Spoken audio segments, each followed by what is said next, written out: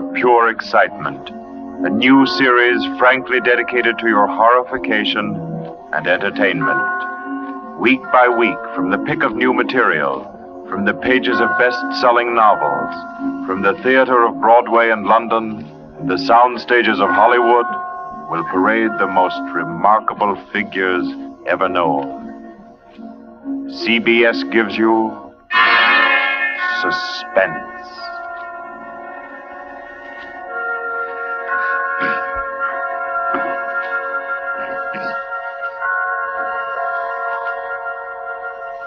Tonight's presentation is one of the finest of the contemporary stories of mystery and terror. John Dickson Carr's famous novel, The Burning Court.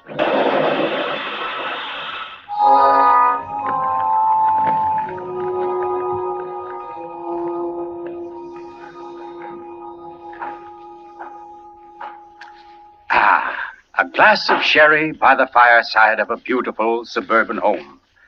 What could be more comforting? You're an admirable host, Mr. Depard, and it's really a shame our first meeting is under such a cloud. It's also a shame I have so little time to tell you which one of your guests here murdered your uncle last week.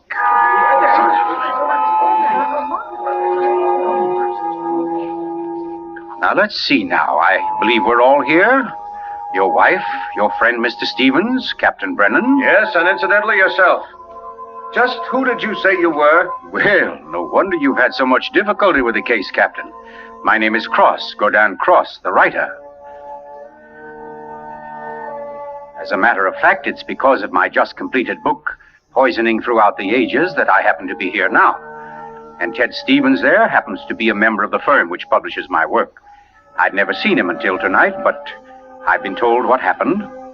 This afternoon, he began reading my manuscript for the first time on the train. The commuter's train, which every afternoon deposits him safely and soundly here in Crispin. I imagine he was halfway home by the time he finished the first chapter. Then he turned a page. Attached to the following leaf was a picture. And looking at it, the young man stiffened suddenly and all but cried out his shock.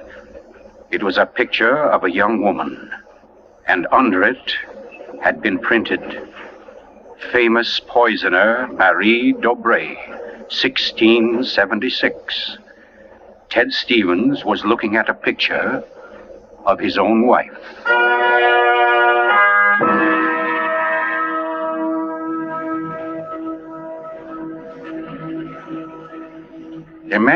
Imagine his 25-year-old wife in 17th century costume. The face, the features, even a wistfulness of expression were identical. Even the name, Dobré, was his wife's maiden name. But no, that was ridiculous. This woman in the picture was, well, one of his wife's ancestors. Yes, that was it. Simply an amazing family resemblance. Marie would be waiting for him at the station, and he'd have to tell her about it. He wondered why, however, she'd never told him about. Oh, well, but you don't discuss such an ancestor, do you? Ted Stevens glanced down at the chapter to which the picture had been attached. It was entitled, The Affair of the Non-Dead Woman.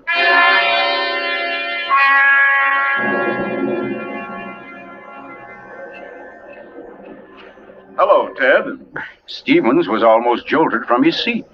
It was Dr. Weldon, professor of English at the college, an old friend of his. Quickly, he thrust the picture beneath the manuscript and moved over. Hi, I didn't see you, Doc. Oh, here, have a seat. Oh, I thought maybe you were giving me the, what do they call it? The brush off? Oh, no, say, as a matter of fact, Doc, you're the one man I do want to see. Yeah? Very flattering. Remember those discussions we used to have about murders? Better than bridge anytime. Well, I got the idea that you'd made sort of a hobby out of the old cases, the historical ones. Well, I've studied quite a number of them, yes. Ever hear of a woman named Marie Dobré? Marie Dobré? Marie Dobré. Oh, yes. That was her maiden name, of course. One of the finest specialists in arsenic poisoning you could ever hope to find. Oh, we're almost at our station, Ted. Let's get to the door. Yes, a real charmer Marie was. Must have disposed of 100 husbands, lovers, suitors, and just plain friends before she was caught. What happened to her, Doc? She was beheaded and burned. Crispin!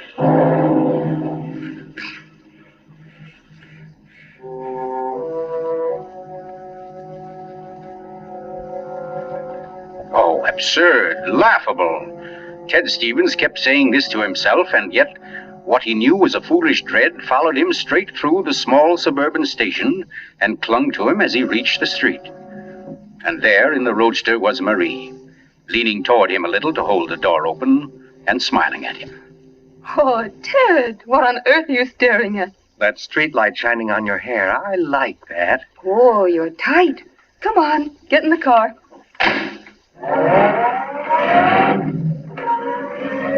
Then, like a wisp of smoke, it was gone. The whole ridiculous fear, the delusion.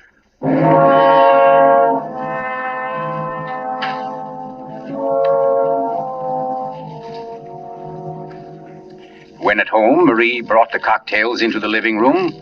The logs were burning brightly in the fireplace, throwing a soft, dancing glow upon a room that was darkening with dusk. To you, Marie. And to you, dear. As Stevens placed his glass down, he noticed the manuscript of my book. It was there on the table, right where he'd placed it when he first came in. Deliberately, he turned from it, and then turned back. The manuscript had been moved. Only an inch or so, but it had been moved. Keeping his back to his wife, he thumbed through that early chapter and discovered, just as he knew he would, that the photograph was gone. For a long moment, he thought of what to do. Then slowly, he turned around. This book by Cross I brought home. Yes? There was a story of a poisoner in it. Rather funny. Her name happens to be the same as yours. Oh, your maiden name, that is. Oh, that is odd, isn't it? Darling, was she a relative of yours? Why, Ted, you're serious. In a way, yes. Oh, I don't mean it's really important. It's just that, well, when you run across a person who's a dead ringer for your own wife and who lived 300 years ago and was a top-flight poisoner, well, you like to hear about it, that's all. What on earth are you talking about? Darling, be honest with me. Didn't you look at this manuscript when I was out of the room? No. You didn't take out a picture of a poisoner named Marie Debray? I most certainly did not. Oh, Ted, what is this all about? What are you getting at? Oh, just this. Somebody took that picture out of that manuscript since I'd been home. Now, who's that? Well, I'll take a look. But I don't feel like... Why, it's Mark Depard. Mark? Ted, wait a second. Yes? Ted, whatever it is he wants, promise you won't do it. Promise I won't do I it? mean, promise you won't get yourself involved. Please, Ted, don't go out tonight. Say, what in the world is... Well, anyway, we can't let him stay outside. Mark, how are you? Come on in. Thanks, Ted. Just thinking about giving you a call later. Oh, let me have your hat. Oh, thanks. Marie, I hope you'll excuse me for popping in like this, but, well, I wanted to talk to Ted. It's rather important. Oh, I don't mind at all. Come on, Mark, we'll step into the library. Oh, you mind, dear? Of course not, Ted. I'll be making the sandwiches for her. Oh, grab that chair in the corner, Mark. Well, let's hear it. What's the trouble? Ted, my Uncle Miles was murdered. Murdered? Oh, the talk hasn't reached you yet, but it's already started. Nothing definite, of course, just that there was something wrong about Uncle Miles' death. But I don't... Mark, are you sure of this? You know he was murdered? I don't know. Of course I don't. I just don't see how it could be any other way. Uncle Miles, you know, had been sick for quite a while, but last Saturday he seemed so much better that Miss Corbett, that was his nurse, decided to take the day off. And, oh, well, you know all this. You and Marie were over that afternoon.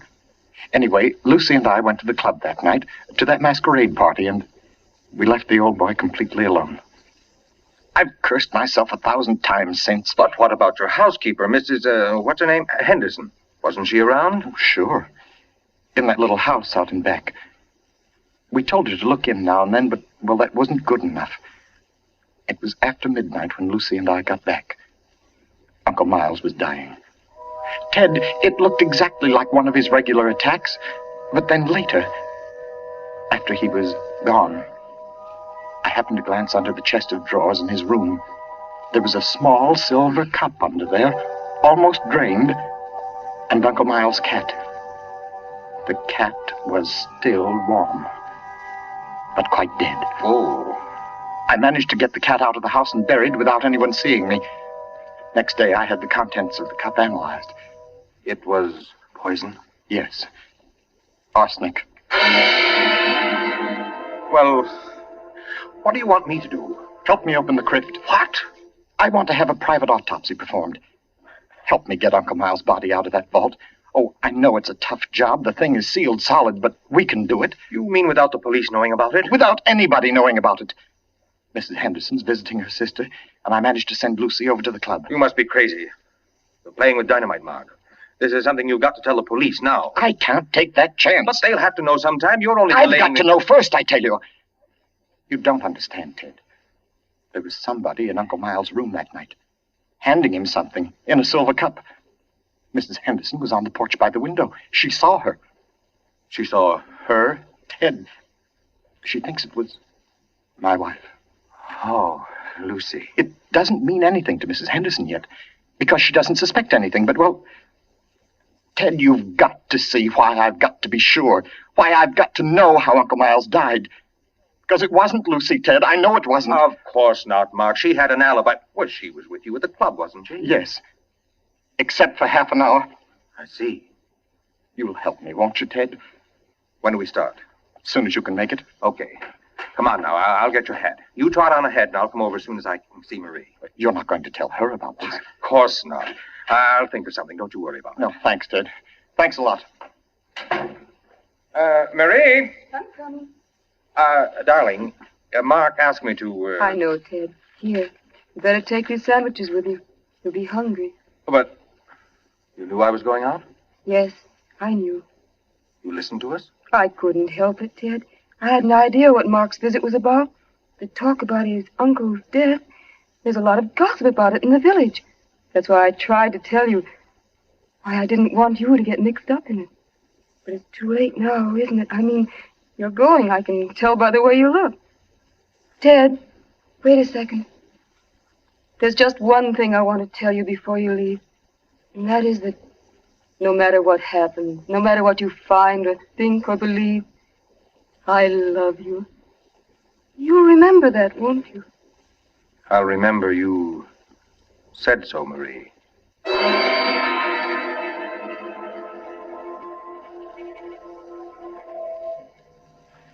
By the light of a dim kerosene lantern, Mark and Ted Stevens pounded their way through the thick shelf of rock that covered the Depar's ancestral tomb, pried open the great slab of stone which lay across the subterranean door, and then at last descended to the dank, ink-black chamber. They found the coffin. They dragged it from its crypt and placed it on the cold stone floor. They unclamped the lid and opened it. Mark! It's empty. What? That's impossible. It can't be. But it is, Mark. You know what this means? That body wasn't in this coffin when it was placed here. I'll swear it was, Ted. From the time that coffin was closed on Uncle Miles, somebody, the undertaker or Lucy or me, somebody was with it until it was buried. And the crypt was sealed right after. Then somebody beat us to it. Somebody's broken in here ahead of us. Broken in? Listen, Ted. Lucy and I have hardly left the house since the funeral. Do you think anybody could break in here, smash through that stone and cement without our seeing them or without our hearing them? Well... What? Well, you might as well come on out then. What? Who was that? Me, Mr. Depard, up here. My name's Captain Brennan. I'm from the office of the Commissioner of Police. From the... Like to talk to you if you don't mind, Mr. Depard. Here, follow my flashlight up. But I don't understand. How did you know about this? By listening, mainly. You mind if we go up to your house, Mr. Depard? Why, no. Not at all. Oh, thank you. Oh, Freddie. Look here, Captain, Freddie, this is Mr. Depard. Lieutenant Gray. Glad to know you, Mr. Daypart. And Mr. Ted Stevens, isn't it? Well, how did you know my name? Very simple. I got the names of everybody who was here at the Dayparts the day the old man died. You and your wife were included. Oh, here we are. But I don't... Captain, who gave you those names? Why, your housekeeper, of course. Mrs. Henderson? You didn't think Mrs. Henderson saw the dead cat, did you, Mr. Daypart? But she did. She also saw you bury it. And we've been interested in the case ever since. Well, nice place you have here, Mr. Daypart. Now, let's see. According to Mrs. Henderson, your wife was wearing some kind of a masquerade costume that night. What kind of a thing was it? Well, it was a... Oh, there, you can see it. It was copied from the dress in that old painting over there. Oh, yes. Funny, where's the woman's face?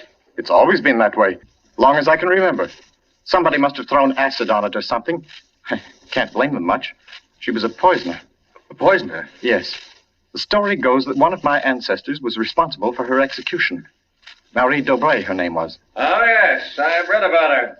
Learned all her poison tricks from one of her lovers, guy by the name of Godin Saint Croix. Godin Saint... Oh, yes, Mr. Stevens, we cops read now and then. Did you say Godin Saint Croix? That's French. We call it cross. Ha!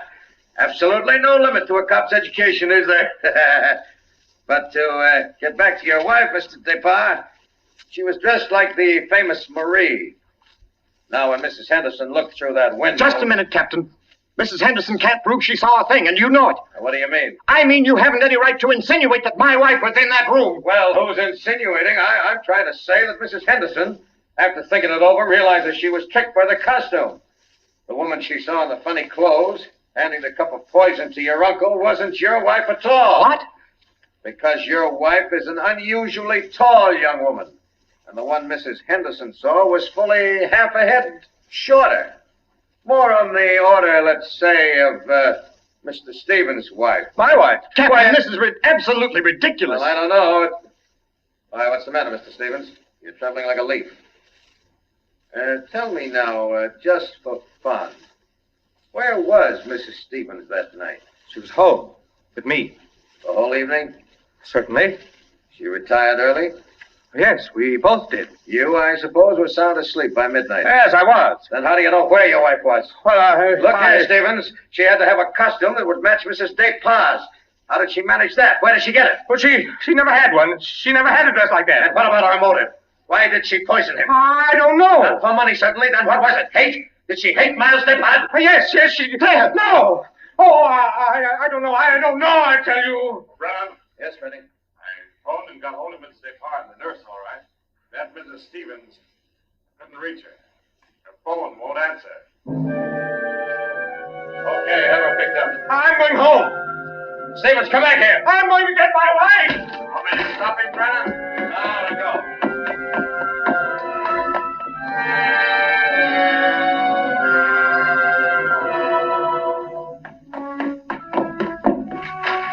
Marie!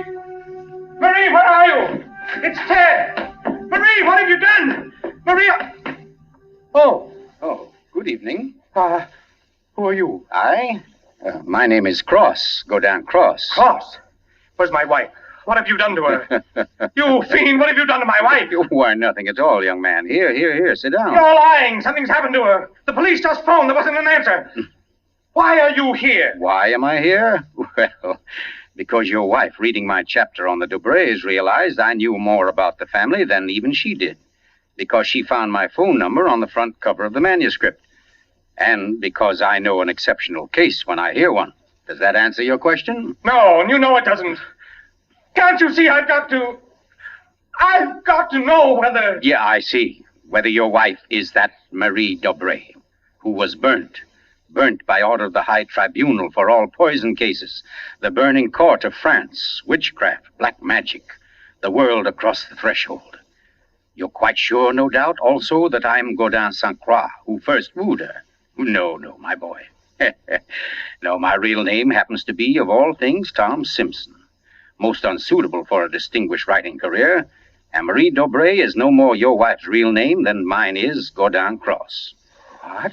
Your esteemed wife was an adopted child, Mr. Stevens, adopted by people in Canada named Dobré, remote members of the real family of poisoners. I can't believe it.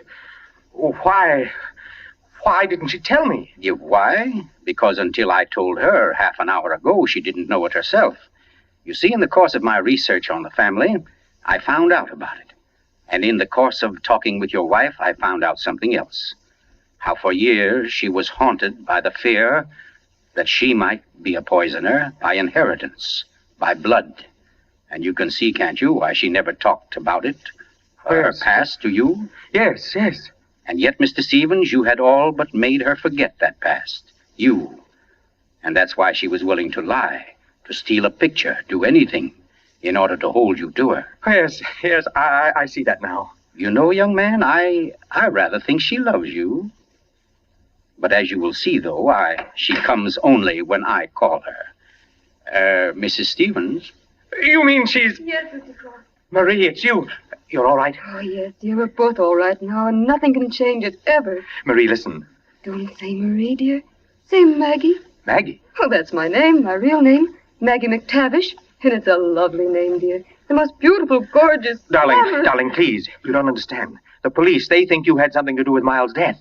They think I did. So, now, Mr. Stevens, before we go back to the Depas, don't you think you'd better tell me everything that's been said and done up to date? Having just saved your wife's soul from the burning court, now I'll wrest her body from the electric chair.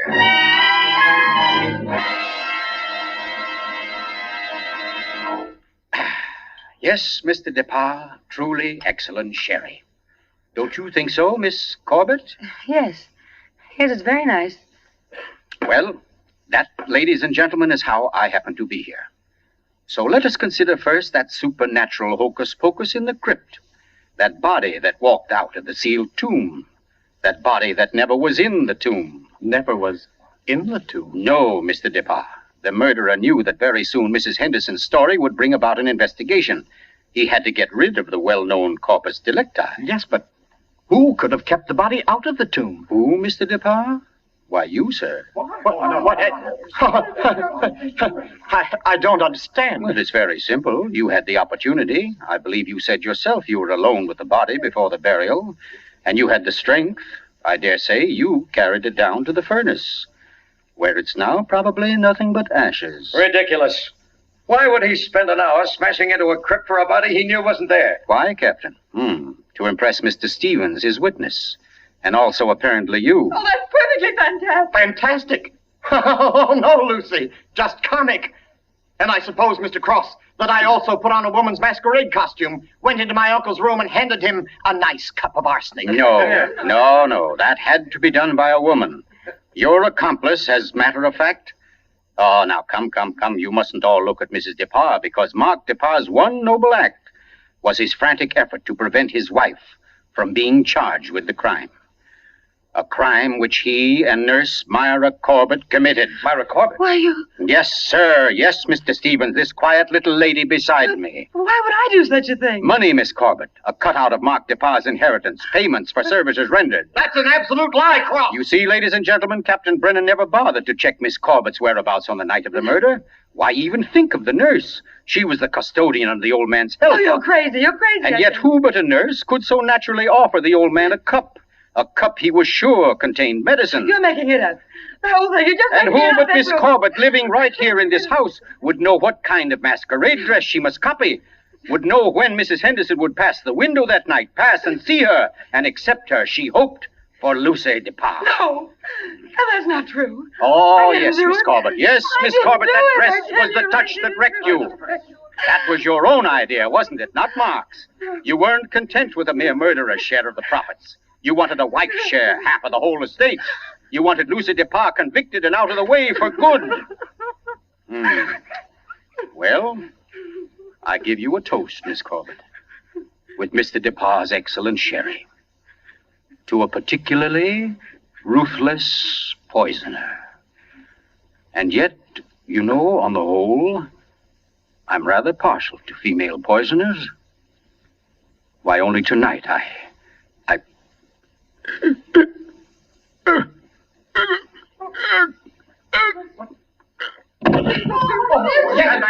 let me get to him.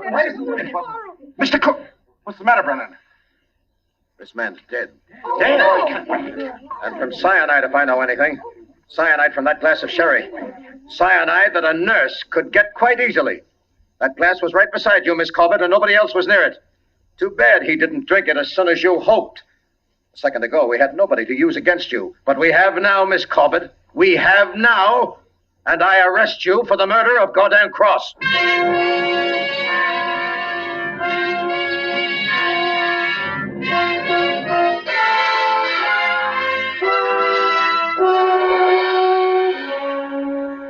Now close to 5 months ago that the prominent author was murdered. And tonight, Myra Corbett pays with her life for that crime. The former nurse, at first protesting her innocence, in recent Yes, weeks has grown... I'm in here, dear. Oh. I thought you might... What did you cut it off for? Huh? What do you mean? The radio. Oh, yeah, well, I thought you wanted to talk. Oh, Ted, don't you think I know you better than that? What was on the radio? Well, there wasn't any... Okay. It was about Myra Corbett. She goes to the chair tonight. Oh, I didn't think you wanted to be reminded. I don't really. But making such an effort to hide it only keeps it alive, doesn't it? All right, darling. Know what I came in to ask? If you wanted a cocktail before dinner? The largest one you've got. Fine. I'll get out the ice cube. I know. If I'll fix up the fire. Okay, Maria. A deal. Where are some papers to start it? Right there by the bookcase. And the name's not Marie. It's Maggie. Because, darling, Marie's dead and gone forever.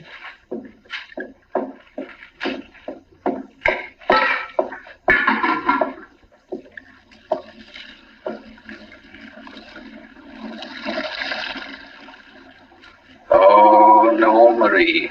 We're never dead. Neither of us. It was your hand that touched that glass. I know that now. And I could return the favor.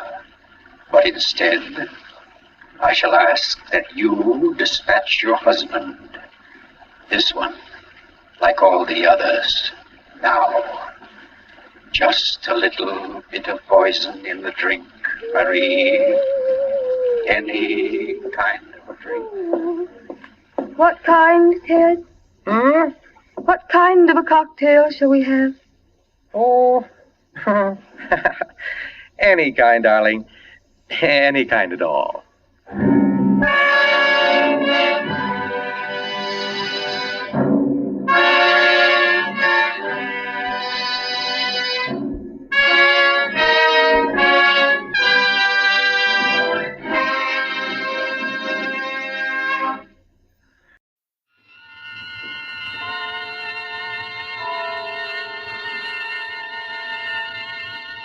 The Columbia Network takes pleasure in bringing you Suspense.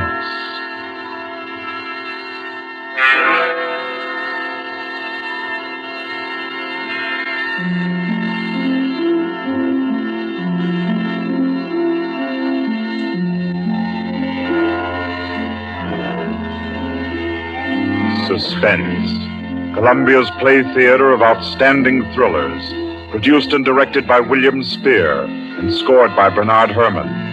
The notable melodramas from fiction and stage and screen, from the world's great literature of entertaining excitement, presented each week to bring you to the edge of your chair, to keep you in suspense.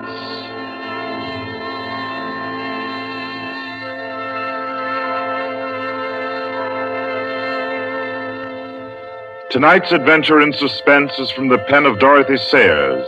She called it The Cave of Ali Baba. Like the tale told by Scheherazade, a distinguished ancestress in the storytelling art, Miss Sayers' thriller deals with 40 thieves and with 2 magic words.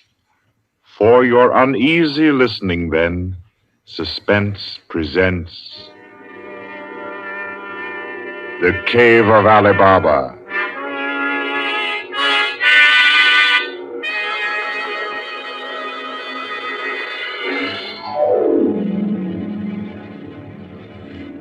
On a Saturday afternoon in January, in a grim and narrow house in Lambeth, a man sat eating kippers and reading the daily paper. He was smallish and spare, with brown hair rather too regularly waved, and a strong, brown, pointed beard. His double-breasted navy blue suit, his socks, tie, and handkerchief were all scrupulously matched, and his brown boots just a trifle too highly polished. He did not look a gentleman, not even a gentleman's gentleman. Yet there was something about his appearance which suggested that he was accustomed to the manner of life in good families. A superior butler, perhaps, yet not old enough to be retired. A footman who had come into a legacy, yes.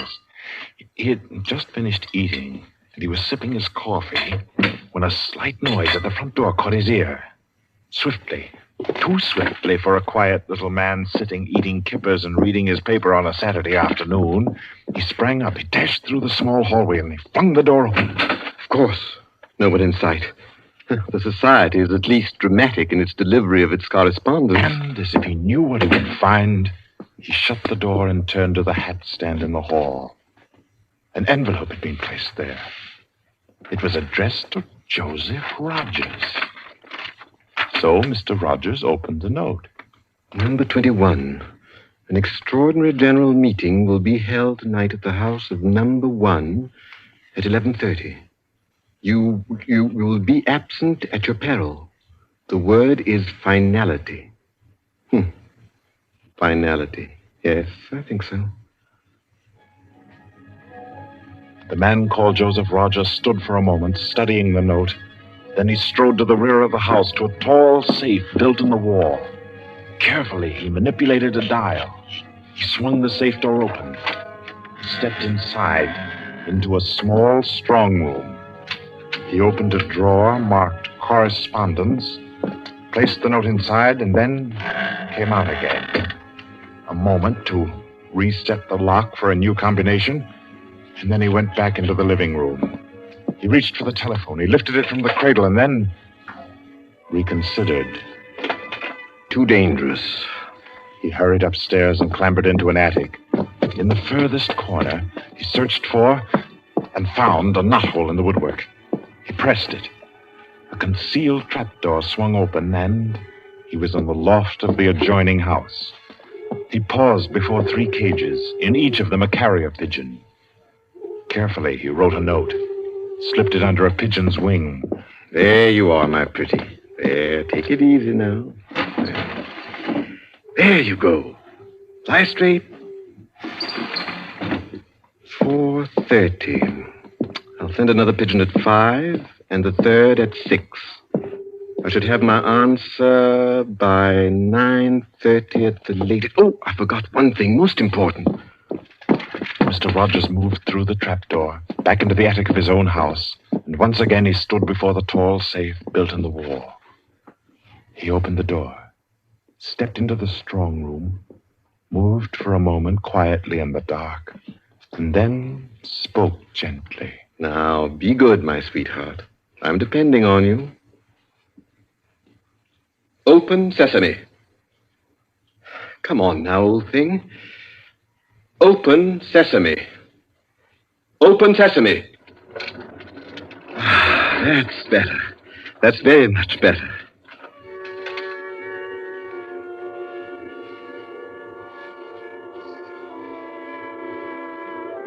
By 9:30, his answer was back. All the little piece of paper said was a hasty okay. At a quarter before 11, he took his revolver from a locked drawer, inspected it carefully. Yes, loaded it with cartridges from an unbroken packet, and left the house. He walked quickly, keeping well away from the wall. And when he climbed on a bus, he sat next to the conductor, where he could watch all who got on and off. By 25 minutes after 11, he was out on lonely Hampstead Heath, pausing in the shadow of a large tree to adjust a black velvet mask, on which, in white thread, was stitched the number 21. Then he stepped briskly to the door of the villa that lay before him and...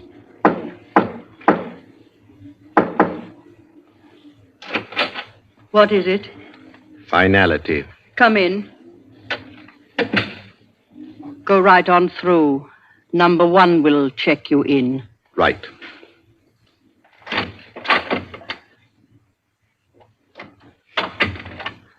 21, sir. Lift your mask. Very well, 21. You may go on to the meeting room. Thank you, sir.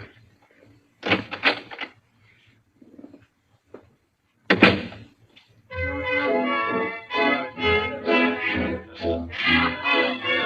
room of the villa in which Mr. Rogers now stood was a large one, a brilliantly lighted room. There was a gramophone in one corner blaring out a jazz tune.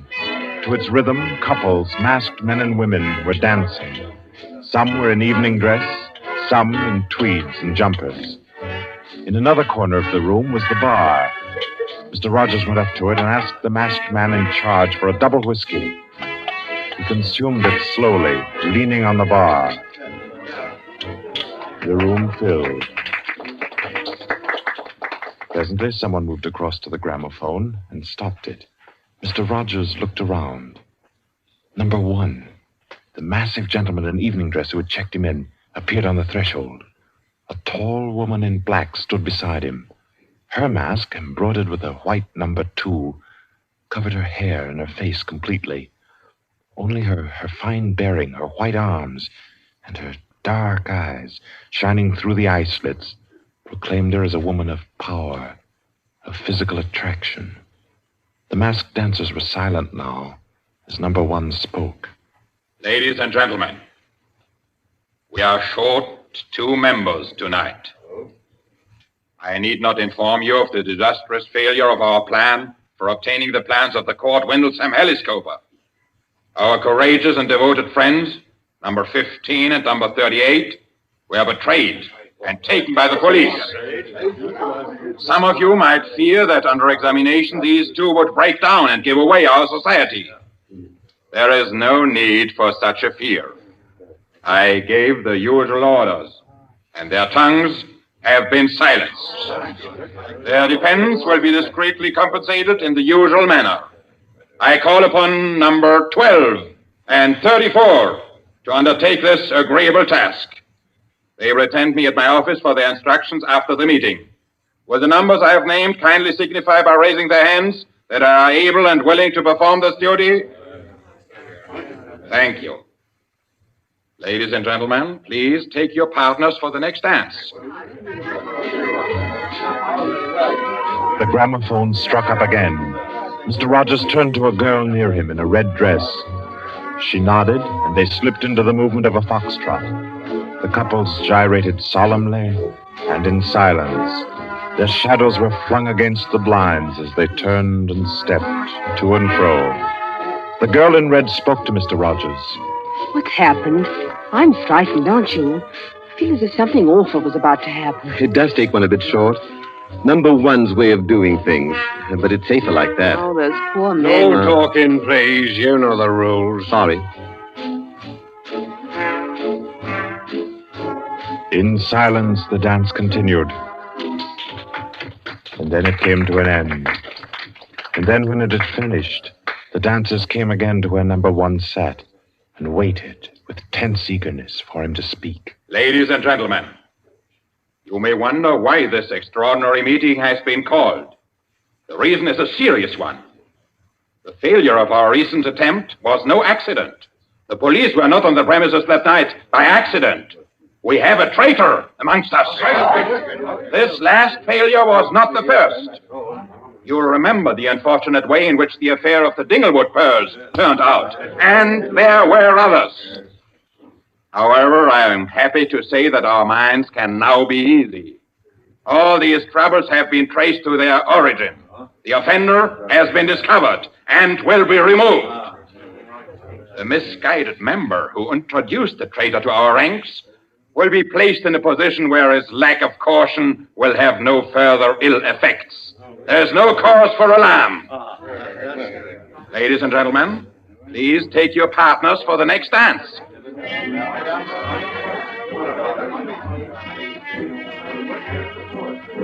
Again, the gramophone took up its bizarre monotony, and the masked dancers glided and turned, and their movements were sharper, more staccato. The girl in red was claimed by a tall mask in evening dress. A hand laid on Mr. Rogers' arm made him start. A A small, plump woman in a green jumper slipped a cold hand into his. The dance went on.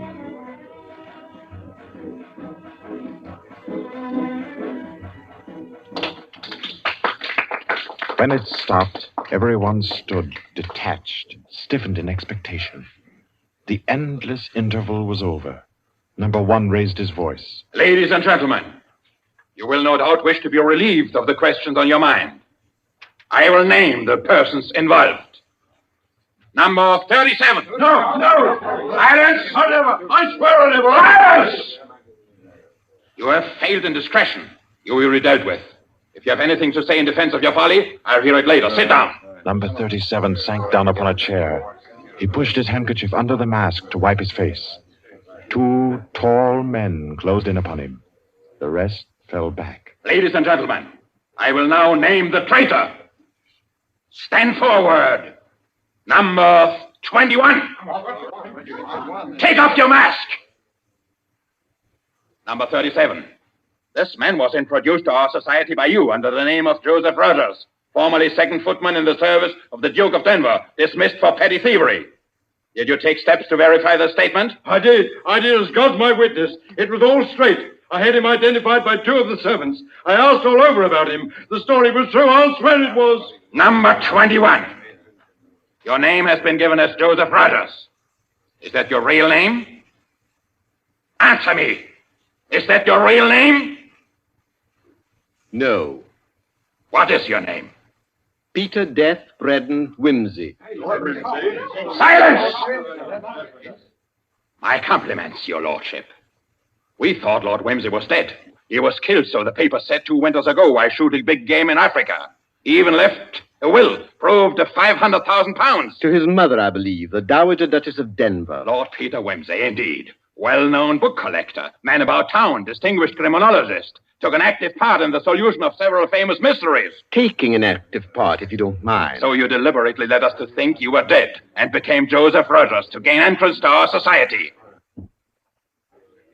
What has become of the real Joseph Rogers? He died abroad. I took his place. And the end of your impersonation to uncover our society. Precisely. I see. The robbery of your own fete, upon which we congratulated ourselves, and which you helped to execute, was arranged. Obviously. The robbery of the Duchess, your mother, was arranged by you. It was. It was a very ugly tiara, no real loss to anybody with decent taste. The burglary of the Winthrop mansion, the theft of the necklace at Covent Garden, the others as well. You arranged them all. All. May I smoke, by the way? You may not. Numbers 15, 22, 39. You have watched the prisoner. Has he made any attempt to communicate with anybody? None. His letters and parcels have been opened. His telephone tapped and his movements followed. Even the water pipes in his house have been under observation for Morse code signals. You're certain? Absolutely. Then we may be sure that he has been alone in this adventure. Well, ladies and gentlemen, please take your... Very well. Take the prisoner away. And be sure you explain carefully to him first the manner of his death. I'm sure he'll enjoy it. Wait, at least you can let me die decently. Take him away. Stop, I have something to say, something to sell. We make no bargains with traitors. No, but listen. Do you think I haven't thought of this? I'm not a fool. I've left a letter. To whom? To the police. If I don't return tomorrow, it'll be opened. It's a bluff. The prisoner sent no letter. He's been strictly watched for months. I left the letter before I came to Lambeth. Then it can't contain no information of any value. Oh, but it does. The combination of my safe. Indeed? Has this man's safe been searched? Yes. What did it contain? No information of importance, sir. An outline of our organization, the name of the house, nothing that can't be altered and covered before morning. And did you investigate the inner compartment of the safe? You hear what he says, did you? He's trying to bluff. There is no inner compartment. I hate to contradict you, but I'm really afraid you must have overlooked it. And what did you say was in the compartment, if it does exist? The names of every member of this society with their addresses, photographs, and fingerprints. How did you say you contrived to get this information? By doing a little detective work on my own. But you've been watched. True, the fingerprints of my watches adorn the first page of the collection. That statement can be proved? Certainly. The name of number 40, for example... Stop! If you mention names here, you will certainly have no hope of mercy. Bring the prisoner to my office. Ladies and gentlemen, take your partners for the next dance. Yes.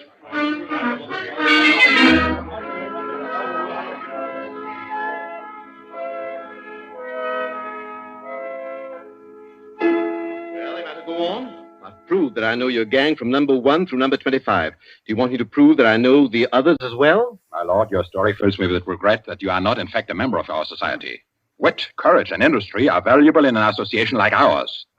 I fear I cannot persuade you. No, I suppose not.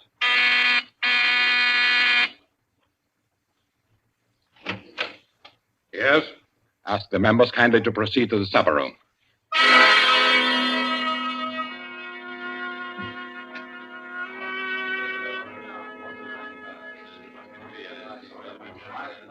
Ladies and gentlemen, I'll not conceal from you the seriousness of the situation. The prisoner has recited to me 25 names and addresses which were thought to be unknown except to their owners and to me. There has been great carelessness. Fingerprints have been obtained. He showed me some photographs of them. He tells me that the book of names and addresses is to be found in the inner compartment of his safe, together with certain letters and papers stolen from the houses of members, and several objects with fingerprints. I believe he tells the truth. He offers the combination of the safe in exchange for a quick death. I think his offer should be accepted. What is your opinion, ladies and gentlemen? The combination is known already. Fool! This man is Lord Peter Wimsey, a scientist of crime. Do you think he will have forgotten to change the combination? Oh, I say give him the promise. Time's getting short. You agreed? It's a bargain, Wimsey.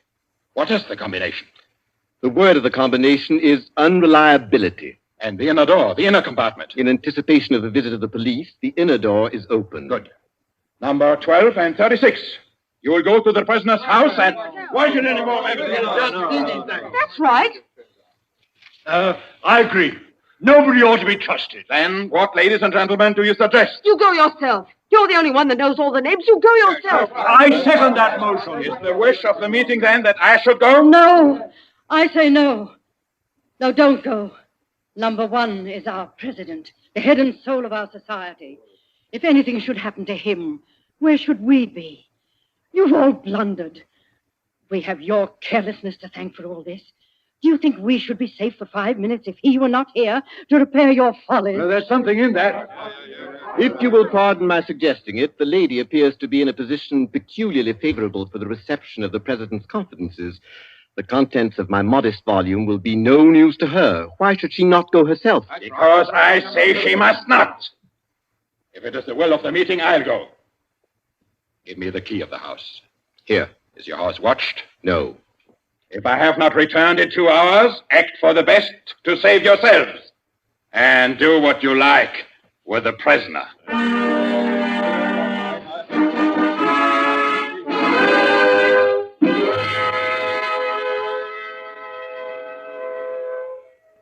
The president has been gone 2 hours.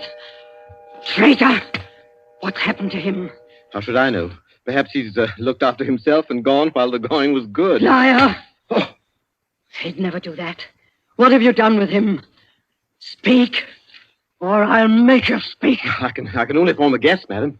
I'm afraid that your president may quite inadvertently have left the door of the inner compartment closed behind him, in which case... Yes? Well, let me explain the mechanism of my safe. The inner compartment has 2 doors. The outermost opens outward with an ordinary key. Oh, do you think that the president is so stupid as to be caught in an obvious trap? Undoubtedly, he will have wedged open that inner door. Undoubtedly, madam. But the sole purpose of that inner door is to appear to be the only one. Hidden behind the hinge of that door is another, a sliding panel, also left open. Inside the compartment is the big, heavy ledger containing all the information about this society. This ledger lies on a steel shelf. Do I make myself clear? Oh, yes, go on. The steel shelf is balanced on a concealed spring. When the weight of the book, the ledger, is lifted, the shelf rises almost imperceptibly, and in rising, it makes an electrical contact. Now, let me draw a picture. Your president steps into the inner compartment, sees the book, takes it up anxiously to examine to see if it's the right one. The shelf rises, the electrical contact is made, and the steel panel behind him slides into place. He's trapped. You devil! What is the word that opens the inner door? Quick, the word. Do you remember the story of Ali Baba and the 40 Thieves? Uh-huh. Well, when I had this safe constructed, my mind went back, well, call me sentimental if you will, to my childhood. The words that open the door are open sesame. How long can a man live in this devil's trap of yours? Oh, I should think he might hold out for a few hours if he didn't use up all the oxygen by hammering and yelling. I imagine if we go there at once, we'll be able to get him out all right. I'll go myself. I think you'd better take me with you. Why? Well, I'm the only person who can open the door.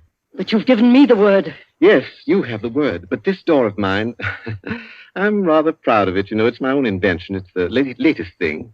It will open to the words Open Sesame, all right. But to my voice only. Your voice? I'll choke your voice in my hands. What do you mean, your voice only? Don't clutch my throat like that. You'll wreck my voice, and then the door might not recognize it. Ah, there, that's better. The door got stuck for a week once, and when I had a cold. Is what he says true? Is it possible? Perfectly possible, madam. It'll have a microphone arrangement. Could be done also with light vibrations. We must let him go. Take the ropes off him. Let him go? Nothing. He doesn't go to blab to the police. The president's done in, that's all. And we'd all better make traps while we can. It's all up, boys. Right. Chuck this fella down the cellar and fasten him in. I'll go and destroy the ledgers. 32, you know where the switch is. Give us a quarter of an hour to clear, then you can blow the place to glory. No. No, you can't leave one to die. He's your president, your leader. I won't let it happen. I won't. I'll free this man myself. Here, none of that now. Let me go. Let go of me. Think, Blaster, think. It'll be light in an hour or two. The police may be here at any moment. Police? Oh, yes. Yes, you're right. No, we mustn't imperil the safety of all for just one man. He himself would not wish it. Throw this man in the cellar and let's get out of here while there's time.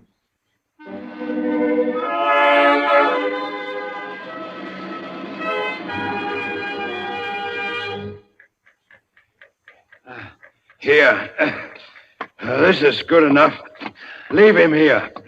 Right. Let's go. Hey, you chaps. Yeah? Should have gagged him. I say, it's lonesome down here in this cellar. You might at least leave the light on. Don't worry about the dark. They're taking you here as the time fuse for the bomb that's going to blow out this place. It's all set. You won't have long to wait. Not long.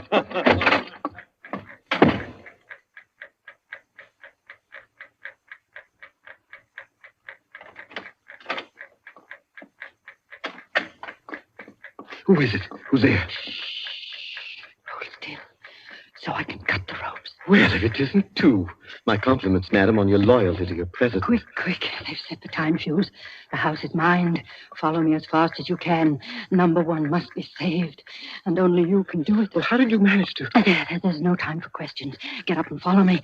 You will release him. You promise. I promise. But I warn you, madam, that this house is surrounded. When my safe door closed, it gave a signal to Scotland Yard. All the members of the society had taken. Never mind them. Here, outside. Quick. All right, who's there? That you, Inspector? Get your fellows away, quick. The house is going up in a minute.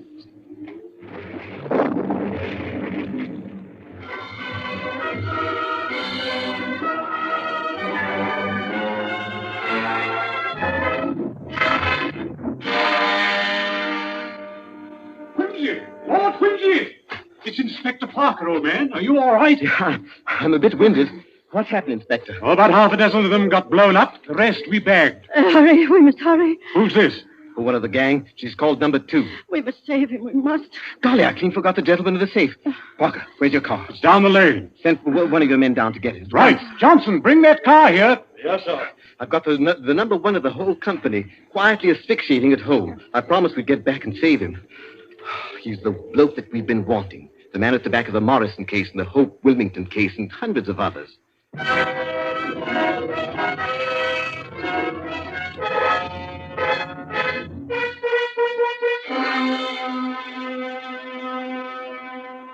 Is this it? Quite a contraption. Yes, I only hope he hasn't upset the adjustment by thumping at it. Oh, please, hurry. I hope you haven't hurt my voice. You sound all right. I can only be conversational. Come on, old thing. Show us your paces. Open sesame. Open sesame. Confound you. Open sesame. Open sesame. He's dead. Let me see. No, he's not. He lived to stand his trial.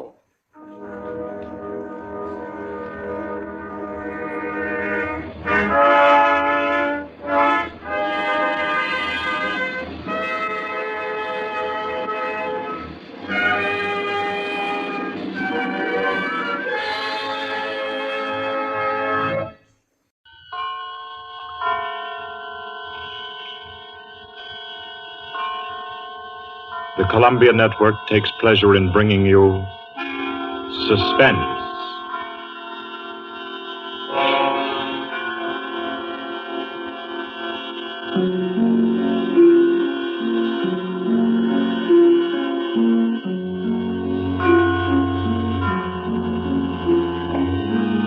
Suspense, Columbia's parade of outstanding thrillers, produced and directed by William Spear and scored by Bernard Herrmann.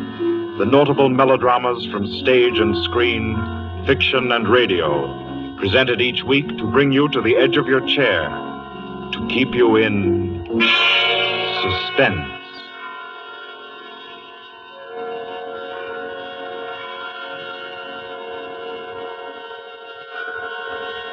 Good evening. This is Orson Welles. I'm very happy I am to be back in the United States and back on the Columbia Network, even for so short a visit as this one. Back with old friends like Johnny Dietz, who is tonight's director, and Bernard Herrmann. The Mercury Theater presented tonight's radio play for the first time last year. We came right out then and hailed it as a classic of the medium. Nobody argued the point. A lot of people asked us to do it again, so it's gratifying to get the chance now, and to find a favorite of ours in this distinguished anthology of spook shows. Personally, I've never met anybody who didn't like a good ghost story. But I know a lot of people who think there are a lot of people who don't like a good ghost story. For the benefit of these, at least, I go on record at the outset of this evening's entertainment with the sober assurance that although blood may be curdled on this program, none will be spilt.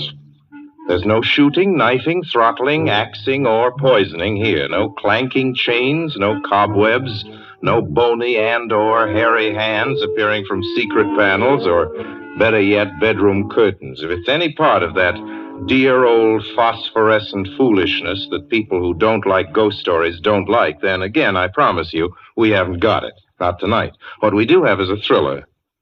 It's half as good as we think it is. You can call it a shocker. It's already been called a real Orson Welles story. Now, frankly, I don't know what this means. I've been on the air directing and acting in my own shows for quite a while now, and I don't suppose I've done more than half a dozen thrillers in all that time. Honestly, I don't think even that many, but it seems I do have a reputation for the uncanny.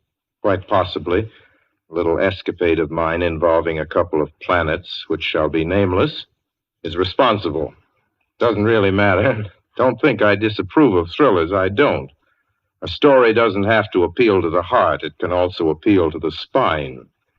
Sometimes you want your heart to be warmed, and sometimes you want your spine to tingle. The tingling, it's to be hoped, will be quite audible as you listen tonight to The Hitch-Hiker. That's the name of our story, The Hitch-Hiker.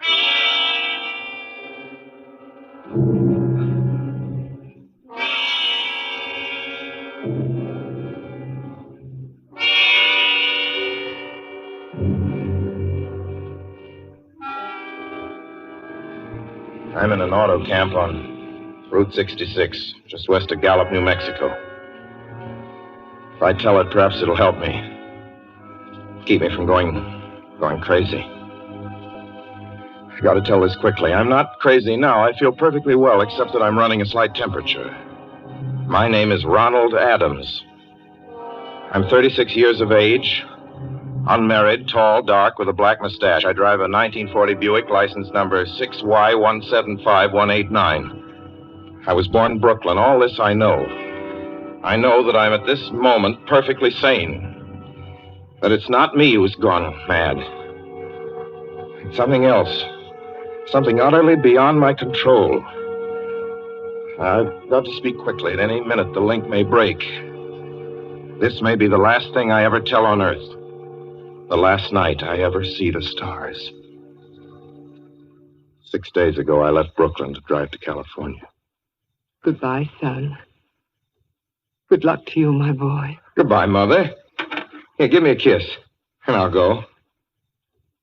I'll come out with you to the car. Oh, no, it's raining. Stay here at the door. Hey, what's this? Tears? I thought you'd promised me you wouldn't cry. I know, dear. I'm sorry. But I do hate to see you go. I'll be back. It'll only be on the coast 3 months. Oh, it isn't that. It's just the trip. Ronald, I wish you weren't driving. Oh, Mother, there you go again. People do it every day. I know, but you'll be careful, won't you? Promise me you'll be extra careful. Don't fall asleep or drive fast or pick up any strangers on the road. Oh, gosh. I think I was still 17 here, you told me. Oh. And why? I mean, as soon as you get to Hollywood, won't you, son? Of course I will. Don't you worry. There's nothing going to happen. It's just 8 days of perfectly simple driving on smooth, decent, civilized roads with a hot dog or a hamburger stand every 10 miles.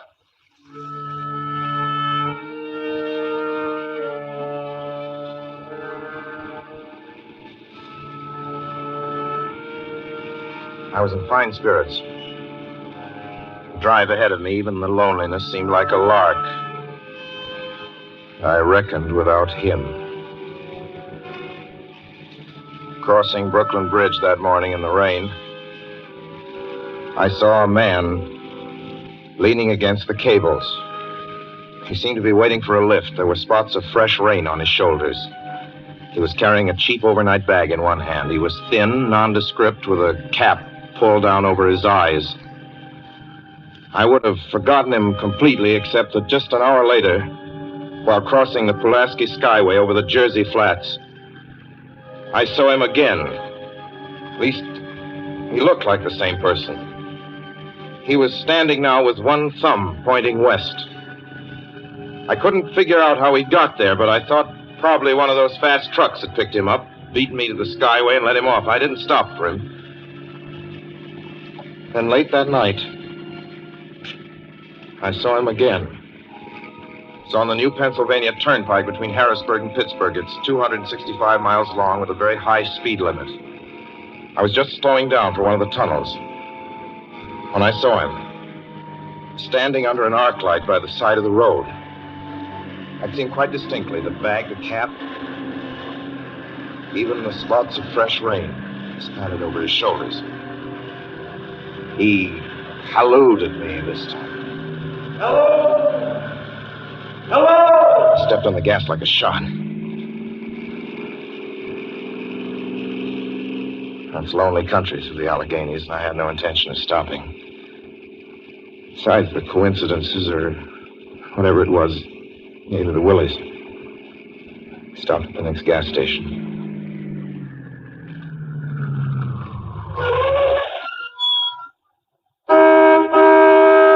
Yes, sir. Fill her up. Certainly, sir. Check your oil, sir? No, thanks.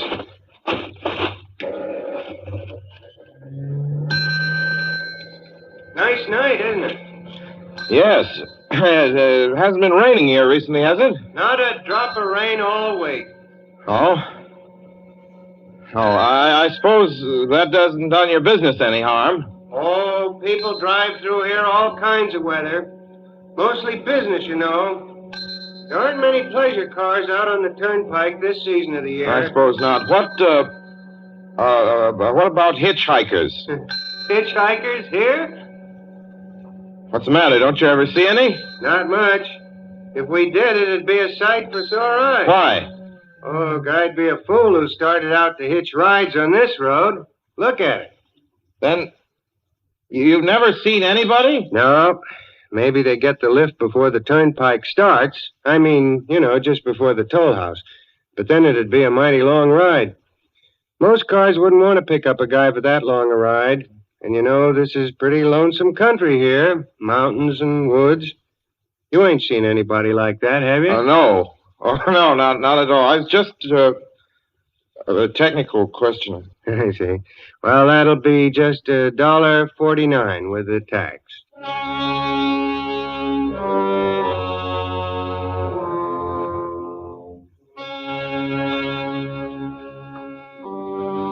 gradually passed through my mind as sheer coincidence. I had a good night's sleep in Pittsburgh. I didn't think about the man all next day until just outside of Zanesville, Ohio, I saw him again. It was a bright, sunshiny afternoon. The peaceful Ohio fields, brown with the autumn stubble, lay dreaming in the golden light. I was driving slowly, drinking it in, when the road suddenly ended in a detour. In front of the barrier, he was standing.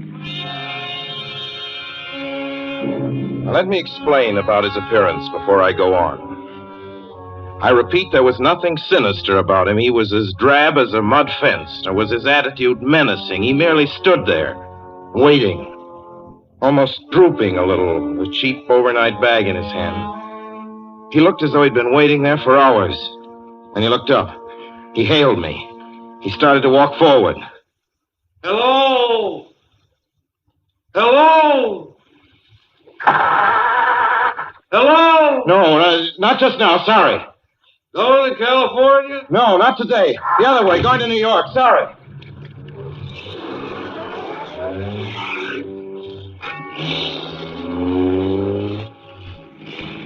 After I got the car back on the road again, I felt like a fool.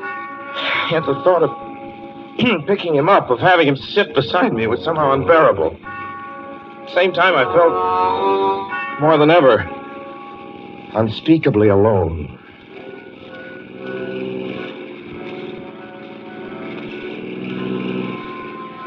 Hour after hour went by. Fields, the towns ticked off one by one.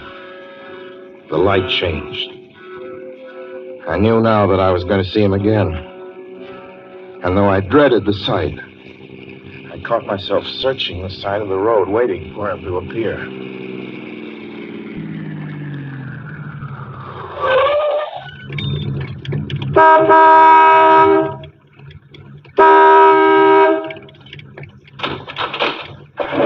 Yeah, what is it?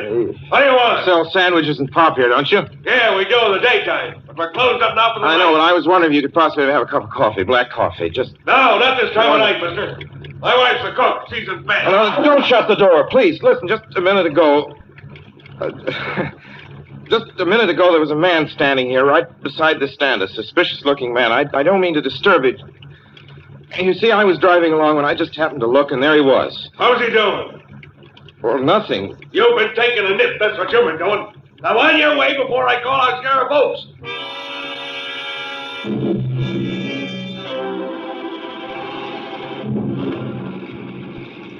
I got into the car again and drove on slowly. I was getting to hate the car. If I could have found a place to stop, to rest a little. I was in the Ozark Mountains of Missouri now. Few resort places there were closed, only an occasional log cabin, seemingly deserted. That's all that broke the monotony of the wild, wooded landscape. I had seen him at that roadside stand. I knew I'd see him again. Maybe at the next turn of the road. I knew that when I saw him next, I would run him down.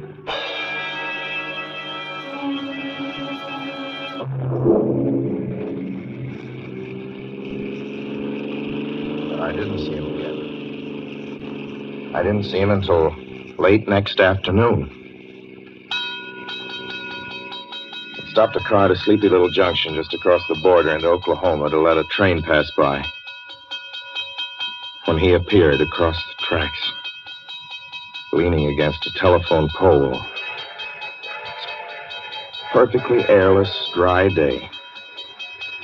The red clay of Oklahoma was baking under the southwestern sun. Yet there were spots of fresh rain on his shoulders. I couldn't stand that. Without thinking, blindly, I started the car across the tracks. He didn't even look up at me. He was staring at the ground. I stepped on the gas hard, veering the wheel sharply toward him. I could hear the train in the distance now, but I didn't care. And something went wrong with the car.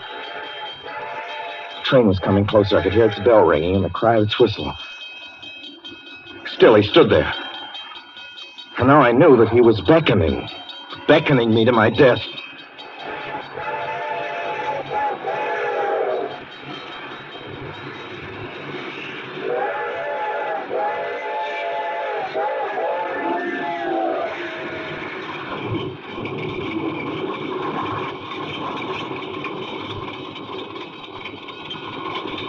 Well, I frustrated him that time. The starter worked at last. I managed to back up. When the train passed, he was gone. I was all alone in the hot, dry afternoon.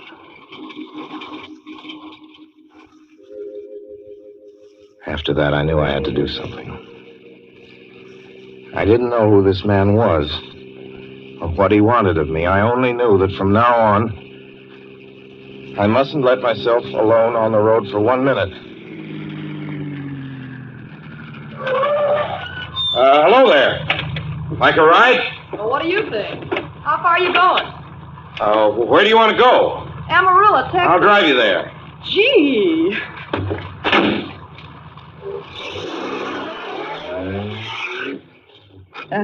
You mind if I take off my shoes?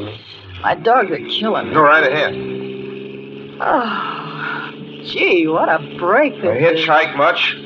Sure, only it's tough sometimes in these great open spaces to get the break. I should think it would be, though I'll bet you get a good pickup in a fast car. If you did, you could get places faster than, say, another person in another car, couldn't you? I don't get you. Well, take me, for instance. Suppose I'm driving across the country, say, at a nice, steady clip, about 45 miles an hour. Couldn't a girl like you just standing beside the road waiting for Liz beat me to town, or any town, provided she got picked up every time in a car doing from 65 to 70 miles an hour? I don't know. What difference does it make? Oh, no difference. It's just a crazy idea I had sitting here in the car. Imagine spending your time in a swell car thinking of things like that. What would you do instead? What would I do? If I was a good-looking fella like yourself, why, I just enjoy myself every minute of the time. I'd sit back and relax. And if I saw a good-looking girl along the side of the road, hey, look out! Did you see him?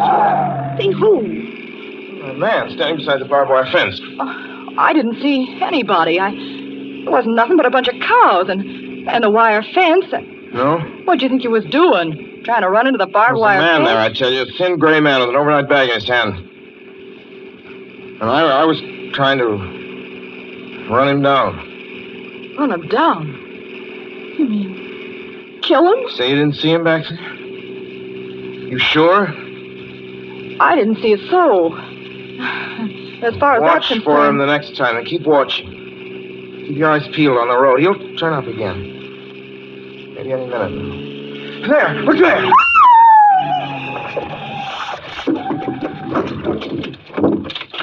How does this door work? I'm getting out of Did you see here. him that time? No, I didn't see him that time. And personally, mister, I don't expect never to see him.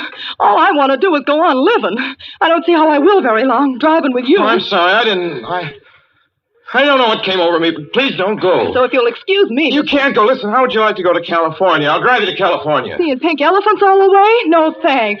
Thanks just the same. Listen, please, just 1 minute, please. You know what I think you need, big boy? Not a girlfriend. Just a good dose of sleep. Please. There. I got it now. No, you can't go. Please, come Your back. hands off me. Do you hear? Leave your hands off.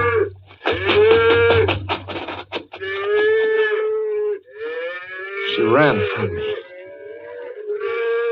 As though I were a monster. A few minutes later, I saw a passing truck pick her up. I knew then that I was utterly alone. It was in the heart of the great Texas prairies. There wasn't a car on the road after the truck went by. I tried to figure out what to do, how to get hold of myself. I could find a place to rest, or even if I could sleep right here in the car for a few hours along the side of the road. I was getting my winter overcoat out of the back seat to use as a blanket when I saw him coming toward me, emerging from the herd of moving steer. Hello?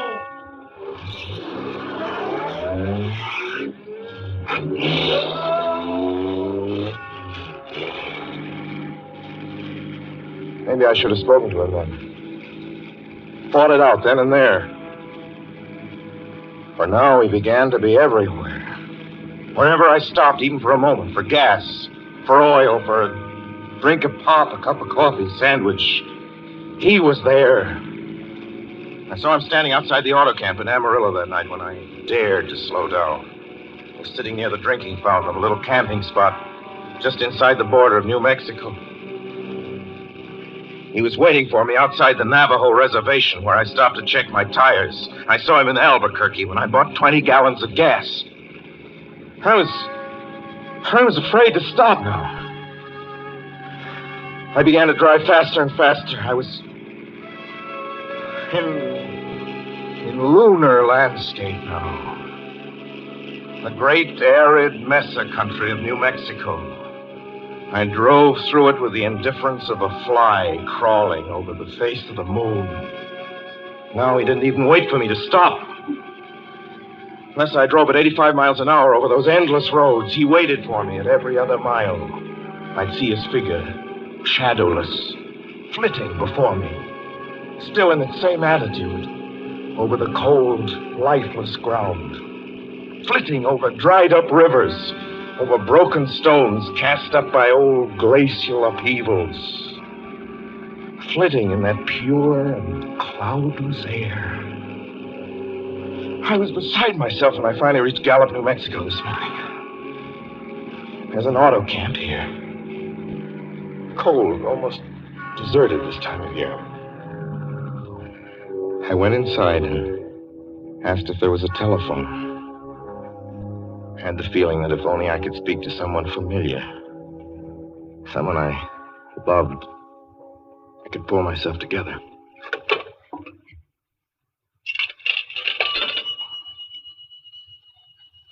Your call, please. Long distance. Long distance, certainly. This is long distance. I'd like to put in a call to my home in Brooklyn, New York. I'm Ronald Adams. The number is Beechwood 200828. Certainly, I will try to get it for you.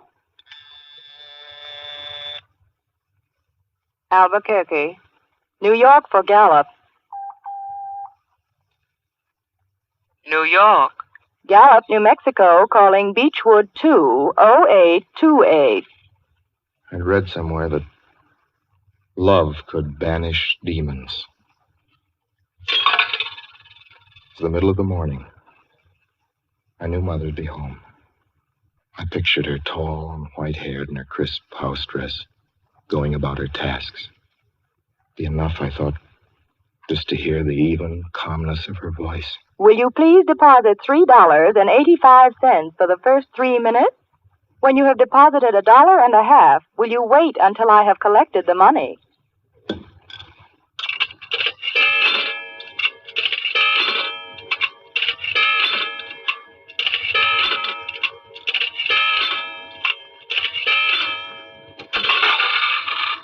All right, deposit another $1.50.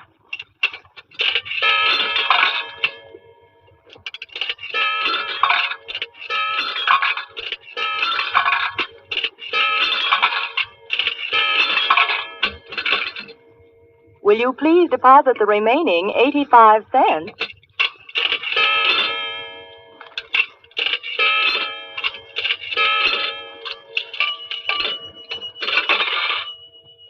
Ready with Brooklyn. Go ahead, please. Hello? Hello? Mrs. Adams' residence. Hello, Mother? This is Mrs. Adams' residence. Who is it you wish to speak to, please? What? Who's this? This is Mrs. Winnie.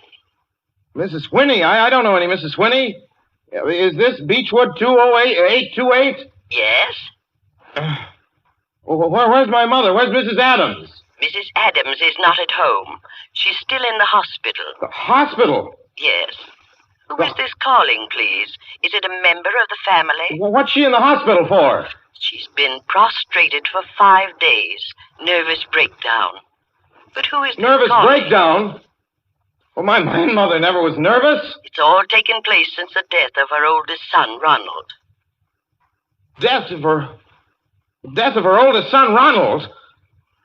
Hey, what's this? What number is this? This is Beechwood 20828. It's all been very sudden. He was killed just 6 days ago in an automobile accident on the Brooklyn Bridge. Your 3 minutes are up, sir. Your 3 minutes are up, sir. Your 3 minutes are up, sir. And so I'm sitting here in this deserted auto camp in Gallup, New Mexico. I'm trying to think. Trying to get hold of myself. Otherwise, I'm going to go crazy. Outside, it's night. The vast, soulless night of New Mexico. 1 million stars are in the sky. Ahead of me stretch 1,000 miles of empty mesa. Mountains, prairies, desert. Somewhere among them, he's waiting for me. Somewhere I shall know who he is and who I am.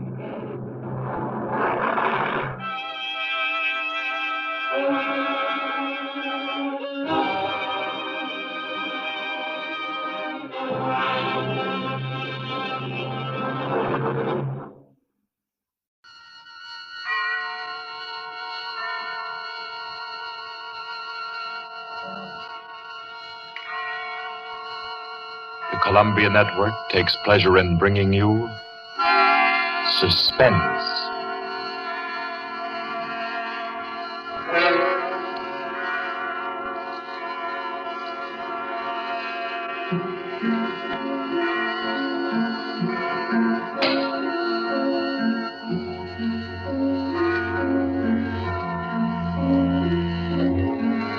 Suspense, Columbia's parade of outstanding thrillers, produced by William Spear and scored by Bernard Herrmann.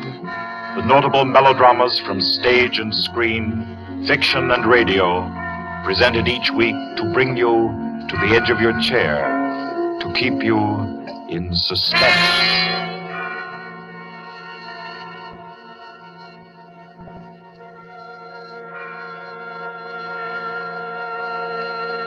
Tonight's story deals with a remote and dangerous house and a terrifying thing that happened there because the rain went on for days and days.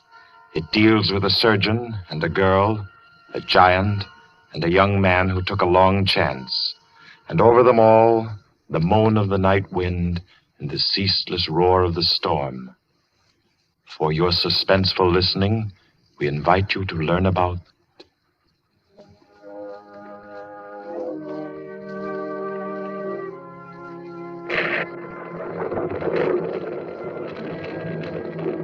the Kettler method.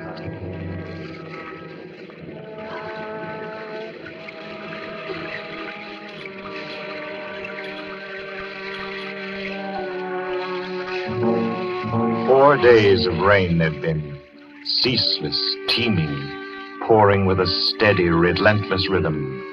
4 solid days. The fields around Cauldron had been turned into huge puddles that reflected the heavy, swollen sky. And Dr. Morrissey was stirred by a deep anxiety. He stood beside a window in his sanitarium, which rose high on a lonely hill, a few miles from the little town of Cauldron, and stared into the jagged, spraying screen of rain. It was just 3 o'clock. 3 o'clock of an afternoon he would long remember. He was on the point of sending for Caffrey, the ward attendant, when the door opened, and Caffrey came in, pale, disturbed. Dr. Morrissey. Is there anything wrong, Caffrey? I don't know. There's a feeling down in the ward. Feeling? This rain's going on too long. The patient's getting uneasy? They're bound to, ain't they? If a guy with good nerves gets jumpy, you can imagine what it does to theirs. Seem to be affecting anyone in particular? Number 5's been carrying on. Kettler? Yeah. I brought him up. Nurse Carter's waiting with him out in the hall. Bad as that? He's upsetting the others. Keeps asking for some guy named Benham. Oh, that's the man he killed. I didn't know he was homicidal. Oh, it was an accident. He was performing a brain surgery on Benham and... Him? Oh, Kettler was a very important surgeon, Caffrey. Didn't you know that? He keeps saying so, but... It's perfectly true. Very successful Dr. Kettler was. Until he perfected an operative procedure that he called the Kettler method. A new process of brain operation. Spent most of his life on it and... Well, When he tried it for the first time on this young Laird Benham, and Benham died on the table, it unbalanced his mind. I've got to go back down there now. I think you'd better wait while I talk with Kettler. Okay, I'll bring him in. But don't make it long. I don't like the feel of things around here. Nurse, Miss Carter, Yes, we're coming. you can bring him in now. Come along. Dr. Morrissey wants to see you. Does he now? Does he? Come in, Kettler. I'd like to ask Dr. Morrissey a question. I'd like to ask him a question. Yes, Dr. Kettler. I should like to ask him where Laird Benham is. I know he'll never tell me. But I will, Kettler. Laird Benham is buried somewhere out there under the rain. He is at peace, Kettler. Can't you forget about him? Just forget. You'd all like me to forget about him, wouldn't you? Then you could keep him hidden away forever, couldn't you? Benham is dead, Kettler. You know that. Benham died. He did not. He's alive. He was alive when you and the rest of the envious medical profession stole him from the operating table.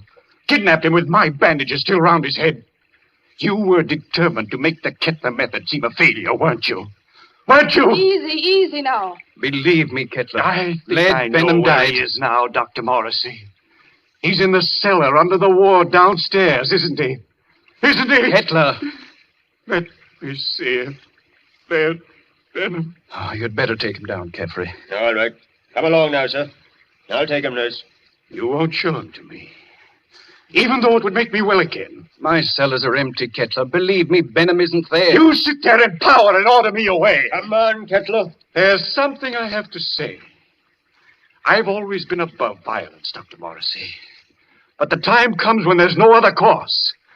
This is a warning, Doctor. A warning. And the joke is that you won't heed it. Come on with you. You won't heed it now. But you'll remember it. And soon you'll remember it. Tables turn, Dr. Morrissey. Tables turn.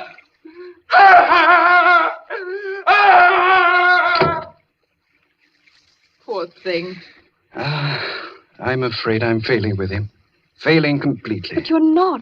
It takes time to put a man back together. Oh, it's taken me too long with Kettler. I'm beginning to be afraid. If you'll pardon me, Doctor, Yes? I do think you're making a mistake. With him? No, with yourself. You haven't had a real vacation in 3 years, Dr. Morrissey. Oh, you think I'm wearing a bit thin just now, don't you? And you're right. But I really can't leave my patients in anyone else's hands. Not now, at any rate. No, I'll have to make the best of it. But you need relaxation, Doctor. I know. Well, I hope to soothe my ragged nerves somewhat over this weekend. Oh? I've some friends coming down from the city Friday night. Leslie and Claire Winton. Young married couple, newlyweds. And I'm just going to relax with them and forget everything until Monday morning. You must, Doctor. You do need it so badly. Oh, by the way, Doctor, Yes? I slipped some those new sample bandages into your coat pocket. Thanks. I'll have a look at them. I think they're quite good. The salesman said that... Yes, nurse. What is it? Did you hear something? Thunder, wasn't it? Something else besides thunder. I thought it... Well, I didn't hear it. My nerves must be getting the best of me. Perhaps it's a case of nurse heal thyself, eh? I'm not the only one who needs a rest. You know, it might be a very good idea if we both... Dr. Morrissey, I heard that. what is it?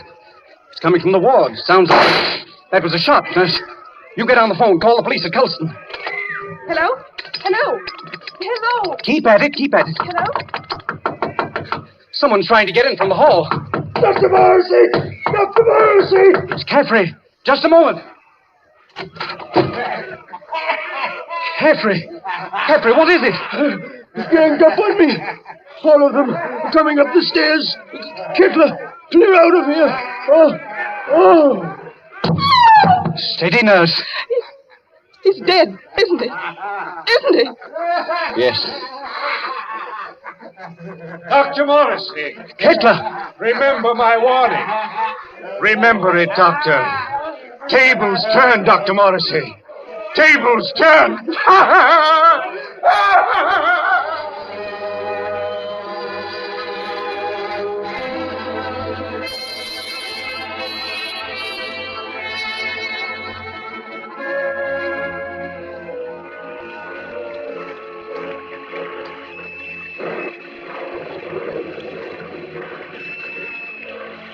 It rained for 3 more days.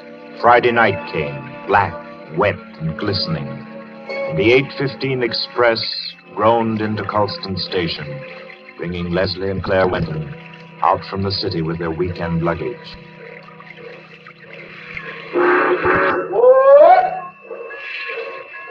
Isn't Dr. Morrissey sending his car for us, Leslie? Yes, Claire. The chauffeur was supposed to drive us over to the sanitarium to pick up the doc, and then we're all going over to his house together. Well, I don't see any car, do you? I don't see anything but water. Maybe we're rowing over in a skiff. Oh, I hate that sound. Like somebody's in agony. I think you're a little depressed, dear. Well, I shouldn't be surprised. My head's still aching dreadfully. Poor lover. How long's that been going on now? Almost a week. It frightens me. I don't think it's anything serious. Waiting in the rain like this doesn't do it any good, I'm sure. I don't understand. Doc's usually so punctual. Right on the dot. You don't suppose we ought to call the sanitarium? You people for Dr. Morrissey, yes? Well, yes, we're the Wintons. Doc sent you to pick us up? I, Cato, Dr. Morrissey's chauffeur. You got luggage? Yes. Here it is. I take. You follow me to car. Come. We're coming. Leslie? Yes? He's tremendous, isn't he? He must be 6.5 feet tall. I'm over 6 myself, darling. He's nearer 8. That's a giant. Get those shoulders. He could snap me in 2 like a matchstick. Well, I hope he likes us. So do I, light of my life. Waiting. You come, please. But I really don't think he does. Coming.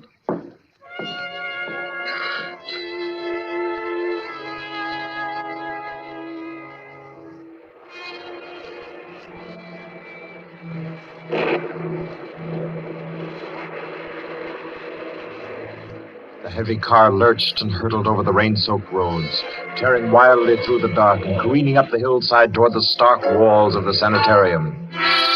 It skidded to a standstill in front of the main entrance, and cold black Cato led them inside. The brightly lit corridors were deserted, silent, like hallways in a nightmare. Claire was aware of her headache growing steadily worse as Cato opened the double doors and ushered them into the waiting room. You'll tell Dr. Morrissey we're here, huh? Doctor, be with you soon. You do not go away. Yes, thanks.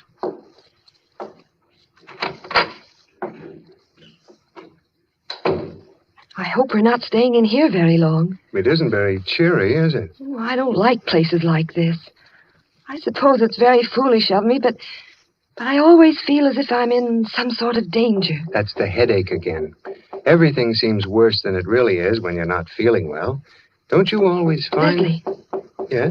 Listen. What is it? Somebody's knocking. Just a moment. Gracias a Dios. Who is it, Leslie? I don't know. What, you do not know me? I am Arturo Alvarez, the South American pianist. You have heard of me? Well, sure, I've heard of Arturo Alvarez, but I'd hardly expect to find him Leslie, humor him. Oh, of course, for a moment I forgot where I was. I've heard of you, Mr. Alvarez. Is there anything I can do for you? Will you help me? I must get out of this place. Oh, sure. I came here several days ago to be treated for a mild nervous trouble. And now they won't let me go. I am being held a prisoner. And tonight I am scheduled to give a concert at Carnegie Hall, and I must get out of here. Please, will you help me?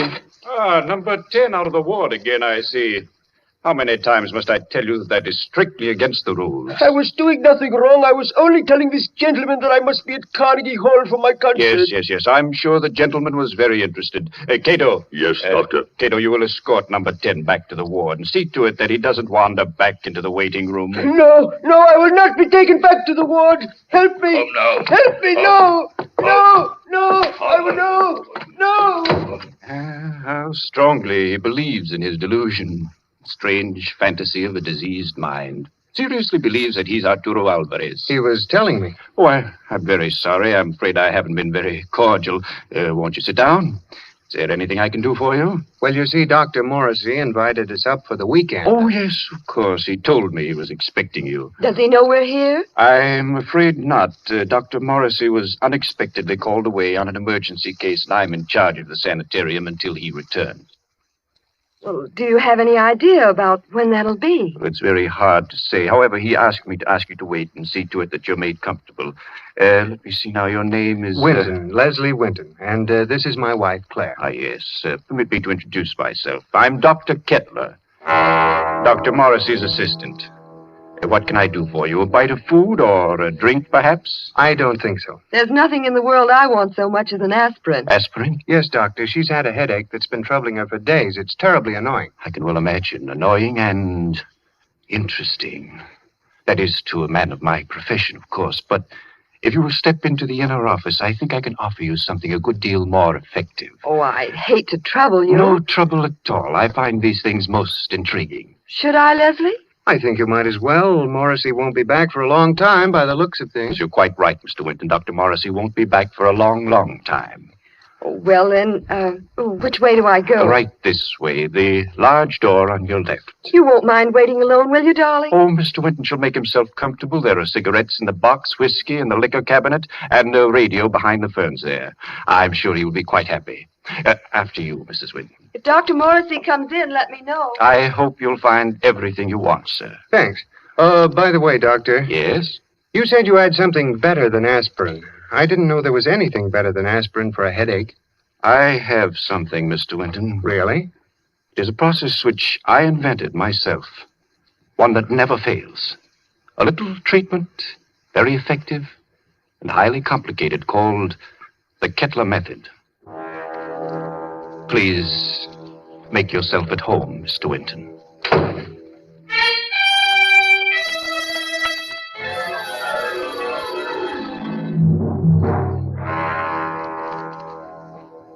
Leslie sat there, alone in the big waiting room for a while.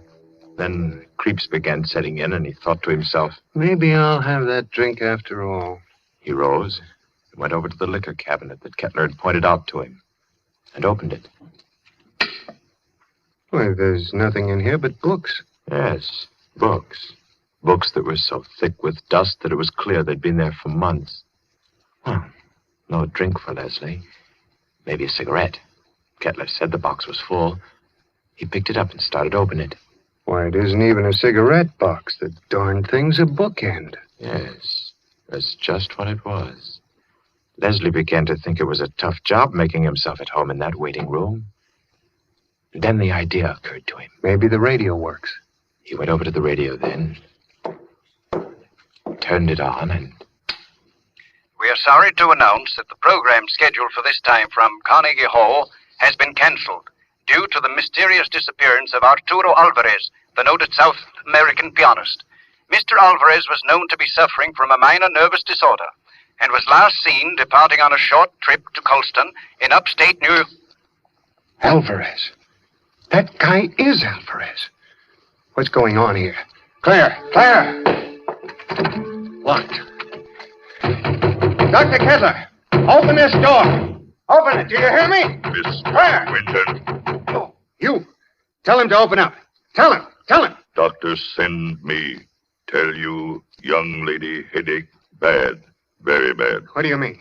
He operate. Operate? He say take long time.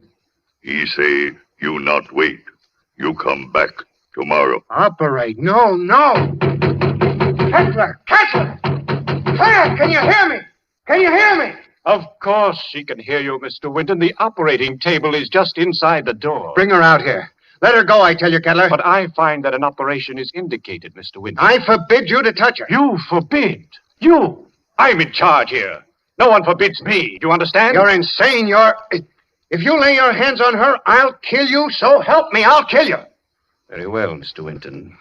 You do not wish me to operate. That's all there is to it. I would scarcely force my service upon you.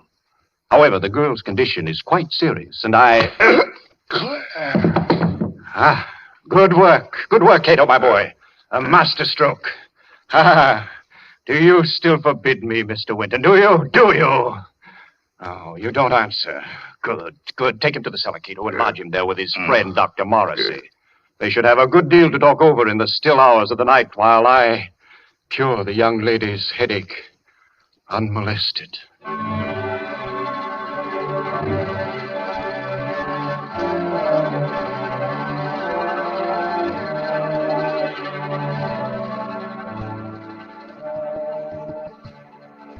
You've got to pull yourself together, Leslie. Now try. Try to think. Cato brought you down a few moments ago. You've been hit in the head. Can you remember? Yes, I was talking to Kettler, trying to make him let Claire go. Claire?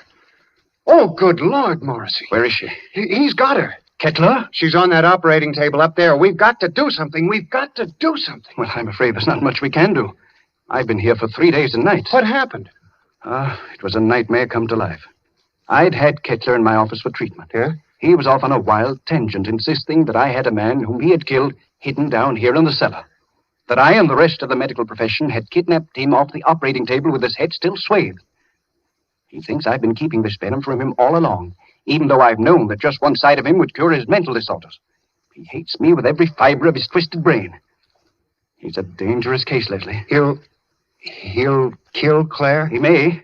There's a slim chance he won't. What's that? Well, all the surgical instruments are locked away. It's possible they may not be able to find them. Isn't there any way we can get out of here? Well, wouldn't I have used it? Where does that corridor lead to? To the staircase that goes to the first floor. Well? Not a chance. Comes out in the operating room, and they keep that door locked as tight as a drum.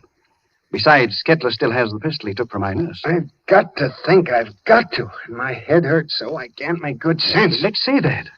I think they gave you a nasty cut. Oh, it doesn't matter. Say, Doc. Yes? What was his name? Who? The guy Kettler thought you were keeping from him, the one he killed. Benham. Laird Benham. Why? Was he a young fellow? Yes, rather tall, slender chap. Say, Doc, do you have any bandages down here? What? Bandages. Why, yes, I think so. They're stored down here. Enough to bandage my whole head, face, and everything? Why? I might have a chance of getting through that door up there.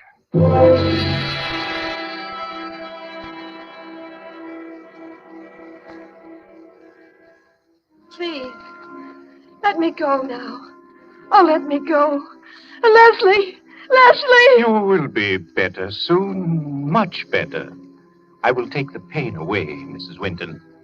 Cato, have you found the surgical case? Not found yet. I look. Cato, look. Find it. We must not keep Mrs. Winton in an agony. Find it, I say. She'll have to create some order in this place. I want my instruments at hand on a moment's notice. Please, let me go. Oh, let me go. You shall be well again, my dear. I promise you shall be. Doctor, here, tall, white cabinet behind curtain. That's it. Open it, Cato. Locked. Locked, Doctor. Smash it open. Open it. I do. You'll find scalpels on the top tray. Bring them to me. Yes, Doctor. It's here, Doctor. See, knives. Good, sharp knives. Cato find. He find them. Excellent. How they glitter. It is good to feel the knife in my hand again. Put the others right beside my pistol here on the table. Please. Oh, please. There, my girl. I shall expend all my genius on you. You shall be well again. No!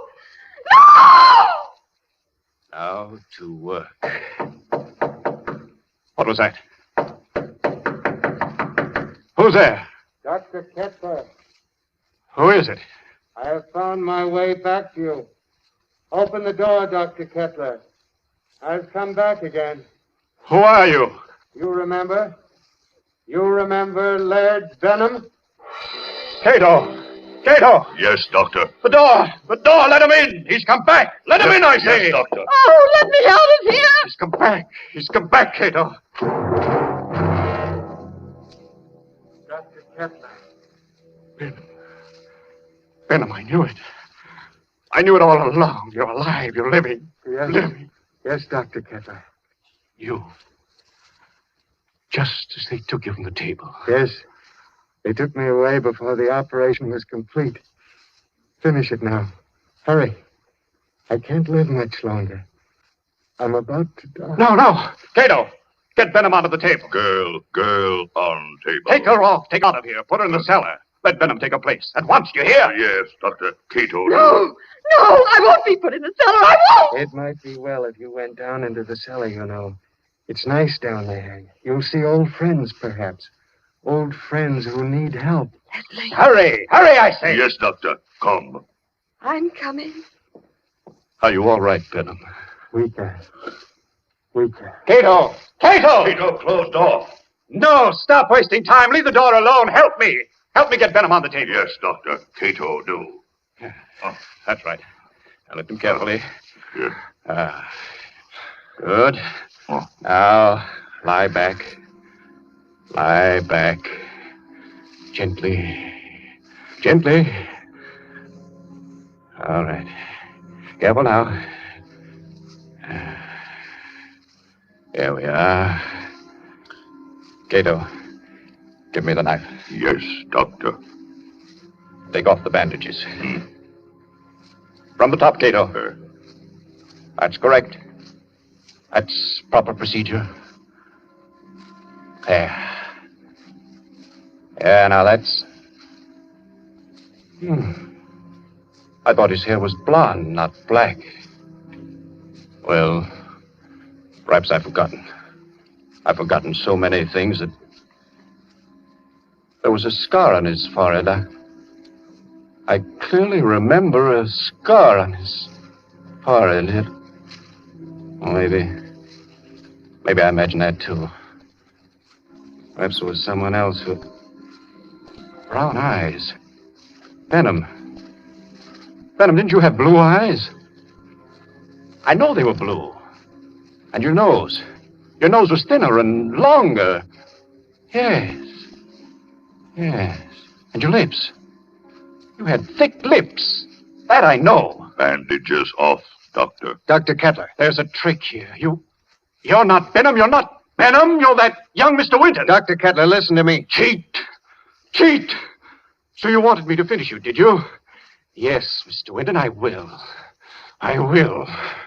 Hold him, Cato. Hold him.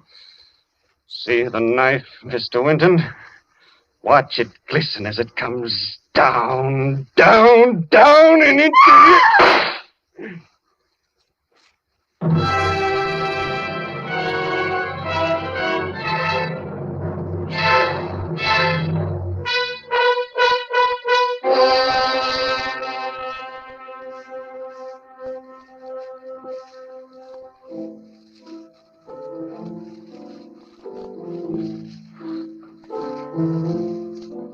He's wonderful.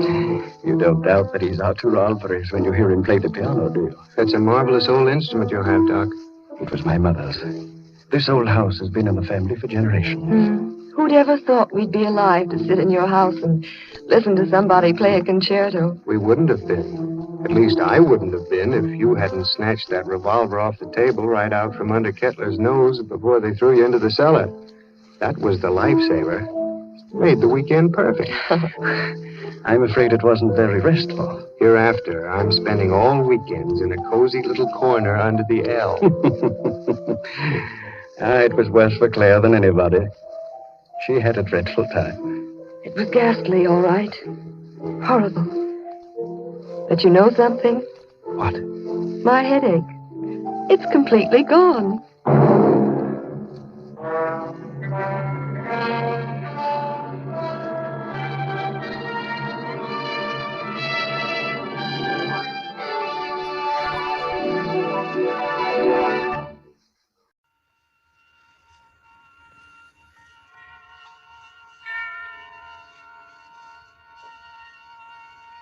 The Columbia Network takes pleasure in bringing you Suspense.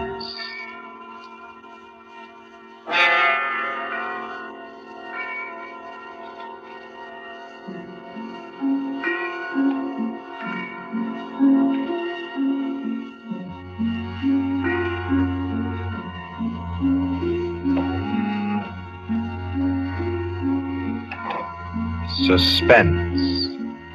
Columbia's parade of outstanding thrillers, produced by William Spear and scored by Bernard Herrmann.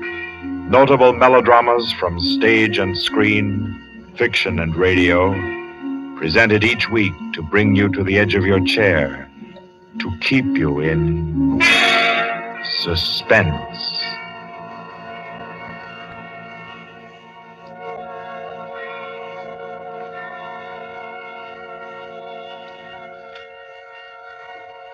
Tonight's story, by the noted American author T.S. Stribling, deals with the crime of murder on an exotic and atmospheric island, with ragged beggars who slept in a Hindu temple and awoke with gold in their pockets and a dead girl lying near them, and with a strange and mystical entrance into the life of hereafter, which was the experience of an American psychologist.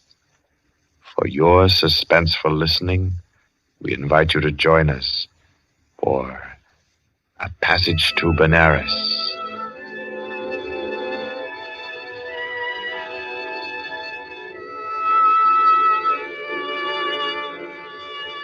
In Porto, Spain, in Trinidad, at 5:30 in the morning, Mr. Henry Poggioli, an American psychologist, stirred uneasily, became conscious of a splitting headache, opened his eyes in bewilderment, and then, with a shock, saw where he was.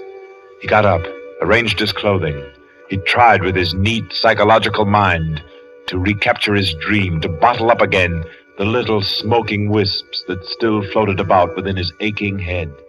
By 7 o'clock, he had found his way back to the house of Mr. Lowe, his host in Port of Spain.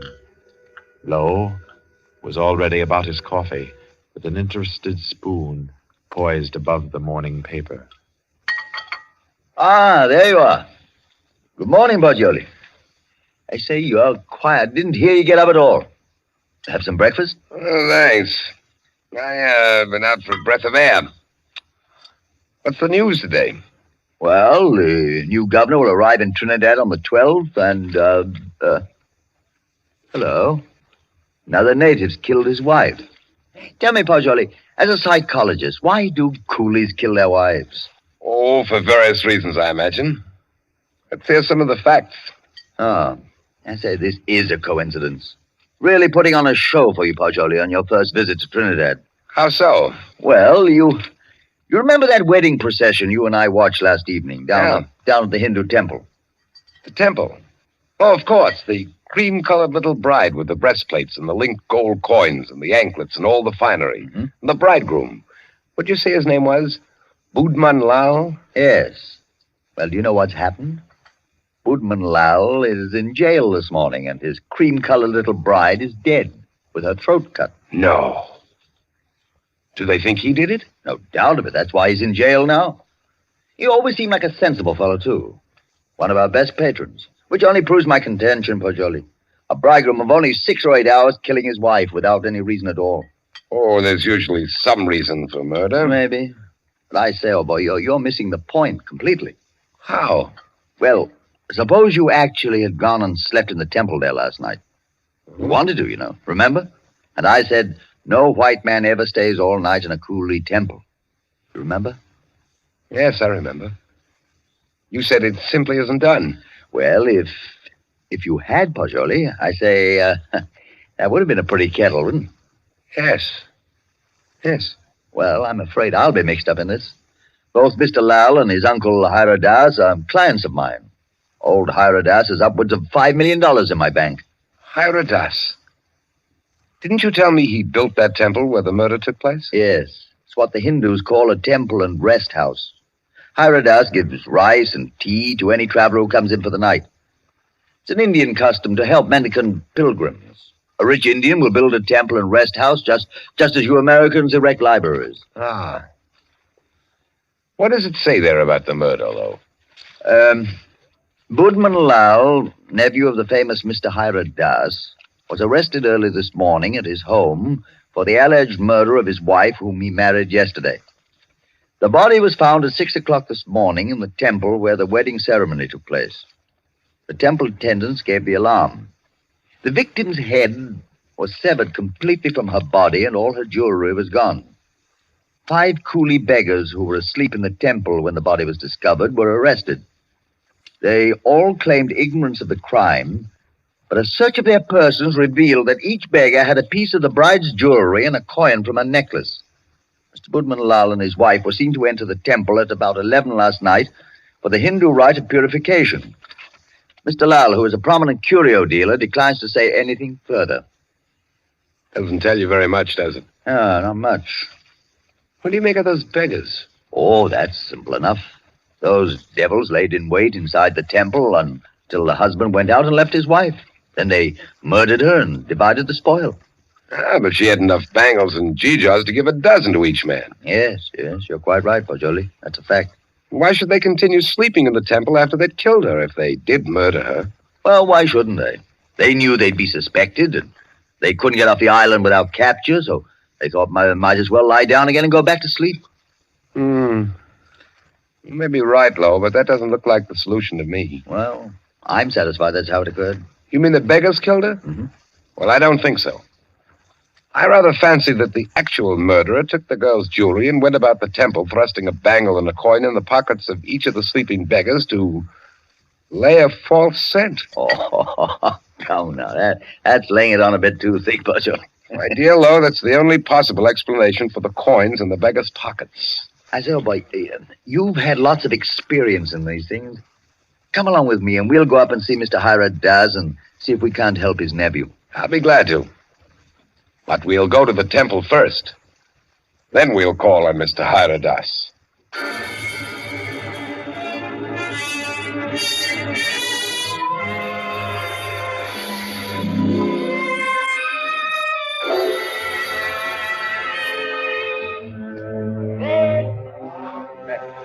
Well, here we are. In spite of the police guard at the door, the temple doesn't look sinister in the daylight. No, it just looks dirty. Let's go in and question the beggars. Excuse me, did any of you fellows hear noises in this temple last night? Oh, much sleep, Sahib. No noise. Policeman punch us wake this morning. Makes it still here. What's your name? Shuda Chan, Sahib. When did you go to sleep last night? When I ate rice and tea, Sahib. Mm-hmm. Do you remember seeing Budman Lal and his wife enter this building last night? Yes, remember, Sahib. Did you see them go out? No, Sahib. No one remember go out. You were all asleep then, huh? All asleep, Sahib. Did you have any dreams during your sleep? Hear any noises? I dream bad dreams, Sahib. Huh? When policeman punched me awake this morning, I think dream has come true. And me, Sahib. Me, too. Me. Did you all have bad dreams? Yes, all have bad dreams. Look here, Pajoli. I don't see where this is getting us. I do think we ought to be getting on to old Hira Das's house. No, I think we can now entirely discard the theory that the beggars murdered the girls. On what grounds? They told you nothing except that they all had bad dreams. That's the reason. They all had wild, fantastic dreams. That suggests that they were given some sort of opiate in their rice or tea last night. It's quite improbable that 5 ignorant coolies would have wit enough to concoct such a piece of evidence as that. That's a fact, but I don't believe a Trinidad court would admit such evidence. We're not looking for legal evidence. We're after some indication of the real criminal. Now I suggest that we get onto the house of Hira Das.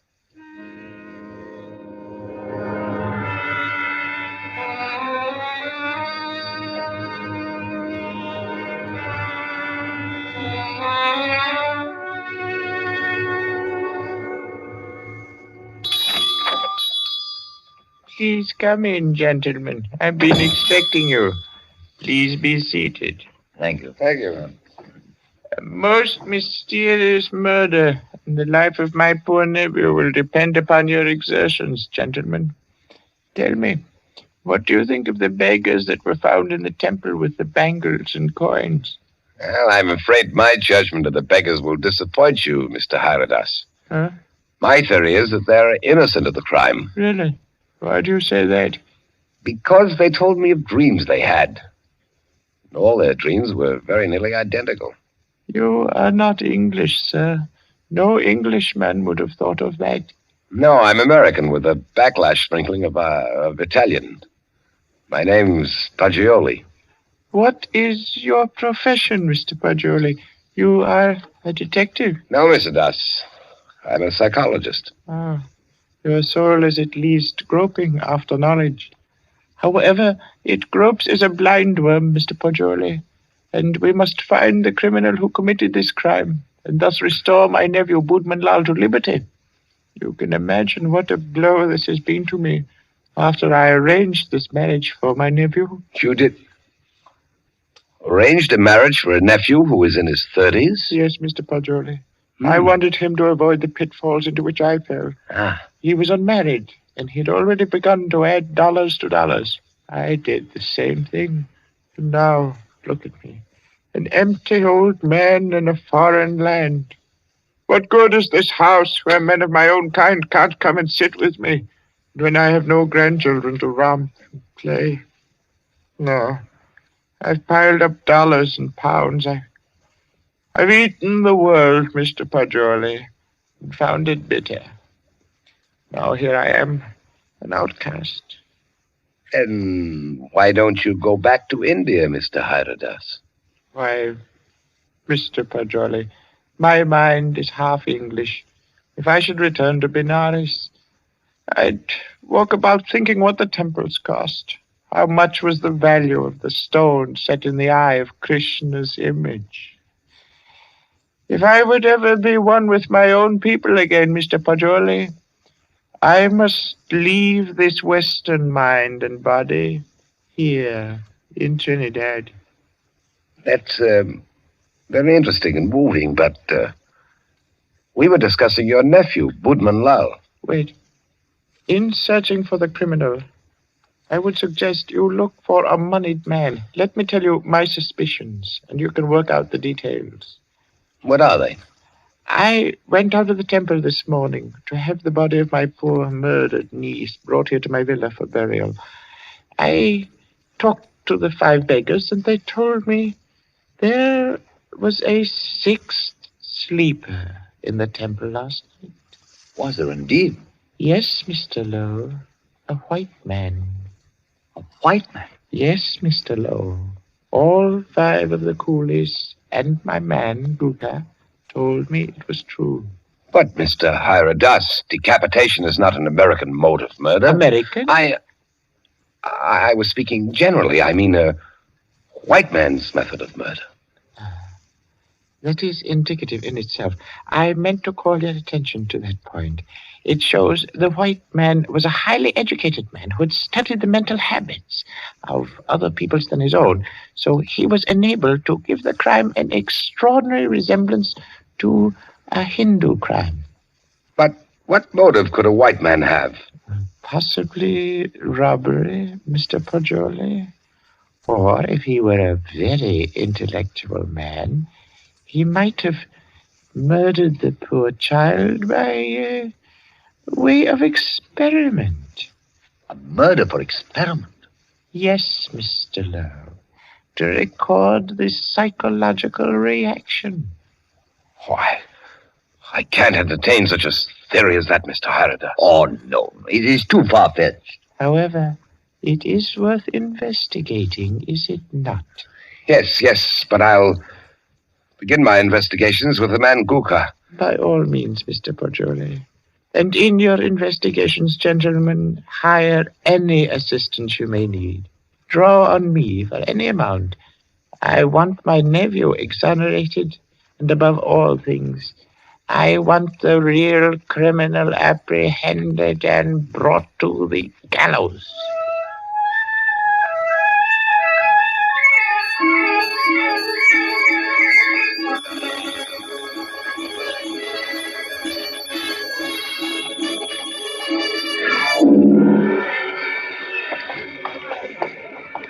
What do you think of that, Poggioli? White man in that temple. Sounds like pure fiction to me, to shield Bootman Lal. You know, these fellows hang together like thieves. Say, it's a jolly good thing we didn't decide to sleep in the temple last night, isn't it? You know, in my opinion, Lowe, the actual criminal is Bootman Lal. Same here. I've thought so ever since I first saw the account in the paper. Somehow these fellows will chop their wives to pieces for no reason at all. Lowe, what do you know about Bootman Lal? Well, he was born here and has always been a figure because of his rich uncle. Lived here all his life? Uh-huh. Except when he was in Oxford for 6 years. Oh, he was an Oxford man, huh? Yes. There you are. That's the trouble. I don't understand. What do you mean, Pajoli? And no doubt he fell in love with some English girl, but when old Hira Das chose a Hindu child for his wife, Budman couldn't refuse marriage. No man's going to quarrel with a $5 million legacy.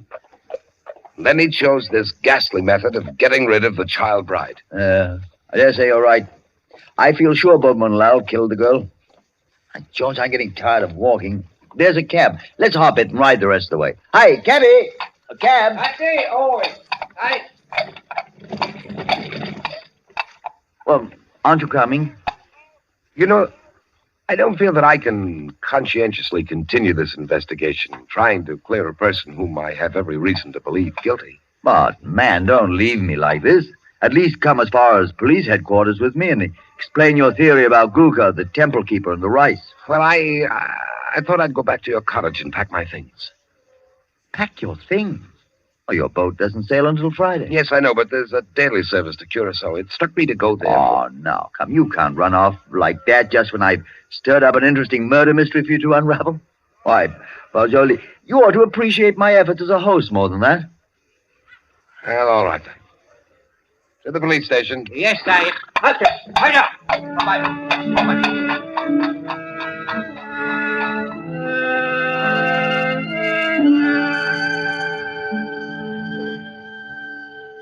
Chief Vickers, this is my friend, Mr. Pajoli.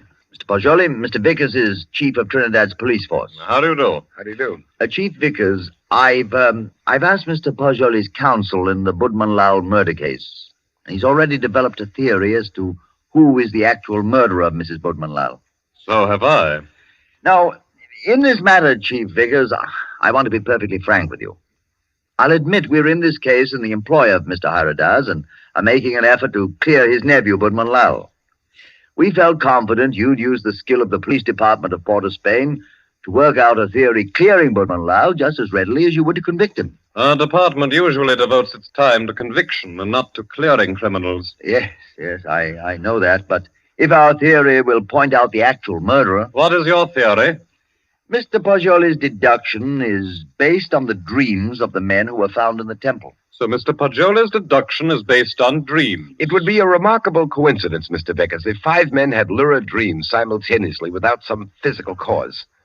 It suggests strongly that their tea or rice was doped. Now, if you find out what soporific was used, then have your men search the sales record of the drugstores in the city to see who has lately bought such a drug. You will find the murderer. Uh-huh. How do you like Trinidad, Mr. Pajoli? I like it very much indeed. You've just arrived, haven't you? Yes. In what university do you teach back in the States? Ohio State. A chair of criminal psychology in an ordinary state university? I'm not a professor. I'm simply a docent, and I haven't specialized on criminal psychology. I quiz on general psychology. You're not teaching now? No, this is my sabbatical year. You look young to have taught in the university 6 years, but then you Americans start young in your land of specialists. Now, Mr. Pajoli, I suppose you're wrapped up heart and soul in your psychology. I am. You'd do anything in the world to advance yourself in the science. I rather think so. Especially keen on original research work. That's what he is, Chief Vickers. Do you know what he asked me to do yesterday afternoon? No, what, Mr. Lowe? Oh, I don't think we ought to burden Mr. Vickers with our household anecdotes. Oh, but I'm really curious. Just what did Mr. Pajoli ask you to do yesterday afternoon, Mr. Lowe? Oh, well, really nothing at all. It was just a little psychological experiment he wanted to do. And did he do it? Oh, no. I wouldn't hear of it. Oh, as unconventional as that? Oh, it was really nothing at all. I think I could guess your anecdote if I tried, gentlemen. About a half an hour ago, I received a telephone message from my man stationed at the temple to keep a lookout for you and Mr. Pajoli. A lookout for us? Yes, because one of the coolies under arrest told him that Mr. Pajoli slept in the temple last night. Oh, but that's not true. That's exactly what he didn't do. He suggested it to me, but I said no. You remember, Pajoli, you didn't do it. Did you, Pajoli? Did you? You see, he did. Gentlemen, I had a perfectly valid and important reason for sleeping in the temple last night, and so I can only ask your sympathetic attention to what I'm about to say. Go on. You remember, Lo, you and I were down there watching a wedding procession. Well, just as the music stopped and the procession entered the building, suddenly it seemed to me as if they'd vanished. Naturally, they'd gone into the building. No, I don't mean that. I'm afraid you won't understand what I do mean. That the whole procession had ceased to exist, melted into nothingness. You see, that's really the idea in which the Hindus base their notion of heaven, oblivion, nothingness. Yes, I've heard that before. Well, our medieval Gothic architecture was the conception of our Western heaven, and I thought perhaps the Indian architecture had somehow caught the motif of the Indian religion, suggested nirvana. That's what amazed and intrigued me. That's why I wanted to sleep in the place. I wanted to see if I could further my shred of impression.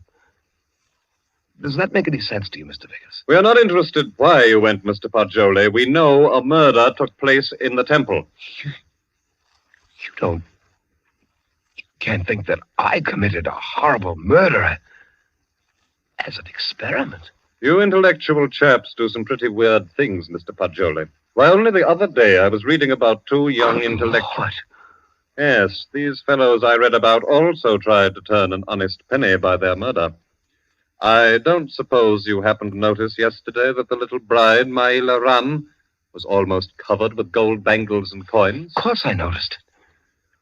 But I had nothing whatever to do with her. I did sleep in the temple. By the way, you say you slept on a rug just as the coolies did. Yes, I did. And you didn't wake up either, Mr. Poggioli? No. Then did the child's murderer happen to put a coin and a bangle in your pockets, just as he did the other sleepers in the temple? I don't know. I haven't looked in my pocket since then. Then please do so now, Mr. Poggioli. Oh, yes. Here they are, Mr. Vickers. You don't happen to have any more, do you? No. I've already been through all my pockets, and I haven't any more. Well, that's something. Of course, you might have expected just such a questioning as this and provided yourself with these 2 pieces of gold, but I doubt it. Somehow, I don't believe that you're an experienced enough man to think of such a thing. However, we shall see. I suppose you have no objection, Mr. Poggioli, to my accompanying you over to have a little search of your baggage in Mr. Lowe's cottage?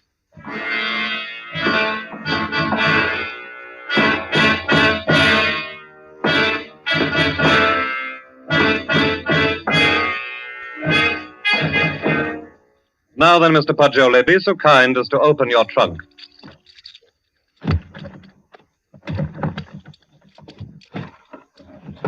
Good heavens. Mm-hmm. Just as I thought. A trunk tray full of bangles and coins. I'll say one thing for you, though, Mr. Poggioli. Your nerve almost got you by. But you can't believe that I did it. No. You don't believe I did this, do you? I don't. In your trunk, Poggioli. If I did it, I was sleepwalking. God, to think that it's possible that right here in my own trunk. Well, we might as well start back, I suppose. This is all. I'll go back with you, Poggioli. I'll see you through. Somehow I can't. I won't believe you did it. Thanks. You know, Poggioli, you set out to clear Boatman Lal, and, well, dash it all, it looks as if you had. No, he didn't. Boatman Lal was out of jail at least an hour before you fellows came into police headquarters to see me. Out? You mean that you turned him loose? Yes. How's that, Chief Vickers? Because, Mr. Lowe, he didn't go to the temple at all with his wife last night. He went down to Queen's Park Hotel and played billiards till 1 o'clock. He called up a few friends and proved that easily enough. My word, that leaves nobody but... Yes, Poggioli. I don't know anything about it. If I did commit the murder, I was asleep. I don't know anything about it. That's all I can say. I don't know anything about it. Perhaps arrest in jail will help restore your memory. Well, we'll see. Come now, Poggioli, old man. Don't be too downhearted. I promise you, I'll do everything I can.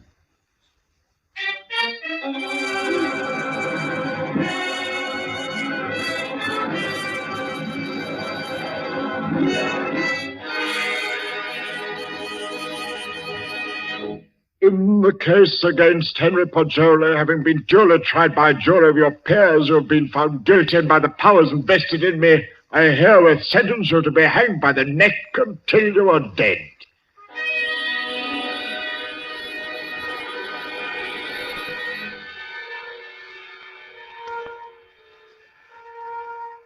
To recall a lost dream is the most tantalizing task ever a human brain was driven to. But if I lie still long enough on this bunk, perhaps I can recapture the dream I had in the temple last night. Yes. Yes. It seems to me that the image on the altar moved, and suddenly the dome overhead was opened and left me staring upward into a vast abyss, where I was alone in endless space, where all creatures and all matter that had ever been or ever would be were wrapped up in me, Pacioli. That was my dream. That's an odd thing. 6 men dreaming the same dream in different terms. There must be a physical cause for such a phenomenon. Of course! I've got it! Vickers! Whoa! I have it! I've solved it! Get me out of here! I know who killed the girl!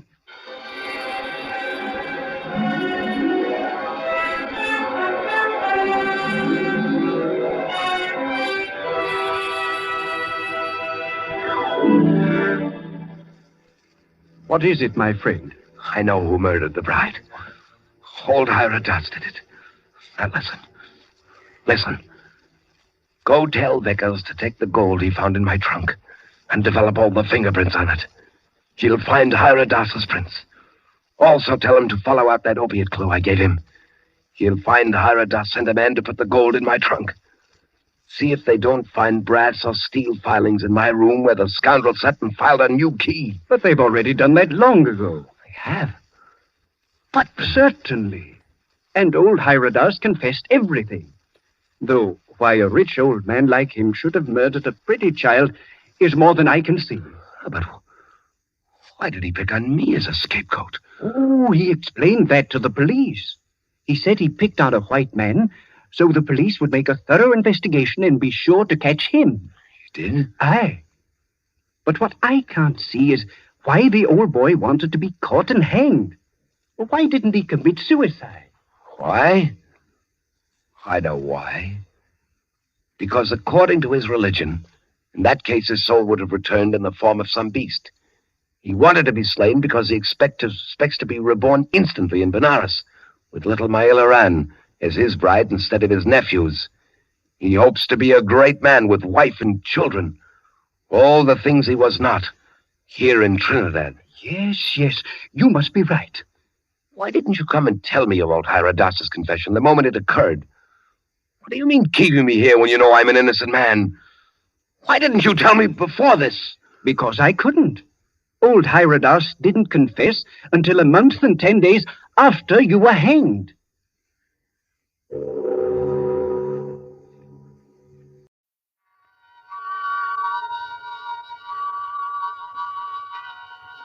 The Columbia Network takes pleasure in bringing you Suspense.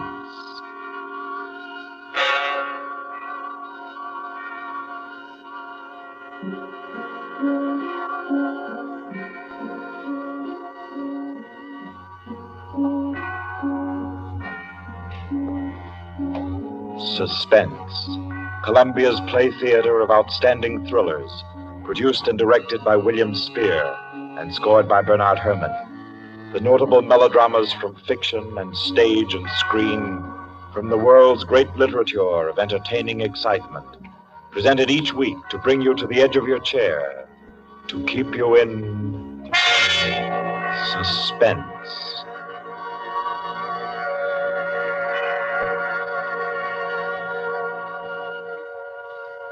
Tonight's story, by America's distinguished author-playwright Owen Johnson, gathers its suspense in a very gentle way.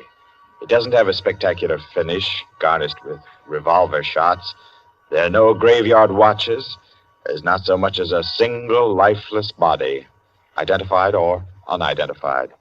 It's a tale told in a club room, the Artists and Writers Club in New York. A tale of high-class robbery and suspicion, and of how some ladies and gentlemen nervously counted 100 in the dark.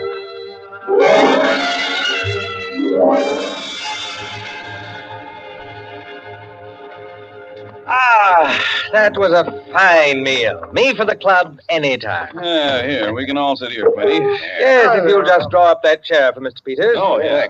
Here you are, Mr. Peters. Thank you. Do you all know Peters? This is Mr. Steingall. How do you do? I know you. Mr. Gaulier? Oh, I believe we've met. Oh, yes. How are you? Oh, you know each other. Yes.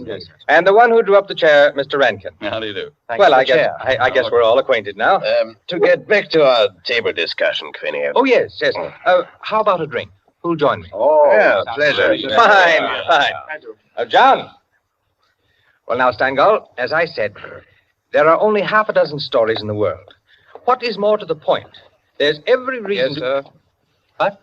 Oh, 5 with soda, John. Yes, sir. Now, where was I? Oh, yes. What is more to the point, gentlemen, is the small number of human relations that are so simple and yet so fundamental that they can be eternally played upon, redressed, and reinterpreted in every language and every age, and yet remain inexhaustible in the possibility of variation. Well, that's true, of course. It's very possible. Take the eternal triangle. 2 men and a woman, or 2 women and a man. Its variations extend to thousands. That right, Rankin? Well, in a way. Here we are. Set them down right there, John. Very well, sir. A little soda. Here you are. Thank you. And you? Thank you. Soda, Peter? Yes, please.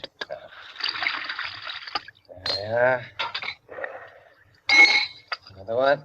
Here you are. Thanks. And here's yours. Thank you. And now, a little soda in mine.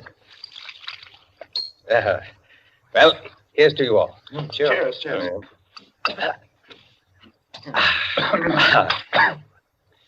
I'm afraid we can't see eye to eye, Quinny. I believe there are situations, original situations, that are independent of your human emotions, that exist just because they are situations, accidental and nothing else. As for instance? Well, I'll just cite an ordinary one that happens to come to my mind. In a group of 5 men, such as we are here, a theft takes place. One man is the thief. Which one? Now, I'd like to know what emotion that interprets. And yet it certainly is an original theme at the bottom of a whole literature. It's not the same thing at all. Detective stories. I could answer that the situation you give can be traced back to the commonest of human emotions, curiosity. I think Quinny has you there, Rankin. What is the peculiar fascination that the detective problem exercises over the human mind? You will say curiosity. Yes and no. Admit at once that the whole art of a detective story consists in the statement of the problem. Anyone can do it. I can do it. Steingall can do it. Rankin, I believe even you can do it. The solution doesn't count. It is usually banal. It should be prohibited. What interests us is, can we guess it? There you have it, the problem, the detective story. Now, why the fascination? I'll tell you. It appeals to our curiosity. Yes, but deeper, to a sort of intellectual vanity. 5 men present. The theft takes place. Who's the thief? Who will guess it first? Whose brains will show its superior cleverness? You see? That's all. That's all there is to it. Out of all of which, the interesting thing is that Rankin has supplied the reason why the supply of detective fiction is inexhaustible. It does all come down to the simplest terms. 5 possibilities, 1 answer. Well, the reason is that the situation does constantly occur.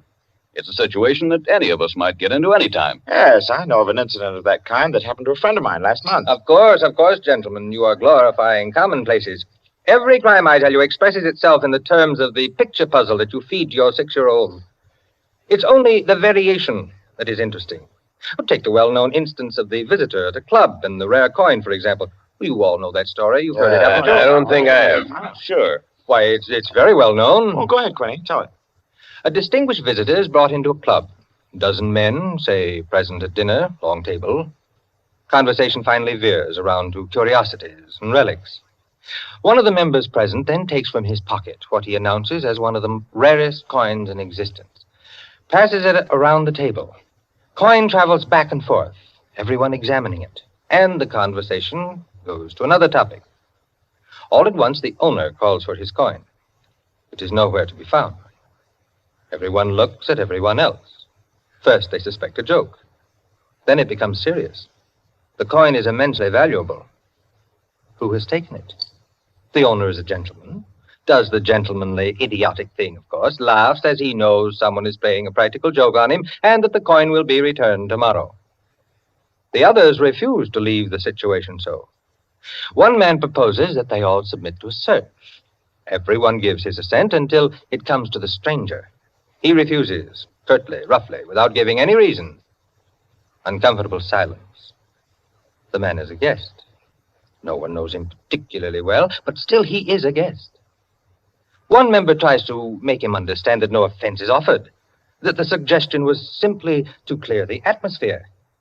The stranger becomes very firm, very proud, and says, I refuse to allow my person to be searched, and I refuse to give the reason for my action. Another silence. The visitor evidently has the coin, but he is their guest, and etiquette protects him. Nice situation, huh? Well, what's the answer? The table is cleared. A waiter removes a dish of fruit, and there, under the ledge of the plate, where it's been pushed, is the coin. Banal explanation, eh? Of course. Solutions always should be. At once, everyone apologizes to him, whereupon the visitor rises and says, now I can give you the reason for my refusal to be searched. There are only 2 known specimens of that coin in existence, and the second happens to be here in my vest pocket. That's rather obvious. Of course, the story is well invented, but the turn to it is very nice. Very nice, indeed. Well, I don't know. Ending is very unsatisfactory. The visitor should have had on him not another coin, but something absolutely different, something destructive, say, of a woman's reputation, and a great tragedy should have been threatened by the casual misplacing of the coin. Well, I've heard the same story told in a dozen different ways. Oh, it's happened 100 times. It must continually happen. I know of one extraordinary instance. In fact, the most extraordinary instance of this sort I've ever heard. Peters, you rascal. I see you've been quietly letting us set the stage for you. Well, it's not a story that will please everyone. Why not? Because you will want to know what no one can ever know. It has no conclusion, then? Yes and no. As far as it concerns a woman, quite the most remarkable woman I've ever met, the story is complete. Do I know the woman? Possibly. Probably, I should say. As a matter of fact, this should be particularly interesting to you because I believe that most of you are acquainted with the people involved. The names, of course, are disguised. I think, yes, I have. Just time before I catch my train to tell it to you.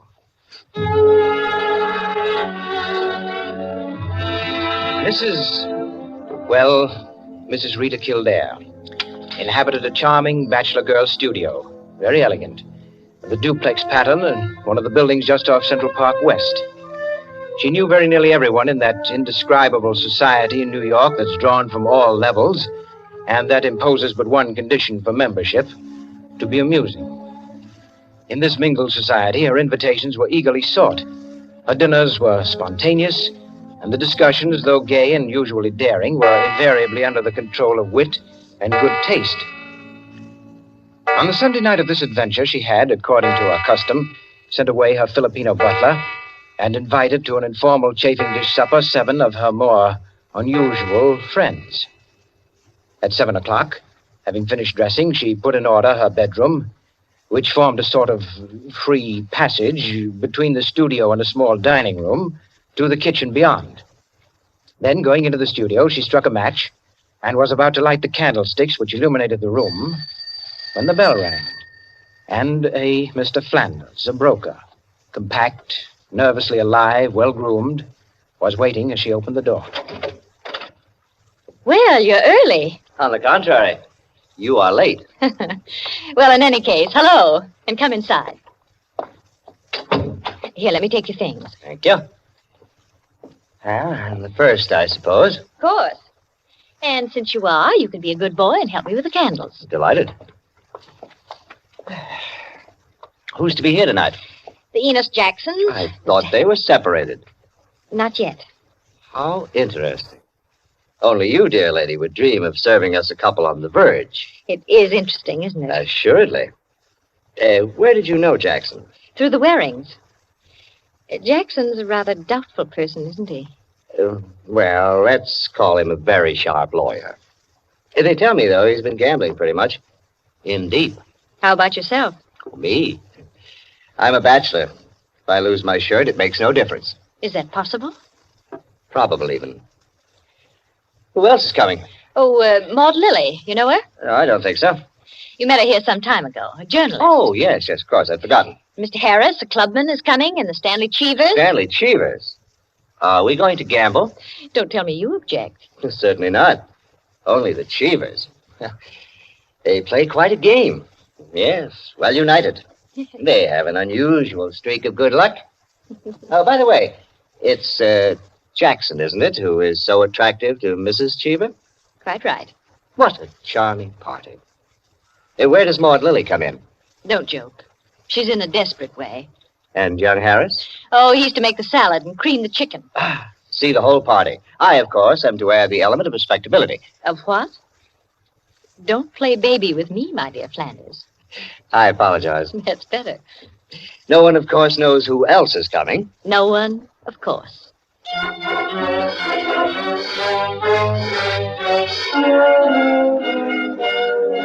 The Stanley Cheevers entered. A short, fat man with a vacant, fat face and slow-moving eye, and his wife, voluble, nervous, overdressed, and pretty. Mr.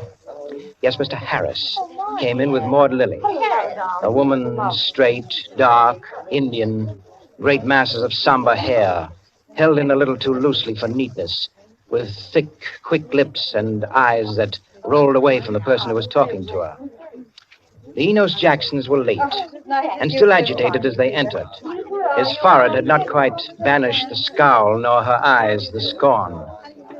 He was of the type that never lost his temper, but caused others to lose theirs. Mrs. Jackson seemed fastened to her husband by an invisible leash. You looked at her curiously and wondered what such a nature would do in a crisis, with a lurking sense of a woman who carried with her her own impending tragedy.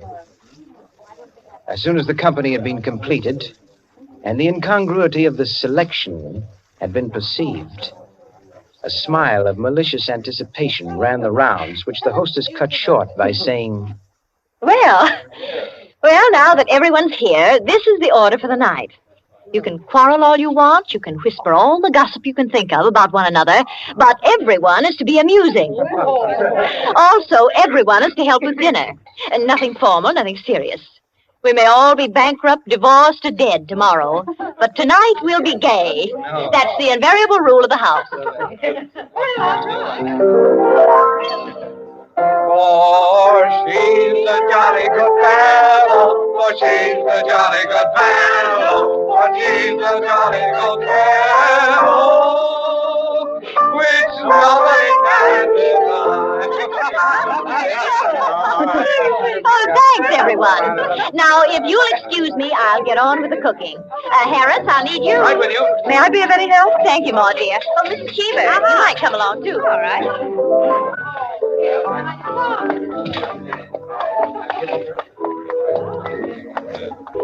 This is an adorable bedroom. Oh, thank you, dear. Now for my apron. Oh, there it is. Tie me up in the back, will you please, Maud? Of course. There you are. Fine, thanks. Now just let me get my rings off, and I'll be all ready to go to work. Oh, this is such a lovely apartment, Mrs. Kildare. Thanks. Soap and water always seem to do it. There. Your rings are so beautiful. They are nice, aren't they? But there's only one that's very valuable, the sapphire. Oh, it's beautiful. Let me see. Oh, it must be very valuable. It cost $10,000 6 years ago. It's been my talisman ever since. For the moment, however, I'm a cook. You're not going to leave the rings there. Why, of course. Now, I'm the cook. Maud Lily, you're the scullery maid. Harris is the chef, and we're all under his orders. Mrs. Cheever, did you ever peel onions? Oh, good heavens, no. Well, there are no onions to peel. All you have to do is help set the table.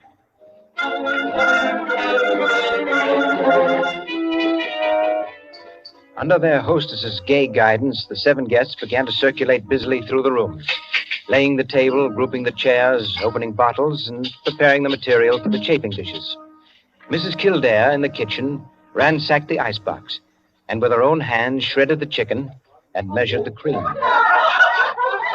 Flanders, carry this in carefully. Cheever, stop watching your wife and put the salad bowl on the table. Everything ready, Harris? All set.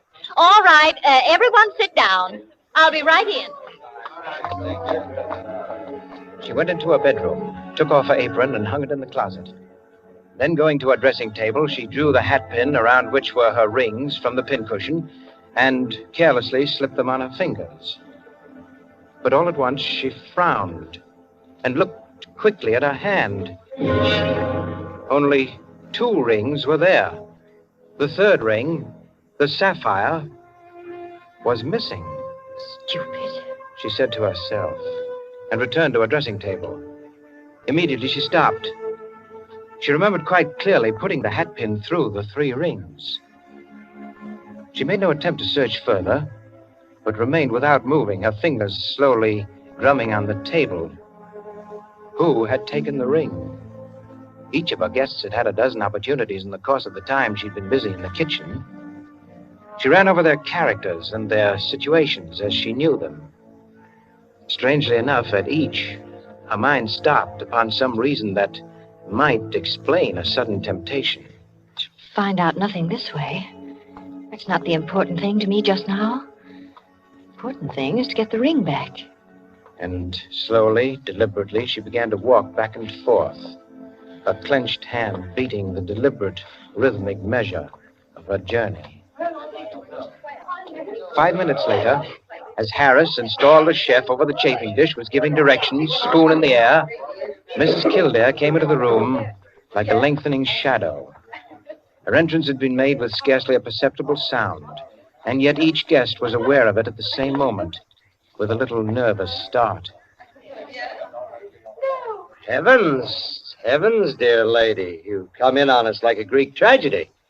What is it you have for us? A surprise? I have something to say to you. Mr. Enos Jackson, Yes, Miss Kildare? kindly do as I ask you. Certainly. Go to the door, Go to the door. please. Yes? Lock it and bring me the key.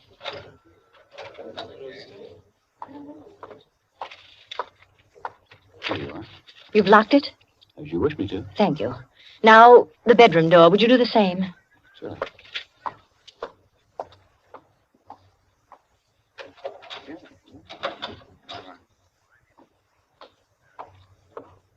Thank you, Mr. Jackson. Mr. Cheever, Yeah? would you blow out all the candles except the candelabra on the table? Blow out all the candles. Except the candelabra. All right. For goodness sake, Mrs. Kildare. What is it? I am getting terribly worked up. My nerves are all sorry, a Mrs. Jackson. That's the last candle. All right. Now listen. My sapphire ring has just been stolen. Oh, you don't mean it. The ring's been taken within the last 20 minutes. I'm not going to mince words. The ring has been taken, and the thief is among you. But Mrs. Kildare, is it possible? Yes, Mrs. Cheever. There's not the slightest doubt. 3 of you were in the bedroom when I placed my rings on the pincushion. Quite true. I was in the room when she took them off. The sapphire ring was on top. Each of you has passed through there a dozen times since. My sapphire ring is gone, and one of you has taken it. For heaven's sake. Now listen. I'm not going to mince words. I'm not going to stand on ceremony. But I'm going to have my ring back. Listen to me carefully. I'm going to have that ring back. And until I do, not a soul shall leave this room. I don't care who's taken it. All I want is my ring. Now, I'm going to make it possible for whoever took it to restore it without possibility of detection. The doors are locked and will stay locked. I'm going to blow out the remaining candles in the candelabra, and I'm going to count 100 slowly. There'll be an absolute darkness. No one will know or see what's done. If, at the end of that time, the ring is not here on the table, I shall telephone the police and have everyone in this room searched. Am I quite clear?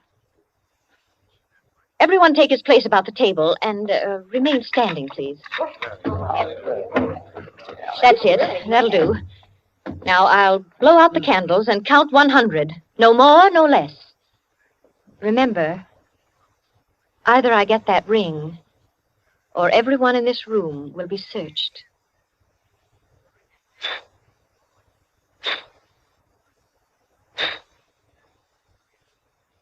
One, 2, 3, 4, 5, 6, 7, 8, 9, 10, 11, 12, 13, 14, 15, 16, 17, 18, 19, 20, 21, 22, 23, 24, 25, 26, 27, 28, 29, 30, 31, 32, 33, 34, 35, 36, 37,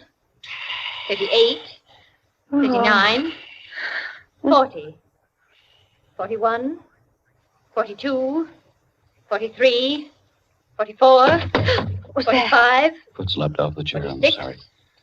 47, 48, 49, 50, 51, 52, 53, 54, 55, 56, 57, 58, 59, 60, 61, 62, 63, 64, 65, 66, 67, 68, 69, 70, 71, 72, 73. The ring. 74. There it is. 75, 76, 77, 78, 79, 80, 81, 82, 83, 84, 85, 86, 87, 88, Oh, really? 89, 90, 91, 92, 93, 94, 95, 96, 97, 98, 99, 100. Well, it is there, isn't it? Mr. Cheever, you may hand it to me. Well, now that that's over, we can have a very gay little supper. The lights, someone.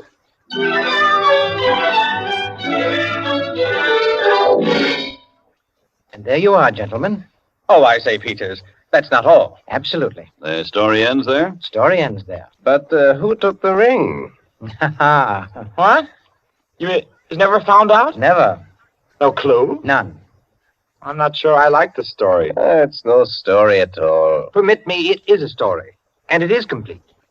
In fact, I consider it unique because it has none of the banalities of a solution and leaves the problem even more confused than at the start. Well, I don't see... Of course you don't see, my dear Enkin. You do not see that any solution would be commonplace, whereas no solution leaves an extraordinary intellectual problem. Well, how so? Well, in the first place, whether the situation actually happened or not, which is in itself a mere triviality, Peters has constructed it in a masterly way, the proof of which is that he has made me listen. Any of those present might have taken the ring. There are therefore 7 solutions, all possible and all logical. But beyond this is left a great intellectual problem. Well, how so?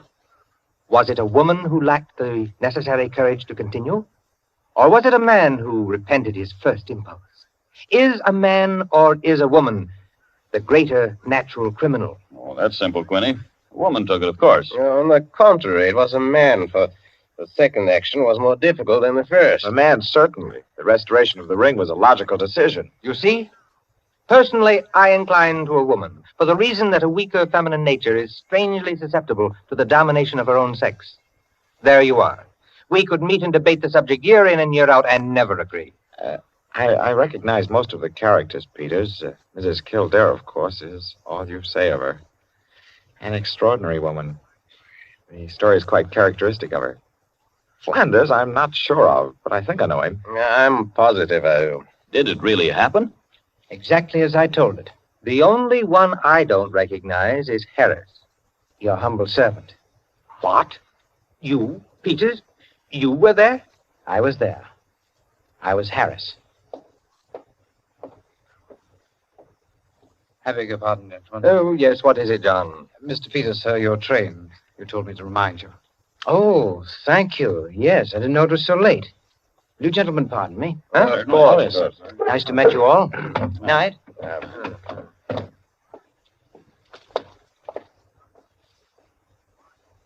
Curious chap. Extraordinary. Well, now, I wonder. I wonder if we're wondering the same thing, gentlemen.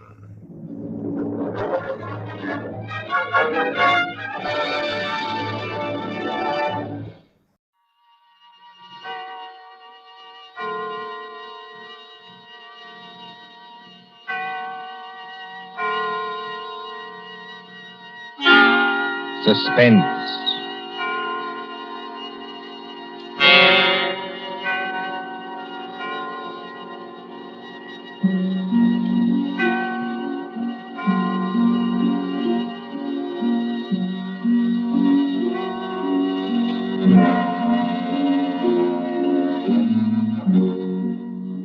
The thrill of the nighttime, the hushed voice and the prowling step, the crime that is almost committed, the finger of suspicion pointing perhaps at the wrong man, the stir of nerves at the ticking of the clock, the rescue that might be too late or the murderer who might get away, mystery and intrigue and dangerous adventure.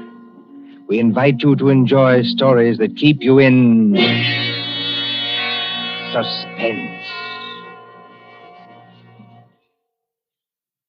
For Suspense, tonight we present The Lord of the Witch Doctors by John Dixon Carr.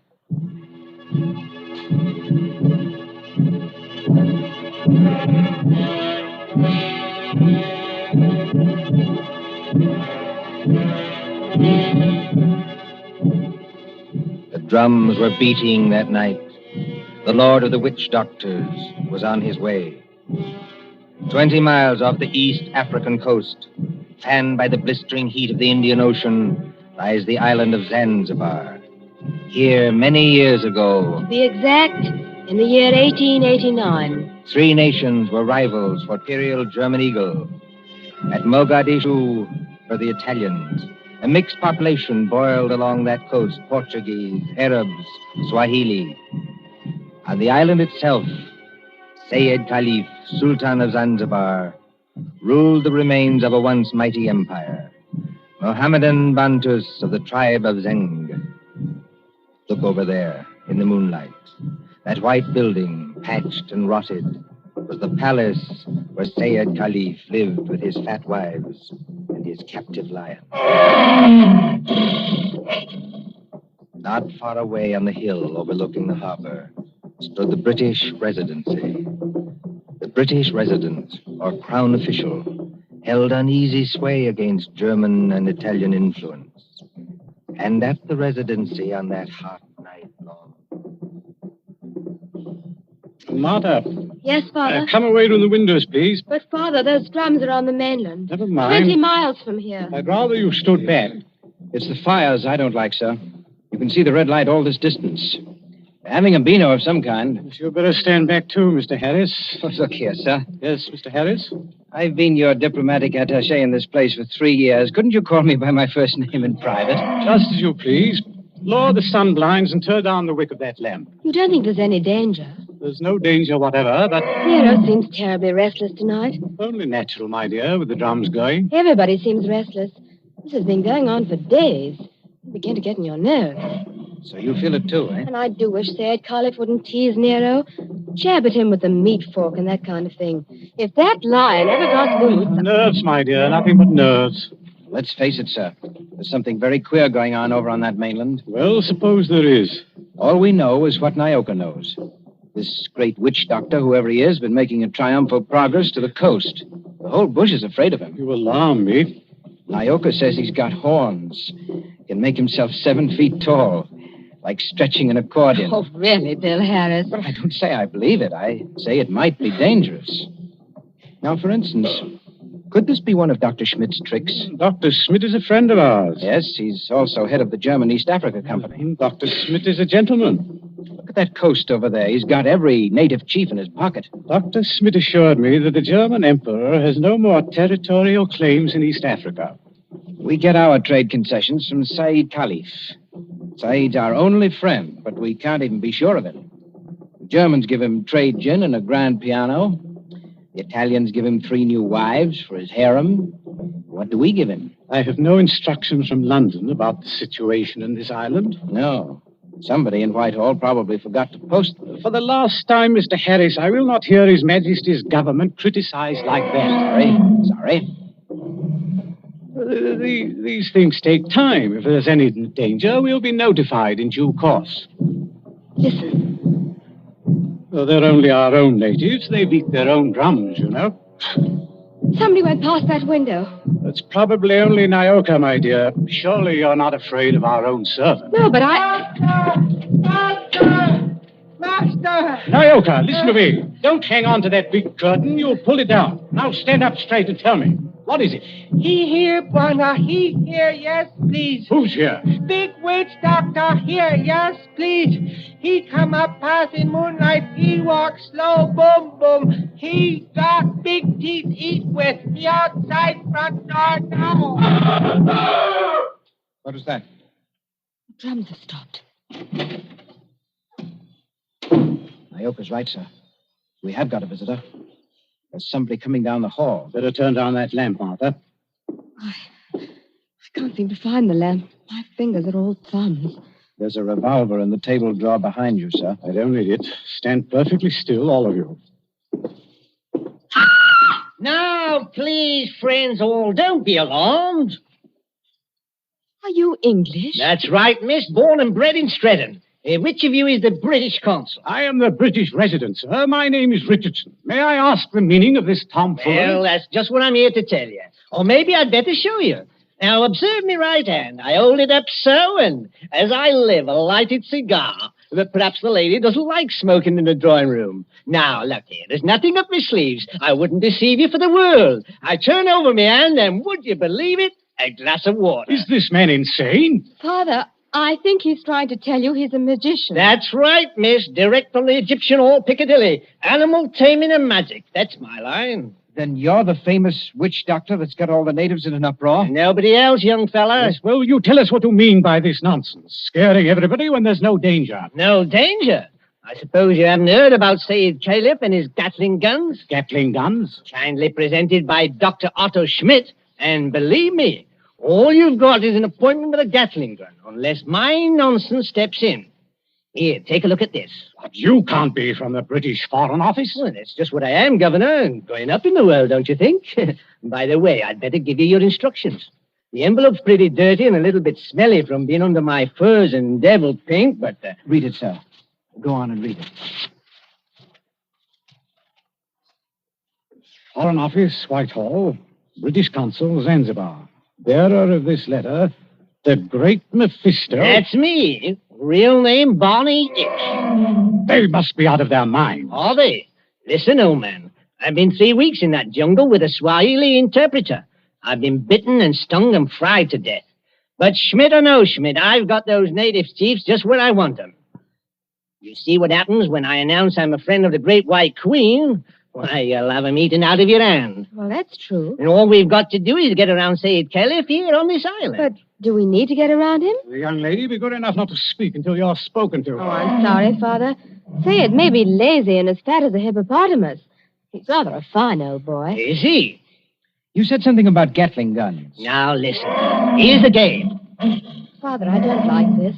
I've never heard Nero as restless as that. Never mind, Nero. Go on. Well, I came over here tonight in a steam launch. Tomorrow I'm paying my state visit to the great Sultan Sayed Caliph. Now, you present me as your friend, and a friend of the great White Queen, and I do my best tricks at it. Is anything wrong with your native boy? Nyoka, be still. You're not afraid of our witch doctor friend, are you? No, I good Christian. Here, what are you doing? Come out from under that sofa. But, Bwana, I see something. I look out through window slats. See Bwana bald head coming apart. Well, a bald head? That's Dr. Schmidt. Dr. Schmidt? Well, he mustn't find me here. Yes, I quite agree. This is most irregular. Is there a back way out of here? Yes, through that arch. Stay in the back room. Naoka will show you. Me go with witch doctor. Yes, hurry, please. I know like. Never mind what you like. You go. All right, master.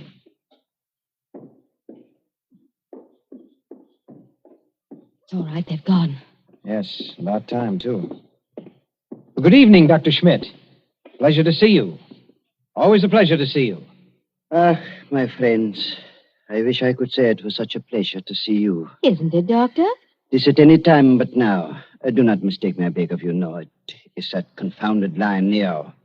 Always I say it will happen, and now it has happened. What about Nero? My friends, I regret. He has made his kill. He has tasted blood. What's that? You permit that I sit down and take off my sun helmet.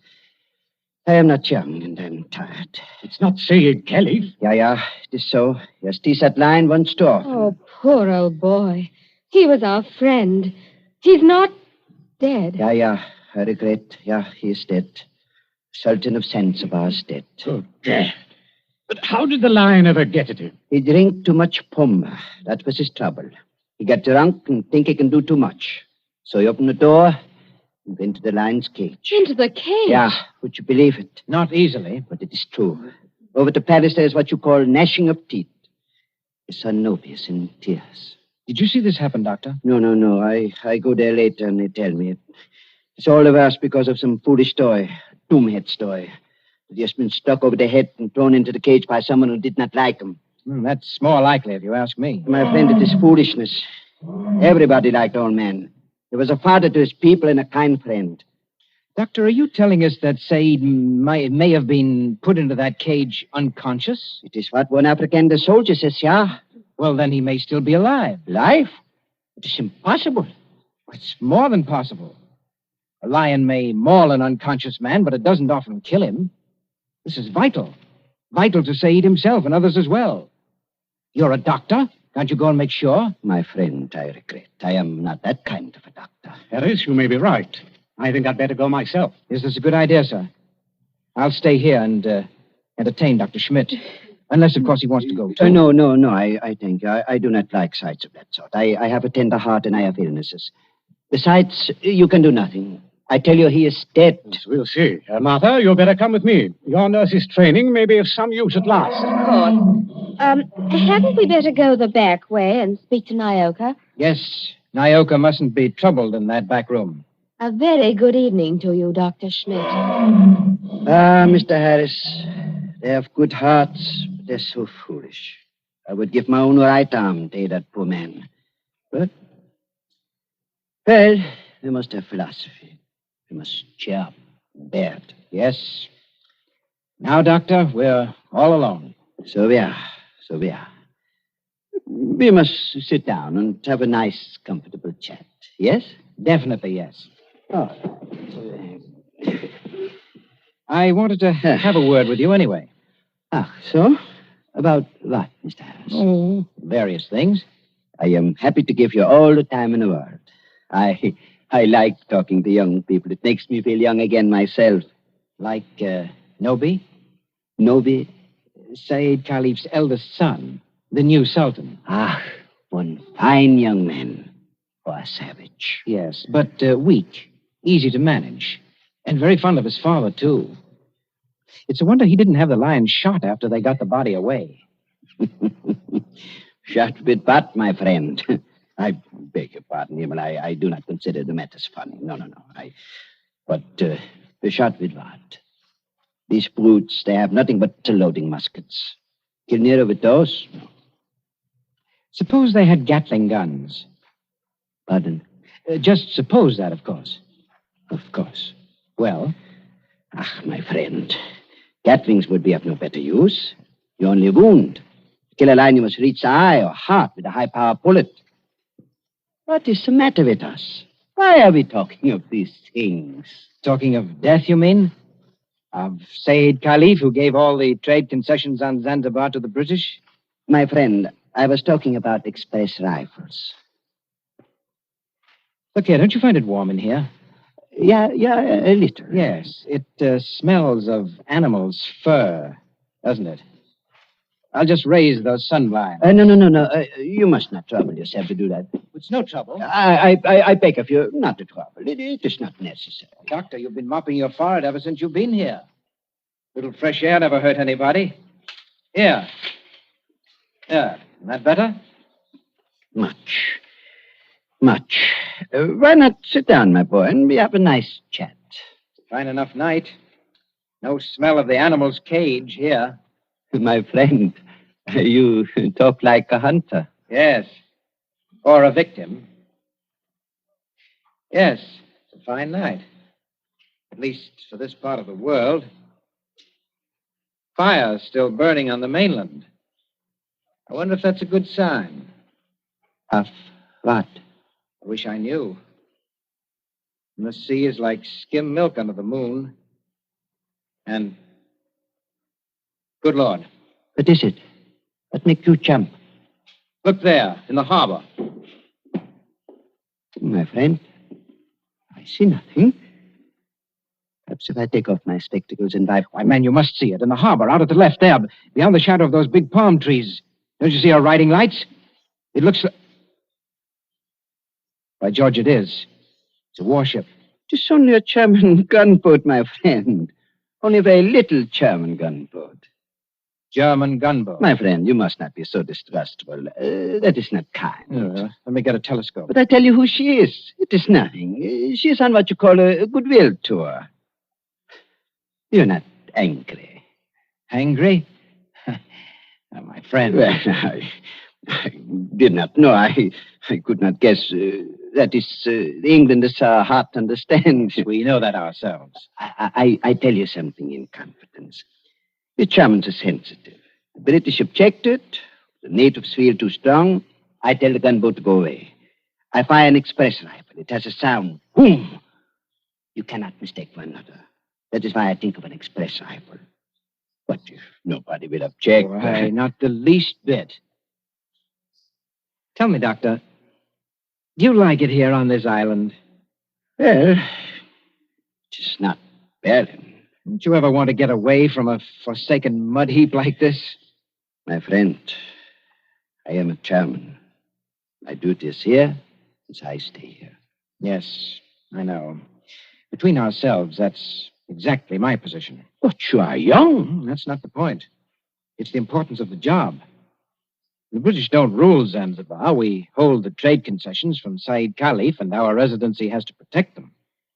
But even you, Doctor, would be surprised at the amount of trade that we have to protect and the revenue that comes out of this island. Is it so now? You don't say so. I do say so.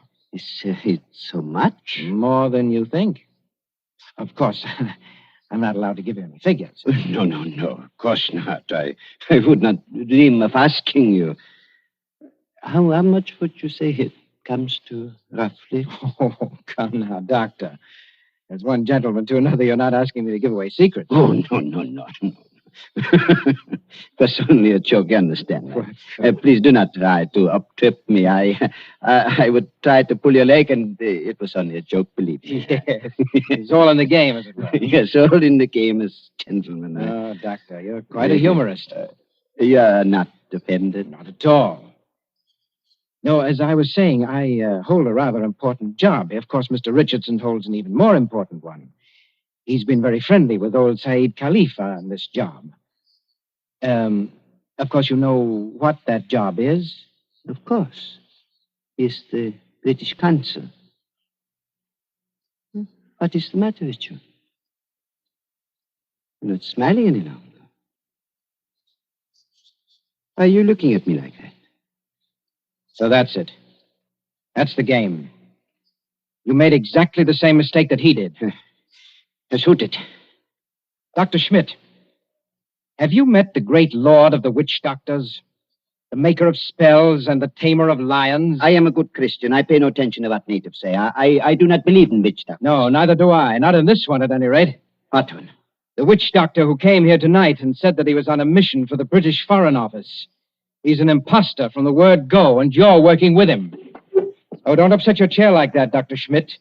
Because if you fall on it, you may hurt yourself. I have not hurt myself, young man. Oh, yes, you have. The fellow who came here tonight addressed Mr. Richardson as the British consul. That might have been a slip of the tongue. But then you see the letter on the table there? I have eyesight, I thank you. That letter is supposed to come from the Foreign Office, and it calls him the British consul, too. I heard it read aloud. The Foreign Office may make mistakes, but they don't make mistakes like that. That letter, Doctor, is a forgery. It was forged by a German, and probably by the German who calls himself Barney Hicks, or the Great Mephisto.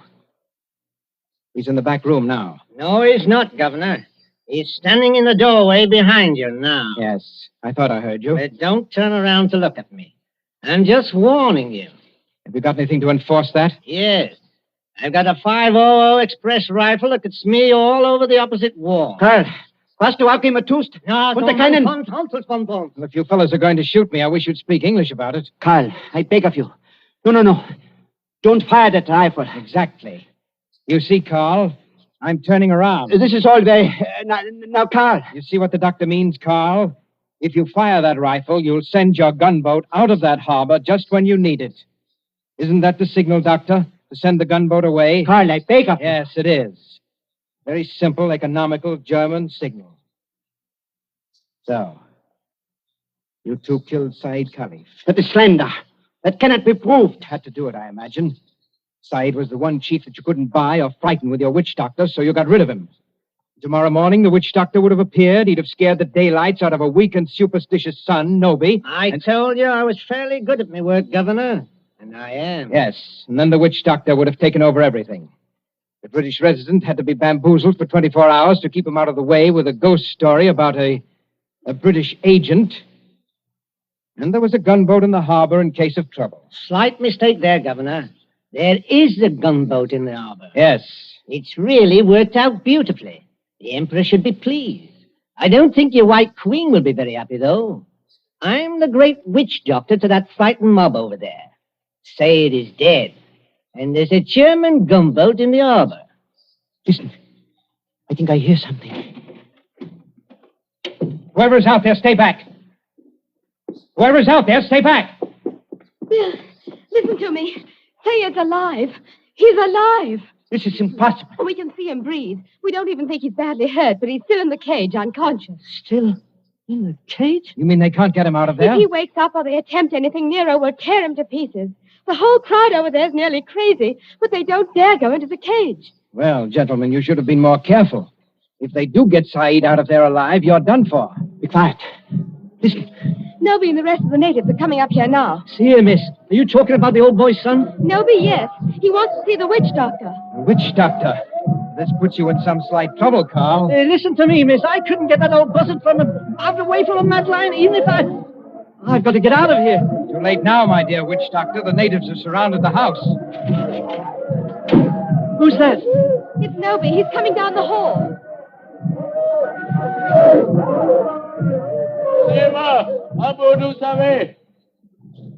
I Noby. Speak white language. Paris Sultan's warrant. Witch doctor? Much respect. Fall on floor. Go ahead. Play your part, Carl. Play your ruddy part. Get up again. Great medicine man. Father heard. Encaged with lion. You come. Say something, Carl. You can't be a dumb wizard. You come. My dear Noby, my friend. The witch doctor can't understand you. Hey, witch doctor. Not speak everything. What, witch doctor? No, it is not that. He does not hear you. He's in another world. See how his eyes close. See how he sway. I know this. He saved my father. Or maybe all of you. We will kill all white people here. Witch doctor saved my father from lion. You come. Nobi, listen to me. You needn't worry. The great witch doctor can save your father. Go in cage? No, not go in cage. Strike with fire? Yes, that's it. Strike with wizard fire. Open heaven. Flash great light. Nero scream and die. Father saved. You must not save him. If he remain alive, he will talk. Then the natives will know. You not want to save father? The witch doctor does want to save your father, Nobi. You see that gun under his arm? Gun? Gun no good. Not use gun. Only wound lion. Lion in pain kill father. No, that's not like your muskets, Nobi. It's an express gun. It's a magic gun. Magic gun? Listen, Nobi. Magic gun save your father with one shot. Just like that. Lion fall over dead. Your father well again. And our friend. We use gun. Give me gun. No, you could not use it, Nobi. Witch doctor can use it best. Tell him to use it. Tell him to be sure that he hits the lion. Look here, Harris. I've had enough of this. Yes, Nobi. If he wants to hit Nero with that white fire, he can strike the lion dead before you could wink your eyes. Then do. You'd better try it, Carl. And you'd better not miss him, or you know what'll happen to every white person in this room. My hands are shaking. Magician with shaky hands, that won't do. I take your shoulder. You follow. Yalla, Ngombo. All come.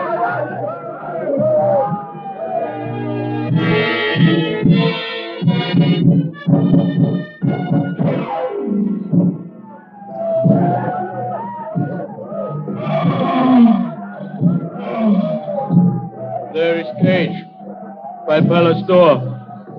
All court over river, bright as day. 1,000 torches, all make light. Now do. Now do. See how quiet they get when Nobi raises his hands. They're praying. So are we. Won't do it. You better. I told you that. You're out of hand now. If you miss, you're no witch doctor. And if you had any thought of hitting Saeed instead, just imagine what they do to you. I can't see. These torches blind me. You do. I think the old man's moving. If he stirs, the lion will kill him. You know what that means. That's right. Up with a rifle. My hands are shaking. Be careful of your sights. It's a point-blank shot.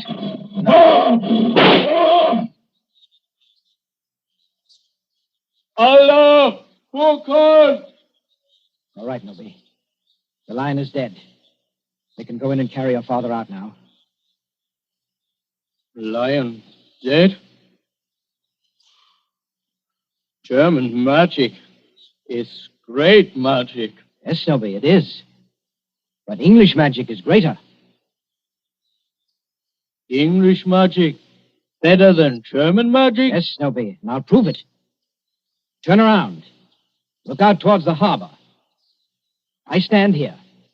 I wave my hand, like this. Nothing up my sleeves. I wouldn't deceive you for the world. I wave my hand towards the gunboat in the bay. The gunboat sails away. English magic, Nobi. English magic.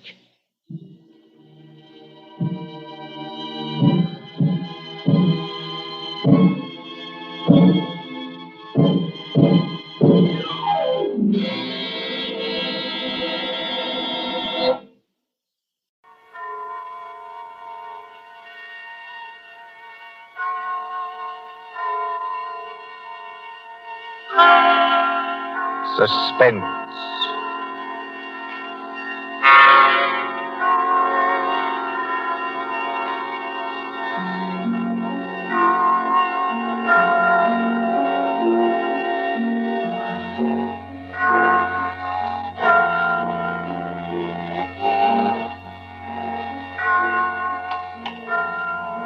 Now let's see. Suspect, suspectant, suspend. Ah, here we are. Suspense. The condition of mental uncertainty, usually accompanied by apprehension or anxiety. Fear of something which is about to occur as, do not keep me any longer in suspense. For our story of suspense tonight, we invite you to enjoy The Devil in the Summer House by John Dixon Carr.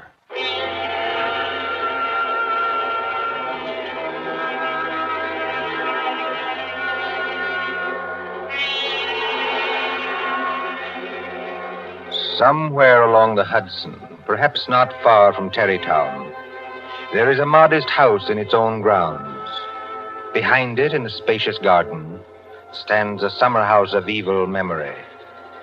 More than 25 years ago, a man shot himself, or at least died, in that summer house. They found Major Kenyon with a scorched bullet hole in his head and the weapon beside him. But we are in the present now. The latticed summer house has grown heavy with vines, and only the other evening 2 men came into that garden at twilight, over the shaggy grass, as a storm was brewing along the Hudson. 2 men, the lawyer from New York. Who's there? And Captain Burke of the homicide Easy, squad. my friend, easy. I was just going to ask you the same thing. My name is Parker. I'm an attorney. You're not Captain Burke. Yeah, the very same and no other. I thought I recognized you, Mr. Parker. Must be something important to bring you so far from New York at this time of night. I was in Tarrytown anyway. I thought there'd be a housekeeper here, but I don't see any lights. You've got business here? Yes, in a way. Have you? I don't know. I'll tell you better after you tell me what brought you to a place that no one has lived in for 10 years. Tell me, Captain. Did you ever get an anonymous letter from a dead man? Did you? No, I can't say I did. The letter's anonymous. How do you know the man's dead? Because they're all dead. Every last one of them. Dead and under the ground, where they can't be hurt any longer. Look. There's the summer house where Jerry Kenyon used to work. There are the windows of the library and the dining room. Looking for it. Confound this lightning. Makes the windows blaze, don't it? Jerry Kenyon hadn't a care in the world. Yet he shot himself. I'll show you the letter. Now, look, Mr. Parker, I couldn't read anything in this light. But if we can get inside the house Certainly we can get into the house. I was the family attorney. I've got the keys. Why should a dead person send me a letter?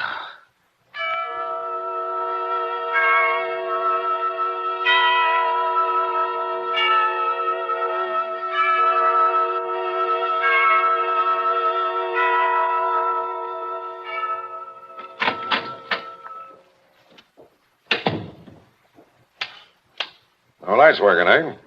But you got a flashlight, I see. Came here prepared for anything, eh? This is the library. There were always candles on the mantel. Yes, there they are. Have you a match, Captain? Yes, I'll light them. That's better. Same old heavy furniture. Same old thick carpet. Same old globe map. Now, Mr. Parker, this letter that you were talking about. Yeah. Read it. Hey, wait a minute. This thing is dated November 2nd, 1918. That's right, and be careful of that paper. You see how old it is? But it was mailed yesterday. From where? I don't remember. I didn't keep the envelope. Read it.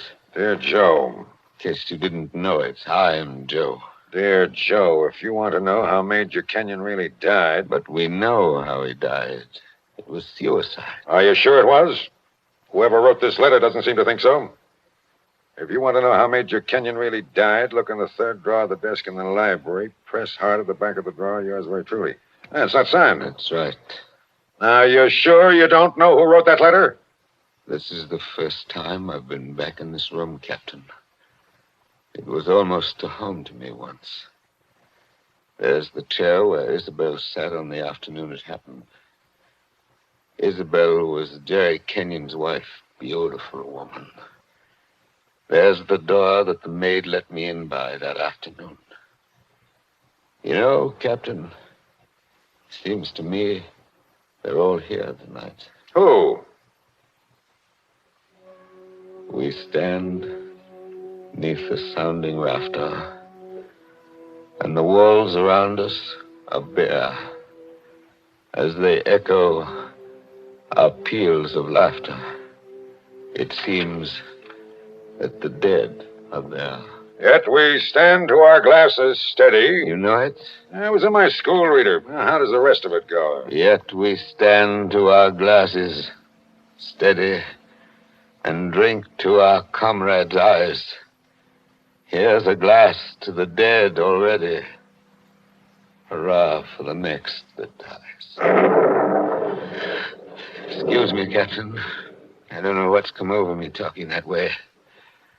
I was very fond of these people. Are you going to look in the desk drawer? This is a lot of nonsense. Then why are you here, Mr. Parker? Jerry Kenyon was always a happy man.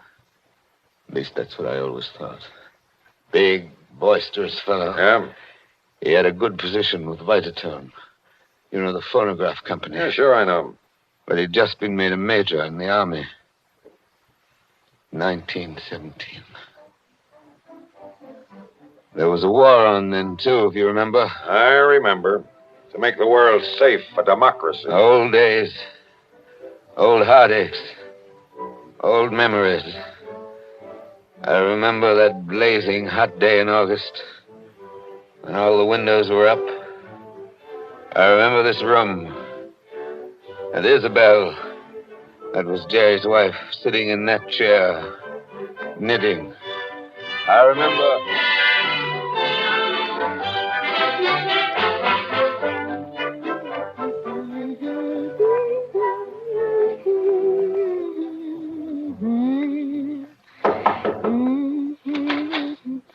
Oh, yes, Kitty. What is it? There's a man to see you, Miss Kenyon. He says his name's Parker. Yes, I'm expecting him. Show him in, please. All right, ma'am. Shall I take your knitting in your knitting bag? Why should you take my knitting? I don't know, Miss Kenyon. I just wondered. You can come in now. Thank you. Hello, Joe. Hello, Isabel. You sent for me? Joe, I must apologize for Kitty. Servants are getting to be a problem nowadays. She looks pretty enough to get along. Oh, Kitty's got large ideas. She wants to go on the stage, if you please, and do imitations, like Miss Draper. She only knew how hard it was acting all your life. Isabel, you've been crying. I have not. At least, Is that why you sent for me? I've missed you. You haven't been here in over a week, Joe. I had an idea Jerry was getting a little tired of having me around this house. Oh, no, Joe. Why, Jerry... Yes, what about Jerry? I wish I knew, Joe. That's why I wanted you here. Where is he, by the way? I want to say goodbye to him before he leaves. He's probably out in the summer house where he works with all those papers. He's got a lot of work to catch up with. He's going overseas tomorrow. Yes, I know. He's out there. He's been out there all day. His last day here, and I've been alone. That sounded like a shot. Yes, it was a shot, Joe, In the house. dear. Doesn't seem to worry you. It's only Paul, Jerry's brother, Paul. Oh, thought you'd gotten him off your hands for good. Jerry asked him out. He got here 2 nights ago. That doesn't make it any easier for you, does it? No, I don't mind. Jerry's fixed him up with a pistol range in the cellar. Paul's a terribly bad shot. Not like the rest of us. You don't seem to like it, Joe. Shall I have Kitty go down and tell him to stop? No, it's bearable. As long as he keeps away. Poor Joe. But, about Jerry, who is it this time? Joe, Jerry's been home 5 days on leave from camp. Well, never mind what camp. But he spent 4 evenings of those 5 with that Fisk woman. Diane Fisk? The redhead with all the money? Oh, she got money? Wow. She must have some attraction then. Please understand me, Joe. It's not that I'm jealous any longer. It's just No, that of course not. Jerry goes his way and I go mine. I may not be without admirers myself, if it comes to that.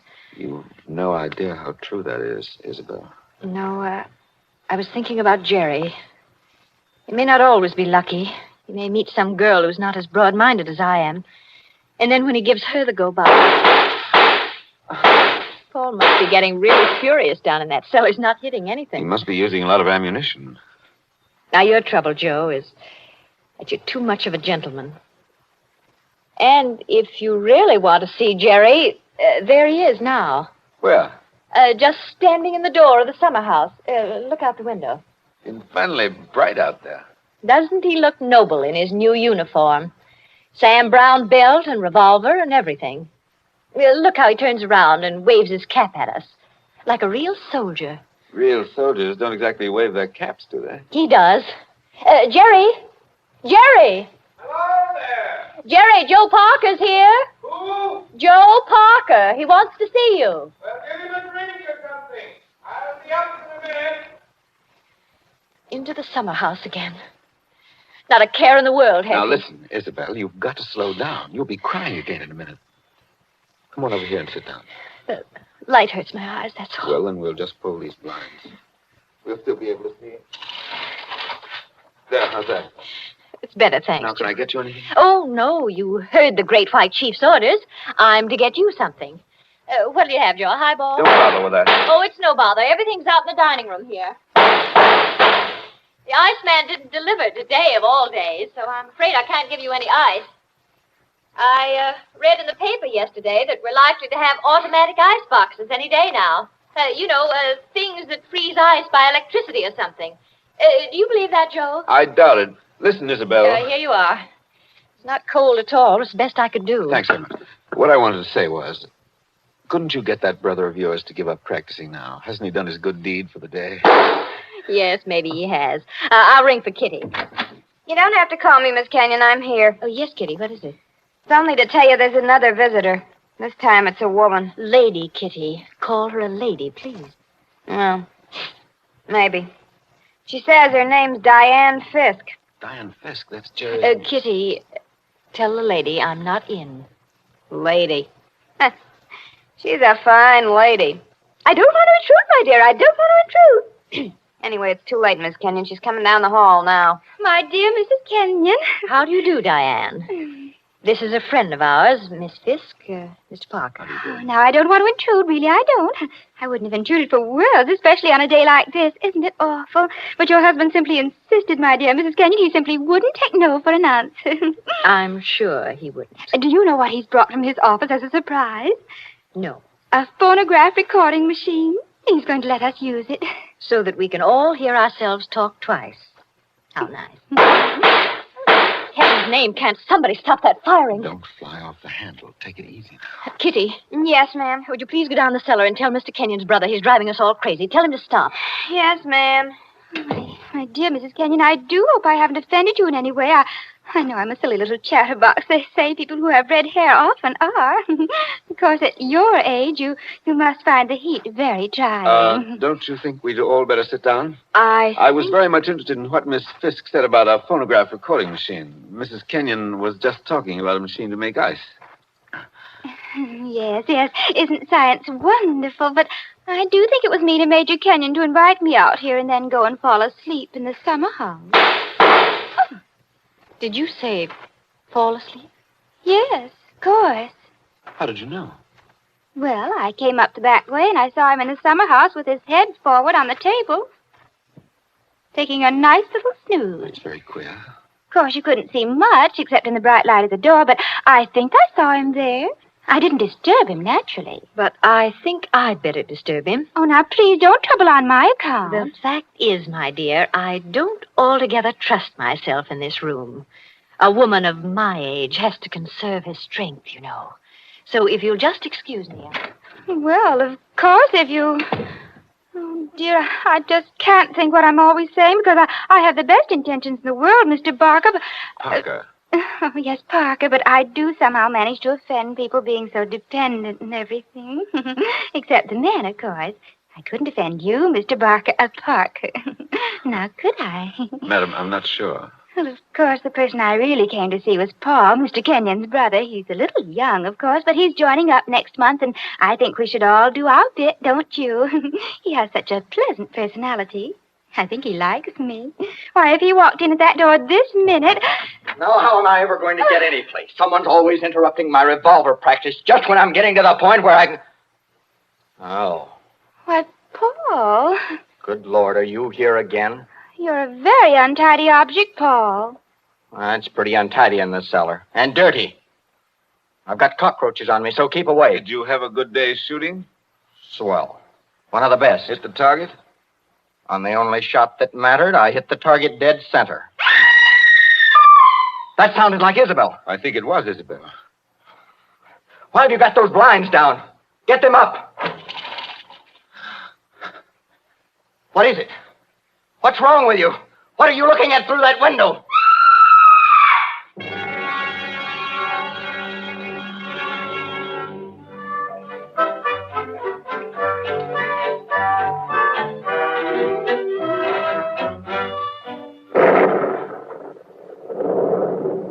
That was 25 years ago, Captain Burke. We found Jerry Kenyon lying across the table in the summer house. He'd shot himself through the head with his own revolver from the holster. It was lying on the floor beside him. Shut up, Zarberg. I see. When Isabel found him, he'd been dead about half an hour. The doctors proved that, did they? Yes, that shot had been fired against his head. The front of his uniform cap was powder burned where the bullet entered. There's no doubt about that. None at all. We never noticed the real shot Because that young lad was shooting off guns like a maniac in the cellar. Precisely. Now they're all dead.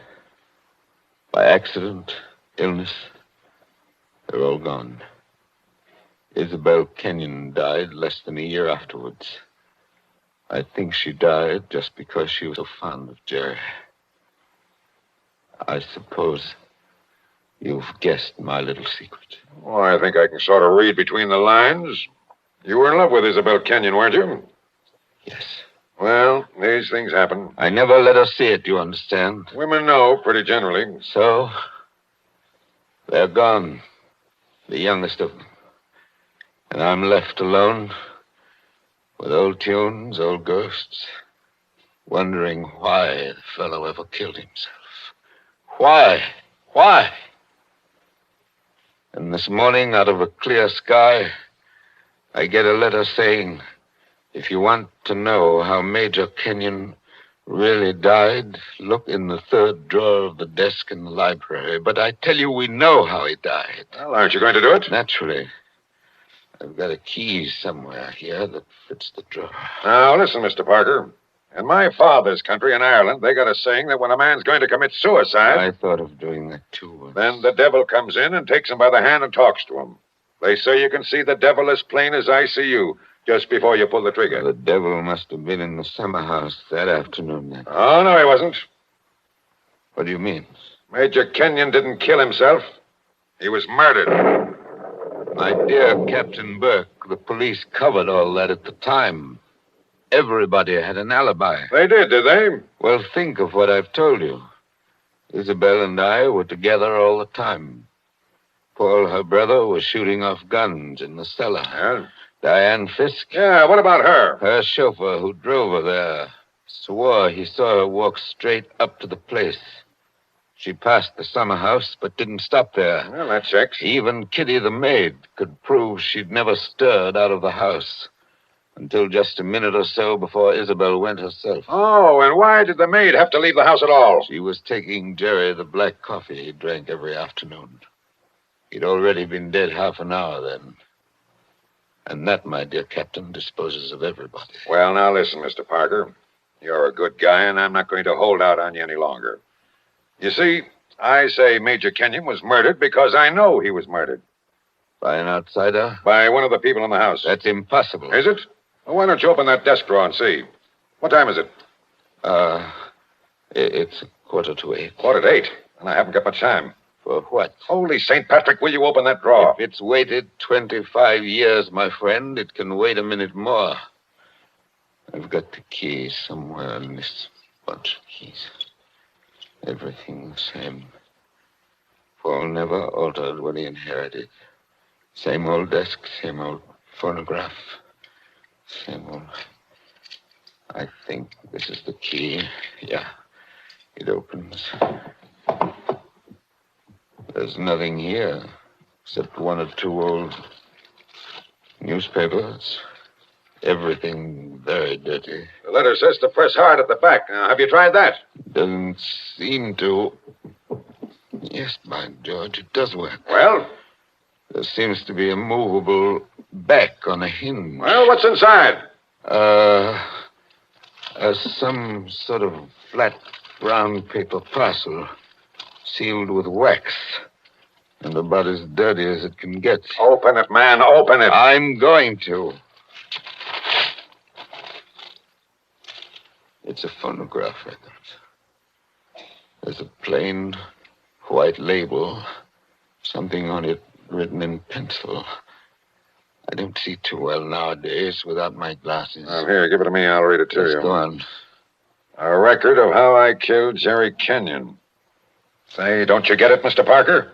This is the real goods. The murderer's going to tell us his own story 25 years later. Be careful. Whatever you do, don't drop it. You seem to be interested enough now. I don't say I'm not interested. I say I can't believe it. You know, when you were talking about the dead coming back and that kind of thing, you sure started giving me goose pimples. But that's just what it is, a dead person. Now, there's the phonograph. Put that record on. Let's hear what the ghost says. Any of them could have made the record, of course. The apparatus was all here. Don't just stand there by the phonograph. Want to work? Yes, it works. Is it wound up? Yes, it's wound up. Here goes. Now, look, Mr. Parker. Whose voice do you think it's going to be? I don't know. Now, I want to warn you. The voice you're going to hear from there... Please, be quiet. Listen. I've started it up. Well, speak up. Who killed Jerry Kenyon? I killed him, Joe, dear. Isabel. I'm sorry about it, Joe, but I had to have you for an alibi. And you were so terribly easy to It's fool. only a phonograph record, man. Don't look at it as if it was alive. You said you and I were always together, Joe, but that wasn't quite true. I left you to go into the dining room and mix a highball, remember? Yes. And I was carrying my big knitting bag. Remember that, too? And there was something else in it besides knitting. I'm an awfully good revolver shot, Joe. I told you we were all good except Paul. And the back windows of the dining room faced the same way as the back windows of the library. Thank you, Isabel. Thank you. Jerry was in the summer house. I made a sign to him from the window, and he came to the door there. In bright sunlight, 50 feet away. True again, Isabel. True Joe, again. don't you know what August heat is in a wooden summer house? Didn't anybody see that no man would be wearing a cap inside on a day like that? Jerry had taken his cap off before he went into the summer house. We saw him do it. He was bareheaded when he came to the door. So I lifted the revolver and shot him through the head. Then I dropped the gun back in my knitting bag and went back into the library with your drink. Isabel. Don't talk back to the thing, There man. was You'll drive me something else screwy. in my knitting bag, too. I had to use it. It was a duplicate of Jerry's army camp with a powder-burned hole already fired through it in the place I wanted. Very clever of you, Isabel. So I've been the goat for 25 years. I waited for some time and then slipped out to find the body. I fitted the new cap over Jerry's head in place where it ought to go. I put the old cap in my knitting bag. I took his revolver out of the holster and kept it. The gun that I'd used, I dropped on the floor beside him. So I proved it was suicide. You see? You proved it to me. Joe, listen, I'm very sick. They tell me I'm going to die. You are dead. Joe, I'm afraid. I'm going out in the dark, and I don't know what's there. Don't go away, Isabel. Come Joe, Just for a minute. Okay, I've had just about enough of this. Joe, I want you to tell everybody about it. I want you to tell them how a poor, crazy woman couldn't stand that man any longer, and how... There. It's cut off and it's going to stay cut off. Thank you. I've heard about enough, too. But you can't arrest her now, my friend. You can't arrest her now. After hearing that, I'm not going to arrest anybody. Tell me, Captain. Did you know what was on the record? No. That's why I had to hear it. I knew about it, but I wasn't sure what it had to say. But so help me, I never guessed how hard it would hit you.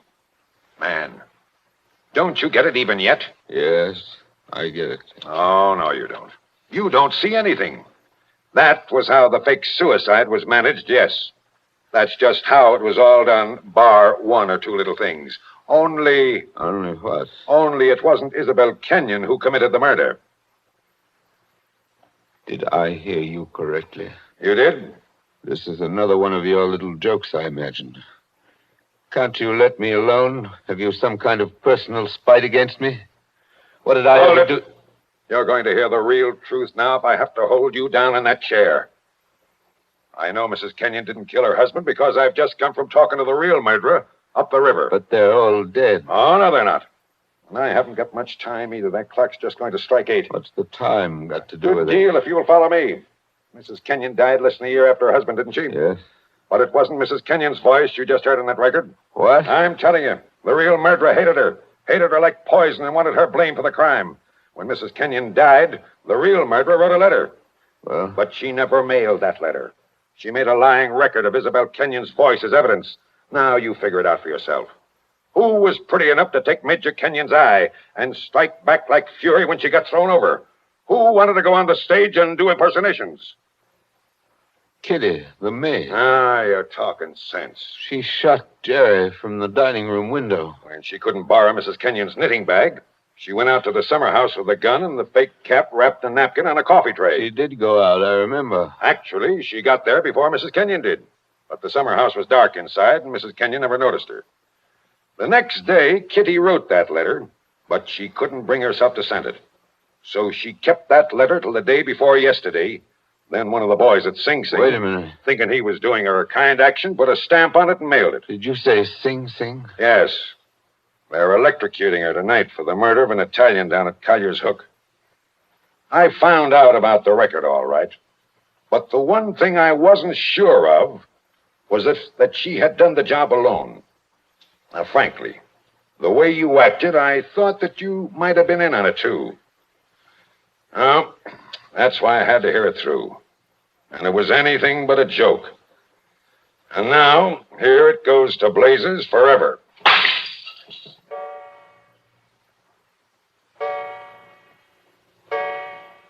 Eight o'clock. Now she's dead.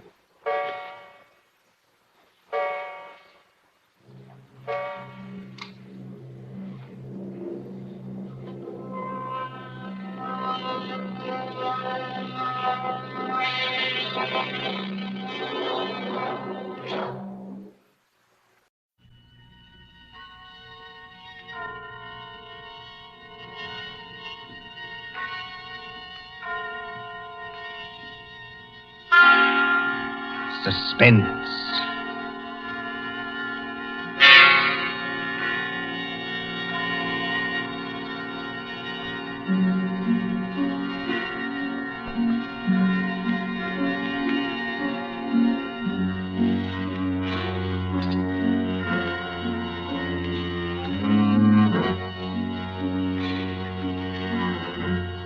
The thrill of the nighttime, the hushed voice and the prowling step, the stir of nerves at the ticking of the clock, the rescue that might be too late, the crime that is almost committed, mystery and intrigue and dangerous adventures.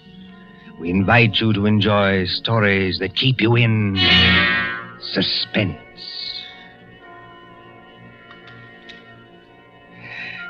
Can a man stake his life against $25,000? Can another and cleverer man track him down like a hunter, stalking his prey and kill him within 5 hours? Can you make a bet with death and win? For Suspense, tonight we present Will You Make a Bet with Death by John Dixon Carr.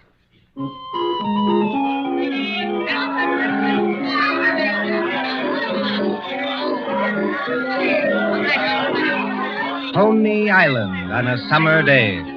There's the beach, bright colored with bathing suits. There's the boardwalk, all straw hats and summer dressing. There's the Ferris wheel and the roller coasters.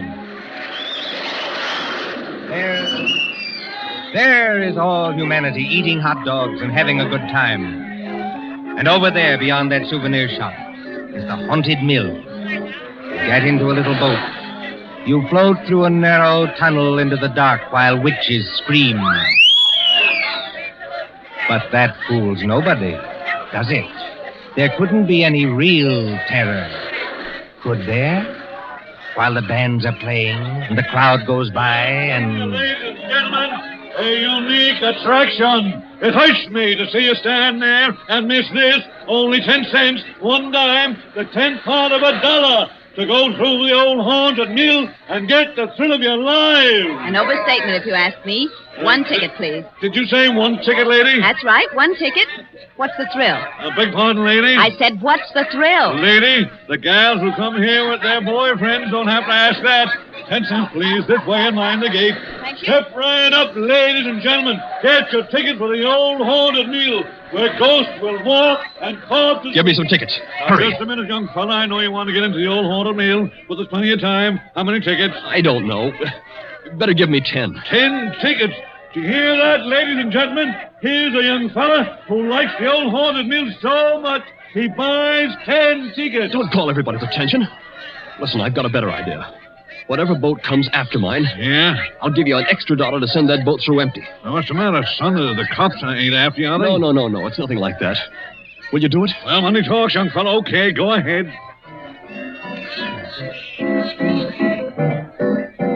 Isn't there an empty boat here? Well, really? You've got such a great objection to riding in the same boat with me? Oh, I'm sorry. I didn't mean that at all.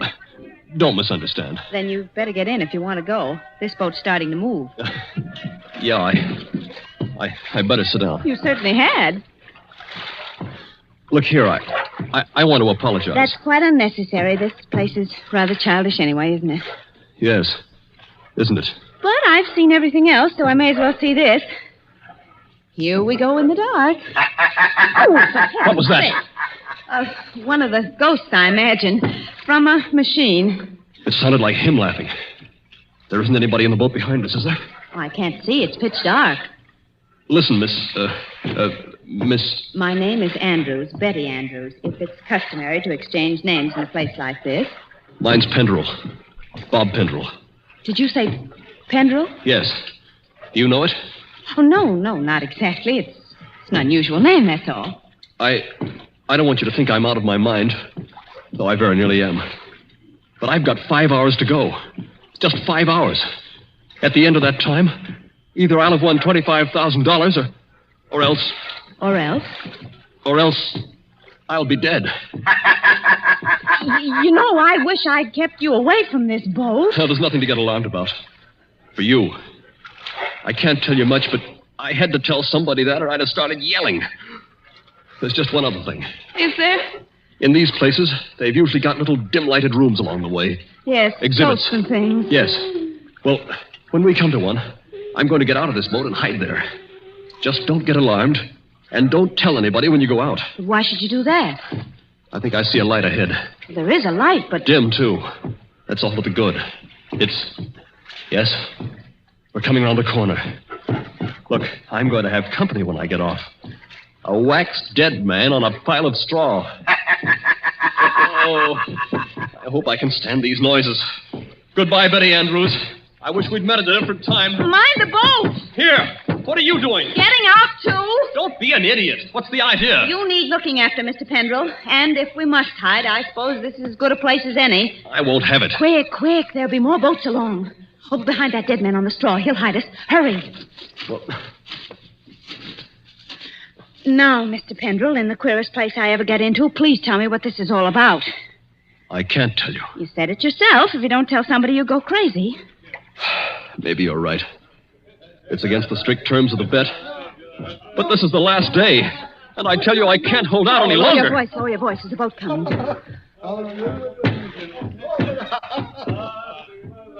I wonder if you ever heard of my stepfather, John Destry.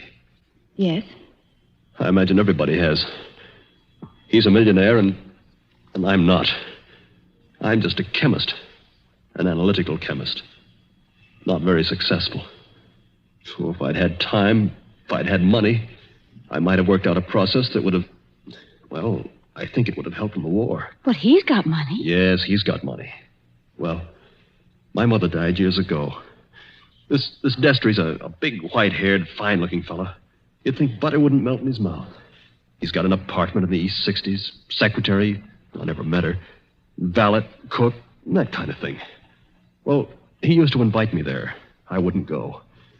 Then he got hold of a book I had to have, a German work on chemicals. So I went. After dinner, in that study of his, over the brandy.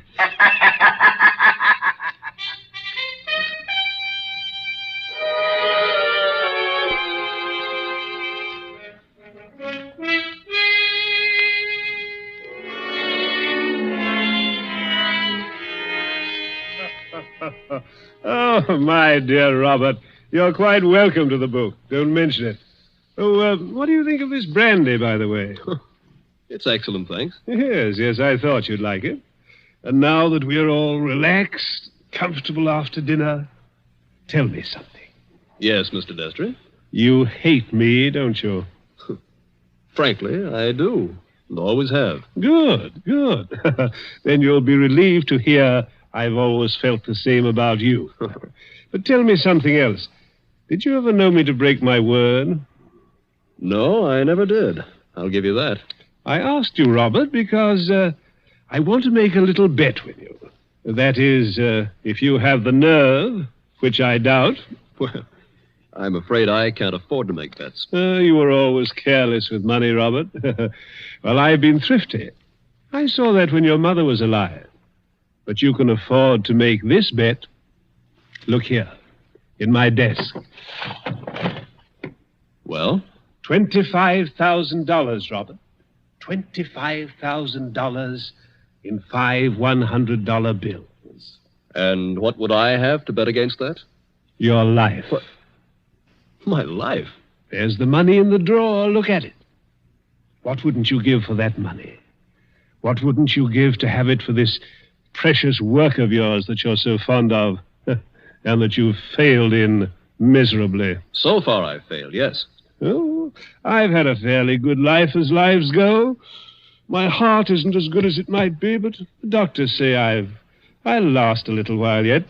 But before I go, there's one pleasure, one little exquisite thrill for me to experience. I want to commit a murder. Yes, I said a murder. My bet is that I can kill you within 6 months, and that you can't stop me, and that I'll never be punished for it. What do you say? Yes or no? I believe you mean that. Of course I mean it. And just how would you propose to kill me? That would be telling. You know, if I had time to think this thing over... There's no thinking it over. Now. Yes or no? Yes. You must need the money badly, Robert. I do need it. But oddly enough, Mr. Destry, that isn't why I'm doing this. No? No. I want to show you can't play the Lord Almighty and get away with it. Are you challenging me? Yes. You don't think I can do it? I know you can't. We mustn't get excited, Robert. There will be conditions to the bet, you understand? What conditions? First of all, you'll never mention this matter to anyone. All right. That seems fair enough. You'll remain within the city limits of New York for 6 months. You'll spend at least 1 hour of every day walking the open streets alone. All right. You'll spend at least 1 hour every evening in your own room alone. I may come to see you, or I may not. Trying to scare me already, are you? Finally, you'll write out a little note and give it to me. There's pen and paper on the desk in front of you. Write it now. Let's hear what I have to write before I do anything like that. You will write, I am a failure. You can't stop harping on that, can you? I am a failure, and this was the only way out. I wouldn't have done it otherwise. A suicide note? Yes. I intend to use it when I, operate. And if I won't write it? Ooh, then there's no bet. All right, I'll do it. It's now, let's see, 9 o'clock on the night of January the 10th. If you're alive and not in a madhouse... Does that go into the bargain, too? Yes. At 9 o'clock on the night of June 10th, given those conditions, you will receive $25,000. Can't you hear the dice rattle, Robert? You're playing with death now. I know it. Aren't you going to finish your brandy? No, thank you. Oh, then pour it back into the decanter. You heard me. Pour it back into the decanter.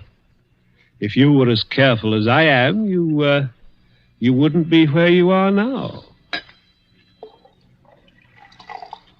That's right. Always be thrifty. I can promise you, by the way, that you'll always be perfectly safe as long as you're in this apartment. But that's the only concession I make. I notice your hands are steady at the moment. I wonder what they'll be like a month from now.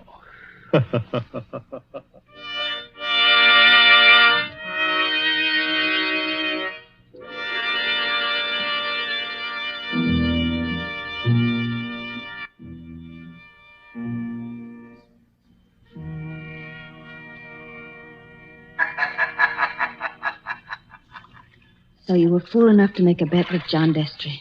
Listen, Betty. I want to tell you what else happened the same night. I got on a Fifth Avenue bus and started to look through that book that Destry gave me. It was a book that I wanted about poisons. Well, just as I opened it, I felt something sharp prick my fingers.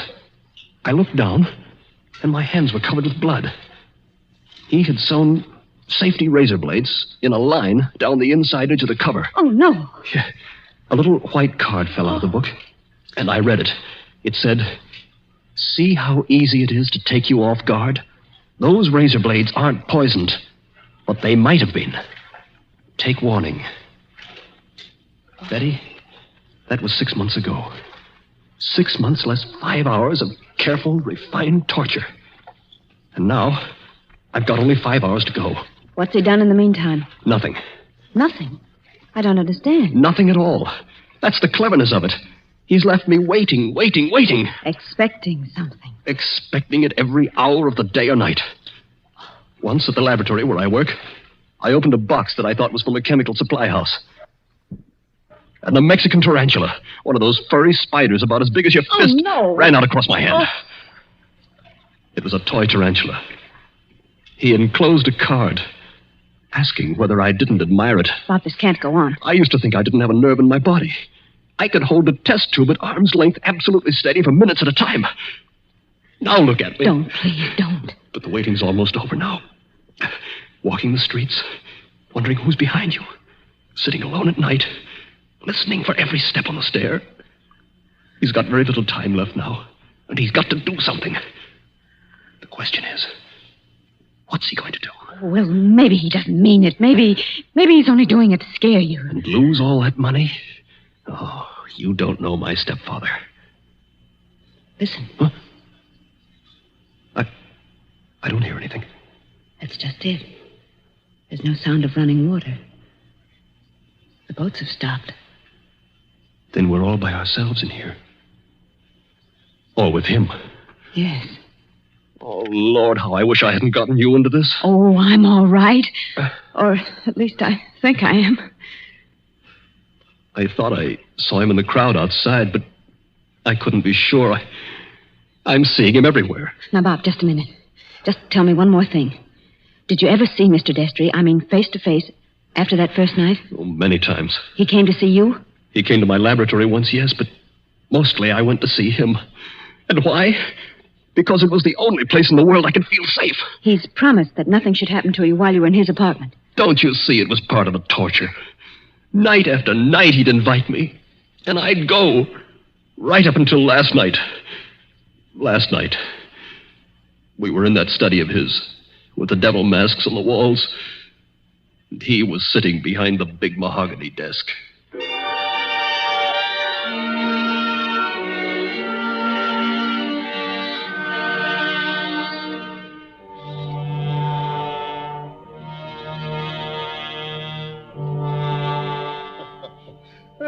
My dear Robert, I'm pleased and even touched to have you here on the last night before you, Why don't you say die and get it over with? Oh, well, let's not say die. No? The clergy contend that we never die. We only change. Now let that be a consolation for you. Must you be going so early? There's that 1 hour at home rule to our bet, if you remember. I remember. You're keeping to the rule. Yes, and I mean to beat you at this if it's the last thing I ever do. The last thing I ever do. That's an unfortunate choice of phrase, Robert. My boy, you haven't a chance. Something's going to happen to you within the next 24 hours when you least expect it. Will you answer me one question? If I choose. Have you decided how you mean to kill me? I decided that 6 months ago. And you still think you can get away with it? It's a method which has never been known to fail. I give you my word of honor on that. Is it sudden? Yes, and no. Wouldn't you like to know what it is? Good night, Mr. Destry.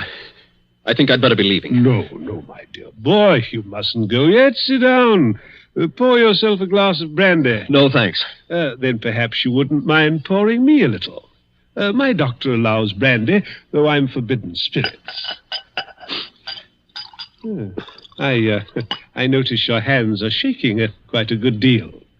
They weren't like that 6 months ago, were they? No. You were full of confidence then. Oh. And it grieves me to see you waste tobacco by lighting a cigarette and putting it out immediately. Oh, it's no use lying to you. But I'm going to beat you just the same. You wouldn't like to back out now? After what I've been through? You'd still have your life. I'll keep it, thanks. That's very unwise of you, Robert. Still, you must decide. Oh, I was expecting my secretary a little later to dictate some letters. But now, I think I'll leave her a message that I've gone to bed and turn in myself. Tomorrow is likely to prove an interesting day for both of us. Here's your hat, here's your briefcase, and let me wish you a fond, peaceful, and happy good night.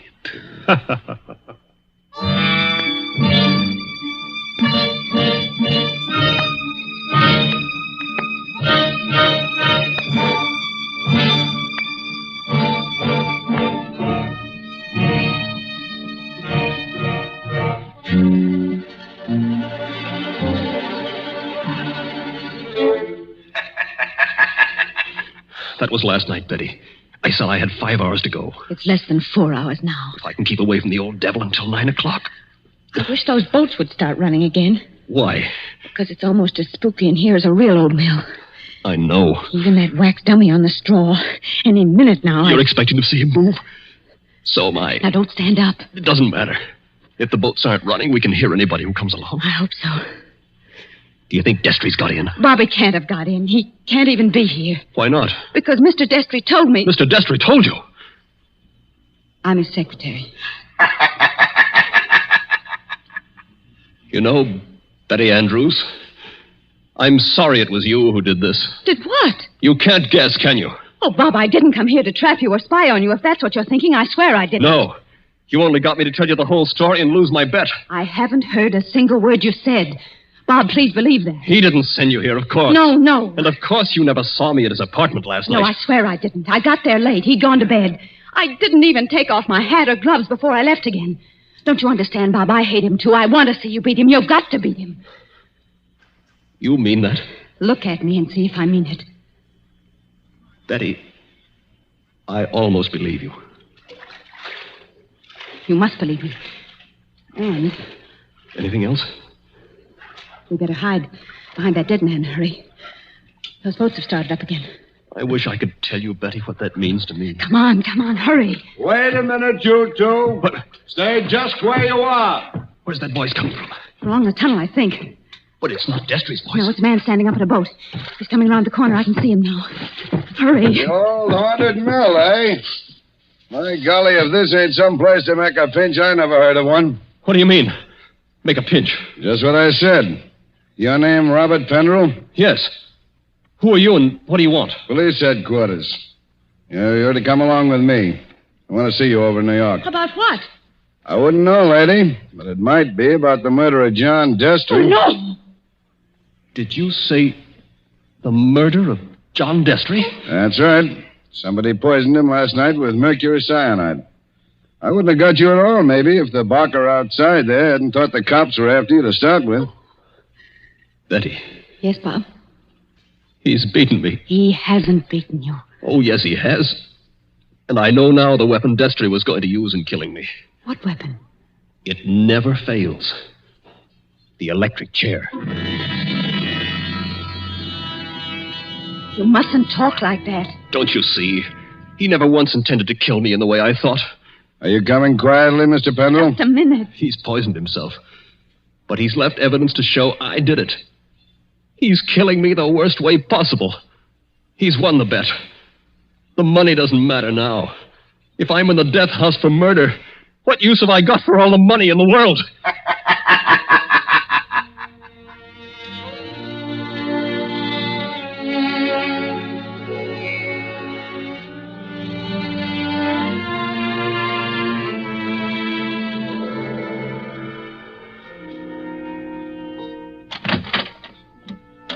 Mr. Pendrell, let me introduce myself. My name's Mullen, Inspector Mullen.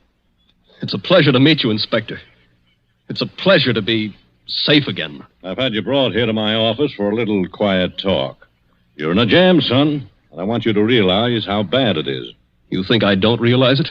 John Destry was poisoned with mercury cyanide administered in a glass of brandy. And only my fingerprints were on the glass besides his own. I can guess. Mr. Destry's body was found this morning lying behind the desk in the study. There was an empty glass with traces of brandy and cyanide. Now, we haven't had the full autopsy report, but the smell of that stuff is pretty distinctive. They tell me you're a chemist, Mr. Pendrell. That's right. The boys find that 8 grains of mercury cyanide are missing from your laboratory. Where he visited me a month ago. And in your briefcase, which you took away from his apartment last night... He handed it to me. I remember. We found over $1,000 in cash. Now, take a look at this note. Did you ever see it before? Well, yes. I wrote it. You admit that? Yes. It says, I was a failure, and this was the only way out. I wouldn't have done it otherwise. Where did you find it? Torn up in little bits. You started to write a confession, and then you couldn't face the consequences. But you shouldn't have left the pieces behind. You're infinite, my boy. Unless... Unless what? Now, if you'd like to confess here and now, and maybe we did a little deal about second-degree murder... Oh, why... Inspector, why bother to string me along? How do you mean, string you along? There's no second-degree murder on a poison charge. It's the death house or nothing. He saw to that. It's too bad you had to go and kill him, son. Didn't you know he had an aneurysm? A what? Fatal heart disease. He said that he had heart trouble, but... Heart trouble? His doctor says he couldn't have lived 8 or 10 months anyway. And you might have got something in the will. So that's why he did it. Did what? Killed himself. You still stick to that crazy story you told the boy? He's going to kill me, isn't he? With 3,000 volts of electricity. Inspector Mullen. What are you doing here, Sergeant? Didn't I say I wasn't to be disturbed? All the same, Inspector. I thought I'd better do it. There's a young lady here, a Miss Betty Andrews. I think you'd better see her. I'll see her when I'm good and ready. And I think you'd better see her, Inspector. We've just heard from Mr. Destry's lawyer. Well? He said that young fellow there, Mr. Pendrell, inherits $25,000 in Mr. Destry's new will. Did you hear that, son? Do you see what you'd have gotten if you hadn't gone and killed him? He was keeping his promise, that's all. A fine lot of good it'll do me now. But look, Inspector, I've just talked to the medical examiner, and he says there's no poison in Mr. Destry's body. Say that again? There's no poison in the old man's body. Somebody's kidding you. An empty glass with the smell of mercury cyanide and a dead man with a congested face behind the mask? What did kill him then? Well, if you'd like to listen to Miss Andrews, Inspector, she's right here now. I think you'd better listen, Inspector. I've been trying to tell you all afternoon. Go ahead, Miss Andrews. I've been over and over it. But until they got the medical report, nobody would listen. Can you tell us what killed John Destry? Yes. Poison killed him. But the sergeant's just been saying there was no poison in the body. Inspector, will you listen? I was at Mr. Destry's apartment late last night. Well, so what? You didn't kill him, did you? The servant said he'd gone to bed. So I looked into the study to see if there were any instructions. Was Mr. Destry dead then? I don't know. I couldn't see his body because it was hidden behind the desk. I didn't even learn he was dead until late this afternoon. But I did see a full glass of brandy. A full glass, did you say? Yes. So I picked up the glass and poured the brandy back into the decanter. That's what he always made us do. And I didn't leave any fingerprints because I was still wearing my gloves. And that was the same glass you later found empty. But you still are not telling us what was the poison that killed John Destry. It was the poison in his own system. He worked out this plot to convict Bob Pendrell. Only just as he stretched out his hand to drink the cyanide... Inspector, I think I see it. It was his last great hour. He couldn't resist such gloating as he'd never known before. That's it. His heart wouldn't stand it, and he fell dead behind the desk. And I think, if you study the expression on his face, you'll find he died laughing.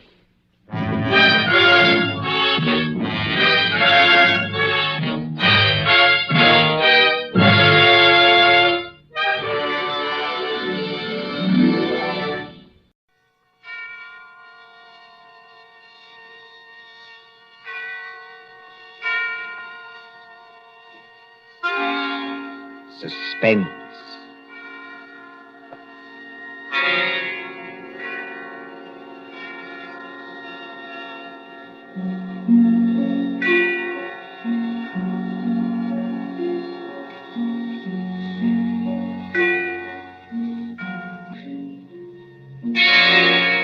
Suspense. For Suspense, tonight we present Menace in Wax by John Dixon Carr.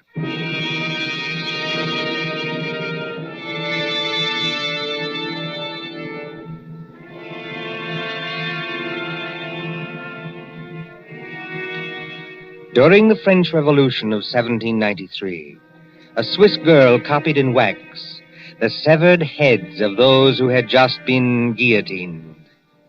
She married a Frenchman named Tussaud and came to London, and she founded Madame Tussaud's Waxworks.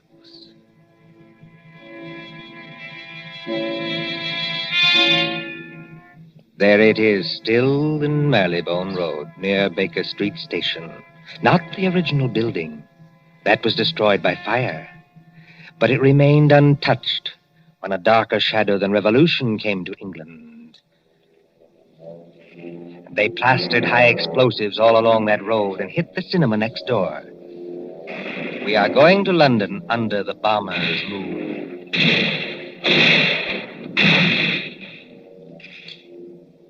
Late one night in March of 1941, a young man hurried up to the great glass doors of Madame Tussaud. Hey, open up here. Isn't there a night watchman around this place?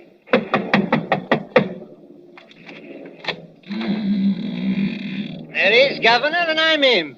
Now, what do you want at this hour of the night? My name is Rogers. I'm from the Daily Record. Oh. If you'll let me get inside, I'll show you my press card. Didn't you get any orders about me? Well, maybe I have at that.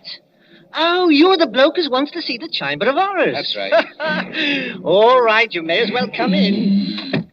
My paper got a tip there's something funny going on around here. Something funny going on here? That's a good one. The rain's not very heavy tonight, is it? No, they're going over. You ain't heard where, Governor? We got a teletype flash. There was the Midlands. Lord lummy, and I've got a sister in Birmingham. Oh, why can't she come and stop in a nice, safe place like London? There's the Regent's Park guns opening up again. Makes your teeth rattle and shakes the hats off the dummies' heads. You know, this chamber of horrors is getting to be popular tonight. You mean there's been somebody here before me? Yes. A woman? That's right, Governor. About 5 feet 2 inches tall, very pretty. If you like 'em, brunette and big-eyed and a phony French accent. No, Governor, no. This was only an old lady that lost her handbag. Oh, thank the Lord for that anyway. Now then, what is going on around here? Well, I don't know, Governor. You'll have to ask Pearson about that. Who's Pearson? Oh, he's the bloke that's the watchman down there. He's old and he imagined things. He phoned your piper. Have you got an electric torch? Yes. Then go straight on through the marble hall and down the stairs on your left. And don't speak to the policeman, 'cause he's wax. Yes, that's the way, Governor. That's the way to the Chamber of Horrors. Thank you.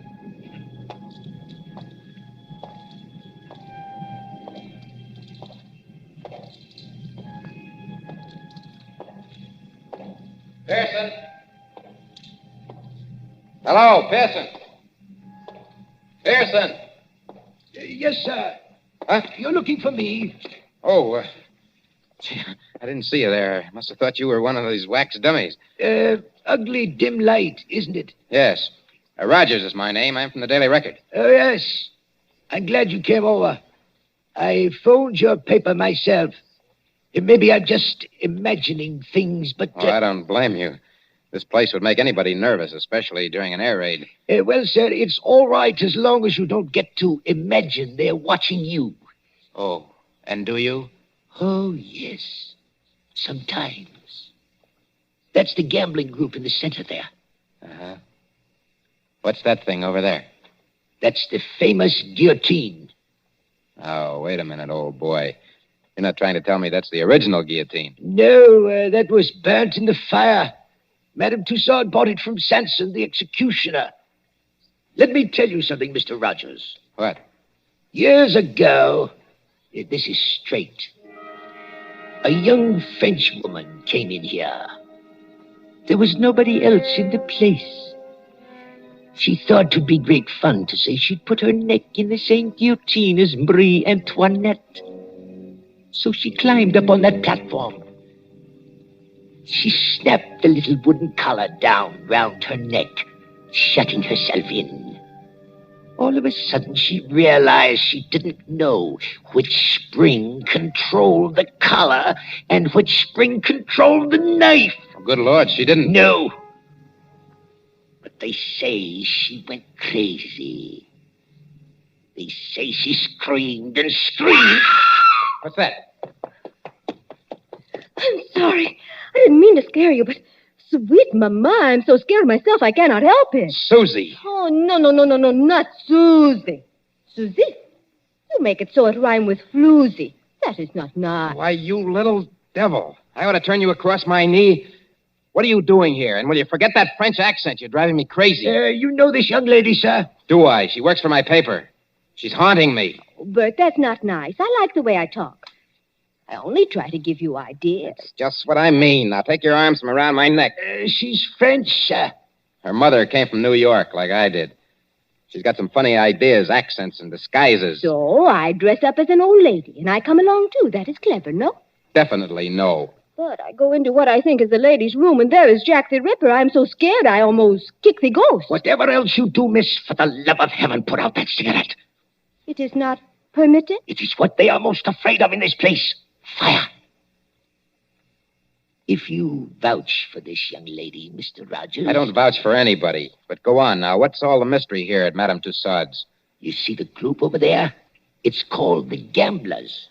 That 3 men and a woman in 18th century costume sitting around a table playing cards? Yes. And about once a week, when the lights are out... Yes? Those dummies do play cards. Is this a publicity trick of some kind? Oh, no, sir. Then what's the game? I'm not crazy. I know they don't actually do it, sir. What I want to know is who changes the cards round in their hands and why. Well, could anybody? Anybody from the outside, I mean, get in to change the cards? Oh, yes. There's a back door. But why would anyone want to break in here just to change those cards around? Mon cher Ben, écoutez. Listen. I have make a discovery. Listen, if you're going to talk, speak English. Or better yet, just keep still. But I have made a discovery. This card game, What about it? it is crooked. Here is a man which has 2 deuces of hearts in the same hand. Listen, Susie, I don't give a... Wait a minute. Let's have a look at those cards. I give you ideas, yes? Susie, for once you're right. And look here. 2 of these players have all the clubs and hearts. The other 2 have all the diamonds and spades. Susie, how many letters in the alphabet? 26, no? And twice 26 is... 52. The number of cards in a pack. Give me a pencil, Susie, quick.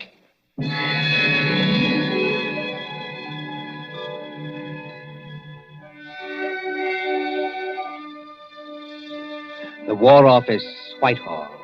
MI5, headquarters of military intelligence. There next morning in the map room used as an office by Colonel Warrender. Mr. Rogers, I am a busy man. I appreciate that, Colonel Warrender. Anyhow, sit down. Thank you, sir. Now, what's all this? These cards you claim form a code, is that it? Yes, sir. Now, look, sir.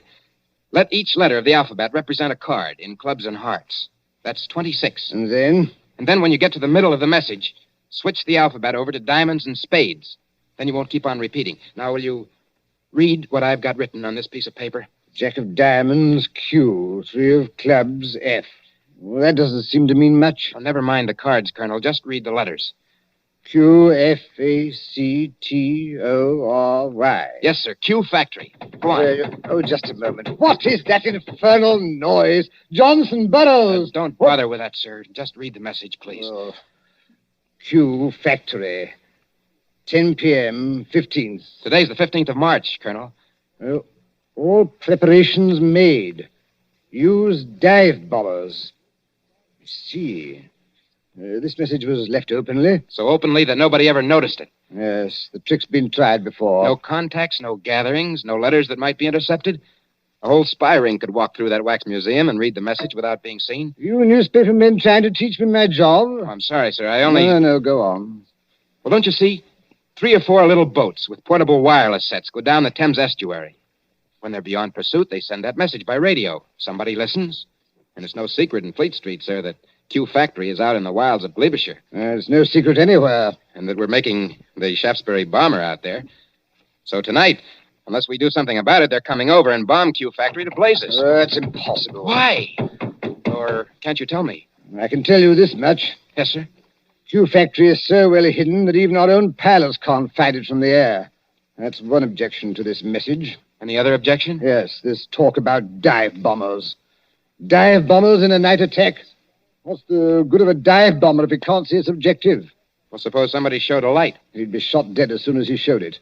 Every inch of country for a quarter of a mile round the factory. A quarter of a mile, Mr. Rogers, is patrolled day and night. Well, just the same, they're going to have a try at it, sir. How? I don't know how. Then, if you'll excuse me, Mr. Rogers... Well, listen, Colonel Warrender, will you give me a pass to go down there to the factory? Certainly not. No one's permitted to go there except the workers. How is the place defended? There's a night fighter station nearby, and several batteries of 4 3.7 guns. Then give me a pass to the fighter station or to the gun post. That's a legitimate newspaper request. Well, I might manage a pass to one of the gun posts here. Then you'll do it? Well, what on earth is that infernal row? It sounds like somebody locked up in a coat cupboard. Yes, as a matter of fact, Colonel, it is somebody locked up in a coat cupboard. A young lady, so-called. A young lady? Who locked her up? I did. And just what the devil do you mean, sir, locking up people in coat cupboards in the War Office? Well, she's a bit excitable, Colonel. I thought that she'd better not see you. Oh, thanks for the consideration. There's just one other favor I'd like to ask. As well? If she asks you for a pass, don't give it to her. Don't give it to her under any circumstances. What's her name? Susie Dubois. You're rather too late for that, young man. The Public Relations Office granted her a pass 2 hours ago. What? Oh. A woman to an anti-aircraft battery? This is what we call a mixed battery. Women on the guns as well as men. She said it would make a good human interest story for the press. I must say, I agree with her. One moment, Mr. Rogers, before you go. Yes, sir. That gun post is fully 2 miles from the factory. You can go there, but if you take one step further, you'll be shot on sight by our guards. I warn you. I'll be careful, Colonel. I'll be careful.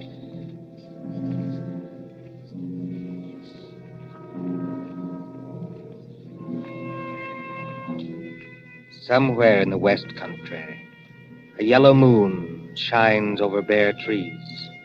A white mist, moving, clings to the ground.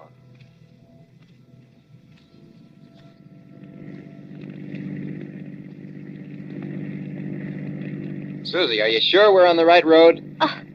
Mon cher, they have taken away all the signposts in case there is an invasion. I know that. But I follow the map. The map cannot be wrong. We've been driving for hours. Must be... Yes, it is. Nearly 9:30. Half an hour to go. Trees, and still more trees.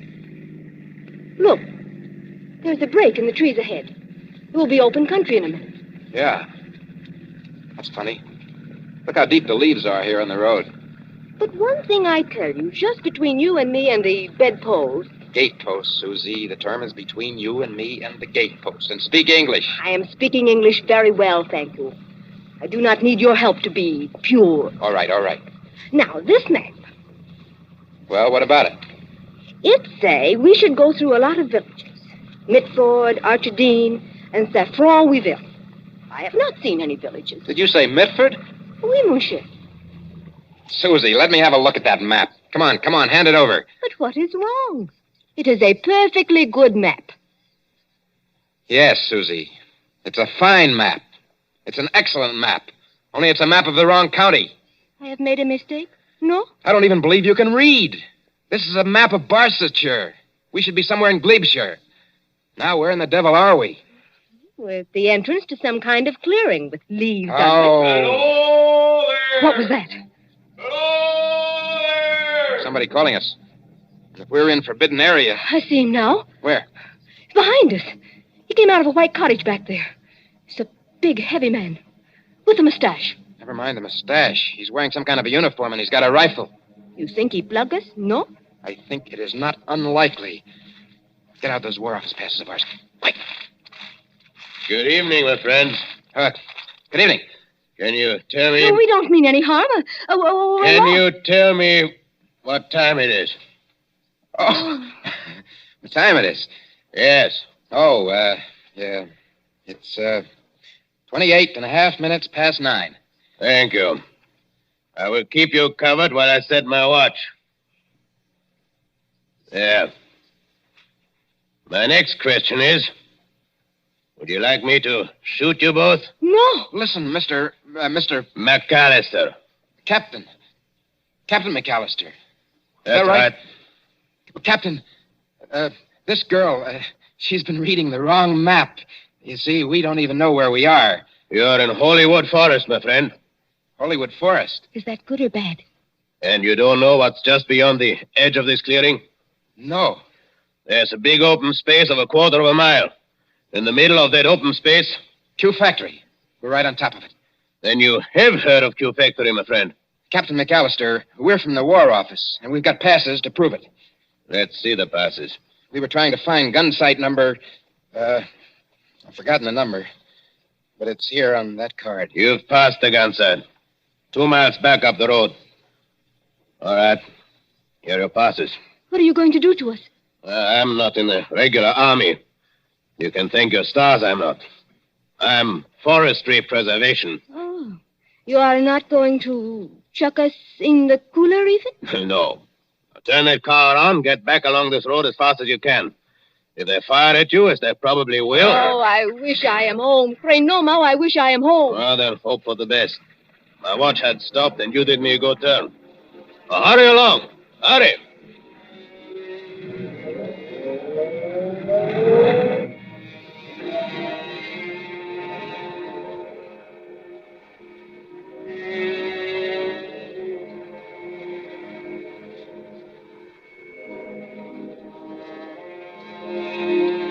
Gun sight of heavy attack battery. 4 3.7 guns against a moon growing clear white. White as the concrete emplacements. Sealed against light were the crews, men and women, sitting, waiting. Well, sir, glad to have you both here. But this idea of yours about dive bombers attacking a blacked-out factory in the middle of a forest is rather fantastic, don't you think? Well, I admit it doesn't make much sense, Captain Bronson, but I have a hunch that I'm right. Well, glad you and Miss Susie drove out. Don't see many strangers. Frightfully boring. Nice country, of course, good air and everything, but dull. Dull as ditch water. What's that? Only some of the lads and lasses inside.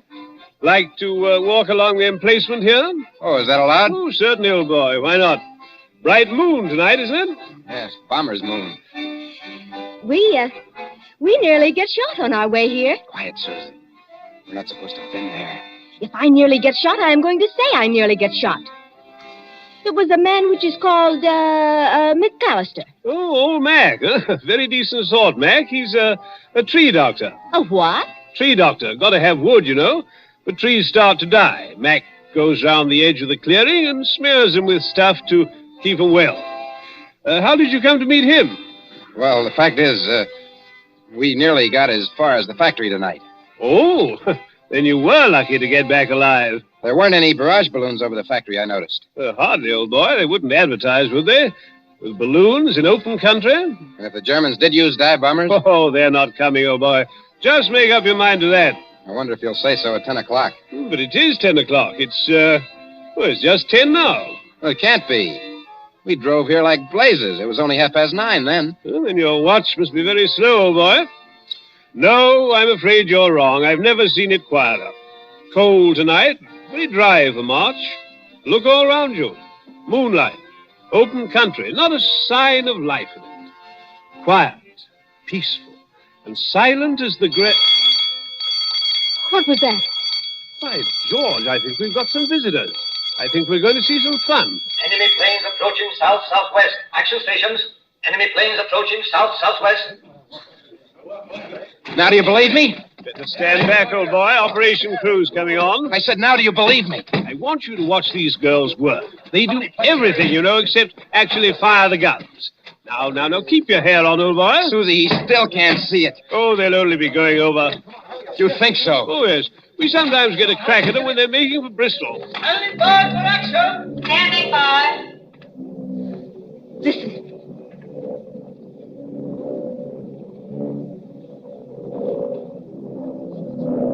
I have heard that noise 1,000 times, but every time I hear it, I get sick. They're flying ruddy low, you know.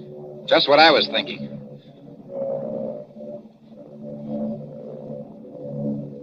Spotter! Any identification? Junkers, 88. Dive bombers. Height, 5,200. Now, look here, you two newspaper people. Yes, sir? There might be things popping, you know, can't tell. I'd like to get below. No, thanks. I don't like this, Bert, but I'll stay too. Rangefinder, on target. Look here, you two. Those War Office passes you gave me, I'm not supposed to keep them. Now, I'd better give them back, just in case. Predictor, on target. Here we go, ladies and gents. Fire. Stand by. Predictor on target. Fire. Stand by. Predictor on target. Headquarters message, sir. Fire. Yes, Corporal? Hold your fire. Night fighters taking off. Hold fire. Night fighters taking off. Hold fire. Message understood. What is the matter with them? With who? Those Boche planes. They're still a good way off, but they don't come any closer. Must be going over after all. They're circling. I think they're waiting for a signal. Anyhow, here are your War Office passes. You seem to have got them all smeared with oil. Oil? That is all right, Monsieur. When we get them back from Captain McAllister, they have oil on them. I think maybe he dropped them on the leaves, because there's oil on the tires of the car, too. Then I think how always in this we meet things that burn. At Madame Tussauds last night, they would not let me smoke a cigarette in case of fire. Fire. That's it, fire. What's the matter with you, old boy? Why did that fella, way out at the end of nowhere, want to know what time it was? Are you scatty? McAllister, you told me so yourself. He goes around the edges of the clearing and smears the trees with stuff to keep them well. Well, what about it? Suppose it was crude oil. Suppose between each tree he laid an invisible fuse of dead leaves soaked in oil. I don't understand. In 30 seconds, a complete square of fire runs around the limits of the factory grounds. That draws the bombers in. Then as the flames blaze higher, they've got enough light to dive on their target. There. Our night fighters are letting loose. Brunson, I see it all now. Come on. We've got to get to that tree, Dr. McAllister. It's a matter of minutes.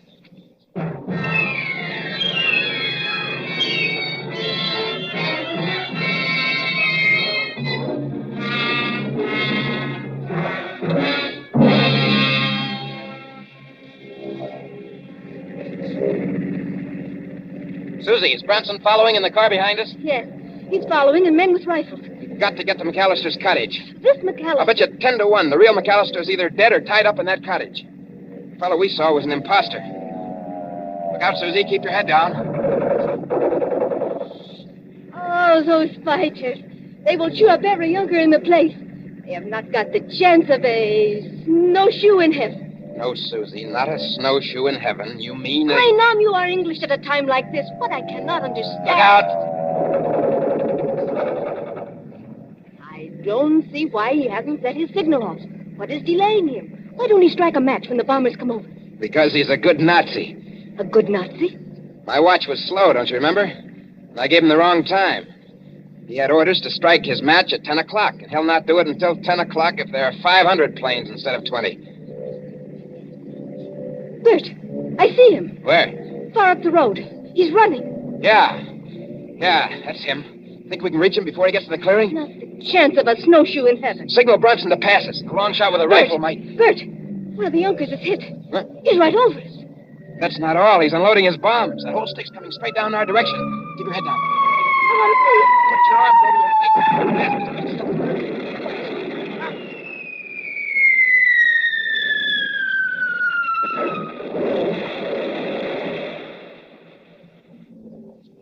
Are you all right?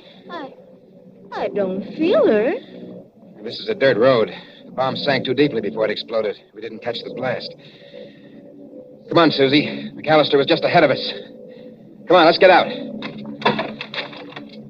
We can't drive any farther. This road is full of bomb craters.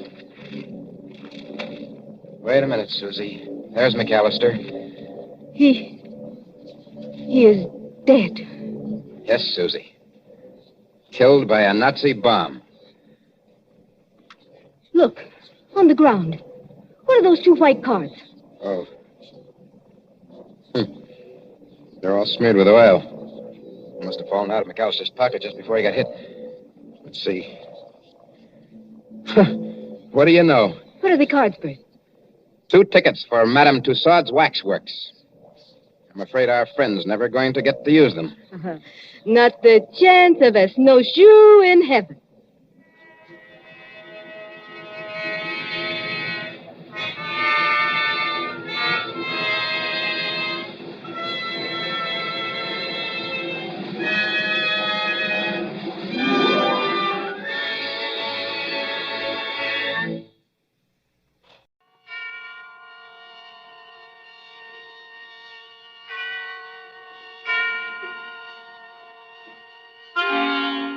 Suspense.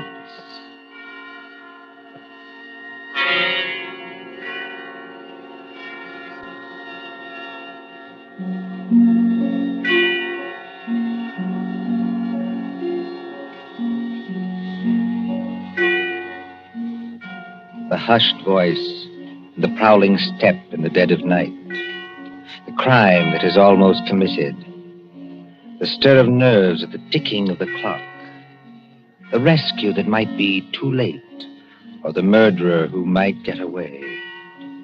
Mystery and intrigue and dangerous adventure. We invite you to enjoy stories that keep you in suspense. For Suspense, tonight we present The Body Snatchers by John Dixon Carr.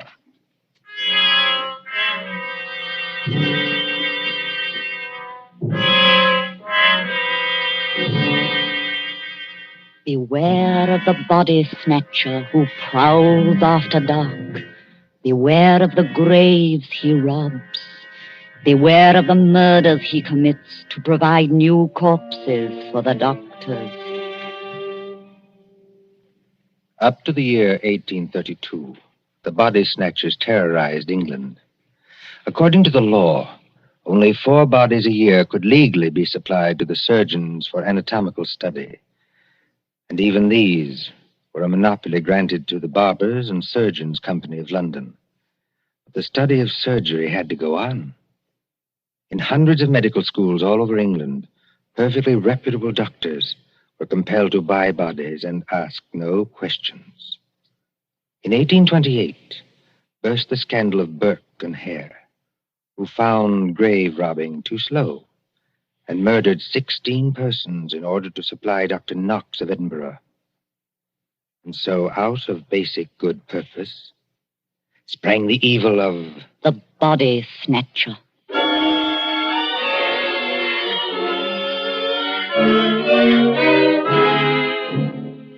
Turn back the clock now to a cold night just 110 years ago. Look into the brick kitchen of a house on Wandsworth Common, not far from London. There, in the light of a tallow dip, sits old Mother Slade in her draggled bonnet. What's a keeping 'em? 2 hours. 2 mortal hours by the Dutch clock. And they're not here yet. Mother Slade? The graveyard not half a mile off. And once I thought I heard church bells ring. And once... Mother Slade, did you call? No, my girl, I did not call. But I thought I And heard... what are you doing up at this hour, my girl? I was only locking up, Mother Slade. Ain't it enough to have taken you over from a good-for-nothing mother not worth the gunpowder to blow her up? Please, Mother Slade. And given you a good home? And brought you up practically like a lady? With only the housework to do? I'm sorry, Mother Slade. Only I wish you wouldn't talk like that about me own mother. And what do you do, Peggy Lester? You stop up until this hour. You mislay me snuff box 20 times a day. I was only going to say, I thought I heard a horse and cart in the lane. In our lane? Yes, Mother Slade. There it is now. Yes. Easy, my dears. Drive easy with the merchandise. The doctors don't like it if you bump the merchandise. Merchandise, Mother Slade? What's that? I'll tell you what it is, my girl. I didn't mean anything, Mother Slade. It's your Uncle Matt and your cousin Rob are coming home from their business. That's what it is. You hear that, Peggy Lister? I didn't mislay your snuff box. It's on the table. And if you don't want me to take my fingernails to you instead of a strap, you get on up to bed this minute, do you? Yes, Mother Slade. I'm a-coming, my dears. Don't be impatient. I'm a-coming. Nasty dim light this candle gives. Oh, old Mother Slater's got the rheumatic so cruel she can hardly move. Just pull back the bar, open the door. Wilmette, did you get it? Did we get it? Strike me blind, but that's a good one, ain't it, Rob? Stir the gab, can't you? Get inside and close the door. They ain't after you. Ain't they? Can't you hear anything? Thought I heard church bells. More like a perishing funeral bell, if you asks me. Take it easy, Rob. Take it easy. We've shaken them off. Have we? I wish I was as certain as some people. The spades and sack is still in the cart. Let 'em stay. Who's a-coming to find 'em? Then you didn't get it after all, you six-skull pair of... Now, don't you start a-blaming us. Now, you shut your potato trap, Mother Slade, or Matt'll make you shut it. What happened? I'll tell you what happened. We was too quick, that's what.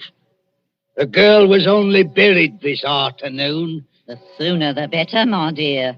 What's the good of the merchandise if it ain't fresh, eh? You hold your noise and listen. We left the horse and cart outside, like we always do. We creeps up to the lich gate of the churchyard. Walk softly, Matt. Walk softly, Rob, in your oily beaver hats and neckcloths, under the starlight and the white frosted elms. Take care of the graves, too. Spring guns may be set in some of them to protect the dead from marauders. And if the coffin is one of those new iron ones, All your labor will be in vain. Open the gate softly. Don't make such a bloody row with them shovels. I can't help it. I'm loaded down with all this stuff. Oh, and who'll do all the work when we do get there? I will. Matt, Aye? listen. I can't hear nothing except your teeth are chattering. Matt, there's other people besides us in this here churchyard. Aye, 200 or 300 deaders. But they won't bother us. I means living people. Don't talk soft. Somebody's got a dark lantern. I seen it flash past the gravestones. Oh? Where? Can't you see it now? It's a-coming straight toward us. Yes, I see him. Come on. They've seen us, Matt. Stop thieving, devil. Let him have it, lad. Easy, Dr. Wolf. Down beyond the gravestones. Crouch down. They can't shoot through stone. Matt, it says here, sacred to the memory It's of... the girl's relatives. They've been watching her grave. All the great boys. If they want to get up now, they'll have to climb the wall. Oh, Struth. If only I had me barkers. First time in 2 years I've gone without a brace of pistols, and this happens. But you ain't got your barkers, Matt Patterson. I got what's just as good.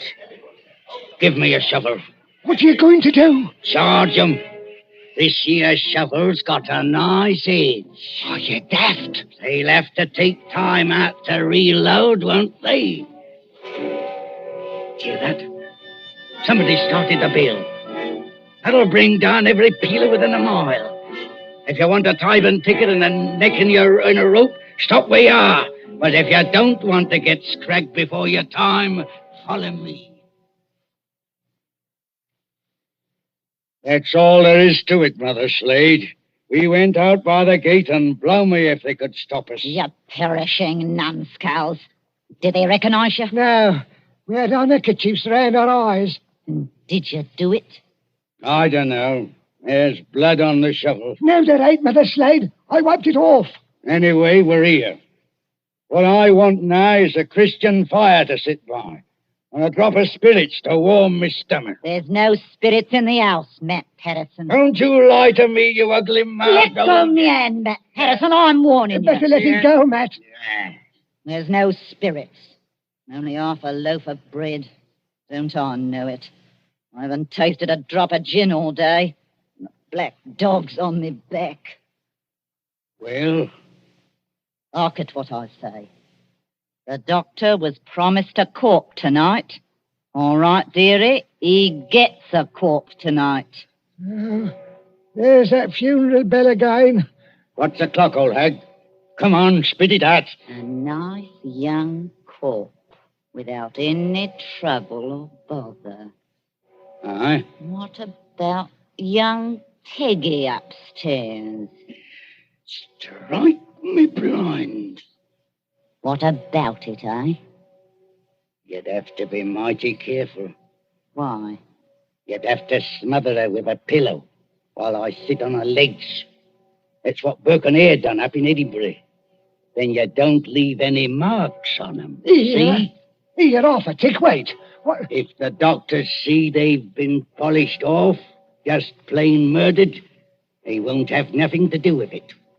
Leastwise, they don't like it. Like it or not, dearie, they all do. Who's buying the beef tonight?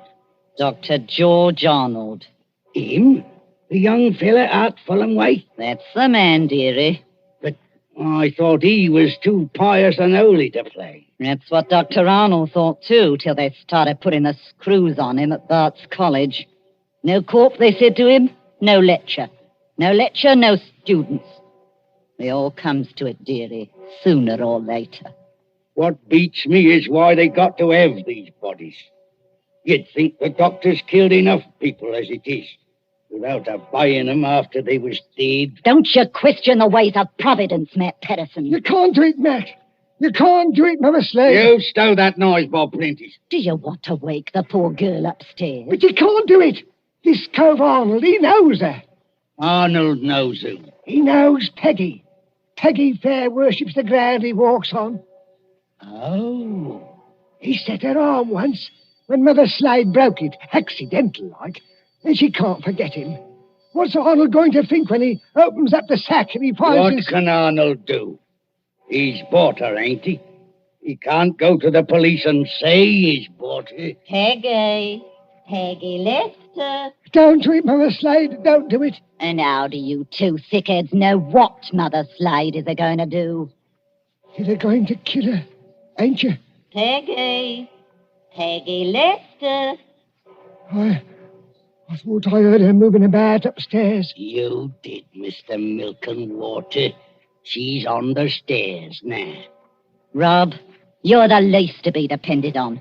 Go out and fetch in the sack. Don't do it. It'll bring us all bad luck. Matt, you're a lad after me own heart. You stop where you are and do just as I tell you. Trim the candle. Let's have it all nice and snug. What'll she bring, do you think? 15 guineas. Maybe 20. Maybe more. 20 guineas? Strike me blind. But this is a way of doing business that I like. Listen. Did you call me Mother Slade? That's right, my ducky. That's right, my little pet. Put your wrap around you and your slippers to keep your feet warm and come right down here to Mother Slade. I'm coming, Mother Slade. I'm coming.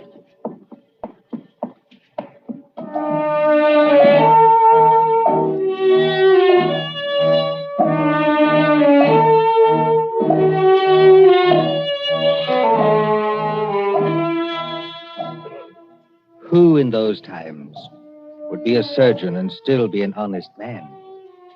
At that drugged hour of the night, look into the sitting room of a spacious house.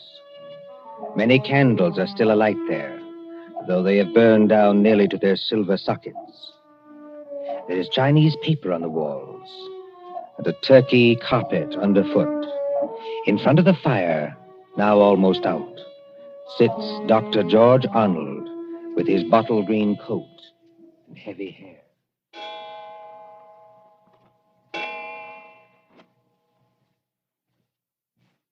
Dr. Arnold, sir. I beg your pardon, Mrs. Tancred. Dr. Arnold, sir. It's gone 2:00. Yes, so it has. You've got a lecture to deliver tomorrow, and you'll be all worn out. Why don't you go on up to bed? Mrs. Tancred. Yes, sir? You're a jewel of a housekeeper. I admire you, and I can't do without you, but would you please go away and let me alone? Sure, I'm very sorry, sir. No offense intended. Stop. I shouldn't have said that. I'm thinking too much, perhaps. I'm smoking too many cigars, if you'll excuse me. Why must they keep tolling that bell at East Hill Church? Why must they keep it up all night? Well, sir, Elsie says the parson told them to do it. Elsie. Wait. Who is Elsie? Dr. Arnold, sir. I know you're always up in the clouds, mooning over books and whatnot, but I did think you'd recognize the name of your own parlour maid. Oh, that Elsie. I see. Well? Elsie says it's because of the murder in the churchyard. What murder? 2 resurrection men. Body snatchers, sir. Oh, you wouldn't know anything about such people. No, of course not. They were caught trying to rob a grave, but they got away. One of them was a horrible big fella. Split Willie Kendrick's head open with the edge of a shovel. Is anything wrong, sir? No, not exactly. Well, I thought for a second, seeing how you looked. Did they get the body? Yes, sir. It was Willie Kendrick. His head was split open with a shovel. No, I mean, did these resurrection men get what they were after? No, sir. Thank God. Oh, you may well say that, Doctor. Wasn't exactly speaking in the religious sense, but never mind. Well, Elsie says there are what she calls peelers all over the place. Peelers? Yes, these new policemen. After Sir Robert Peel. And somebody from the new detective police that they're using instead of the Bow Street runners. Well, Mrs. Tancred, I'm going to smoke one more cigar, and then I'm going to bed. Very good, sir. You see, sometimes you give orders, then it's too late to recall them. Whatever the medical practice is, you can't look your conscience in the face afterwards. Then, I can't tell you how or why, a miracle comes along and saves you, and you're free, What was that? Sounds like a horse and cart in the drive, sir. Mrs. Tancred. Yes, Doctor? Will you please go upstairs? Now, make haste. Well, if it's visitors, sir, or even a patient... Mrs. Tancred, you heard my instructions. Obey them. Sir, there's the front door Yes, bell. I heard it. For the last time, go away. I will admit whatever visitors we have. Yes, sir.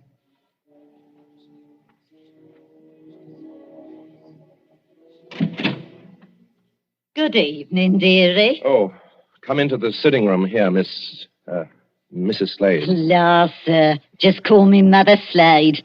You don't hardly seem natural or friendly to hear anything else. It's a pleasure to curtsy to you, Doctor. Coo. What a lovely room. I suppose... Your candles is going out, though.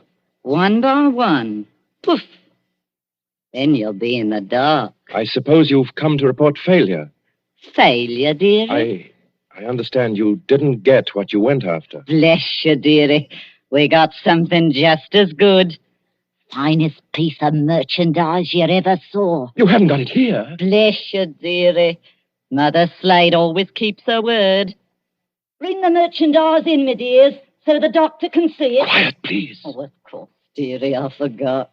The big fellow with the black eyebrows is Uncle Matt.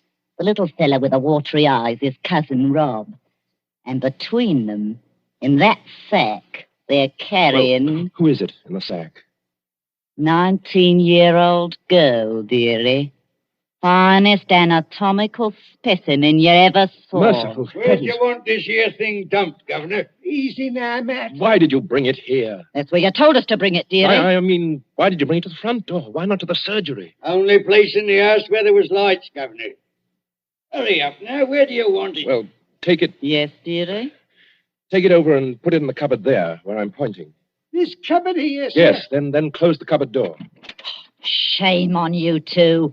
Tracking your muddy boots over the doctor's lovely turkey carpet. Easy, my dears, easy now. All right, Robin.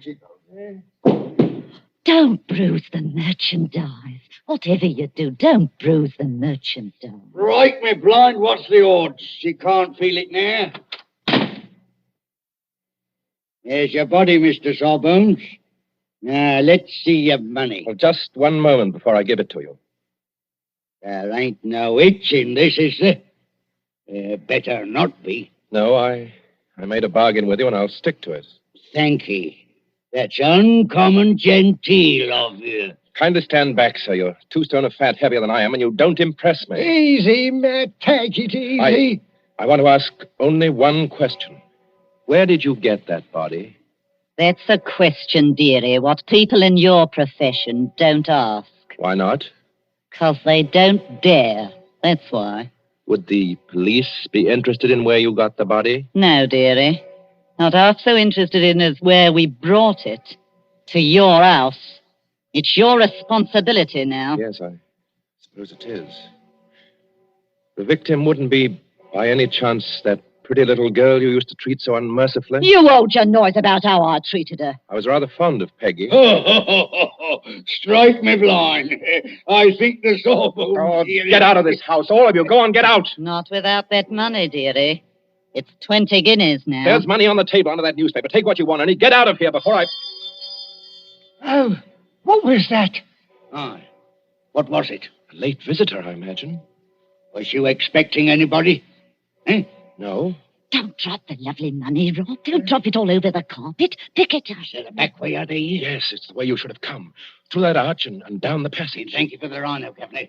And no games, mind you, if you know what's good for you. Good night, dearie. Remember, you've got the body now. Yes. I've got the body now. Poor little devil. Dr. Arnold, sir. In heaven's name, Mrs. Tancred, haven't you gone to bed yet? I had to get up, sir, to answer the bell. Yes, of course. I'm sorry. Dr. Arnold, what's the matter with you? Matter? You're as white as a ghost, and you're almost crying. Am I? Well, we must remedy that. Oh, it's so dark in here, I could barely see you sitting there. The candles going out, one after another. Nothing but smoke and an ugly smell of grease, and that cupboard door. What about that cupboard door? Oh, I always declare, sir, it won't keep shut without any latch or bolt, if you'll excuse the liberty. Mrs. Tancred, keep away from that cupboard. Dr. Arnold, sir. Are you ill or anything? No, but keep away from that cupboard. Who rang the bell? Oh, dear, I was almost forgetting. It's that man Elsie was talking to us about. What man? The officer of the detective police, sir. He wants to see you. Well, I'll see him, but in some other room, not here. It's as you say, there's not enough light. Not a bit of it, Doctor, not a bit of it. Never too dark, as you might say, where the police are concerned. I couldn't help it, sir. He must have followed me down the hall. Are you... That's right, Doctor. I'm Stalker at your service. Inspector Stalker.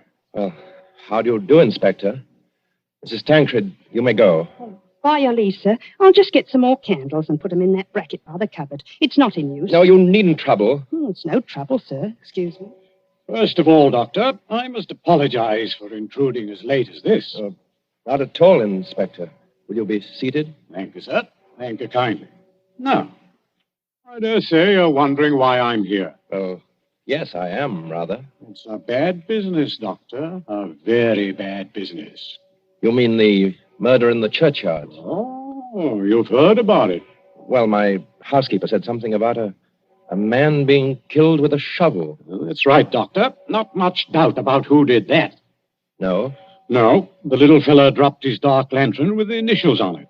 They're professional body snatchers. We've had our eye on them for a long time. Speaking of body snatchers, Doctor... Well? I expect this anatomy law is pretty hard on you surgeons. It's an infamous law, sir. All the same, Doctor, it is the law. Yes. And if any surgeon happened to be caught with a body, especially a murdered body... What are you hinting at? Oh, nothing, Doctor, nothing. By your leave, I only want to ask a question. Well? What time did your friends leave? Now, come, Doctor. As one man of the world to another, do you see any green in my eye? You're not going to say you had no guests when their horse and cart are still at your front door. They didn't get away. No, Doctor, they didn't. They made a little reception committee as they left by the back door. Darbies on the wrists. Snap. Just as I might reach out and touch your wrist. Like this. What do you mean by darbies? Handcuffs. I've got a pair in my pocket. Gags into their mouths. That's to keep them from biting. Look, do we have to go on with this? You already seem to know everything I could tell you. Not exactly everything. I don't know, for instance, where you've hidden the girl's body. You're a very diligent man, Inspector Stalker. Thank you, sir. I try to do my duty. You said a girl? These gin-muddled degenerates have been watched every second since they left East Hill Churchyard. They hadn't a body then, but they brought one here. And there's only one other person who lives in the same house with them. Dr. Arnold, sir. Mrs. Tancred, listen to me. Yes, sir. Must you always break in with the most completely ill-timed entrances at all the worst period of my life? I was only trying to be helpful, sir. That's right, madam. Always be helpful. You had to have some light. Here's the candles, sir. 5 of them, in a big candelabrum. We can hang them in the bracket. Ma'am, hold up that light. Hold it high. Really, sir? I'm not in the habit of being spoken to as... Hold it high, I tell you. Do as the inspector tells you, Mrs. Tancred. This is a very fine carpet you've got here, Doctor. Yes, others have admired it tonight.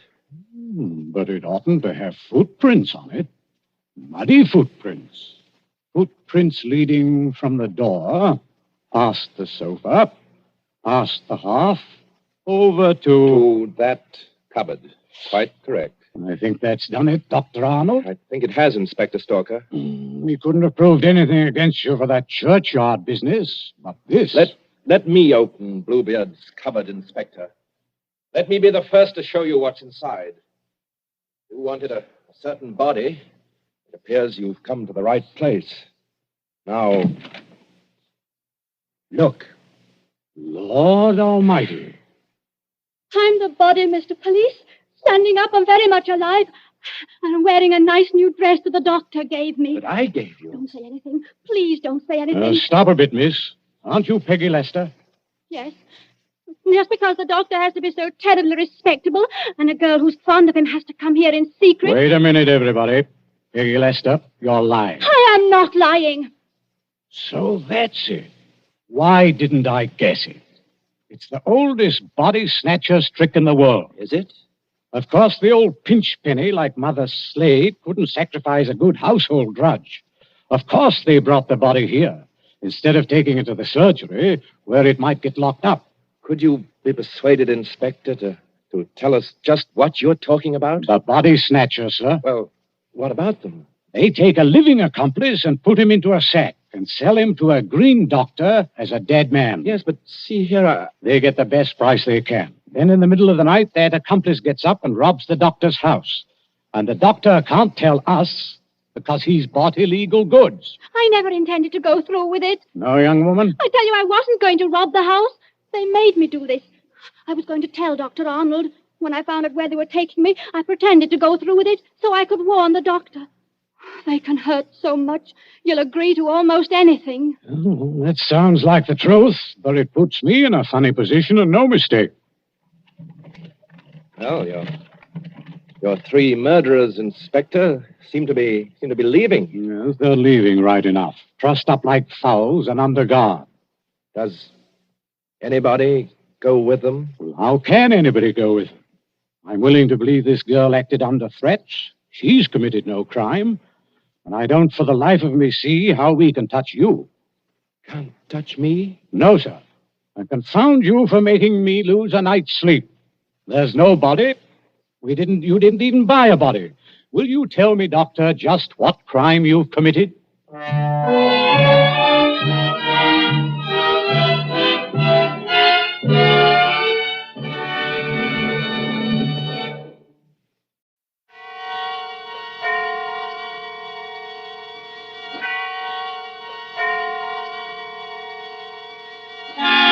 Suspense.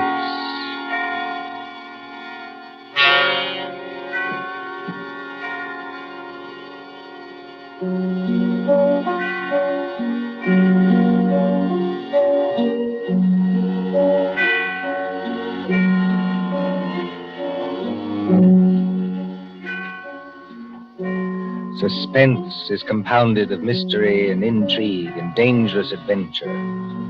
Stories calculated to intrigue you, to stir your nerves.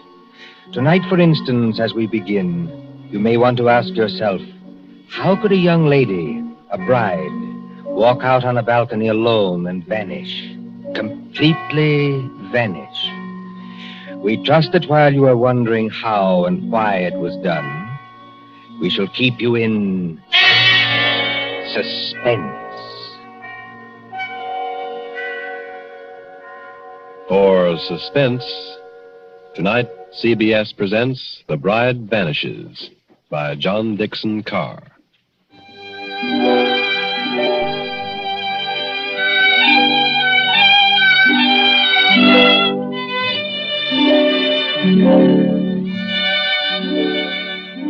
Italy in springtime. Italy as we used to know it before the jackal struck. And the island of Capri, 20 miles out across the Bay of Naples. Blue water a-dazzle under the sun. Behind you the bone-white beaches, and Vesuvius dull purple in a heat haze. Ahead, as the little steamer from Naples chugs out across the bay, rises Capri.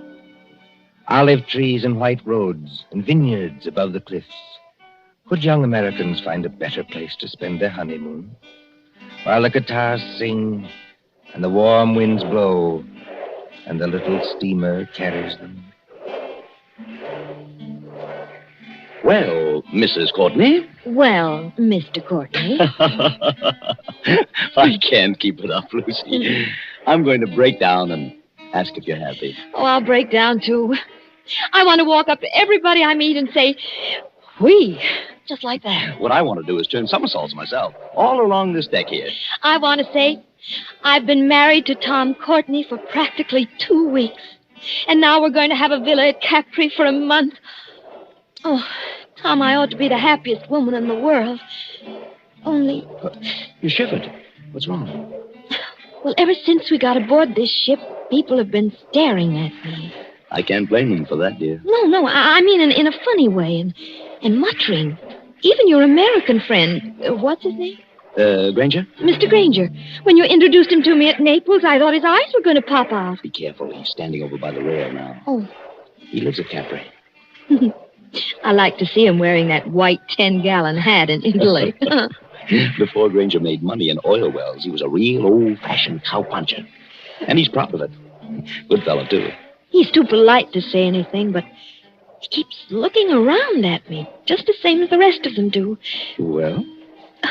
Well, Tom, they look scared. You know, Lucy, this isn't the time to start imagining things. I know. Well, maybe I'm just so happy I'm afraid it can't last. Oh, don't say that. But wouldn't it be pretty awful if something did happen and we weren't together any longer? Wait a minute. Hasn't this ship stopped? Yes. Well, it is Capri ahead of us, isn't it? It can't be anything else. Well, it seems a funny place to stop. No sign of a harbor. Only rocks and little gray cliffs. Oh, Mr. Granger. Mr. Granger. Yes, young fella? You happen to know why we're stopping here? Oh, yes, that's an easy one, son. We're stopping so that you and your good lady and anybody else who's curious can get a look at the Blue Grotto. The Blue Grotto, of course. Now, just shade your eyes with your hand, ma'am. You see that tiny little arch under the cliff? Yes. And all the little white rowboats are coming out towards us? Yes. Now, when the first boat comes alongside, you climb down that iron ladder and get in. The boatman will row you out and through the arch into the grotto. It's a great, big, dark cavern. The water in there looks as though it's lit up underneath with blue fire. Like to go out and see it, Lucy? Oh, I'd love to. But let me give you a little tip, though. The current's pretty fast out there. You'll go shooting under that arch like 60. Are we likely to upset? Oh, no, but the arch isn't as high as your head. When you see it coming, lie back flat in the boat. That is, unless you want your block knocked off. Oh, thanks, Mr. Granger. We'll remember. Come along, Lucy.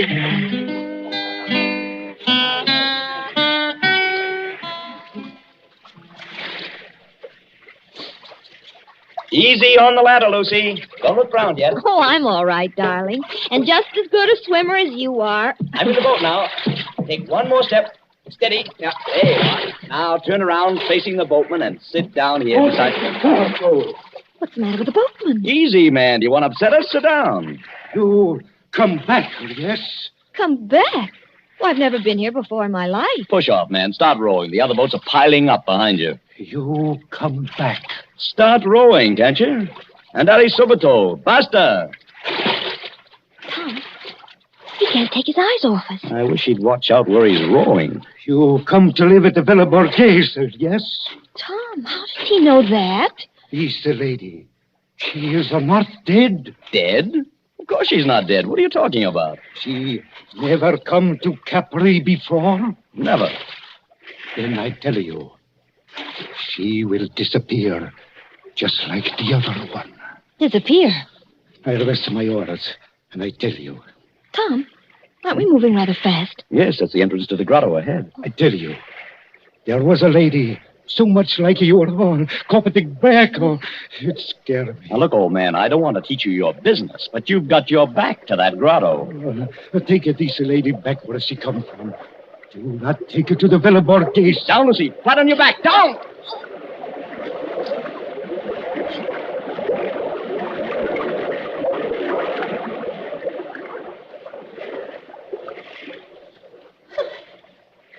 Signore, I am sorry. I almost make you get hurt. You know you nearly got your own head knocked off. Excuse me, no. I am used to it. Now, I will row you round the Blue Grotto.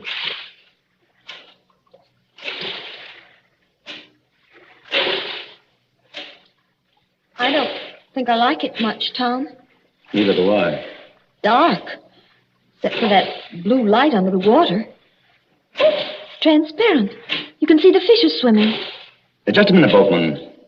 This lady who disappeared from the Villa Borghese. 2, 3 years ago, she disappeared. You say she looked exactly like my wife? Si, signore. She was going to be married. She was trying on her wedding dress. Her mother and sisters, they were in the room with her. She walked out on a balcony over the sea. You know what I mean, on a balcony over the sea? Nobody ever hear of her again. You mean she jumped over into the sea? Or a young girl going to be married. Kill herself. No. And what did happen? Over the back, I do not know. But sometimes they say you can meet her ghost in here. She floats just under the water where you can see her and turn over and over. And the wedding veil is still round her face. Tom, let's get out of here. You want to go, yes? Lucy, if this fellow's stringing us along, He's not stringing us along. then somebody ought to know what this means. If we've inherited a haunted balcony where people disappear like soap bubbles, I say it's too much. Let's get back to our ship and talk to Granger. Yes, Boatman, take us back.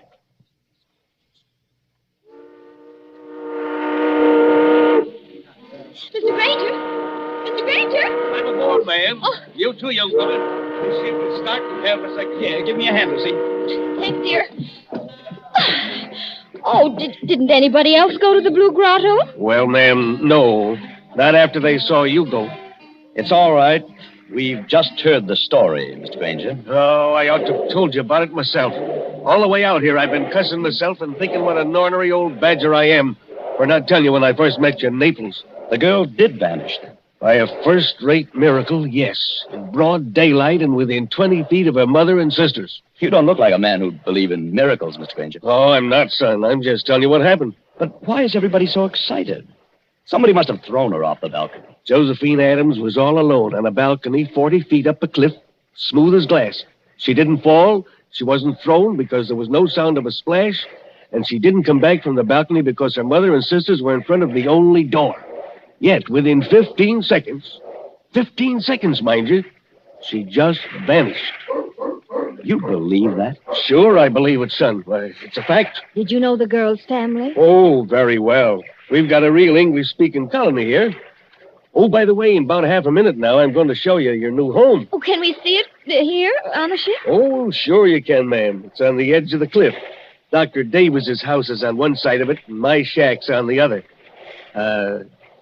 That's why I want to ask you a question. Of course. Ask anything you like. Well, I'm an old stager, ma'am, and not exactly up to the high-toned society around here, but do you trust me? Yes, I think so. Well, then, promise me something. Unless you're with somebody you do trust, keep away from that balcony. Do you honestly think there's danger? I don't know, son. If I did, I wouldn't have to talk this way. Sounds like a dog barking. I thought I heard it before. What is? A big police dog.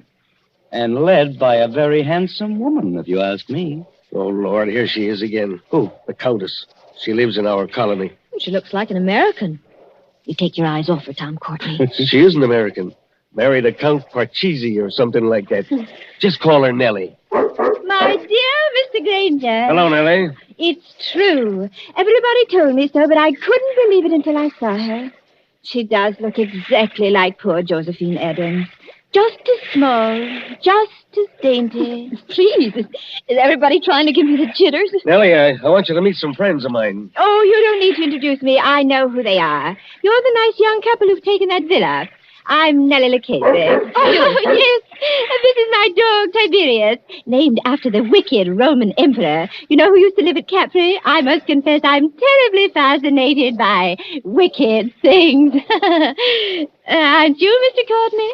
Lucy, stop digging me in the ribs. I haven't done anything. No, and you're not going to. Tiberius seems to have taken quite a fancy to you, Mrs. Courtney. Oh. I've never known him to go to a stranger before. Well, I only wish I could borrow him. He might be a charm against...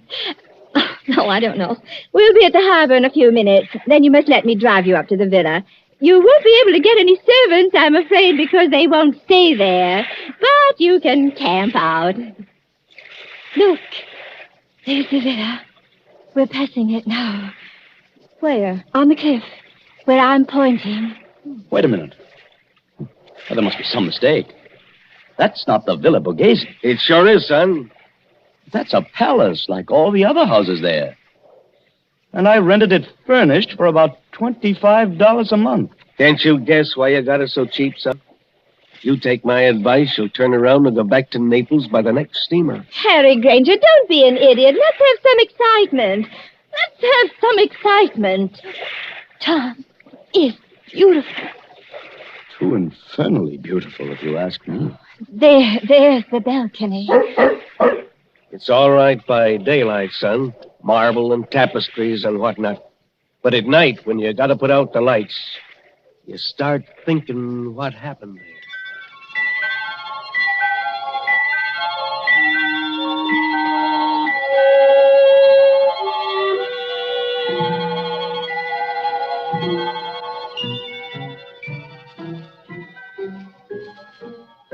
The moon over Capri makes a deathly daylight.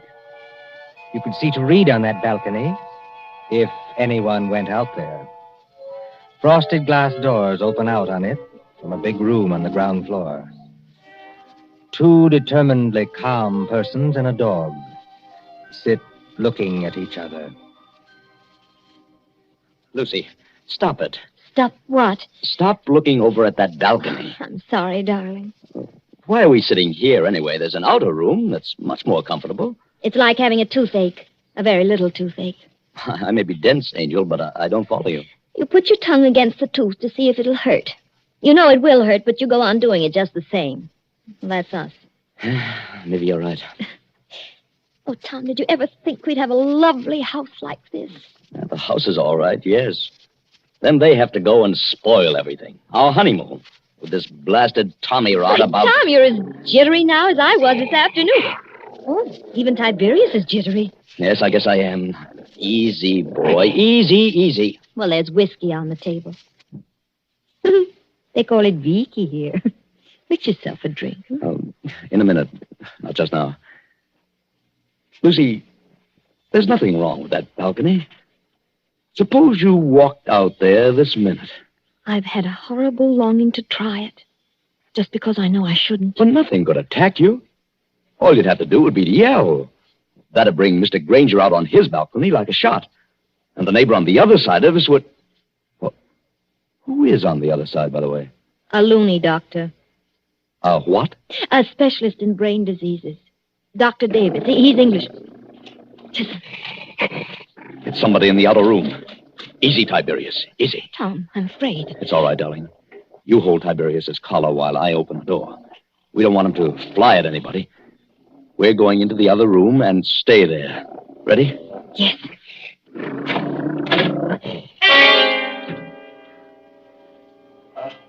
Good evening, Mr. Courtney. Good evening, Mrs. Courtney. I'm no ghost, though you appear to regard me as one. I'm merely your neighbor, Dr. Rutherford Davis. Oh, yes, of course. Mr. Granger mentioned you. I trust you will pardon this intrusion. No one answered my knock, so I ventured to come in. It's no intrusion, Dr. Davis. We're a little disorganized here, that's all. Naturally. Mr. Courtney, I wish I could say welcome to Capri, but I have a very different message. Well? If you value Mrs. Courtney's life, you'll go back to Naples immediately, sir. Not you, too. I do not say that as a ghost hunter, sir. I say it as a medical man. May I sit down? Oh, of course. Please do. Oh, thank you. We seem to be forgetting our manners. Dr. Davis, will you have a drink? Oh, thank you. Perhaps a small whiskey? I'll get it, darling. You sit down and talk to Dr. Davis. You're not going back into that room alone. Oh, I'm only going to get the drinks, Tom. I promise to be good. And Tiberius can come with me. Can't you, Tiberius? Oh, I see you've borrowed Tiberius from the Countess Lucchese. Yes, she was kind enough to offer him. Excuse me, I'll be back in a minute. Come on, Tiberius.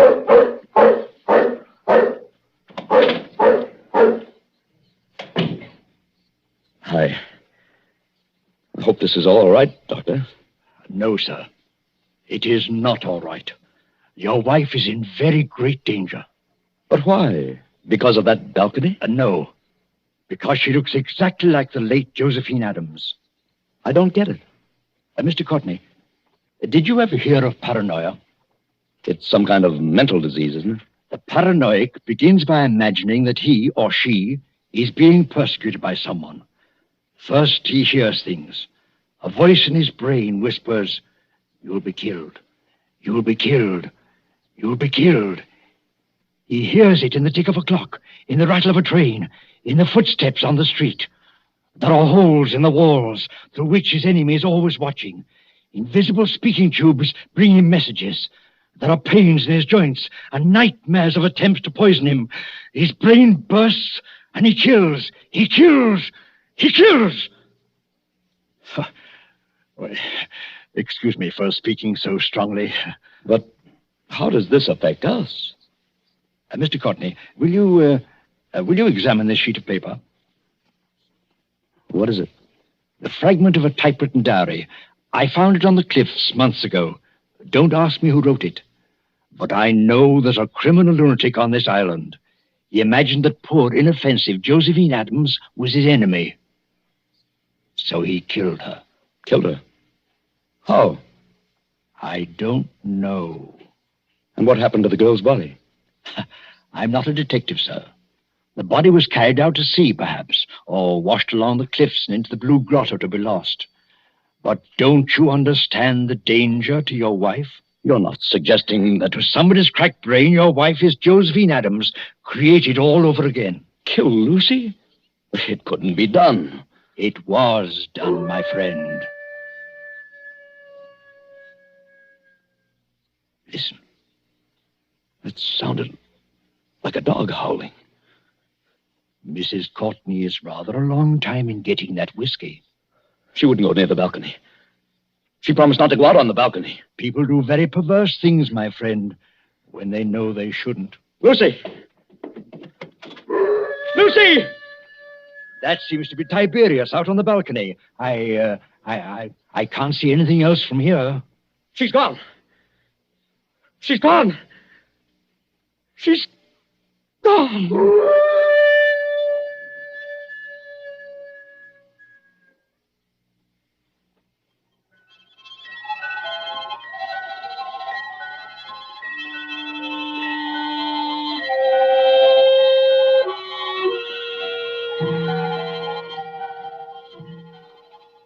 An empty balcony, a howling dog, and a sea turned clear silver under the moon.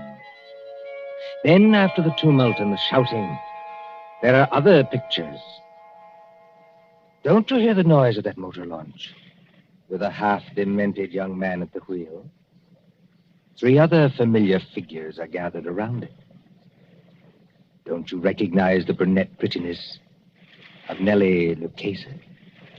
The white 10-gallon hat of Harry Granger, and the neat, pointed beard of Dr. Davis. But what on earth is he going to do out here in this motorboat? I'd like to know that one myself. Listen, please. All of you. Now, take it easy, son. We're with you. What time is it? Time? Yes. What time is it? It's 2:30 in the morning, going on for 3. 12 hours. Then the tide ought to be just where it was this afternoon. What's the tide got to do with it? A whole lot. Somebody set a trap and made Lucy fall off that balcony. I know it. Oh, that's absurd. If Lucy's been carried out to sea, there's nothing we can do about it. But if she's been carried along with the current and into the Blue Grotto... Blue Grotto? One moment, sir. You're not proposing to run this big launch under that arch after dark? Yes, Doctor. That's just exactly it. Go on. Do it. I'll back you up.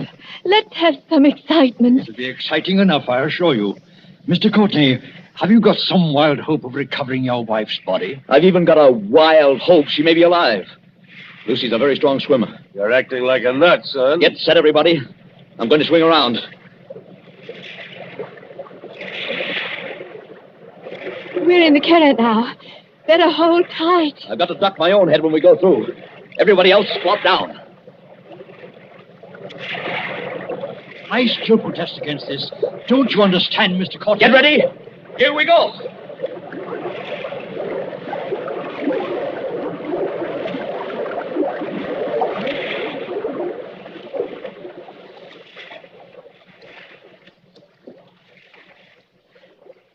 What on earth is wrong? There's no Blue Grotto. It's as black as pitch. My dear Nellie, I kept trying to tell all of you. The Blue Grotto effect is caused by the sun's rays.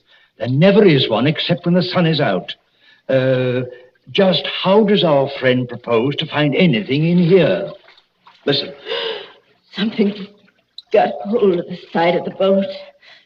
I felt it move. Not the dead girl, I trust. There's a hand here. A wet hand. Lucy! She's not alive. Mr. Granger, help me lift her up over the side. Easy now. Don't tip the boat. Oh, Lucy. Lucy, are you all right? Tom. Are you all right, Lucy? Can you hear me? All right. Just exhausted. I got in here. Couldn't swim out against the current. Oh, don't try to talk. I got to talk. Going to faint. Tom, who's with you? Only our friends. Who's with you? Is the murderer with you? I was just wondering the same thing. To be shut up in the dark at 3 o'clock in the morning with a criminal lunatic. Who spoke then? Now, Lucy, don't hold me so tight. Let go, dear. I'll get the boat started and have you out of here in a second. Who spoke then? Only Dr. Davis. Tom, I got to tell you. I know how that girl, Josephine Adams, died. Almost killed me. Has anybody here got some brandy? Or a flashlight? I have a flashlight, my friend. Will you allow me, as a medical man, to examine Mrs. Courtney? You better keep back for just a second, Doctor. She's hysterical. Give me the flashlight, please. I walked into the other room. Nobody with me. All alone except Tiberius. Yes, Lucy. Somebody called my name. From the balcony, I thought. Very softly. Mrs. Courtney said. Mrs. Courtney. Did you recognize the voice? Yes. That's why I went. Hadn't you better start up this boat and get out of Now, here? don't pay any attention to them, Lucy. Nobody can hurt you now. I went out on the balcony. It was bright moonlight. Bright as day. But there was nobody there. Nobody on the balcony? No. I looked out over the sea. And then something came at me. Something flew out of the air and came at me. Just one moment before Mrs. Courtney goes on. Is anybody in this boat carrying a revolver? Not that I know of. Excuse my mentioning it, but I felt something. Metal. Like a revolver. Brush past my hand. Oh, it was only the flashlight. Excuse me, it was not a flashlight. Mr. Courtney's got the flashlight. Would you please let Lucy go on and finish? Lucy, you were on the balcony and something came at you. Yes. Like a snake. Sideways. Out of the air. It went over my head. Fastened around my neck. It was a rope. With a running noose in it. A rope? That's it. A rope. It was thrown from another balcony. I'm small and light, like Josephine Adams. It pulled me sideways and over the rail. I fell. I think I begin to understand They what... couldn't see what happened to Josephine Adams. Frosted glass doors to the balcony, so they couldn't see. Now, take it easy now. You're perfectly safe. Is she perfectly safe? The murderer let her fall on the rope. But the rope was jerked tight long before she struck the water. That broke her neck. Then the murderer lowered her softly. So there wasn't any splash. And the current took her away, rope and all. That's it. It would have happened to me. Only the rope must have slipped through the murderer's fingers. Through whose fingers? What did I tell you? Somebody in this boat has got a revolver. Who's overboard? Somebody went? Switch on that light, my friend, and shine it on the water. All right, Doctor. There's your light. Look at it. Turning over and over.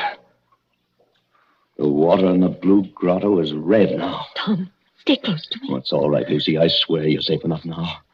Did he shoot himself? Yes. Did who shoot himself?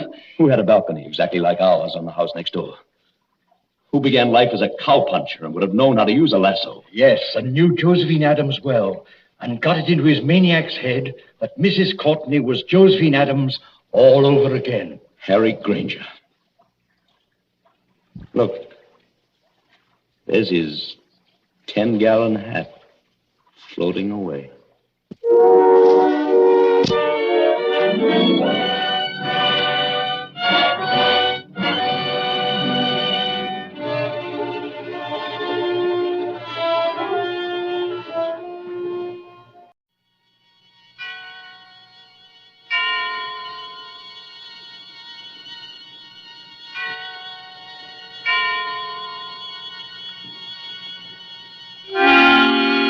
Suspense.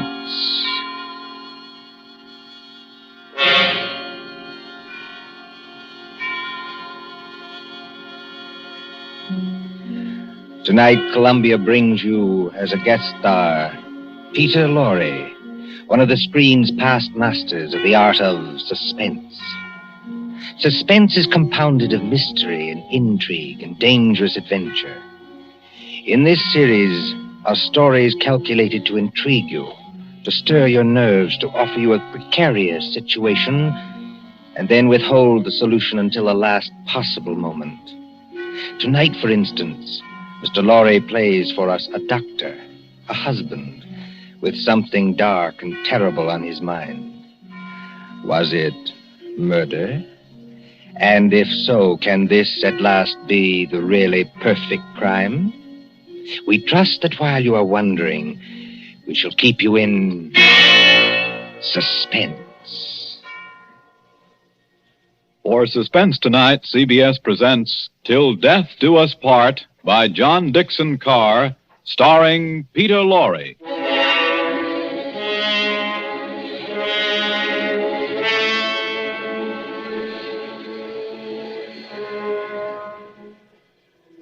Late one night in December of 1941, a man and his wife sat beside the fire in their country cottage. This man, look at him. A professor of mathematics, stout and middle-aged, guileless as a child. In the remote corner of England where he lives with his pretty English wife, they say of him... Jolly decent fellow, you know, for a foreigner. Isn't he? Always a smile for everybody, and so polite. That's why it's such a shame about his wife and that young American.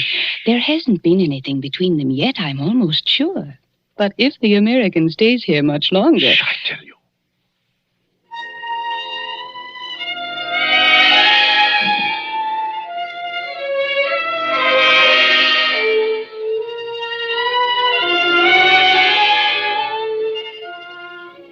A happy man, this Professor Kraft. His cottage in the country is rather isolated. 3 miles from the nearest house. No electricity or central heating or telephone. And on December nights like this, a great wind comes rushing off the Sussex Downs. It rattles at the windows, growls in the chimney, and makes unsteady the oil lamp on the table. Professor Irwin Kraft sits before the fire in a snug book-lined room. And across from him, sewing, sits his young wife, Cynthia. A domestic scene. A very domestic scene. Oh, my pet, this is wonderful, isn't it? Oh, so nice and cozy. How I enjoy our little home. It's a pleasure to be indoors on a night like this, isn't it? Yes. Did my darling have a good day? Just about as usual. No adventures, huh? Not exactly. I walked into the village. Walked? Oh, I really blame myself for blurring you out here. I ought to get your car. That's not necessary, thanks. Come now, come. Did something happen to upset my little pet today? No, no, no. You know, darling, I look at you and I marvel. You marvel at what? At a wife who can actually blush. Yes, with a skin so fair and a conscience so transparent that she can actually blush. I wasn't blushing about... About what? About anything you might be thinking. It's your horrible habit of putting everybody else in the wrong. Oh, but the neighbors don't think that about Papa Croft. Neighbors don't have to live with you. I do. And you mustn't scratch either. Not when we are so snug here, so cozy, and the kettle on the fire's nearly boiling, and the rum is ready, and the lemon juice, and the sugar for her medicine. Oh, and must I drink that stuff? I don't like rum. But you have a cold, darling. I haven't got a cold. Really, I haven't. Now, darling, twice today I heard you cough. Now, you are going to take your medicine, Cynthia, and take it here and now, and not offend your clumsy old husband by refusing. Why do you keep on treating me like a girl of 16? I love to treat you like that, Cynthia, because I cannot fathom your thoughts. You lock up your thoughts, and that is a dangerous English habit. You see, thoughts accumulate and won't be stifled. And sooner or later, when you least expect it... Oh, look out. The kettle's boiling over. So it is. Owen, please, lift it down from there. Of course. I apologize, my darling. There. For a second, you know, you almost frightened me. Huh? I frightened you?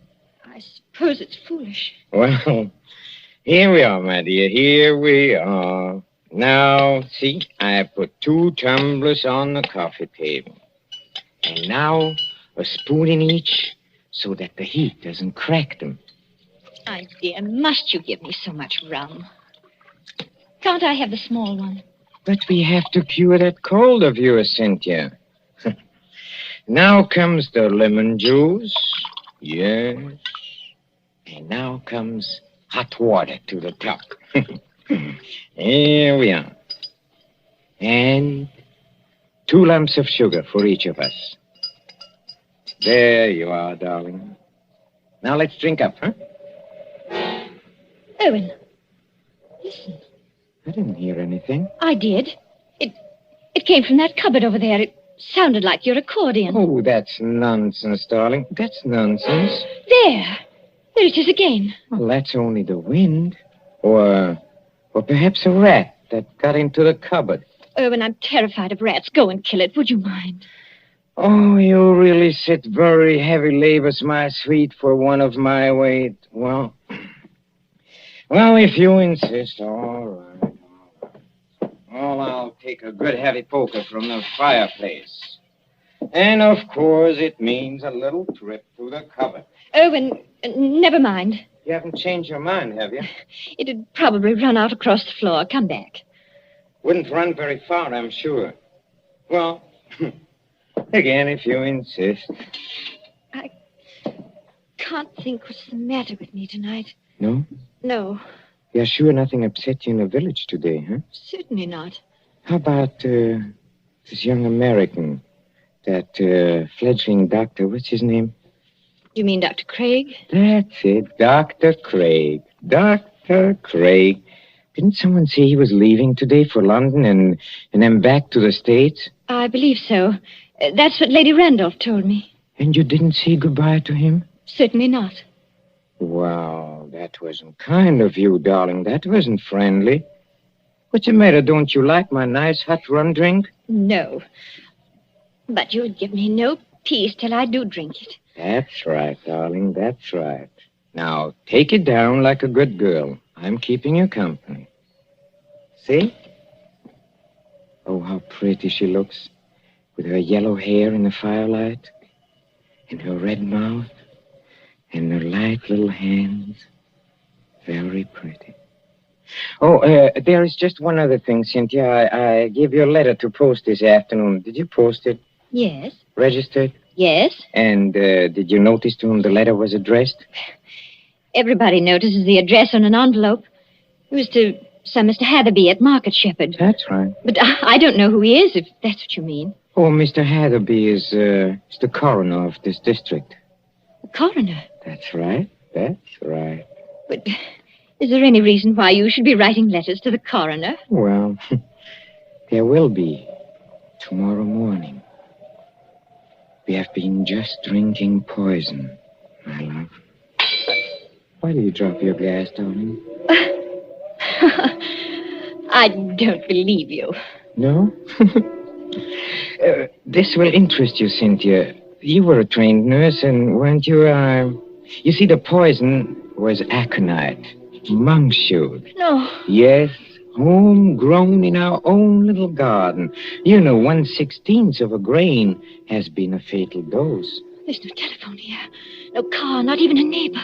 Exactly, my angel. Take your hands off me. Let me get up. No, my pet. In about 5 minutes, you see, the first symptoms will come on. Symptoms? Yes. Our throats will grow dry. Our eyesight will turn dim, No. and presently we'll lose the use of our limbs. Well, there are convulsions before the end, I believe, but we won't feel them. Let me up. If you try to hit at me, Angel, you'll upset that lamp. And, well, if you upset the lamp, this cottage would go up like tinder. We don't want to burn to death, do we? Irwin, why are you doing this? Why are you doing it? Why? Do you think all Papa Kraft is blind, my pet? Huh? If I can't have you, Cynthia, nobody else is going to have you. You mean Jim Craig? So it is Jim Craig. Oh, that was nothing. My tongue slipped. A cynic would say, my dear, that your foot slipped. Do you think I don't know what happened the other night at the schoolhouse? The schoolhouse? Yes, the Market Shepherd Schoolhouse. At Lady Randolph's little concert in aid of the war relief. Nothing happened. I swear it didn't. No? No. Oh, then it was coincidence, I suppose, that you and that Dr. Craig didn't arrive until the concert was nearly over. Yes. Yes, it was. We didn't go there together. No? We met in the little hall outside the auditorium. It was just as you were finishing your number on the accordion.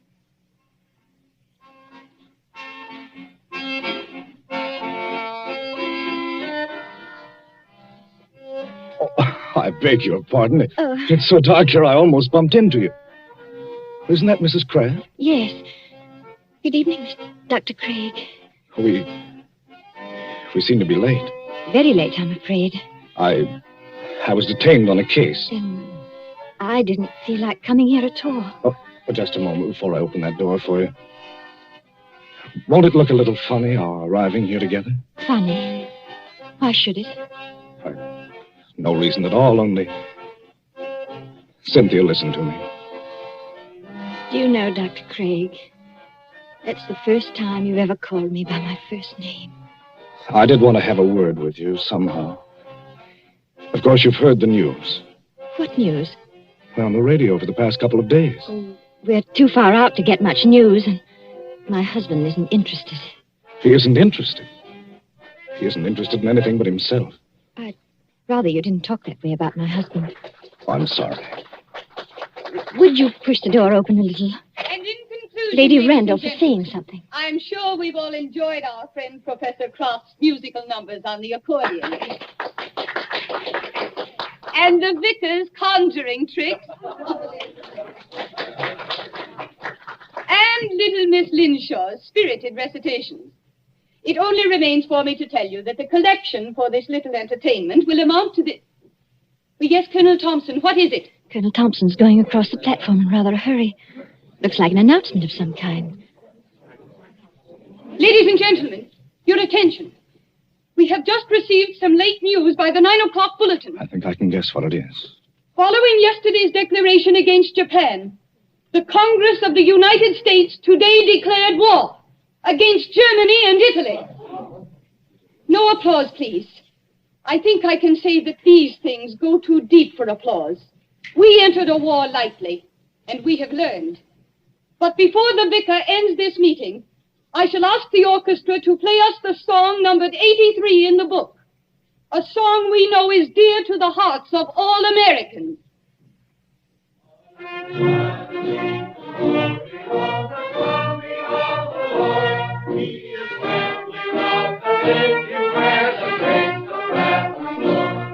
Close the door, Cynthia.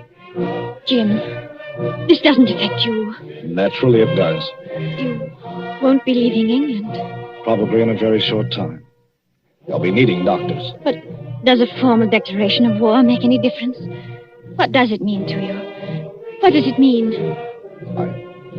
I can't explain it, Cynthia. It's all in that song. If they're going to need me, I'll go back. But can't you do just as much good here in England? I don't know. That depends on what the army says. And doesn't anything depend on what I say? We haven't got much time, Cynthia. That crowd will be out in a minute. Yes. And we won't admit it, will we? Admit what? Admit how we feel about each other. I haven't said... Nor I. I was only talking about what we were thinking. No, we won't admit it. You say you can't explain about the war. I can't explain about this. Don't try. It's better this way. Owen's been very good to me. And he's such a childlike person. Yes. Everybody likes him. Oh, he has his tempers, and he's not easy to live with sometimes, in spite of what they think. But I can't do anything to hurt him, because he'd never do anything to hurt me. Never, never, never in the world.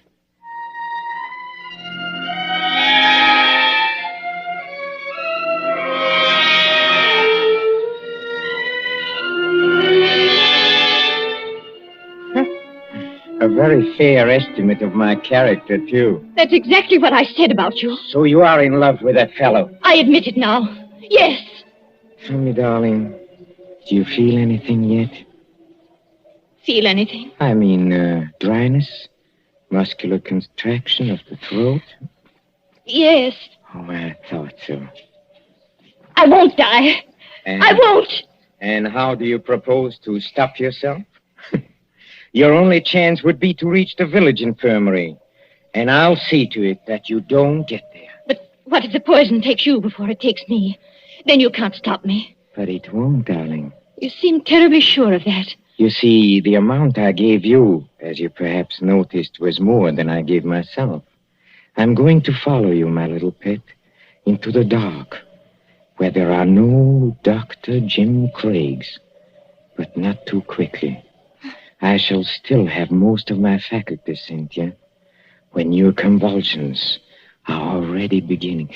Oh. I wonder if you will.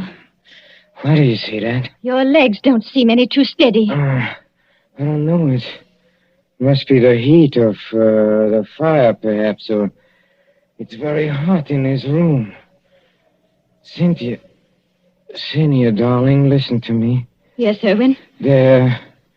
There is a copy of Taylor's medical jurisprudence over on the shelf there. Please get it for me. I'm afraid you'll have to get it for yourself, my dear. That is, if you can. Oh, I'll get it. Mind the lamp, Irwin. We don't want the house afire, just as you said yourself. I'll mind the lamp. Listen to me. You know, some people's systems are intolerant to poisons. They experience in minutes what ought to take hours. Does it hurt, Owen? Does it hurt? Yes. But you'll find out soon enough, my pet.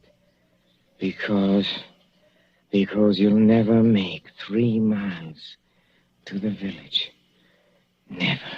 You think not? I know it. And just remember, I shall be waiting. Waiting?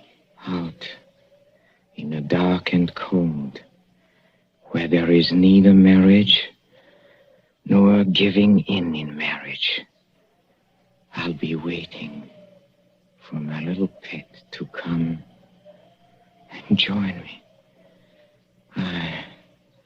I shall be waiting. Owen! Owen! Oh, I hate you. I loathe you. I'm afraid of you. But I don't want you to die because of me. And yet, you are dead, Owen. But I'm not going to join you. I've never prayed much, Owen, but I'm praying now.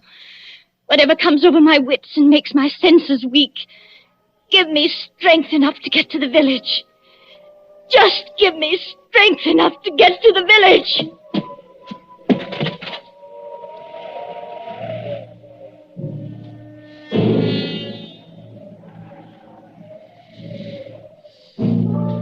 An empty room now, except for the motionless figure by the fire. The great wind enters through an open front door and makes the lamp shake dangerously on the tables.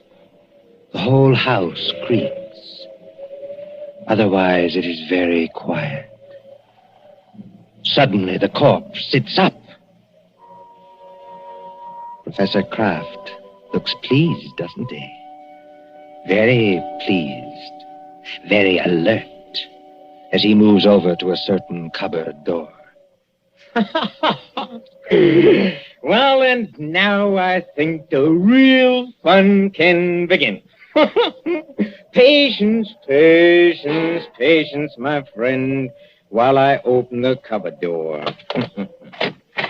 Well, there we are. I hope you haven't been too uncomfortable, Dr. James Craig. I'm all right, thanks. So you managed to get the gag out of your mouth, huh? I managed it, yes, just now. I'm too late. Well, you are still securely tied up, I'm glad to say.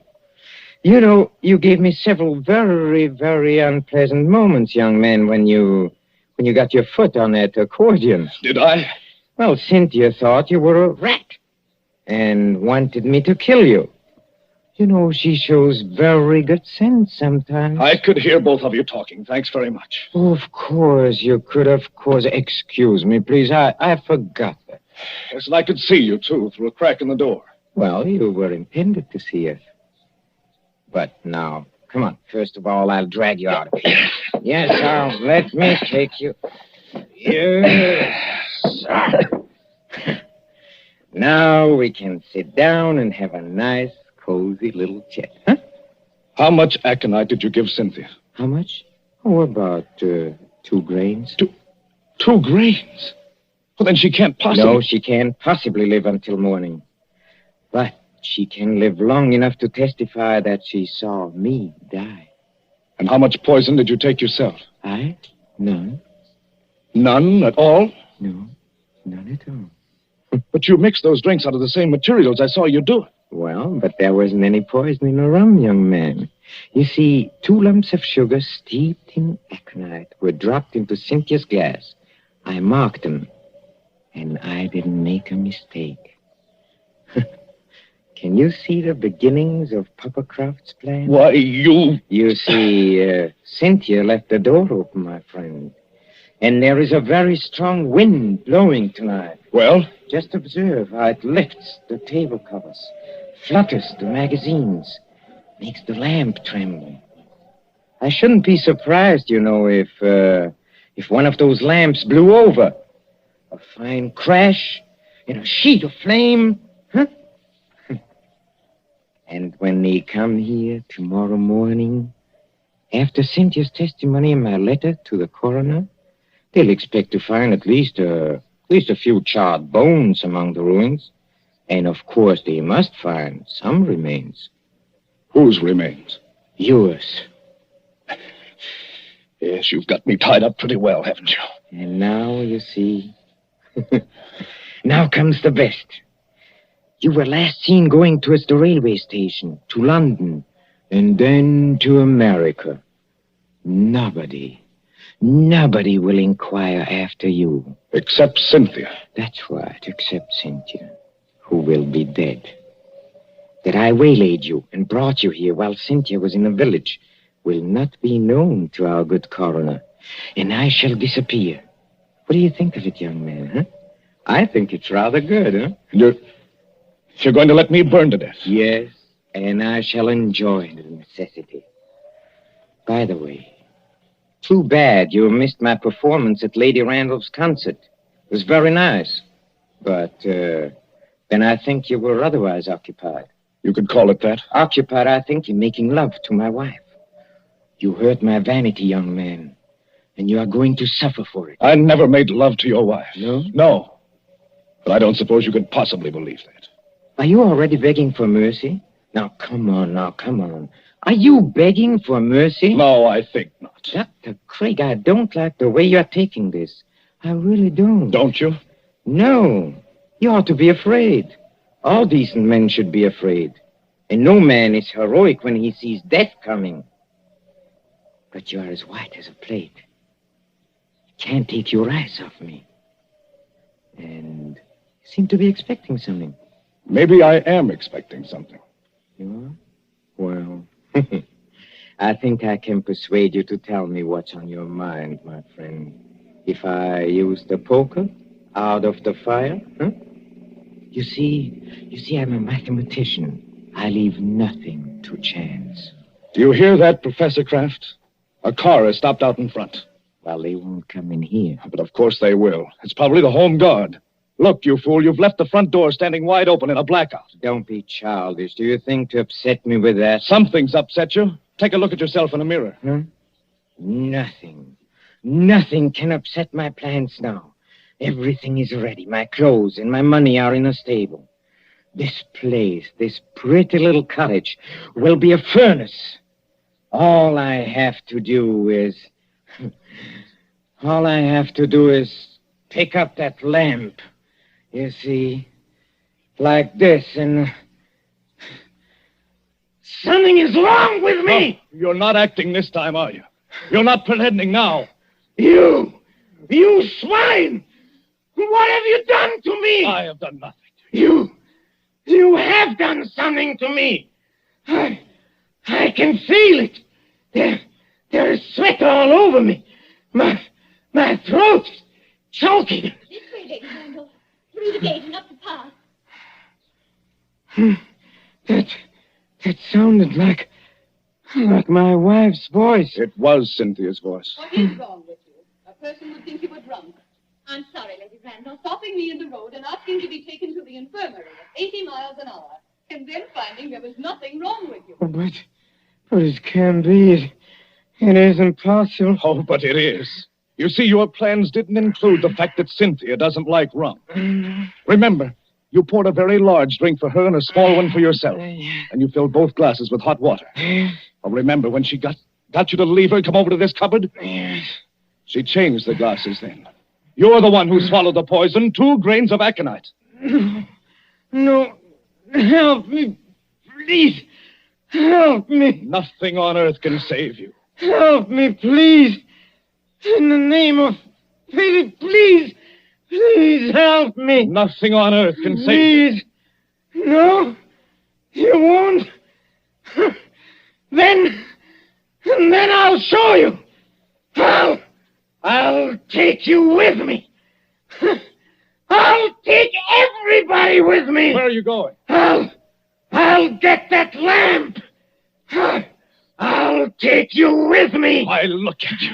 You can't even see. You're blind. You're staggering straight into that cupboard. I'll take you. I'll take you with me. I'll take you. Jim, what are you doing here? Come in, Cynthia. Come in and take a look at the man who died twice.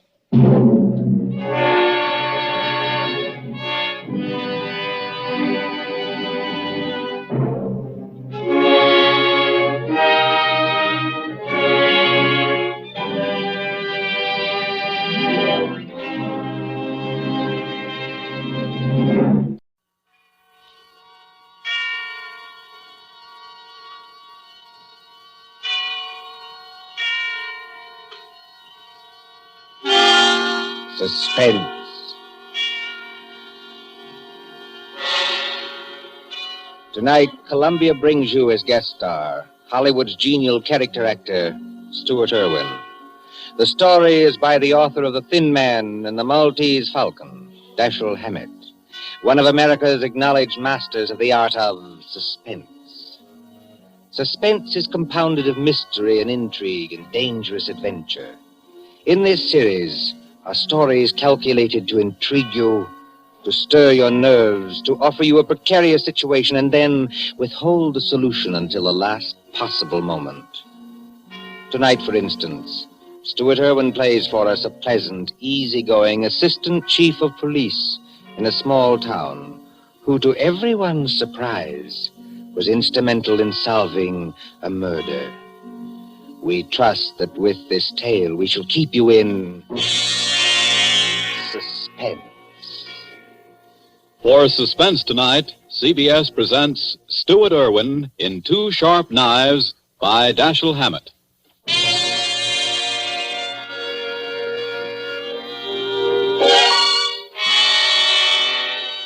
Shortly after 2 a.m., A poker game had just broken up at Ben Camley's, the doctor coroner of Deerwood City.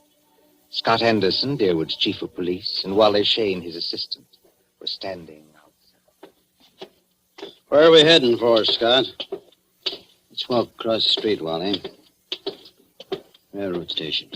Gee, aren't you afraid of the excitement, Chief? Don't you think that watching the 211 come in is apt to be too much for your blood pressure? Well, if it is, Wally, you can always carry on. You've been a pretty good imitation of an assistant to me for some time now. Yeah? Yeah. If anything happens to me, you'd be the chief. Don't worry. Won't be any harder for you to fool the public as chief. Hi, Elmer. Howdy, Scott. Hello, Wally. Kind of late for you boys to be around, ain't it? No, I don't know. We sort of figured we'd put the town to bed tonight. How's the 211? On time? Right on the nose. She ought to be blowing for the bend in just about 3 seconds now. Yep. What'd I tell you? It's her now. You expecting anyone on her, Scott? No, Elmer, I'm not expecting anyone. Wally and I just thought we'd come over and watch you come in, that's all. You know, Elmer, you never can tell who might get off, though. Dick Turpin, Henry Morgan, Jesse James, Jack the Ripper, or 6 officers of Murder Incorporated, or even your Aunt Gussie. I guess you're right, Wally. Well, here she be. Pardon me, gents, but I gotta be rolling the wagon out to the baggage car. Hi, Elmer. How's it going? Well, can't complain, Cap. Well, maybe you can't, Elmer, but I sure can if you hold us up with that freight there. You got much more? Nope, this is the last piece now. There you are, Cap. All done. Okay. See you tomorrow, Elmer.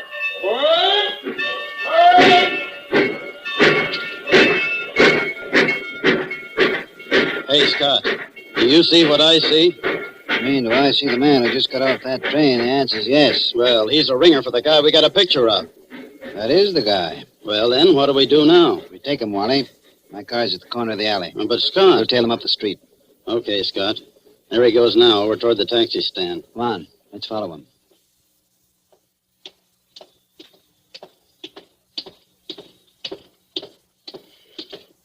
Hello, Furman. Huh? Why, I don't believe You're Mr. Furman, aren't you? Yes, I am. Philadelphia? Yes. I'm Scott Anderson, Chief of Police. What? Chief of... What's happened to her? Happened to who? Oh, no, you don't. No. Let me go. Oh, You think you can pull that sort of stuff with me? You're Scott, very let me much get a crack at that mug. No. Wait a minute. No. Wait a minute, Hold it, gentlemen. Wally. Well, Furman? Well, I'm sorry. For a moment there, I thought you weren't really a policeman. Thanks. Nice to know I look almost human. Yes, it was silly of me. I'm sorry. Well, let's get going now before anything else happens. Okay, Furman, get in the car. I'll drive, Scott. In you go.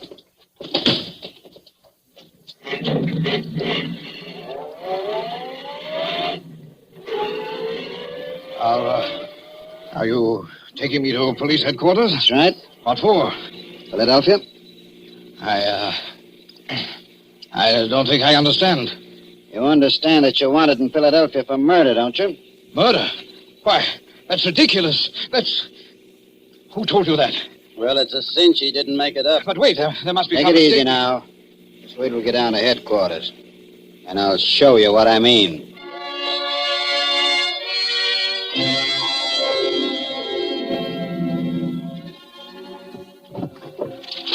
Now then, here's the circular on Lester Furman. It was sent out by the Transamerica Detective Agency in Philadelphia.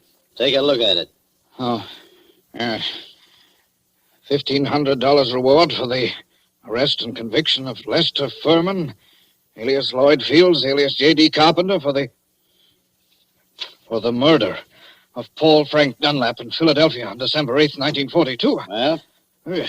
It's a lie. You're Furman, aren't you? Oh, yes, but... That's your picture on the circular, isn't it? Oh, yes, but I... Well, Scott, I see you and Wally got Furman, huh? Oh, hello, George. You lucky stiffs. Now you two split $1.50 reward. I never seen nothing like it. You know, if it ain't vacations in New York at the city's expense, it's reward, though.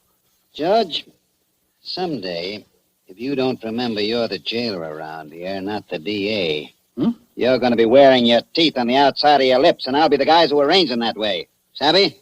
Just because you caught a guy who's hot in Philadelphia. It's a lie. It's a frame-up. You can't prove anything. There's nothing to prove. I never killed anybody. I won't be framed. Take it I won't be easy, framed. Furman. Take it easy. You're wasting your breath on us. Save it for the Philadelphia police.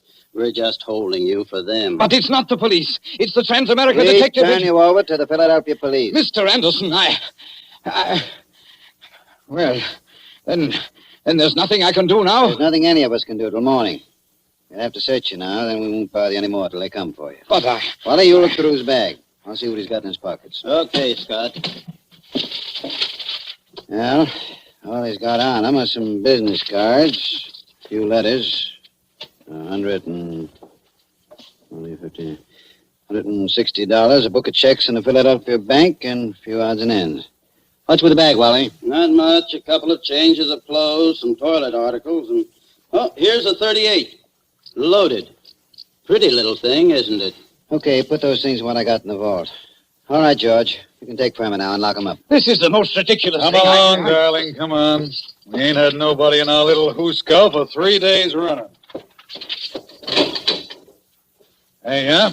You'll have it all to yourself. Just like a suite at the Ritz. But Go on, in you go. I tell you, you're making a mistake. I demand to be allowed to get in touch with my lawyer. Hey, how about you boys cutting me in on a little of that blood money, huh? Oh, sure, George, sure. I'll forget all about that 2.5 you've been owing me for 3 months. Make Furman as comfortable as you can, George. Take good care of him. He's valuable, huh? Yeah, now, if it was some bum that didn't mean a nickel to you... George, any day now, I'm going to forget that your uncle is county chairman and throw you back in the gutter just to see how high you'll bounce. Remember that. Oh, Scott, I didn't mean nothing. That's all, George. Never mind the rest. I'm going home now. If anything's urgent, I can reach there. But get this. I don't want to be disturbed. Unless it is urgent.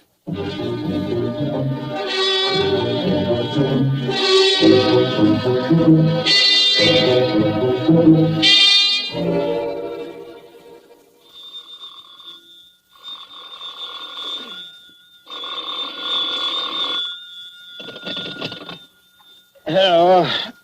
Scott, this is Wally.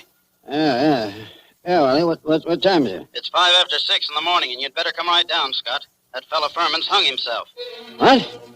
Furman hung himself? Yep, by his belt from a window bar. Deader than a mackerel. I'll be right in, Wally. Phone Doc Camsley and tell him I'll pick him up on my way down. No doctor's going to do Furman any good, Scott. Well, it won't hurt to have him looked at. You'd better phone the chronic court at Douglasville, too, and file a routine report. Already did that. And what's more, hold on to your seat. The DA's on his way over, in person. The DA? Yeah. I'll be there before you hang up, Wally.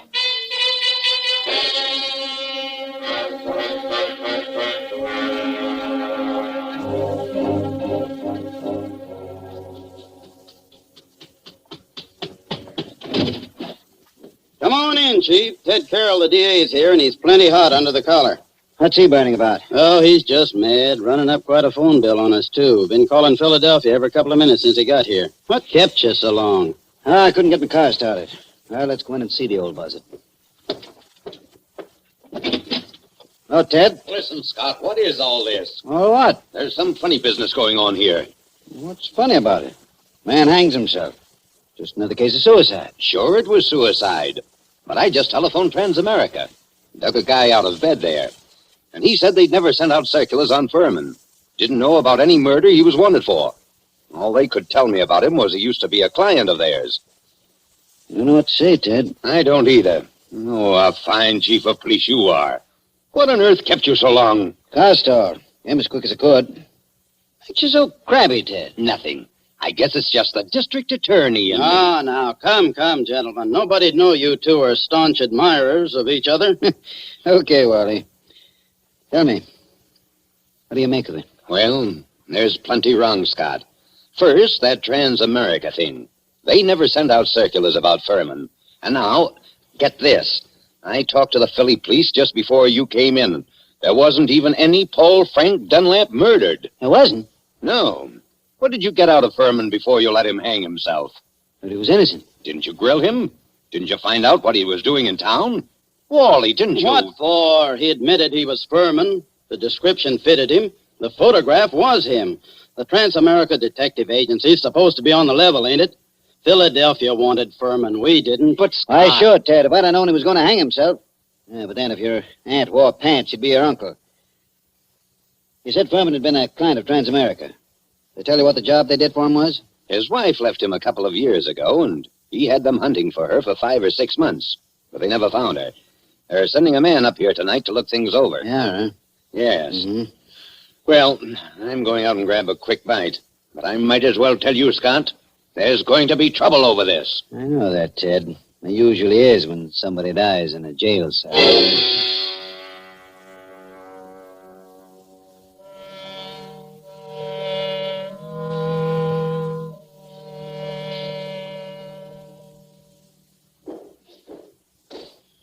Well, so what's become of that 1,500 fish now, huh, Scott? What happened there last night, George?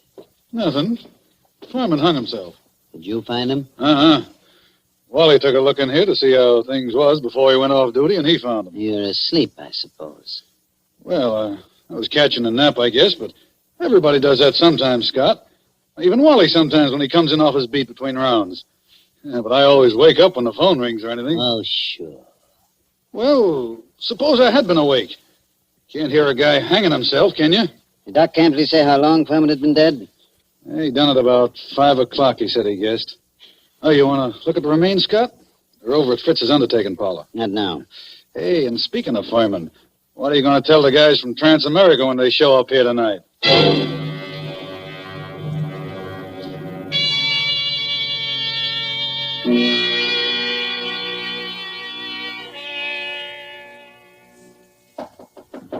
Come in. Oh, they told me I'd find you here. You're Chief Anderson, aren't you? Yes, that's right. I'm Carl Riesing, assistant manager of the Transamerica Detective Agency in Philadelphia. This is Mr. Wheelock, who was Lester Furman's personal attorney. Glad to know you, Mr. Riesing. How do you do, Mr. Wheelock? How do you do? I know you gentlemen are already in possession of most of the details concerning Mr. Furman from the time he arrived in Deerwood until the time of his death. But perhaps you don't know that the police of most towns in our corner of the state have also received copies of this same reward circular. Take a look at it. I must say this circular is an excellent forgery. You're sure it's a forgery, Mr. Riesing? Oh, yes, there's no doubt about it. But it's an excellent forgery. Tell me, Mr. Wheelock, was Mr. Furman a native Philadelphian? Oh, my, yes. He was a well-known, respectable, and prosperous citizen of Philadelphia. Married, I believe? In 1934, he married a 22-year-old girl named Ethel Bryan, daughter of a Philadelphia family. And the Furmans had a child? Isn't that right, Mr. Wheelock? Yes, born in 1936, but the child lived only a few months. Mr. Furman's wife disappeared after the child's death. What year was it that she disappeared? Mr. Riesing should remember that. His agency worked on the matter. Oh, I remember it well. Mrs. Furman disappeared in 1937. We never heard anything of her again, although Furman spent a lot of money trying to locate her. What did she look like, Mr. Riesing? In just a moment. I have a picture of her right here in my briefcase. Here it is. Quite pretty, isn't she? If you care for that type. I see what you mean, Mr. Wheelock. Well, she's attractive as that. Judging by this photo, I'd say that she was a small-featured, pretty blonde, with a weak mouth and large, somewhat staring eyes. That's an accurate enough description, all right. If you don't mind, I'd like to have a copy made of that photograph, Mr. Riesing. Oh, you can keep that one if you like. It's one that we had made up at Transamerica. Her description's on the back. Thanks. Did Furman ever divorce her? No, sir. He was a lot in love with her, and he seemed to think that the child's dying made her a little screwy so that she didn't know what she was doing. That's right, isn't it, Mr. Wheelock? That is my belief, Mr. Riesing. You said Furman had money, Mr. Wheelock. About how much did he have? And who gets it? I should say his estate will amount to perhaps $500,000 left in its entirety to his wife. Mm-hmm. It's quite a handy sum for anyone to have, I'd say. Mr. Wheelock, everything shows that somebody framed Furman into the Deerwood jail. That frame-up drove him to suicide. But there has to be something else. A lot else. Well, then, what are you going to do? I'm going across the street to the undertaking parlor and have a look at Furman. I'll see you later.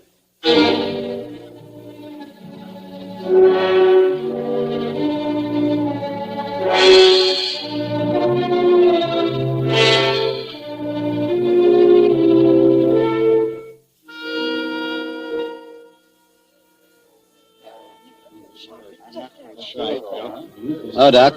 Hi, Scott. I figured you'd come over here to the undertaker's pretty soon. What's in your mind, Doc? Let's get out of this crowd. I want to tell you something. I just got rid of 2 guys in my office. Let's go back there. Suits me. 2 of those bruises showed, Scott. What bruises? Furman. Well, up under the hair, there were 2 bruises. Why didn't you tell me? I'm telling you now, Scott. You weren't here when I made my examination. This is the first time I've seen you since then. Why didn't you spill the stuff about Furman's bruises when you were testifying at the inquest, Ben? I'm a friend of yours. Do I want to put you in a spot where people can say you drove this champ to suicide by third-degreeing him too rough? You're nuts. How bad was Furman's head? Well, Scott, that didn't kill him, if that's what you mean. There's nothing the matter with his skull.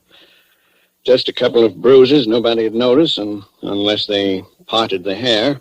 I thought you ought to know, though. Yeah. Thanks, Ben. Yes, who is it? This is Fritz, the undertaker. Listen, Scott, there's a couple of ladies over here that want to take a look at Furman. Is it all right? Who are they? I don't know them. Strangers. What do they want to see him for? I don't know. Wait a minute. Can't I please see him? Why do you want to see him? Well, I'm his wife. Furman's wife? Yes. Oh, certainly. I'll be right over. So long, Ben. I've got to go back to the undertakers. So long, Scott.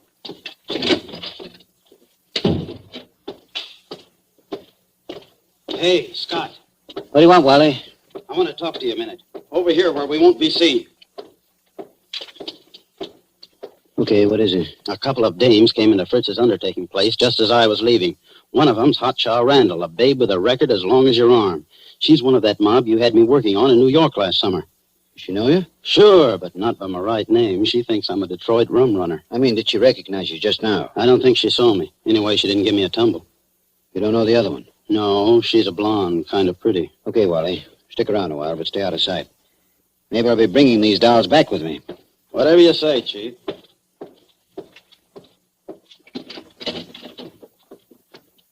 Oh, there you are, Scott. I wondered when you were coming. This is Mrs. Furman, and this is Mrs. Crowder. How do you do? Hiya, Chief. They just saw the body. Mrs. Crowder, I thought your name was Randall. What do you care, Chief? I'm not hurting your town any. Don't call me Chief.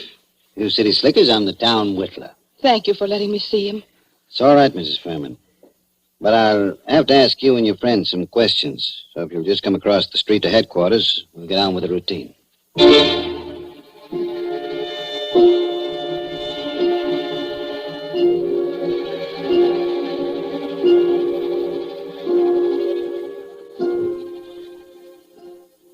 Before I ask any questions, I want to tell you something.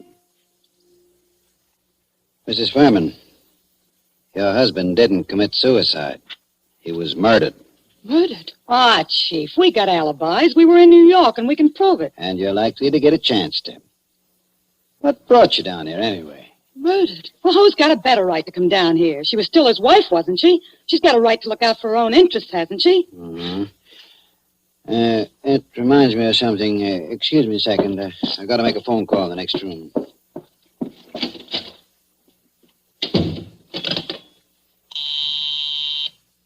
Officer Hamill speaking.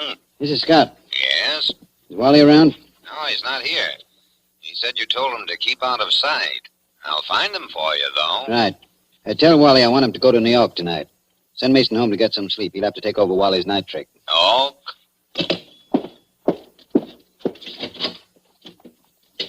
Mr. Anderson, do you think I had anything to do with with his death? I don't know, Mrs. Furman. I know he was killed. I also know he left you something like $500,000. Wow. Dollars? Dollars. All right, Chief. Let's stop clowning. The kid here didn't have a thing to do with whatever you think happened. No? No. We read about Lester Furman committing suicide in yesterday morning's paper, and about there being something funny about it. And I persuaded her she ought to come down to deal with Anderson, I wouldn't have done anything to hurt Lester. I left him because I wanted to leave him. I wouldn't have done anything to hurt him for money or anything else. Had I wanted money from him, I would only have had to ask him for it. That's the truth, Chief. For years I've been telling Ethel she was a chump not to tap him. But she never would. I wouldn't have hurt him. Why'd you leave him then? Oh, I don't know how to say it. The way we lived wasn't the way I wanted to live. I wanted... Oh, I don't know what. Anyway, after the baby died, I couldn't stand it anymore. Excuse me. Hello? Oh, yeah, Hammer? You gave Wally the message? Yes, I want him to go to New York tonight. Okay, where is he? Home? He is home, huh? Okay, thanks. Mrs. Furman, this circular that got your husband in the jail. Did you ever see that picture before? No. Why, it can't be. It's a snapshot I have. It's an enlargement of it. Who else has one? Nobody that I know of. I don't think anyone else could have one. You still got yours? Yes. I don't remember whether I've seen it recently. It's with some old papers and things. But I must have it. Well, Mrs. Furman, it's stuff like that's got to be checked up. Neither of us can dodge it. Now, there's two ways we can play it. Yes? Mrs. Furman, I can hold you here on suspicion until I've had time to investigate things. Or I can send one of my men with you to check up in New York. Yes? I'm willing to do that if you'll speed things up by helping them all you can. If you'll promise you won't try any tricks. I promise. I'm as anxious as All you right, are. all right. How'd you come down? We drove down. We got a great big car. That's my car, see? That big green job across the street. Yeah. My man can ride back with you, but no funny business. Oh, don't worry, Chief. Come on. We're going to see Wally Shane, the man who's going to drive to New York with you.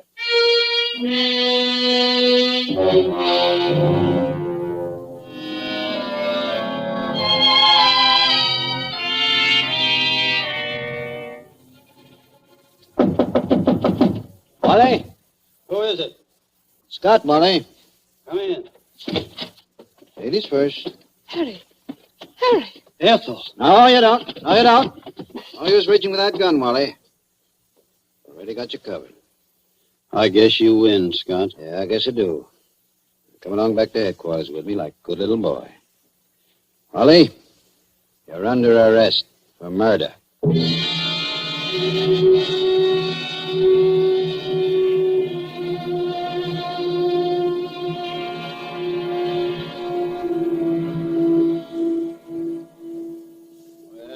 That's how I knew it was all up, Scott, the minute I saw those two dames going into Fritz's.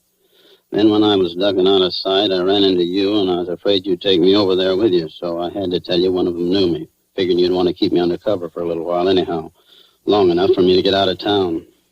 Why didn't you get out, Wally? Well, I dropped in home to pick up a couple of things before I scram, and that phone call of Hamill's catches me, and I fall for it. You see, Scott, I figured you're not on to me yet and are going to send me back to New York to see what dope I can get out of the dames. Well, you fooled me, brother. And I thought you'd fall for that. Then you didn't just stumble into all this accidentally, did you? No, I didn't, Wally. I figured Furman had to be murdered by a copper. The no reward circular is well enough to make a good job of forging one. Incidentally, who printed that Furman circular for you, Wally? I'm not dragging anyone in with me. It was only a poor mug that needed dough. Okay, Wally. You see, I knew only a copper would be sure enough of the routine to know how things would be handled. Only one of my coppers would be able to walk into Furman's cell, bang him across the head, and string him up on the... Those bruises showed, you know, Wally. They did? I guess I should have wrapped 2 towels around that blackjack. Oh, geez, Scott. I seem to have slipped up on a lot of things. So that narrows it down to my coppers and... Well, you told me you knew the Randall woman.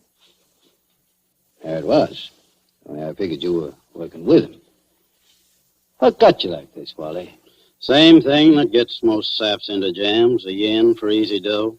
And I was in New York, see, Scott, working that Dutton job for you, palling around with big-shot racketeers, passing for one of them, and... Yes? Well, I got to figuring that my work takes more brains than theirs, and they're taking in big money, and I'm working for coffee and cakes. That kind of stuff gets you, Scott. Anyway, it got me. Mm-hmm. Then I ran into this Ethel Furman, and she goes for me like a house afire. I liked her, too, see, so that's dandy. But one night she tells me about how much dough her husband's got and how he feels about her, and I get to thinking... Thinking what? I think she's nuts enough about me to marry me. So I get to thinking, suppose he died and left her his role. Mm-hmm. I see. So I run down to Philly a couple of afternoons and look Furman up, and everything looks fine. I took my time working out the details, meanwhile writing to her through a fellow in Detroit. Go on. Finish one. Well, I decided to do it. I sent those circulars out to a lot of places, not wanting to point too much to this one. And then when I was ready, I phoned Furman, telling him to come to Deerwood Hotel that night. And sometime before the next night, he'd hear from his wife, Ethel. I knew he'd fall for any trap that was baited with her. Only I guess I'm not as sharp as I thought I was, Scott. Maybe you are, Wally. Maybe you are. That doesn't always help.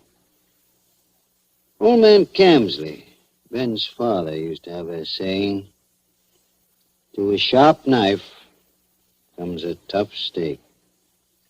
Well, sorry you did it, Wally. I always liked you. I know you did, Scott. I was counting on that.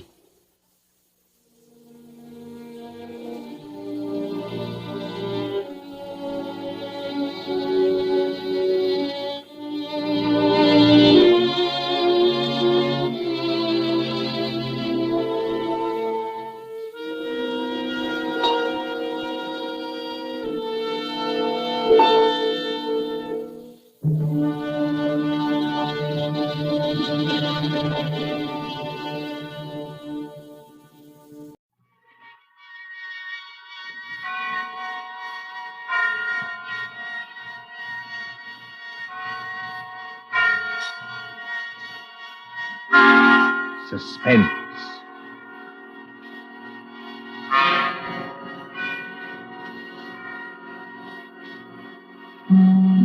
Tonight, Columbia brings you as guest stars two deaf players from the movie lots of Hollywood, the stages of Broadway, Miss Alessa Landy and Mr. George Coulouris.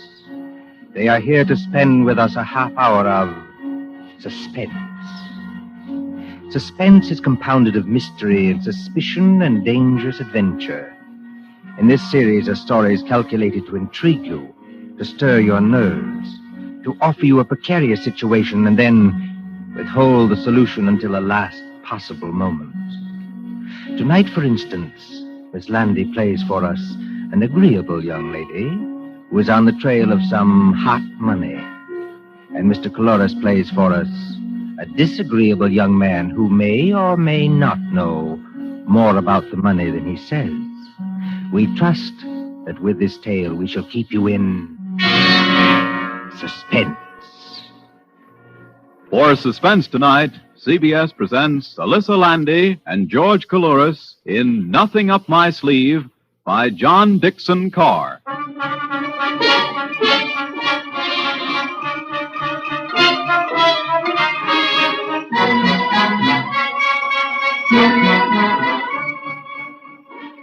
Extra, read all about it. Shark Morgan caught. Extra, read all about it. Shark Morgan caught. It's New Year's Eve, remember? Times Square is celebrating. The fiery lights flash no longer, but the crowds are still the same. Thronging, jostling, singing, drowning out a voice at the street corner when it says, Fatal gun battle at Jamaica. Read all about it. Fatal gun battle at Jamaica. Read all about it.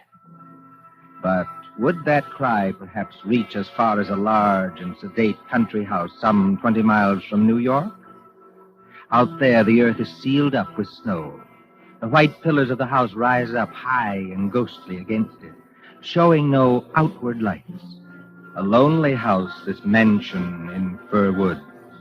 Just the place for a murder, I've always said. Wouldn't surprise me either. These Ralphs are a funny lot. And alone in that house tonight, apparently alone, is a man practicing shots in a billiard room, a long and paneled room at the back of the house. Now, look at Mr. Derek Rolfe, as tall and lean and well-tailored as ever. Many people don't like him. He's a little too supercilious, a little too sure of himself, too suggestive of the lifted lip and the glazed eye.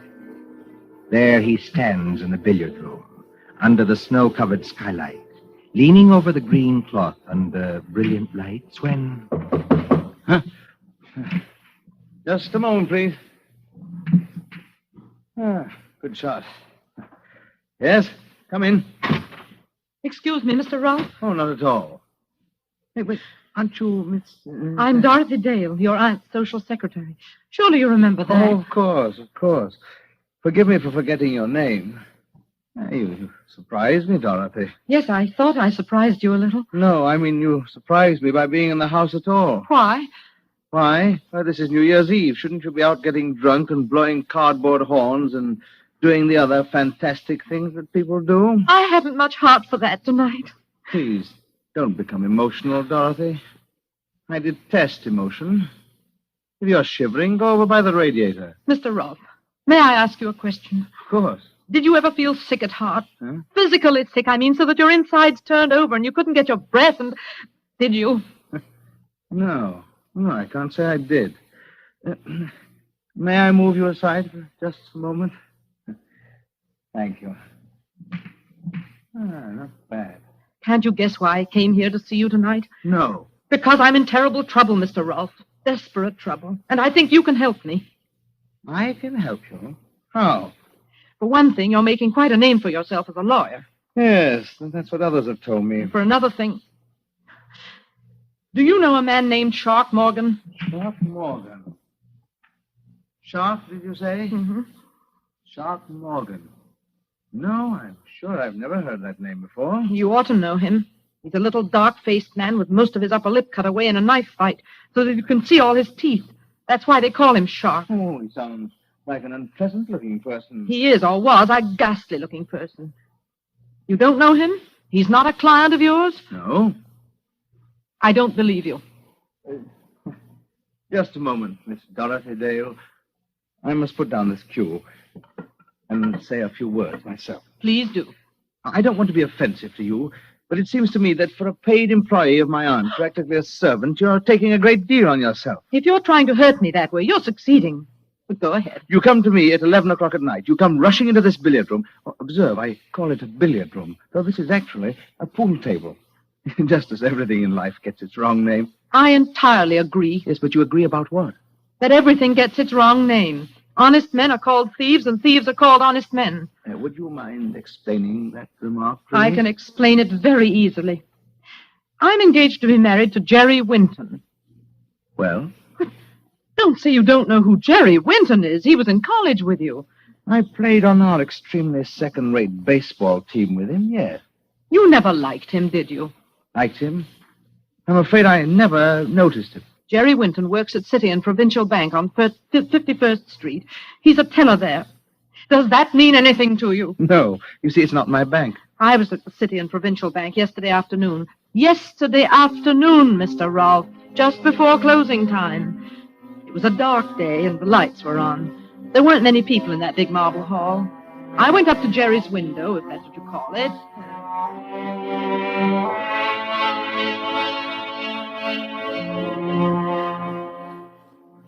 Can you cash a check for $1 million? Hello, Dolly. Hello, Jerry. You glad to see me? I am not pleased to see you here, Dolly. Huh? I'm never pleased to see you here. And why not?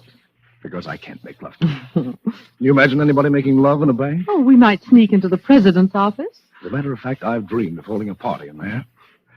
But it'll never happen unless I'm fired, which is very likely. Jerry, sometimes I wish you weren't so easygoing. I'm not easygoing with the bank's money, Dolly. Otherwise, I'd be shoving it out to you through the window in double handfuls like this. Jerry, for heaven's sake, no. Then state your business, madam.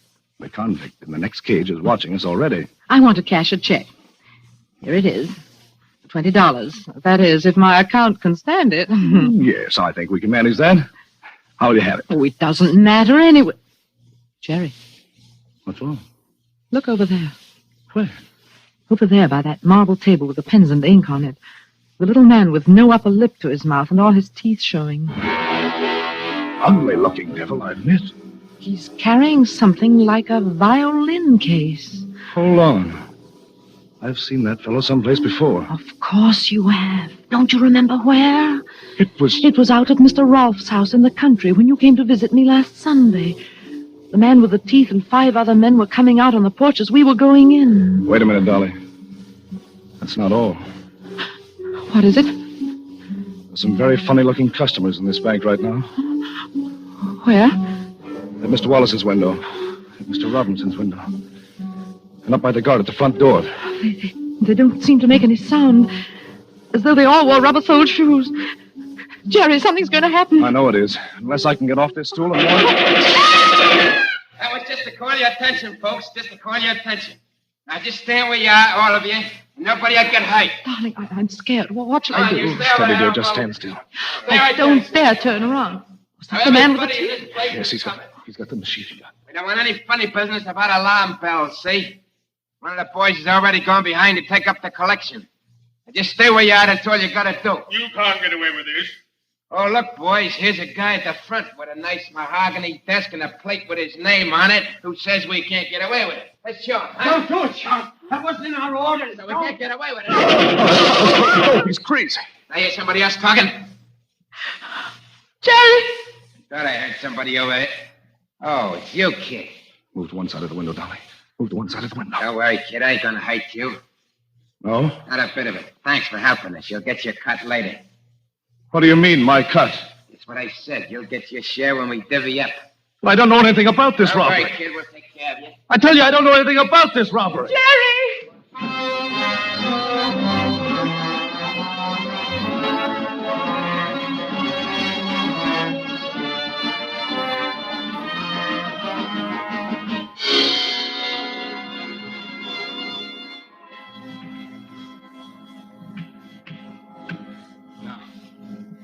$6 in the end pocket. Ah, got it. Are you listening, Mr. Rolfe? This Shark Morgan must have been quite a fool. I grant you that. He was a fool. He must have been crazy. But they've held Jerry at police headquarters just the same. Well, that's very unfortunate if he's innocent. You know he's innocent. I'm afraid I don't know anything about it. Don't you even know what happened today? Haven't you read the newspaper? No. The police trapped that whole gang in a Long Island farmhouse. There was a gunfight. Oh, is that so? Oh, no casualties, I hope. You hope? I must tell you again, Dorothy, don't be emotional. I detest emotion. The whole gang were killed, every last one of them, including Shark Morgan. So there's nobody to talk, nobody to tell. But, as you were saying? They didn't find the money. What money? The stolen money. $88,000 taken from that bank, and yet the police can't find a cent of it. Shall I tell you why, Mr. Rolfe? Because it was passed on to somebody else for safekeeping. Oh, passed on to somebody else. That's what I said. Well, perhaps your friend Jerry Winton could tell us where it is. That's what the police think. Oh, can you imagine what he's going through tonight? Oh, it's not a pleasant way to spend New Year's Eve, I admit. Excuse me.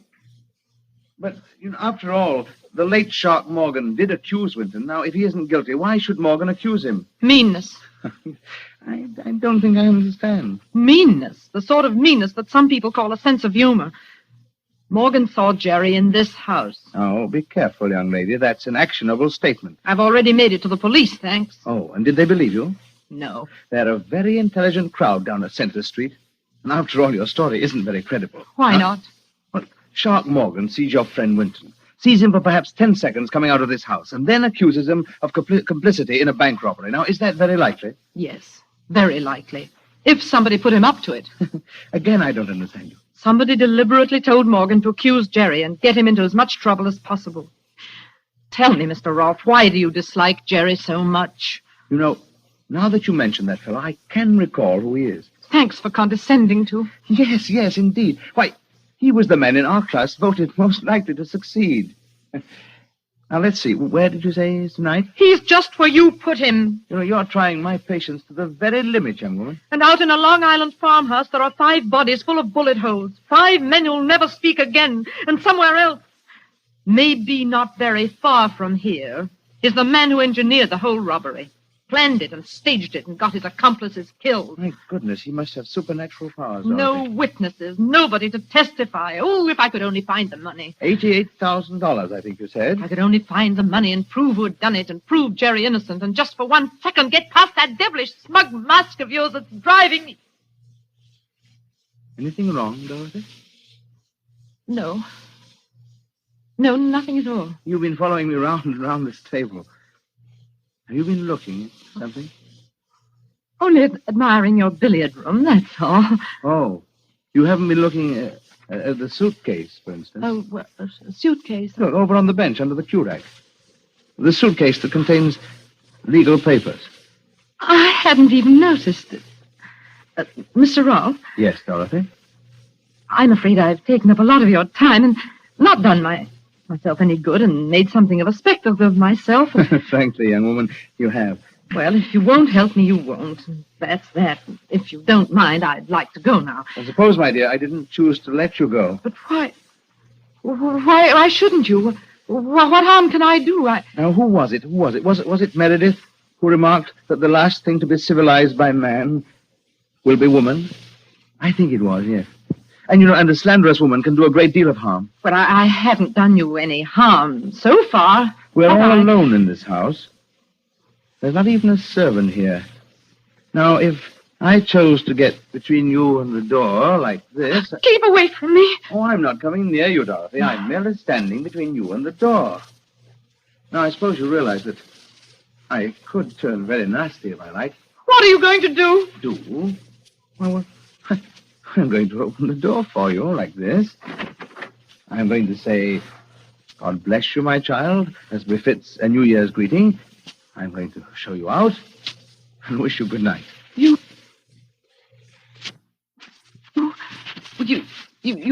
don't mind? Mind? Certainly not. You've got something to hide, haven't you, Mr. Rolfe? No. Nothing, young woman, that I can't hide. Good night.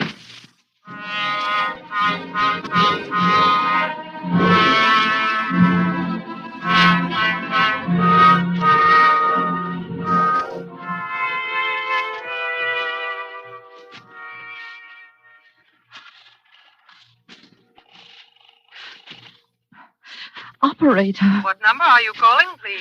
Operator, I want to get to police headquarters in New York City. No. That'll take too long. Wait. Get me the local police station. This is Mallingford 8891. The local police station? Yes, that's right. The number you want is Mallingford 326. I will ring them. Thank you. All right. Oh, why is he so confident? What has he got up his sleeve? Mallingford Police Station. Oh, let me speak to the chief of police, please. You're speaking to him, ma'am. Nobody else will stay up here on New Year's Eve. Well, my name is Dale, Miss Dorothy Dale. I'm speaking from Green Acres, Mr. Derek Rolfe's house, about 2 miles up the post road. Do you know it? Yes, I know it, but can't you talk louder? I can hardly hear you. I don't dare talk loud. I'm speaking from a phone just outside the billiard room door. Well, what about it? Listen, you want to recover the city and provincial bank money, don't you? We sure do, miss. That money's hot, but... Well, it's here. It's in this house, in this billiard room now. Oh, who's got it? Derek Rolfe himself. Look, miss, is this on the level? I swear it's true. I've seen the money. Rolfe's prominent people, you know. I can't help that. There's a big suitcase completely full of money in packages fastened with the paper label of the city and provincial bank. And that's not his own bank. Take it easy now. The lid of the suitcase wasn't quite closed. He thought he'd be alone here tonight, and that's why he was careless. Does he know you saw the money? Did I see the money? I'm not quite sure. You're not sure? No, I could almost have sworn he knew I saw the money, but he didn't seem to care. Be careful. The billiard room door's opening. Well, I heard someone using the telephone out here. Excuse me, Mr. Rolfe. I only... What's this about the door open? No, these doors are rather thick, Dorothy, but I was under the impression that I heard somebody say police. Yes. Well, yes, you did. You weren't phoning the police by any chance, were you? Yes, I was. But why? Go on. Why? As a matter of fact, I was trying to get in touch with Jerry. That's it. He's at police headquarters in New York, and I was trying to get in touch with him to see if they'd let me talk to him on New Year's Eve. I thought it would cheer him up. Look, miss, this is the Mallingford chief of police. Are you still there? What's that? Mallingford? Well, it's a New York call relayed through the local station. You don't mind? Not at all. Please go right ahead. Oh, by the way. What? I don't think you will find that money, young woman. Good night. Listen, miss. Are you still on the end of the wire, or aren't you? Yes, but I couldn't talk to you. He was here. Who was there? Derek Rolfe. He said I'd never find the money. You mean he admits he's got it? Well, no. He just smiles and smiles. He's got some trick up his sleeve. I know it. Oh, it'll have to be a good one. Please never mind that. Can you come over now? Oh, all right, miss. I'll take a chance. Who else is in the house with you? Nobody. I'm all alone with him. What are you going to do if he tries to light out with the money? I don't see what I can do. That's all the more reason for you to get here quickly. I swear you'll find the money in that billiard room. Only hurry.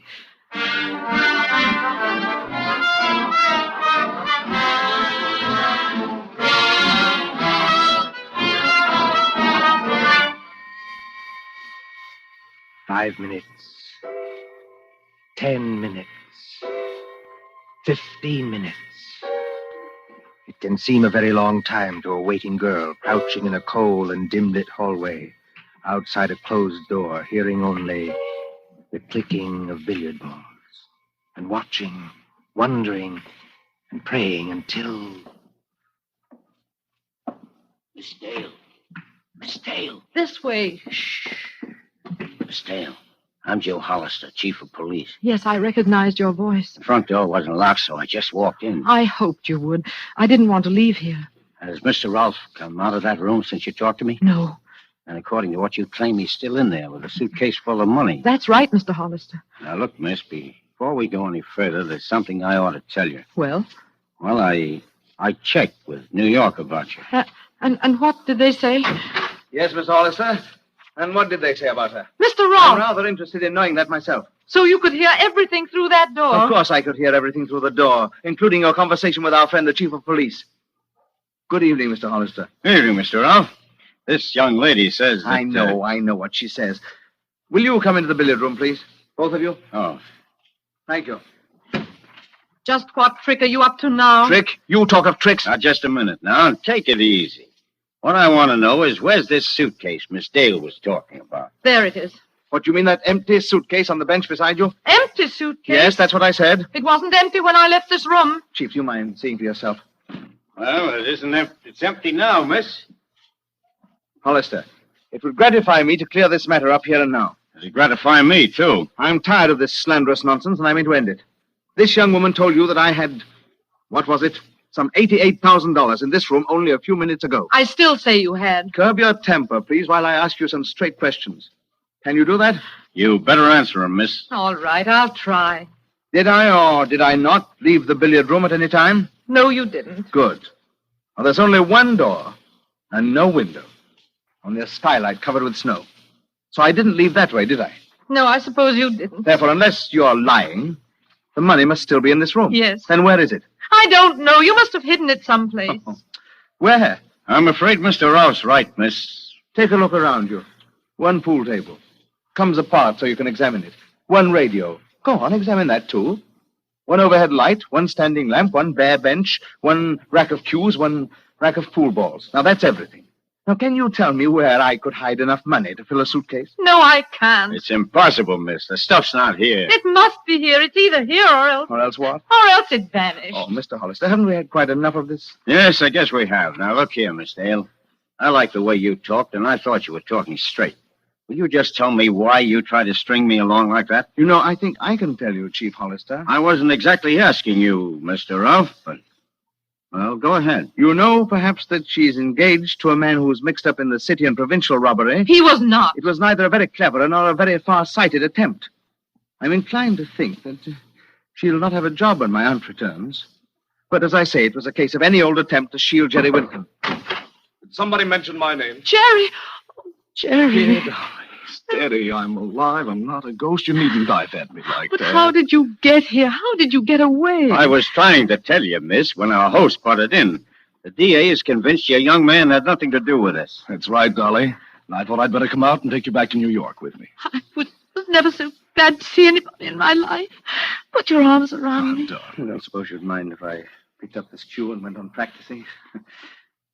Let's try the 8-ball all the way down the table. Come on, Dolly. It'll be New Year's in a few minutes. There's nothing to worry about. There is something to worry about. He's got the money, the whole $88,000. I know it. I'm sure of it. Only we can't find it. It's hidden somewhere in this room. As I said before, haven't we had just about enough of this? The chief of police there won't believe me, but it's true. I've heard a lot about that money myself.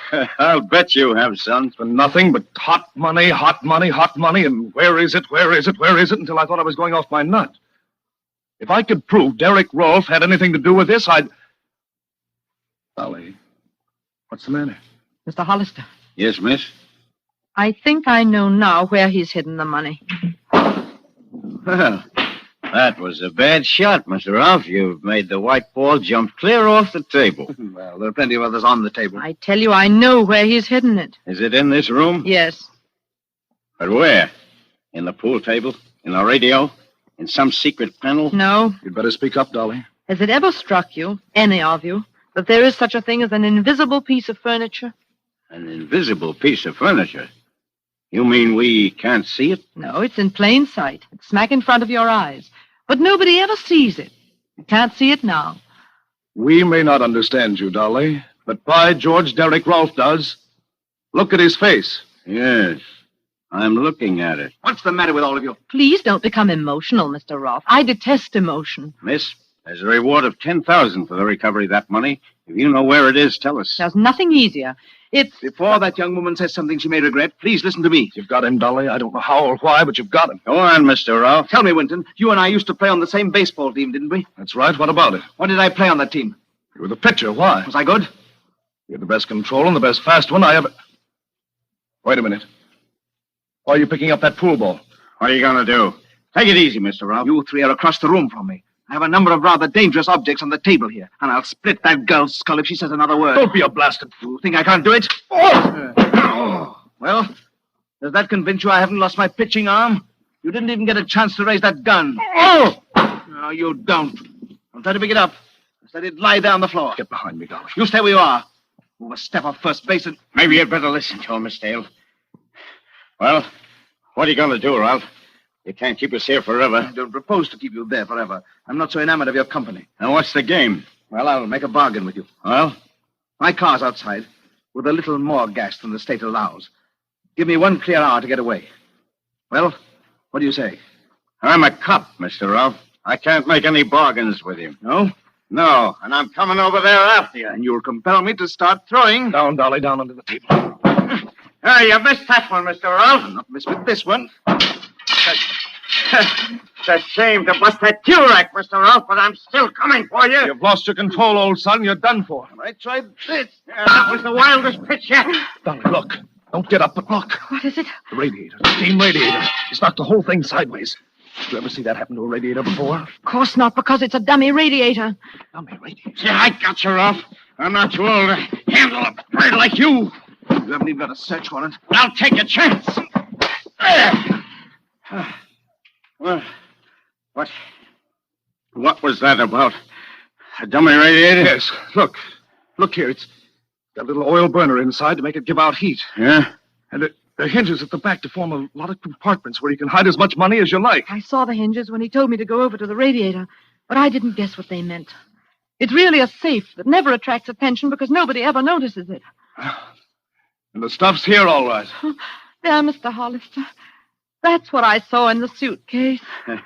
I told you there was a $10,000 reward for that, miss. Oh, did you hear that?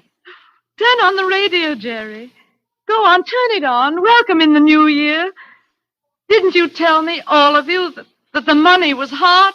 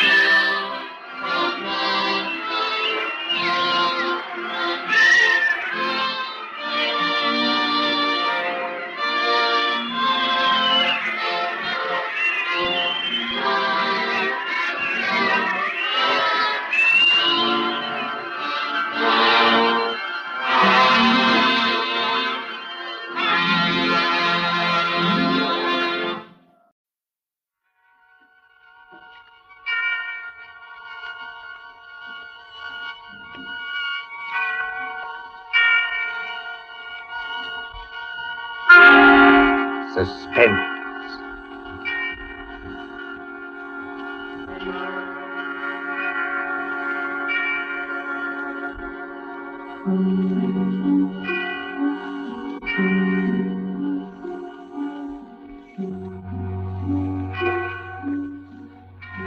This is your narrator, the man in black, again about to introduce tonight's Columbia program, Suspense. The story is The Pit and the Pendulum by Edgar Allan Poe, the adaptation by John Dickson Carr. Our guest is the distinguished American actor, Mr. Henry Hull, who plays the part of a prisoner of the Spanish Inquisition. If you've been with us on these Tuesday nights, you will know that Suspense is compounded of mystery, suspicion, and dangerous adventure, to hold you in a precarious situation and withhold the solution until the last possible moment. And so it is with The Pit and the Pendulum and Mr. Hull's performance. We again hope to keep you in suspense. And now, The Pit and the Pendulum.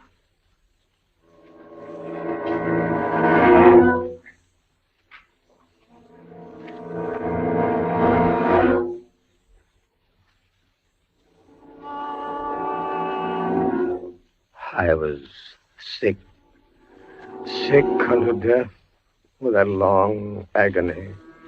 And when at length they unbound me and I was permitted to sit, I felt that my senses were leaving me.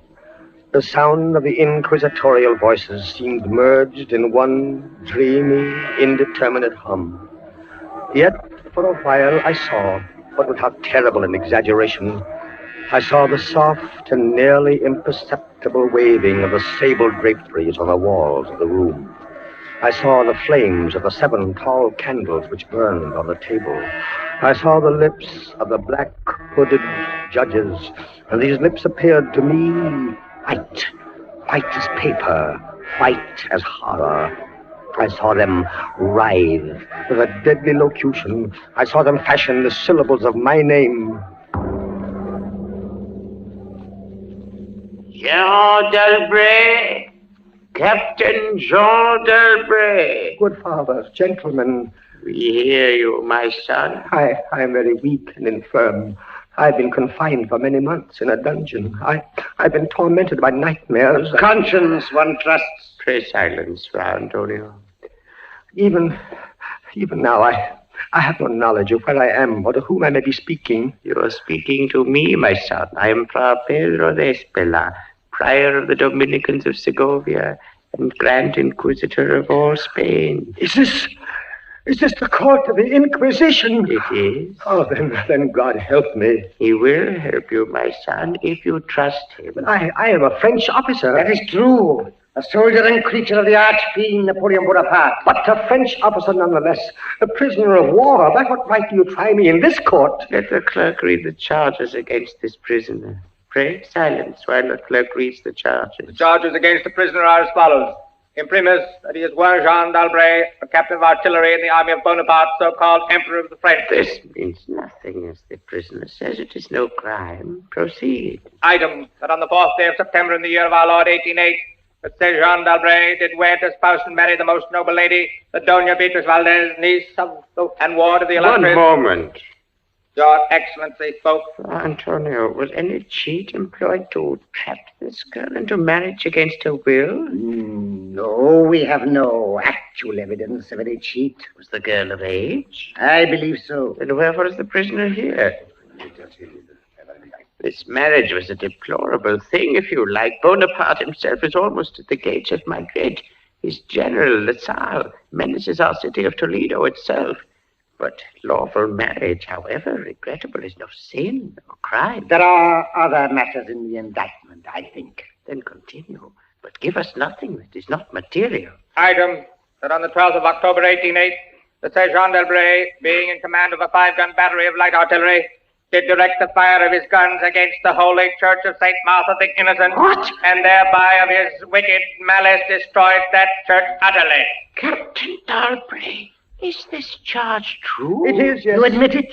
Good Father, hear what I have to say. The church blew up, I think. Would you boast of your sin, young man? It blew up because it was stored with kegs of gunpowder for your army. I had every right to fire on it. And that is all the defense you have to make? I tell you, I had every right to fire on it by military law. Is military law above God's law? I don't know. I did my duty, that's all. Long live the Emperor! Captain Dalbray, mark what I say. No man, however great his heresy, is ever condemned to be burnt in the fire. Fire? Fire. If he first recant and acknowledge the error of his ways. But for you, Jean Dalbray, there can be no mercy, no pity, no atonement. The only sentence of this court can be death. Death. Yes. The secular or government arm to which we must release you has devised two ways of punishment in cases such as yours. You hear the tolling of the bell? I hear them. It is the procession of the condemned going to the auto da fe. Soon the yellow light of the flames will stream through the windows and flicker on floor and ceiling. Nunc et in hora mortis intuit manibus Domine. Most of those condemned out of mercy will be strangled before they are burned. It cannot be so with you, Jean Dalbray. You must die in one of two ways. Either with the direst of physical agony. A slow fire of green wood, iced bandages about the head and the heart, so that the fire does not approach too quickly. Or else, Jean Dalbray, you must die in a certain other way. I'm done with this! Pass your sentence and let me go! The law does not permit me to tell you now what this other way is. The sentence of this court, therefore. I had swooned. Yet still I would not say that all of consciousness was lost. In the deepest slumber, no. In delirium, no. In a swoon, no. In death, no. Even in the grave, all is not lost. There are shadows of memory which tell us indistinctly of tall figures that lifted me and bore me in silence down, down, still down, until a hideous dizziness oppressed me at that descent into the earth. Then, as consciousness swam back to my wits, darkness, the stone floor, and darkness. Oh, Beatrice. Beatrice, my wife, Beatrice! Did you call me, Jean? Beatrice, was that you who spoke? Yes, Jean. You were here in the dungeons of the Inquisition. I am not really speaking to you, my poor Jean. I am only in your imagination. Am I mad, then? No. But your brain is fevered. You only think you hear me. No, I do. I hear you clearly. As clearly as I once heard you. In the little church near the Ebro where we were married. Yes. I destroyed that church, Beatrice. I had to. It was my commanding officer's order. I know, Jean. Be comforted. There are those who care. You won't leave me. As long as I am in your heart, I shall be here. I was strong once. Now I am weak. Once I was reckless. Now I'm afraid. What am I, Beatrice? What are they going to do to me? I cannot tell. Remember, my voice comes only from your own brain. Are you fettered? Fettered? No. They've not chained you to the wall. No. They've taken away my uniform. They've given me sandals and a robe of what feels like coarse serge, but I'm still free. Free. Take courage, Jean. Free. And in the grasp of the Inquisition.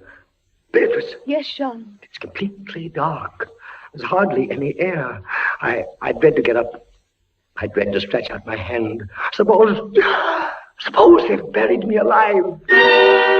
Courage. Can you stand up? I think so, yes. Then walk. Walk as far as you can. Measure the limit of the cell. If this is not a tomb... You're right, Beatrice, as always. I'll try. Are you on your feet? Yes, now pray. pray for a poor devil who always meant well. 1 pace, 2 paces, 3, 4. You are very weak, Jean. Rest a moment. Where are you now, Beatrice? In the flesh, I mean. You know that, Jean. In the old house by the olive grove, scorned of my people. Yes, I know it. Each morning I climb to the hilltop and watch. Go on. Sometimes I think I hear gun wheels Yes. rumble in the hills. Yes. And long moving columns Yes. with the red dust rising above Go them. on. First come the heavy cavalry in plume-crested helmets. Yes. On their flanks wheeling like hawks, light hussars in blue and scarlet.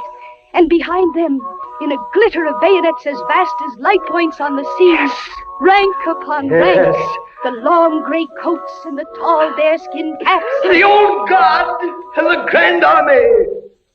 It is only a vision, my dear one. They do not come. Ah, will they? Will they ever come, Beatrice? I cannot tell. Then I must face what has been prepared for me. Walk again, Jean. Try. Keep your hand in front of you. This rope, it impedes me, and the floor is treacherous with slime. But I'll try. 4 paces. 5, 6, 7. It can't be a tomb. 8, 9. Look out! I'm all right. I fell to my knees. The rope tripped me. My hand is in front of me. It's lower than my face, but I feel nothing. Nothing, Jean. It's a pit. A circular pit. And I fell on the very edge of it. Oh. They would have made you walk into it. Yes. Oh, there's a loose fragment of rock just inside the edge. Now, if I can dislodge it like this.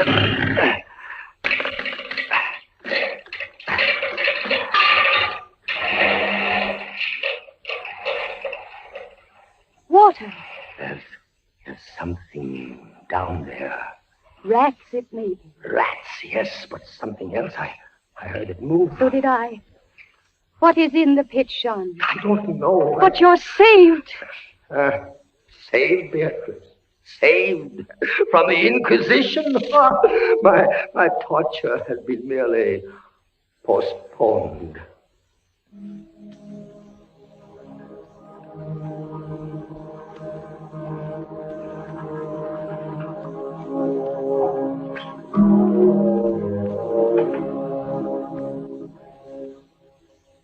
At last, a deep sleep fell upon me. Sleep like that of death. How long it lasted, I know not. But when I opened my eyes once again, I could see. Yes, see. My prison was large and lofty. Its walls formed of massive iron plates, bolted or joined together. A wild, sulphurous luster, I could not trace its origin, lit up the dungeon, and the circular pit, and the crudely daubed skeleton figures painted in evil colors on the iron walls. Skeleton figures, demon figures, gargoyle figures. The colors a little blurred, as from the effects of the damp.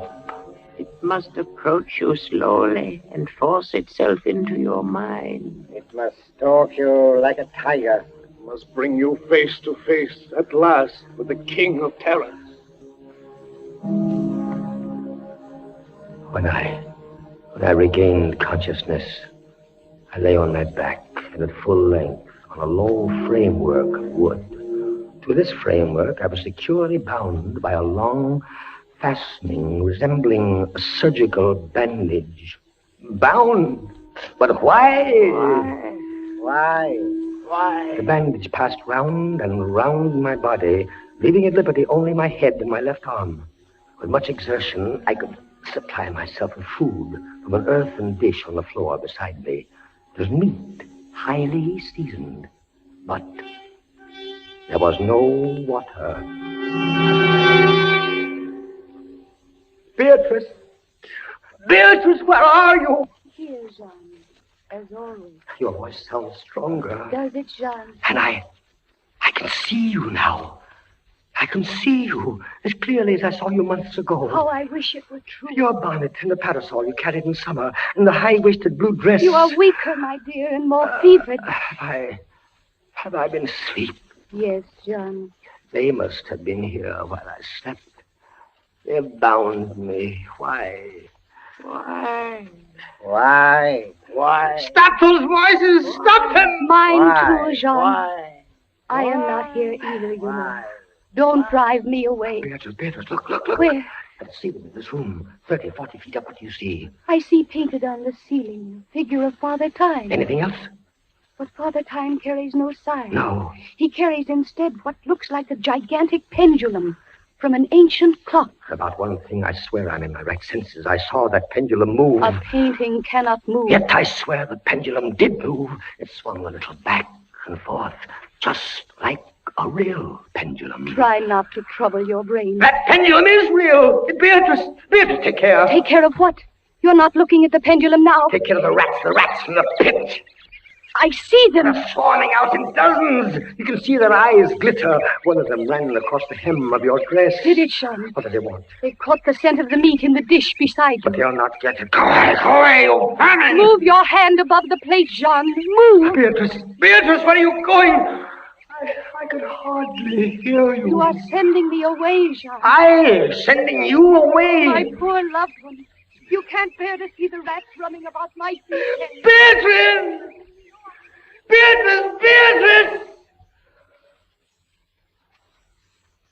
Yes, it's true. In a cell swarming with vermin. There are others I had rather see here. I'd rather see. You call me Captain Dalbray. Then in spirit, I am here. Who are you? Don't you recognize me? No, I do not. I am that second Inquisitor, Fra Antonio, whom you thought unfair at your trial. But we were not unfair. We administer the law. That is all. Go. I command you, go. Not until I have first told you what you already get. Which is? There are two forms of death for such as you. One, death with its direst physical torture. The other, death with its direst mental torture. And I have been condemned to the second? Your guess is good. Listen. Do you hear anything? Yes, I do. I hear something. Turn your eyes upwards. Look at the ceiling. Pendulum. Aye, the pendulum. It's descended. Only a foot or so as yet. As you notice, it is not really a pendulum. Its underside is a crescent, formed of razor-sharp steel. You mean? A ponderous weight, Captain Dalbray. Its movement is slow now, but soon it will take on momentum. It will swing wider and wider, 30 feet perhaps. Presently, as it swings, you will hear it hiss. And with each broad movement, it will creep a trifle lower. The steel is directly above me. Yes, above the region of your heart. Lie still and look up at it. How long before? You need have no immediate fear. It will not be too soon. But how soon? Who can tell? In the name of pity, give me some answer. Hours, perhaps days. It's beginning to swing wider. I can't take my eyes from it. Its glitter fascinates you, eh? See how it shines in that wild light. And this is your utmost refinement in cruelty. The law, Captain Dalbray, is never cruel. And now, still in spirit, I leave you to your meditations. It will not be too soon. Minutes, hours, days.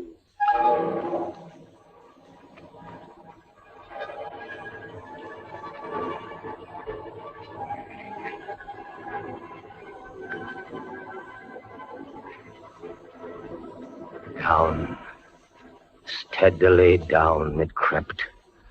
Days passed. It might have been many days before it swept so closely as to fan me with its morbid breath. Minutes. Hours. Days. The odor of the sharp steel forced itself into my nostrils. To the right. To the left. Far and wide. The shriek of a damned spirit. To my heart, with the stealthy pace of a tiger. Down. Certainly, relentlessly down. I prayed. I wearied heaven with my prayer for its more speedy descent. I grew frantically mad and struggled to force myself up against that swinging, glittering death. No avail. Down, still unceasingly, still inevitably down, the sharp steel flashed past within 3 inches of my chest. Beatrice! John? Beatrice! Beatrice, where are you? I heard you calling, John. I am here. It is a strange thing, Beatrice. I'm quite calm. You are resigned, then? No, that is the strange thing. Even now, I am not resigned. Is there a way out? How can there be? 10, 12 more vibrations, and will fray the surge of my robe. Only lightly as a razor in a delicate hand. There will be many sweeps before it bites deep. No, I can't escape it. You kept me away from you, John. You locked me out of your thoughts. If I am here only in your thoughts, why should I fear the rats? The rats! You open your eyes and your eyes blaze. What is it? The rats! Do they still swarm here? Across the floor and over the meat platter. They have taken nearly all your food. Yes, of course, they are ravenous, and they have sharp teeth. Well... The meat is oily and spiced. If I take what remains of it, scatter, you vermin! And rub that meat from the bandages that hold me here. Try it, John, try. It may be too late. If I leave my body a fraction of an inch up. Try it, I tell you, try. Ah, but look, they scatter as soon as I do try. But they are watching you. I can see their eyes glitter. They're creeping back. Can I stand the rats crawling across me? Can the flesh bear it? One of them has leaped on the wooden framework. Another follows. They're gnawing at the bandage. 7, 8 more sweeps of the pendulum. The bandage, give way. A little lie still, Jean, lie still. 10, 12, a dozen rats now. Is death, I wonder, worse than this disgust? A dozen sharp knives could do no better. The bandage is loosened to ribbons. Now, if you move sideways, carefully, and drop to the floor. Beatrice, I can't move. My arms and my legs are numb. There is no power. The steel has frayed your robe. A minute more will be too late. Try. Then with all the strength that is in me, and all the hatred I bear my enemies. Free! A second time. Free! See, Jean. The pendulum stops. They are drawing it back up through the roof. Each move I make is watched. You never doubted. Yet with all they could do to you, they have failed twice. They will not fail. No more dallying with the king of terrors. What else can they do? I can't say. See how the rats gnaw in silence at that bandage. To what food, I wonder? But you escaped the pit. I escaped it once.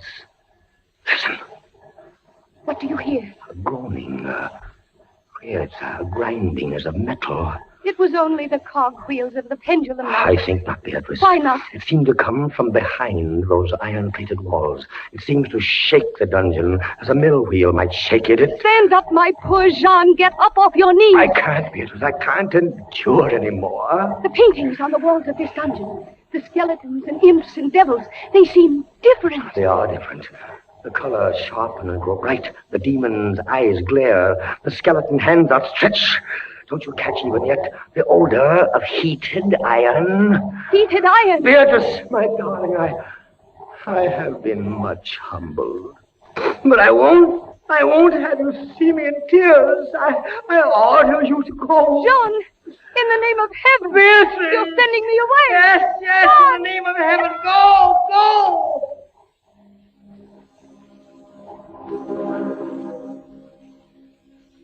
A suffocating heat pervaded the prison. A deeper glow settled in the painted eyes that glared at me. I could draw no breath of air into my lungs. Against the loom of that fiery destruction, the thought of the pit and its coolness come like a soothing balm. I staggered to the edge of the pit. I looked into it. The enkindled walls and roof lighted it to its depths. Yet for one wild moment, even then, I refused to believe the horror of what I saw beneath me. Does the pit please you, Captain Dalbray? Not the pit! Merciful God, anything but that! And how shall you avoid it? Look. This dungeon has changed its shape. That is true. The walls are closing in. It was formerly a square. Now it is Flattening slowly toward the center to force me into the pit. Of course. It'll force you along with me. Again, apparently you must be told, Captain Dalbray, that you are speaking only to your own sick fancy. I am not here at all. Farewell. And now closer and closer through the red burning walls, forcing me into the pit with a swiftness that left me no time for thought. I shrank back, but the closing walls pressed me relentlessly onward. At length, for my seared and writhing body, there was no longer an inch of foothold. I screamed once. I tottered on the edge of the pit.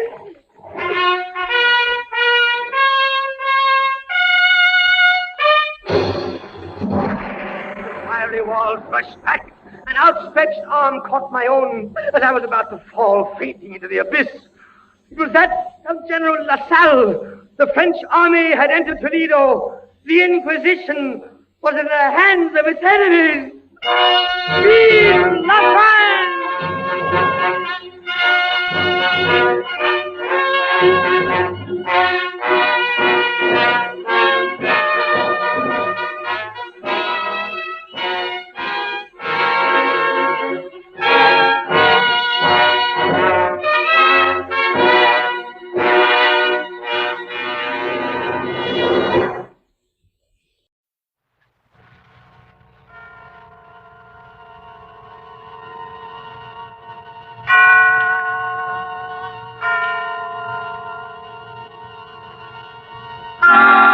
Suspense.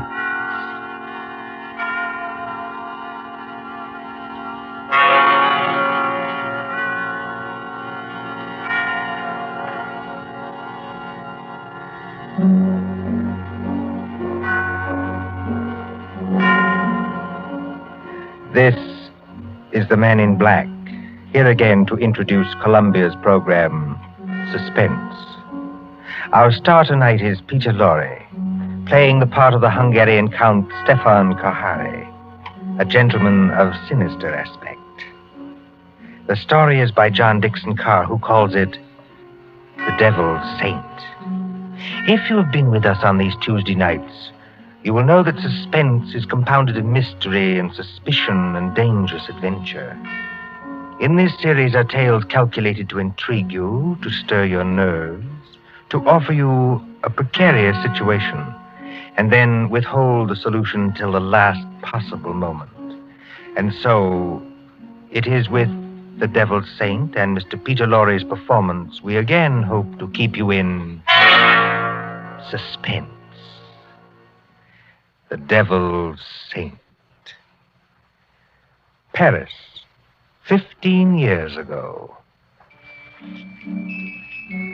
Paris as it used to be, when lights twinkled from the old Trocadero to the hill of Sacré-Cœur, when taxicabs honked and the beat of tangos swayed, and Chinese lanterns gleamed above the lake in the Bois, when, in short, you and I were young. Come then to the President's Ball at the Opera, St. Catherine's Day, 1927. A fancy dress ball at the Opera, filling these marble halls with a multitude of masks and a multitude of dreams. The mosaic decorations are no less bright than the colors that weave here. Harlequins and Columbine, Cleopatra and Musketeers. In the great marble foyer, remember it? They have set out little tables and lines of palms behind which you may sit screened. Look at one such table. A young man wearing the scarlet and gold uniform of an English Guards officer in Wellington's day. A dark-haired young girl in the costume of a bacchante. And as we approach... Ned, don't, please. You mustn't. Why not? You really don't mind, do you? No, of course I don't mind, only you mustn't. Oh, Ned. Look here, Ilona. We've got to settle this thing. You have enjoyed being here tonight, haven't you? Ned, I've loved it.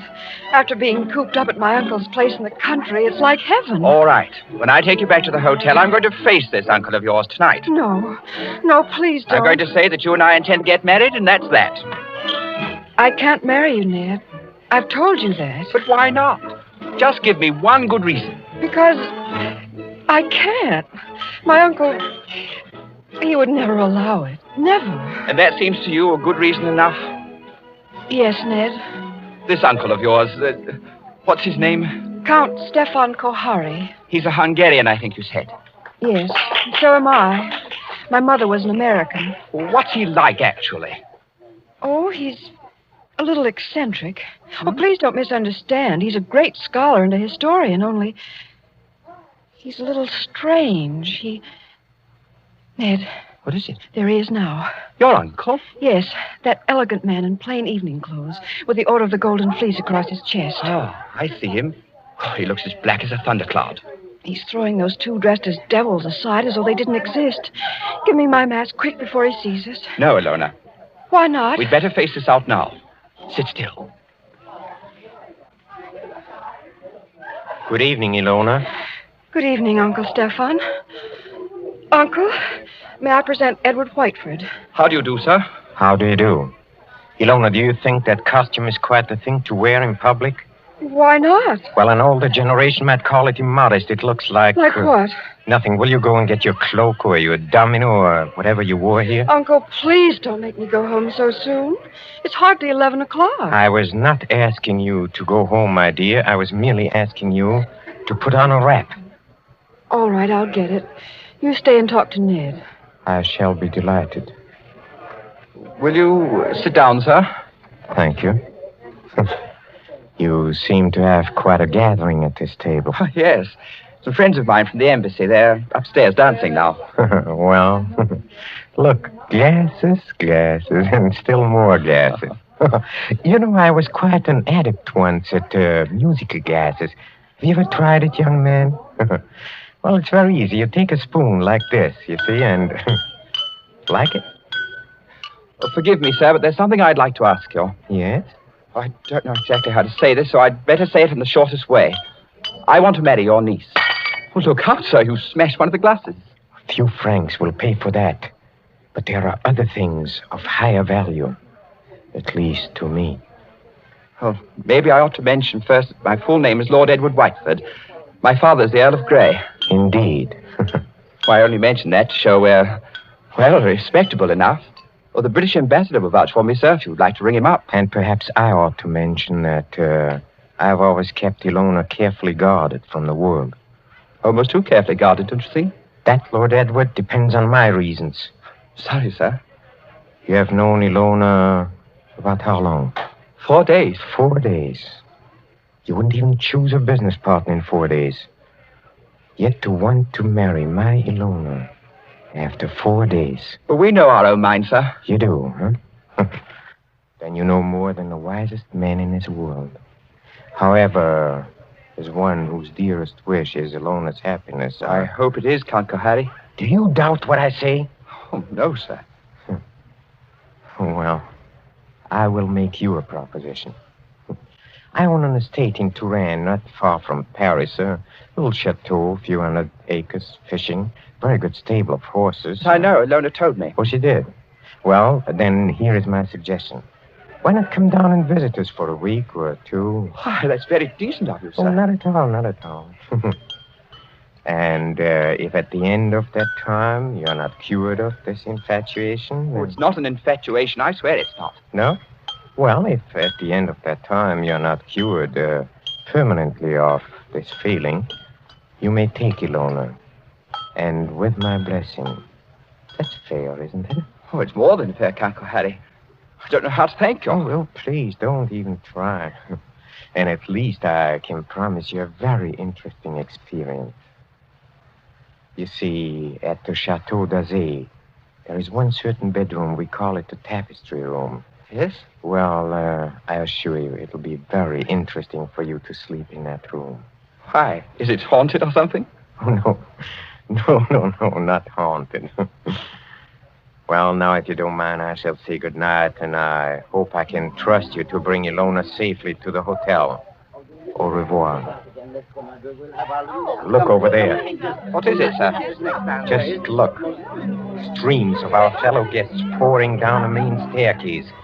Shapes of nightmare. Shapes of delirium. Insane dead masks. Only the eyes move. Wouldn't we be terrified, perhaps, if he would look behind those gargoyle faces? Oh, no, I don't think so. They're only ordinary people like ourselves. That, sir, is where you make your mistake. Well, I shall expect you for the weekend, and encore une fois, au revoir. Ned. It's all right, Ilona. You can come out from behind those palms. What was he saying? I couldn't hear. Ilona, it couldn't be better. Well, he's a very decent old boy, actually. And he's invited me to the Chateau d'Azay. Did he say anything about the tapestry room? Yes. He invited me to sleep there. And you said? I said I would, naturally. You mustn't do it, Ned. I won't let you do it. Why the devil not? Because everybody who sleeps in that room dies. Dies? Are you serious? Oh, Ned, please don't do it. Oh, nonsense. There are a lot of superstitions about every old house. This isn't a superstition, Ned. It happened once when I was a little girl. A man insisted on sleeping there. They found him dead in the morning. So? How did he die? They don't know. There wasn't a mark on his body. He wasn't shot or stabbed or strangled or poisoned or hurt in any way. He was just dead.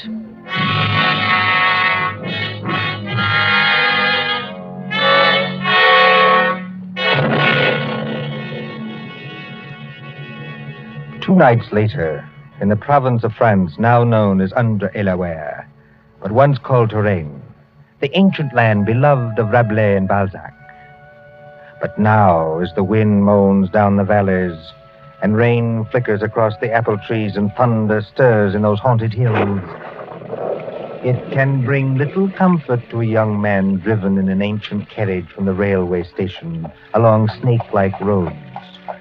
To what destination?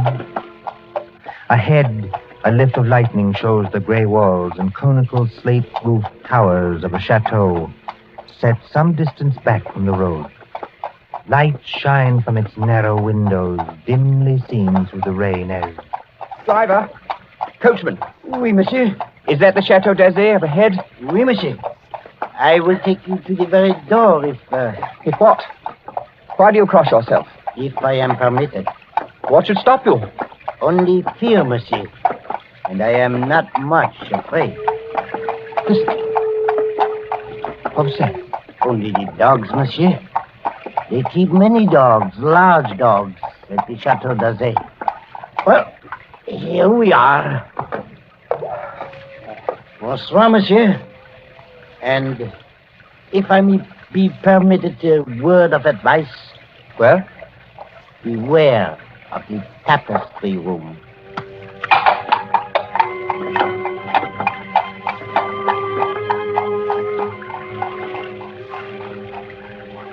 There isn't a bell on this door. There might at least be a knocker. Ah, got it.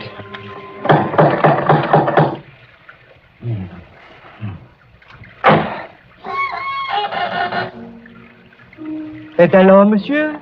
Vous cherchez? Je cherche le Chateau d'Azay, et perhaps it would be better if monsieur spoke English, yes? You are Lord Edward Whiteford. Yes. Monsieur is expected. Please to enter. Monsieur's hat and coat?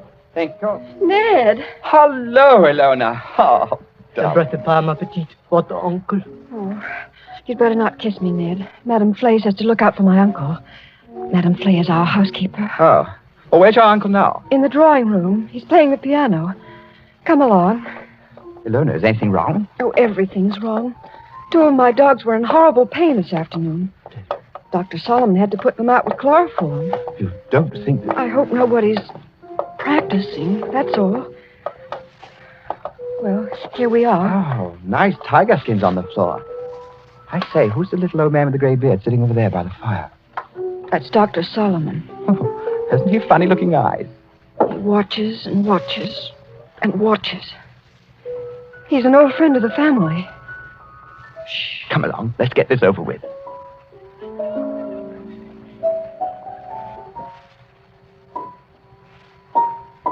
Ah, Lord Edward.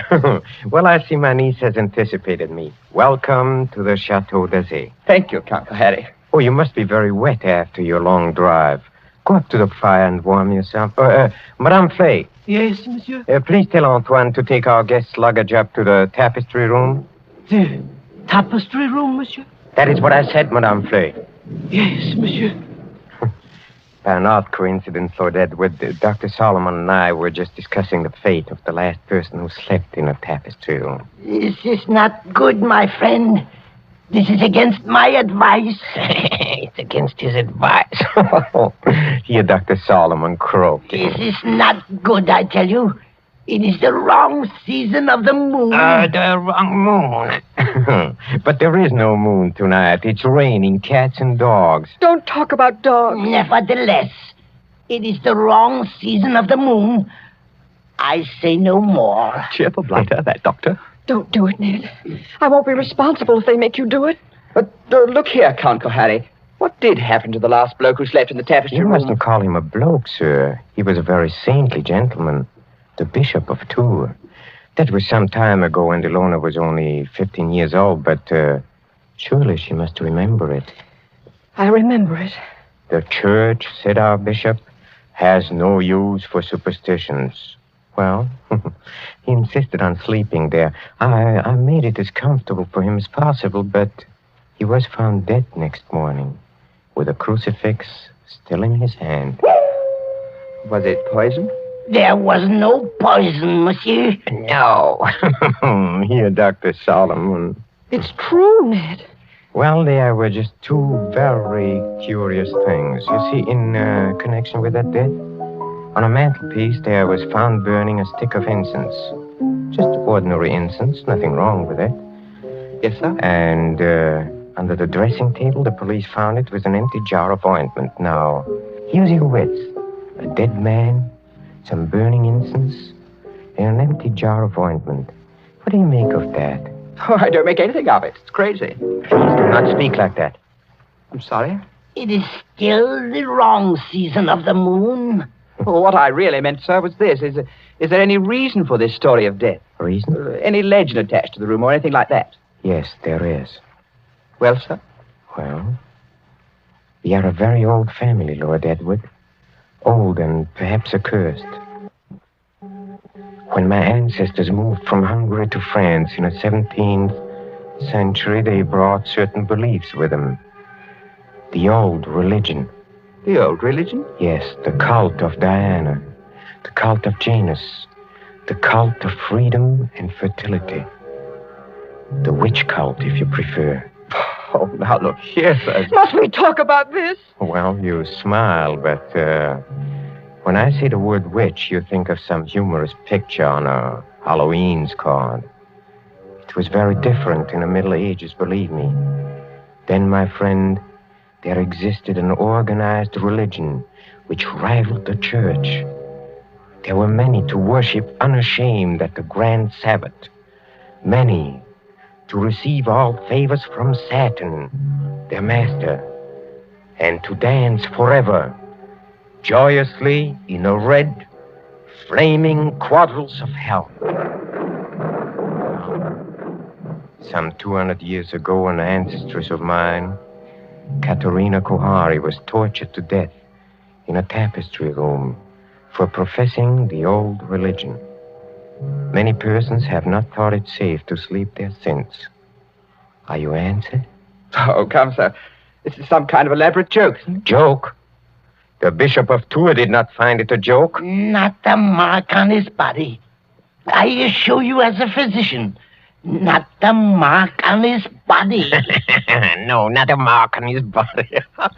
Here, Dr. Solomon. Yes, I hear him. Well, understand me, Lord Edward, there's no compulsion in this. If you do wish to sleep in that room, all right. If you don't Ridiculous. wish... I'm not afraid to sleep there, sir. Well, I thought perhaps you wanted to change your mind. Oh, never. Would you like me to make a wager on that? What sort of wager? Well, if I spend the night in this famous room and come out of it alive... Yes? Will you give your consent to the marriage immediately? Tomorrow morning? Tomorrow morning? Why? Because I don't think the atmosphere of this house is good for a loner. What do you say? Will you do it?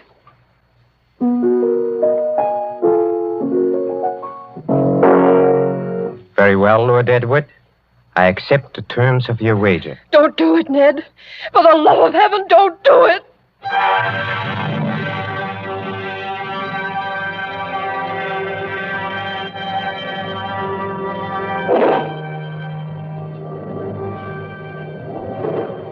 High up in the north tower of the Chateau d'Azay, under the conical slate roof, is the circular room hung with faded tapestries.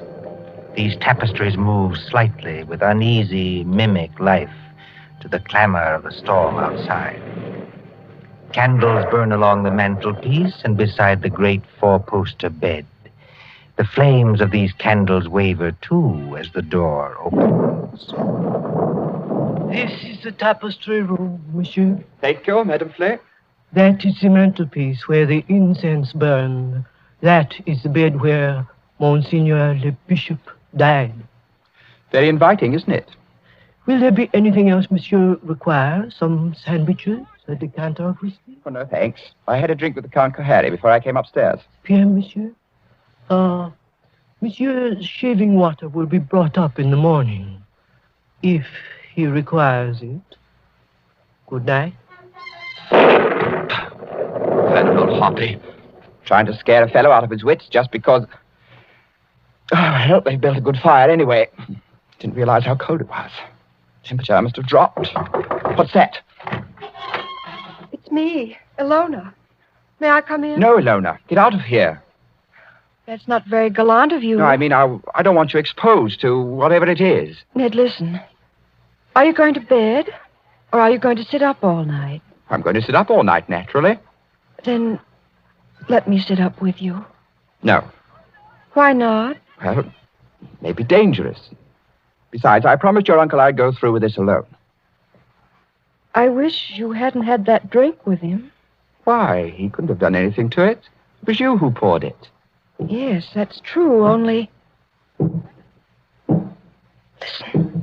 What is that? It sounds like footsteps. Yes, but where's it coming from? Seems to be right here in the room. It seems to come from all directions. Doesn't it sound like somebody walking between the walls? By George, it is someone walking inside the wall. Get behind that tapestry, Ilona. Quick. Hide there.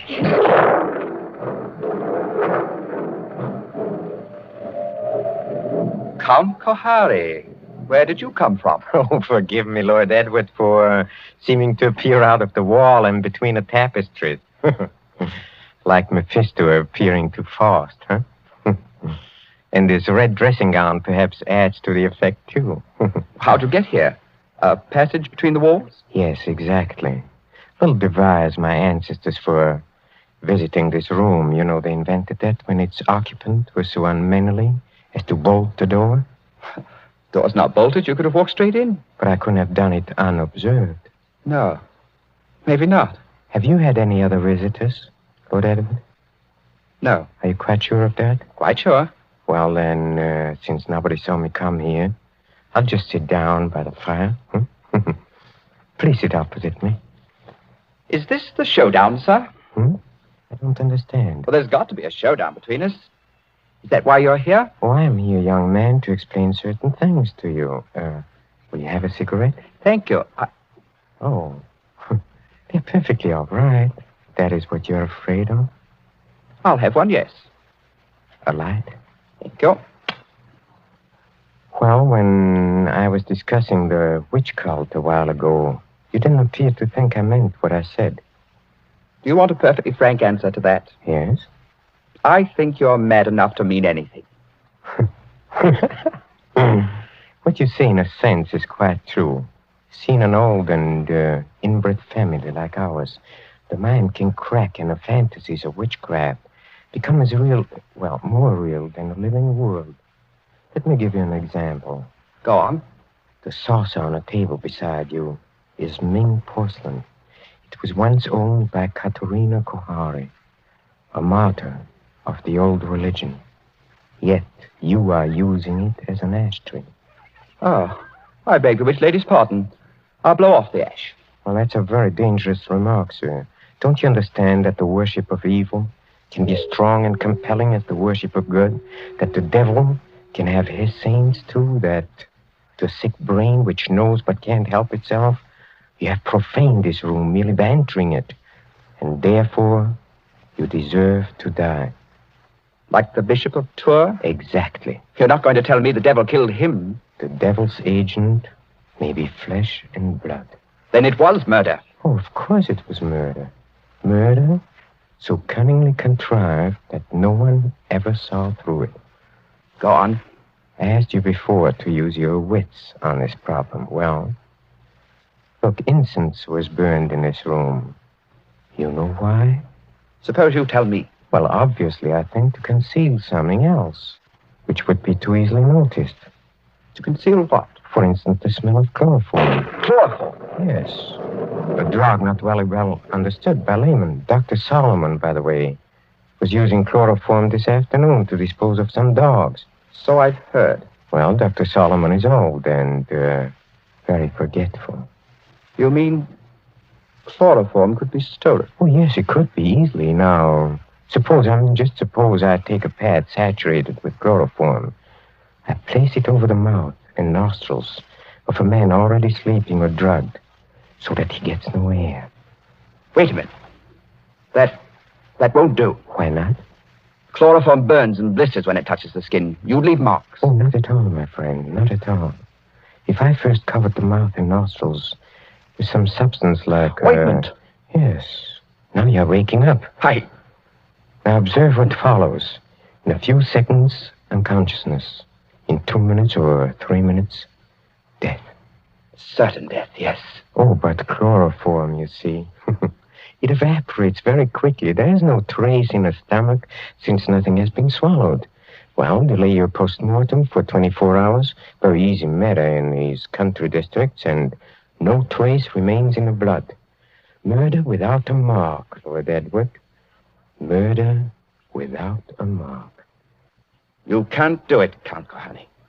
There's one thing you're forgetting. What is that? I'm not sleeping and I'm not drugged. Oh, yes, you are. How? When? In the cigarette? No. In a drink you had with me. What was it? Morphine. And you've had enough to put 3 men to sleep. See, that's it. Well, try to get up. I'll do it. I'll do it. You see? You've knocked over the fire irons. You'd have been in the fire yourself if I hadn't caught you. Take your hands off me. Just as you please. If I could reach that bell pull. Well, but you can't. Well, better sit down again. You murdering lunatic. So that's how you killed the Bishop of Tours. And that's how you're going to kill me. Who, I? Well, you don't think I killed the Bishop of Tours. Didn't you? You fool. I'm not trying to kill you. I'm trying to save you. Dr. Solomon. Yes, monsieur. Well, come out. Come in the room. Come out and be my witness. Yes, monsieur. I shall always guard the family honor, even when I guess how men die. This young man evidently thinks I've been talking about myself. Am I, in a popular parlance, insane? Oh, monsieur. Heaven forbid. I have never known a saner man. Have you any notion, Lord Edward, why I brought you to this house? You would never have believed me if I had merely told you. So I had to bring you here to show you. Show me what? What? Look at the tapestries. Come out of there! Behind them. Come out of there! Hey, come out! Ilona! Yes. Yes, Ilona! Why do you think I've kept Ilona so well guarded from the world? Why, at a fancy dress ball, for instance, did I object to the costume of a medieval witch whose dogs were poisoned so that chloroform should be brought? Who poured the drink drugged with morphine? In the devil's name, what are you trying to tell me? It was Ilona. She's been helplessly, hopelessly insane for more than 10 years.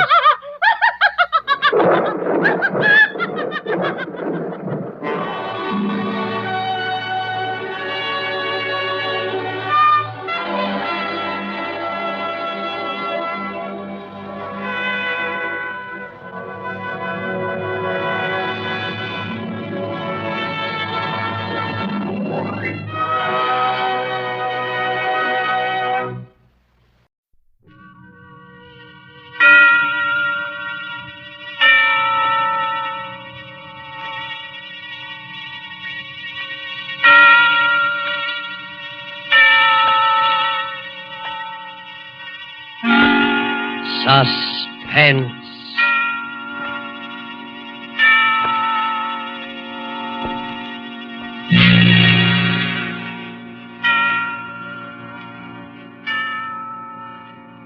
This is the Man in Black, here again to introduce Columbia's program, Suspense. Our star tonight is Bela Lugosi, playing the part of Professor Antonio Basile, psychologist.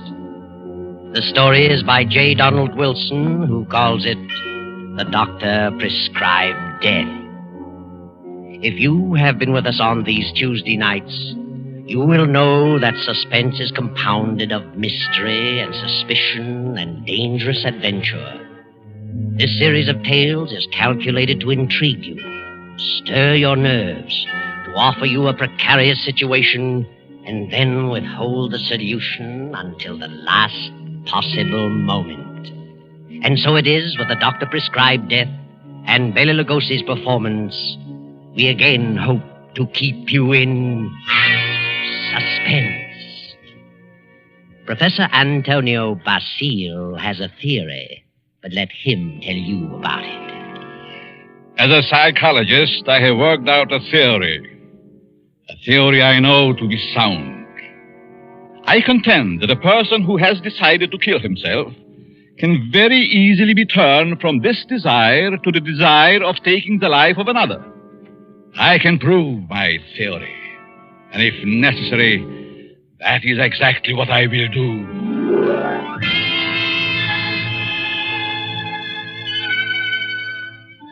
Yes, Professor Antonio Basile has a theory, but only a theory. And he's worried about what his publisher will say, so he visits the editor, whose name is Hellman. Hellman finishes the manuscript and tosses it on the desk. Professor Basile leans forward eagerly and... Well, Hellman, what do you think? Professor Basile, it's purely conjecture, simply a theory, and I wouldn't advise publishing it. I worked on that theory for a long time. I'm positive of it. I know it'll work. Suppose it will. What good is it? What good have you accomplished if you can prove it'll work? Are you laughing at me, Hellman? It's so silly. An ordinary human being has suffered reverses. Is sick of it all. He wants to leave it all behind. And you say he can be changed to want to kill someone else. I do. Self-destruction and the destruction of other life are closely related in the mind. The dividing line is very thin. It's ridiculous. And you won't publish it? Ranger would fire me. Why? He told me that, in his opinion, you should be in the asylum. Mr. Granger said that. Does he think I'm insane? How do I know? Hellman, Mr. Granger didn't say that. It's you who thinks I'm crazy. You've never liked me. For some reason, you are trying to tear me down. Well, we'll see, Mr. Hellman. We'll see. Now, wait a minute. I'll show you whether my works are illogical. I'll show you whether I'm insane. Oh, calm down. I'm going to make you eat those words. I know you don't like me, but I'm going to prove that my theory is sound. Good night. Wait a minute. Basile, wait. You wait, Hellman. You wait. Yes, Wait, Hellman. Wait. Professor Basile, seething with resentment, rushes from the office and strides angrily down the street. Insane, huh? I'll prove my theory. I'll find a subject. I'll find someone who wants to take his own life. And so Basile goes home, late for dinner. He finds a note from his wife, Myra, saying she's decided to attend the opera and will be home around 11:30. Then Professor Basile gets an inspiration. He goes to the bridge over the deep canyon, the bridge called Suicide. And strangely enough, he hasn't long to wait. As he stands against the railing in the fog, a figure appears a few feet beyond, stops, prepares to leap. Don't do it! Wait a minute! Listen. Huh? That's very silly. Let go of me. Oh, no. I couldn't do that. I need you.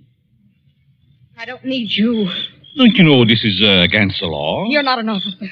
You can't stop me. It's 500 feet to those tracks below. Hard steel rails. And don't believe what they all tell you about not being conscious of what happened. You'd know. People don't die instantly. Let loose. They lie in agony for minutes and sometimes for an hour. It's a horrible death, I know. How do you know? I'm a doctor. Doctor. Yes. I can tell you much simpler ways, much less painful ways, and quicker. You're a nice young girl. An intelligent girl. You wouldn't want it to happen this way. Maybe after I talk to you a while, you wouldn't want to do this at all. No? No. But come on. Let's talk it over. Maybe a few minutes' talk will change the entire picture for you. What could you do to help me? If you'll come, I'll tell you. There's a motive back of your wanting to do this, and I'd like to know what it is. Nothing doing. Haven't you any relatives? Any loved ones you'd like to do something for? Yes? Then if you'll talk with me for a while, maybe I can find my way clear to help those people. You sound crazy to me. Oh, no. All right, I'll... Where?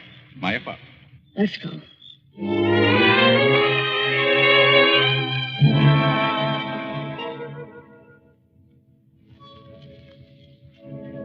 Well, here we are.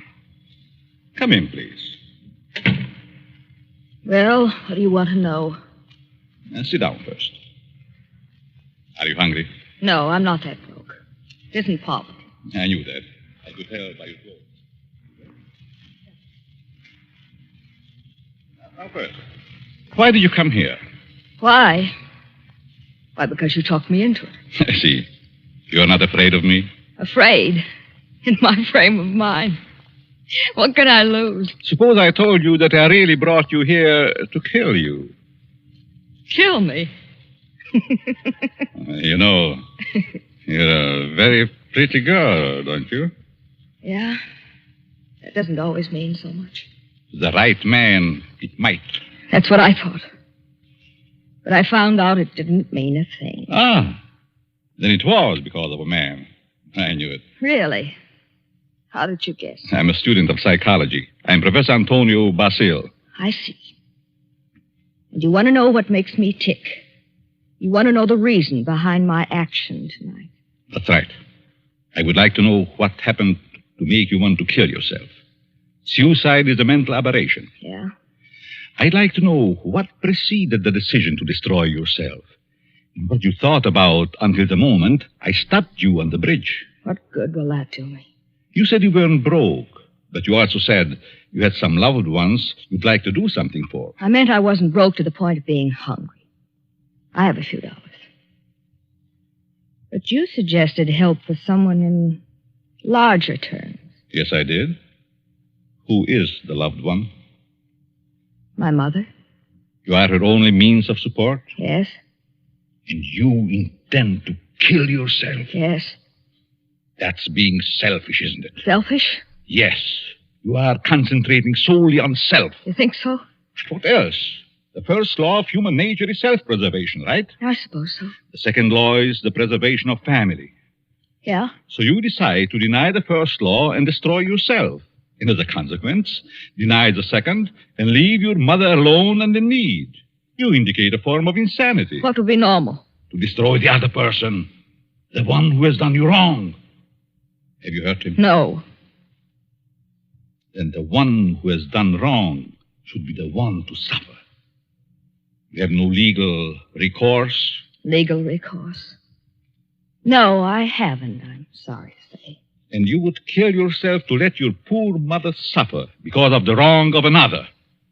Why shouldn't he be the one to suffer? I suppose you're right. Why shouldn't he? What happened after all? Why not tell me about it? Were you married? No. Never seemed to find time to get around to marriage. What's your name? Gladys. Gladys Tanner. How long had you known him? Almost 4 years. And you always thought he meant to marry you? Yes. Until 3 weeks ago. Yes? On July 1st, he had to leave town for a week on business. Said he was going to Kansas City. When he came back, he seemed to be too busy to see me. Then a week ago, I found a snapshot along with several others in his desk in his home. May I see it? Certainly. It's a picture of him and another woman. But the picture was not taken in Kansas City. It wasn't? No, it was taken on the beach at Atlantic City. And it's dated by the finisher, July 3rd. Since he returned, he's refused to see me. Yesterday, he finally said he didn't care to see me anymore. But I'd better forget him. But it isn't so easy as that, is it? No. I figured I'd done something. And blame myself. Do you know this blonde woman in this snapshot? No. Then it must be a woman he has met recently. You've known him for 4 years. I don't think you are to blame. He's the one in the wrong. And he should be made to suffer. How? You were going to kill yourself. Why should you? Kill him instead. He double-crossed you. He deserves it. Now, let me go a little deeper into the situation. Whenever a person has reached the conclusion to take his life,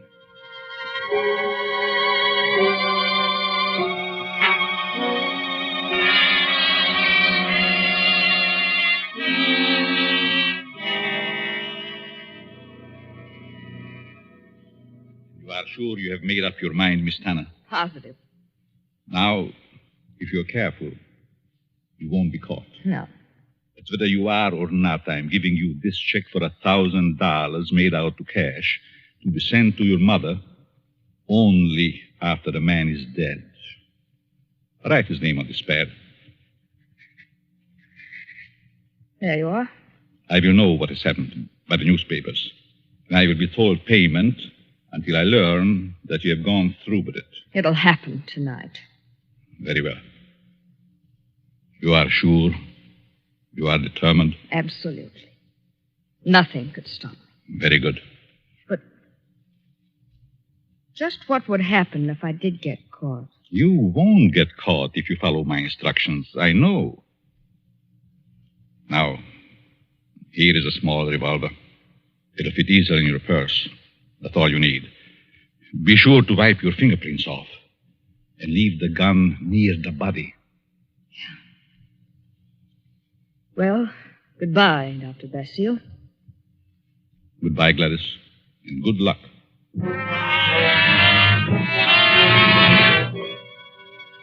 Professor Basile watches Gladys as she crosses the street to the dimly lighted bus stop. Then he rushes to his car and drives away. A few minutes later, he comes to a stop at Hellman's house. Hellman, the editor who ridiculed his theory. Just a minute. Oh. Hello, Basile. Good evening, Herman. Thought I'd drop out to have a little chat with you. Well, why this time of night? It's kind of late, isn't it? 11. Didn't think that was late for you. No? Come in. Thanks. Sit down. What's on your mind? I want to talk to you about my theory you ridicule so definitely. My theory about suicide. Oh. Well, I just don't believe it, that's all. And I said I'd prove it, didn't I? Yes, but what are you getting at? It's going to be proved.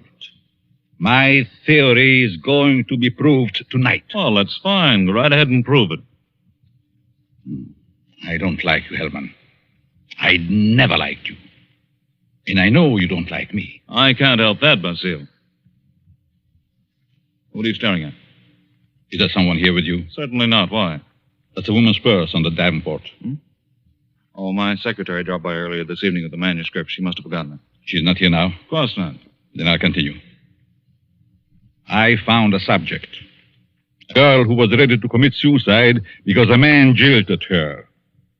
In a few hours, I was successful in changing her thoughts from suicide to homicide, and she is going to kill the man tonight. What do you think of that? There may be a dozen murders tonight. Ah, but you'll know which one I mean. You'll know about this murder. What do you mean? Because I'm going to tell you who the victim is going to be. You know who the intended victim is? Why don't you stop it? But then I wouldn't have proved my theory. If you put this girl up to it, you're as guilty as she is. You're insane, Basile. Hopelessly insane. You think so, Herman? The whole idea is mad. Too utterly ridiculous for words. No sane man would ever think of such a useless, senseless idea. And for heaven's sake, stop laughing. I'm thinking about the victim when he learned. Who is the victim? Martin Hellman. Me? Yes, you. I don't believe you. You will this time. Who is this girl? I know no girl who'd want to kill me. This one does. Now. Oh, nonsense. However, I wouldn't put it past you to hire someone to do something like this. No, this girl is no fake. This girl is serious, deadly serious. You probably hypnotized some poor woman, figuring she'd never remember what happened. Oh, Hellman, you underestimate me. Maybe I do underestimate your evil mind. But believe Put me... up your hands, Hellman. Get away from the desk. I'll just take care of that gun, Hellman. That's better. Well, since when did you start carrying a gun, Basile? A gun? Don't be silly. This isn't a gun in my pocket. It's just my pipe. See? Well, what do you hear, Herman? Nothing. Oh, yes, you do. I heard it, too. The sound on the porch. I leave now. The back way. I put your gun in the kitchen. And I'll be very careful to remove all my fingerprints. You insane fool. Oh, fancy you. You, Hellman, you are going to help prove my theory. Good night, Hellman. Crazy devil. I'll have him locked up before he gets across town. Good evening, Mr. Hellman. Huh? How did you get in here? Through the patio door. What do you want? I wanted to talk to you. Very strangely.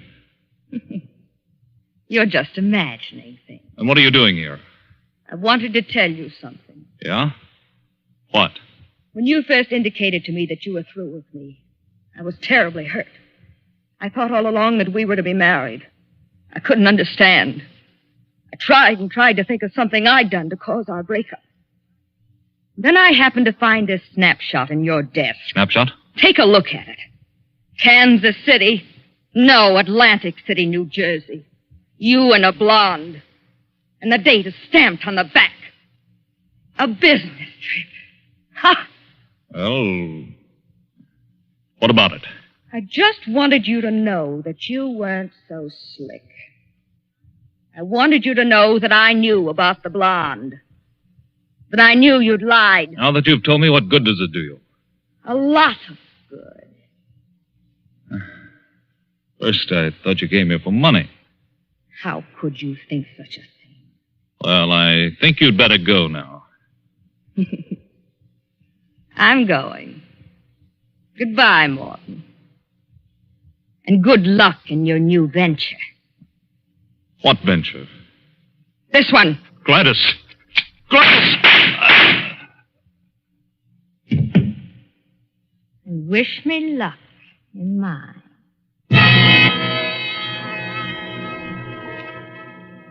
Gladys stands staring a moment at the body of Hellman, then wipes off the gun, drops it to the floor, takes the professor's check from her purse, steps to Hellman's desk and writes a note.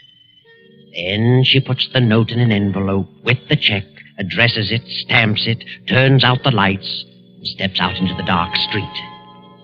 At the corner, she drops the envelope in the mailbox and disappears. Professor Basile heard the shots. His theory worked. Hellman will torment him no more. The perfect crime. So he can go home to his wife now and go to sleep. Myra. Huh? What? Oh, Antonio. What are you doing asleep on the Davenport? You know what time it is? It must be after midnight. I've been waiting for you. How was opera? Oh, fair. Nothing to brag about. Who sang the lead? Belchiati. He wasn't very good. Belchiati? Mm-hmm. He's a poor Othello. Othello? I thought they were doing Ida tonight. No, they switched because someone was ill. Oh, I just as soon have stayed home. Have a nightcap, Myra? No, thanks. I'm tired. I think I'll go to bed. I'll be along presently. Good night.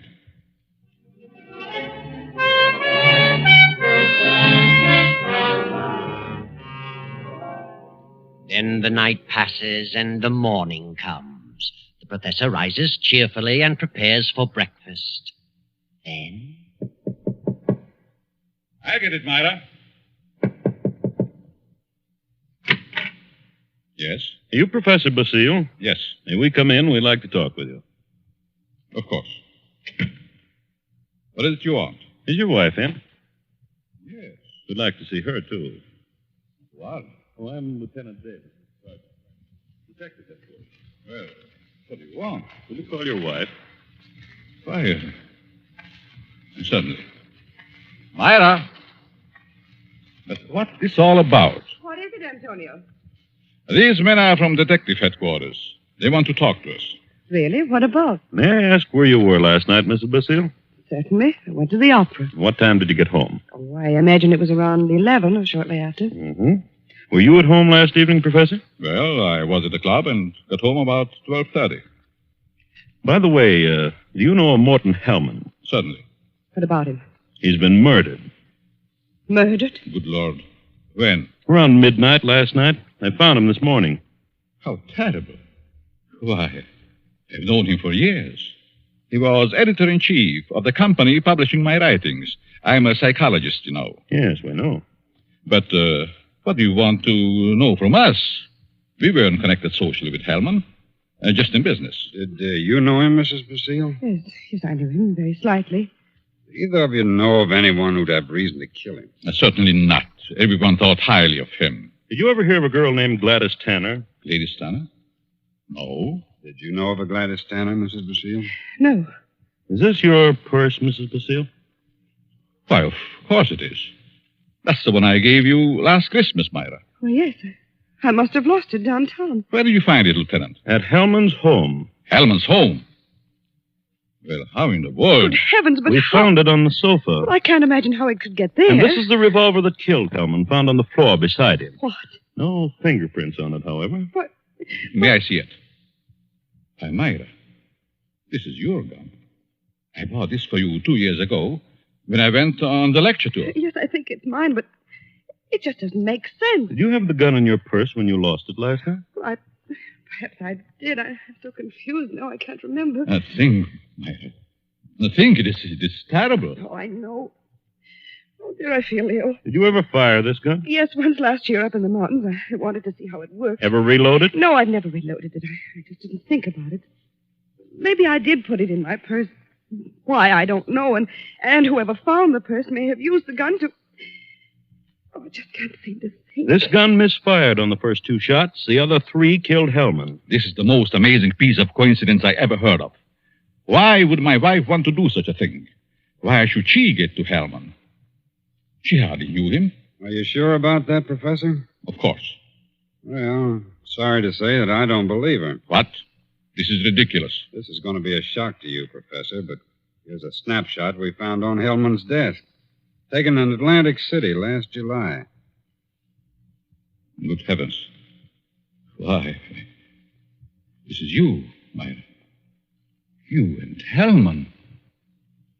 You were at your mother's in Florida in July. Myra, look at me.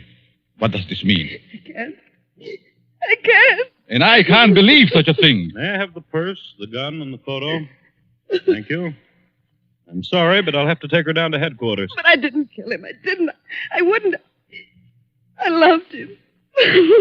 Myra. You better pull yourself together. You'll have to go back. You'll want photos and fingerprints. Yes.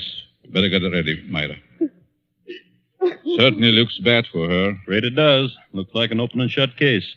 Oh, will you come along too, Professor? Certainly. And so it all worked out beautifully. Not quite as the professor had planned. But then he changed his plan from the moment when Gladys Tanner showed him the snapshot taken in Atlantic City. And he realized that the girl's fiancé was Hellman, and the blonde was Myra, his wife. He had no intention of allowing Gladys Tanner to kill Hellman until he saw that snapshot. And when he recognized Myra's purse in Hellman's home, he decided to let Gladys kill him and the blame be placed on Myra. The perfect crime. But several hours later, after fingerprints and many questions, the professor is just about to be dismissed when Sergeant Rankin steps into the room and speaks quietly to Lieutenant Davis. What is it, Rankin? I stayed at Basile's place, as you said. Well? A few minutes ago, a special delivery letter came for the professor. This'll knock your eye out. Read it. Huh? Well, this fits perfectly with the writing we were trying to make out on Helm's desk blotter. Professor, here's a letter sent special delivery to you a few minutes ago, postmarked last night. Read it. Dear Professor Basile, your theory worked a certain degree. You convinced me I should kill him.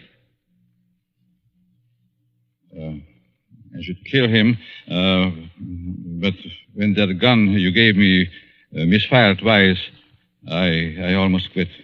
Go ahead, Professor. Read on. Then as I looked at him on the floor, the feeling of self-destruction came back. I'm going ahead with my plan. Here's your check. I won't need it. Besides, I lied to you. I lost my mother long ago. Better luck next time. Gladys Tanner. And a half hour ago, they found her body beneath Suicide Bridge. Well, Professor, your perfect crime has failed. Failed? Yes, failed. Wonderful setup on paper, but your theory backfired and you're up for murder. But I didn't kill him. But you planned it, and you're as guilty as Gladys. She paid her penalty, now it's your turn. No. I won't be hanged. Never! Rankin, grab him!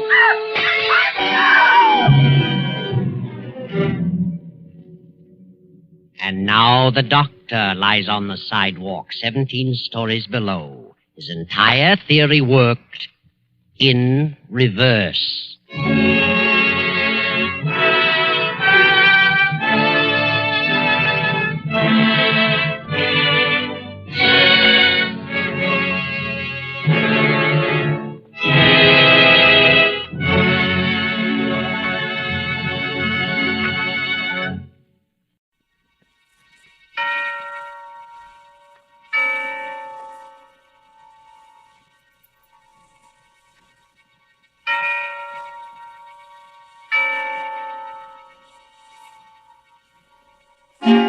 Suspense.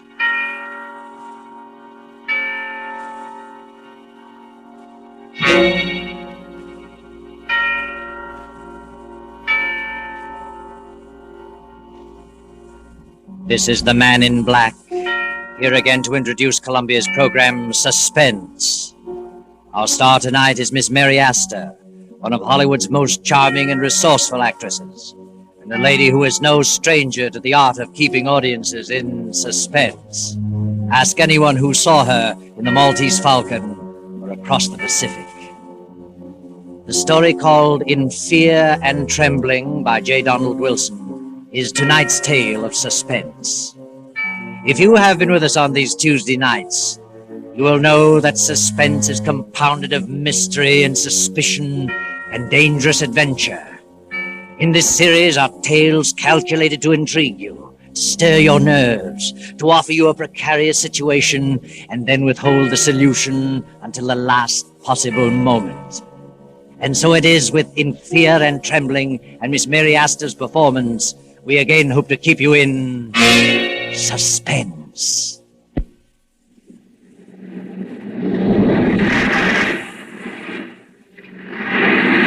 At the edge of the cliff, overlooking the sea, sits a gray stone mansion, weather-beaten by the storms of several decades. To this mansion, Gilbert Durant brought his bride, Lucia. That was 4 years ago.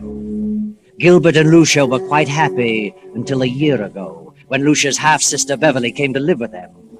Gradually, something began to happen.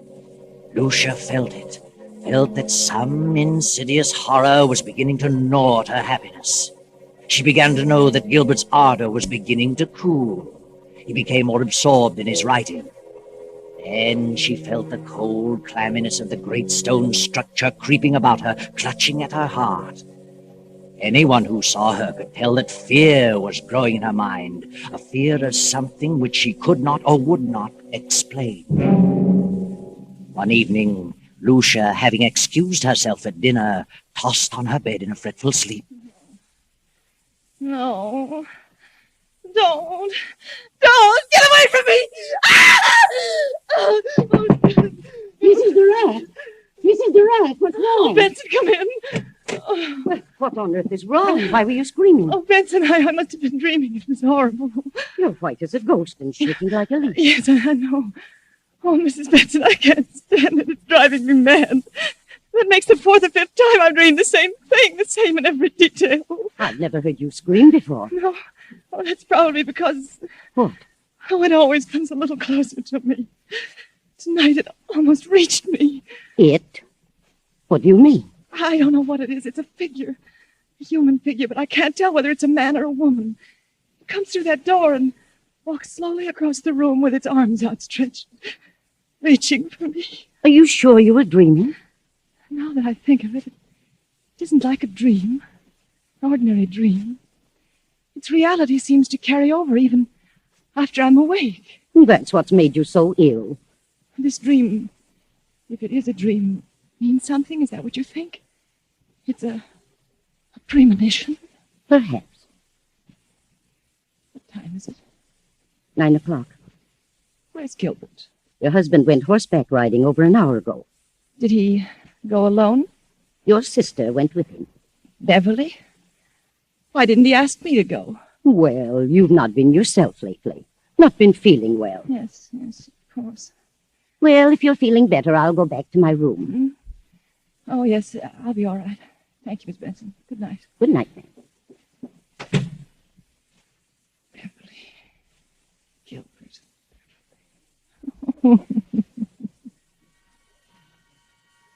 Lucia lay there for a while, staring wild-eyed at the patch of moonlight on the bedroom door, listening, waiting.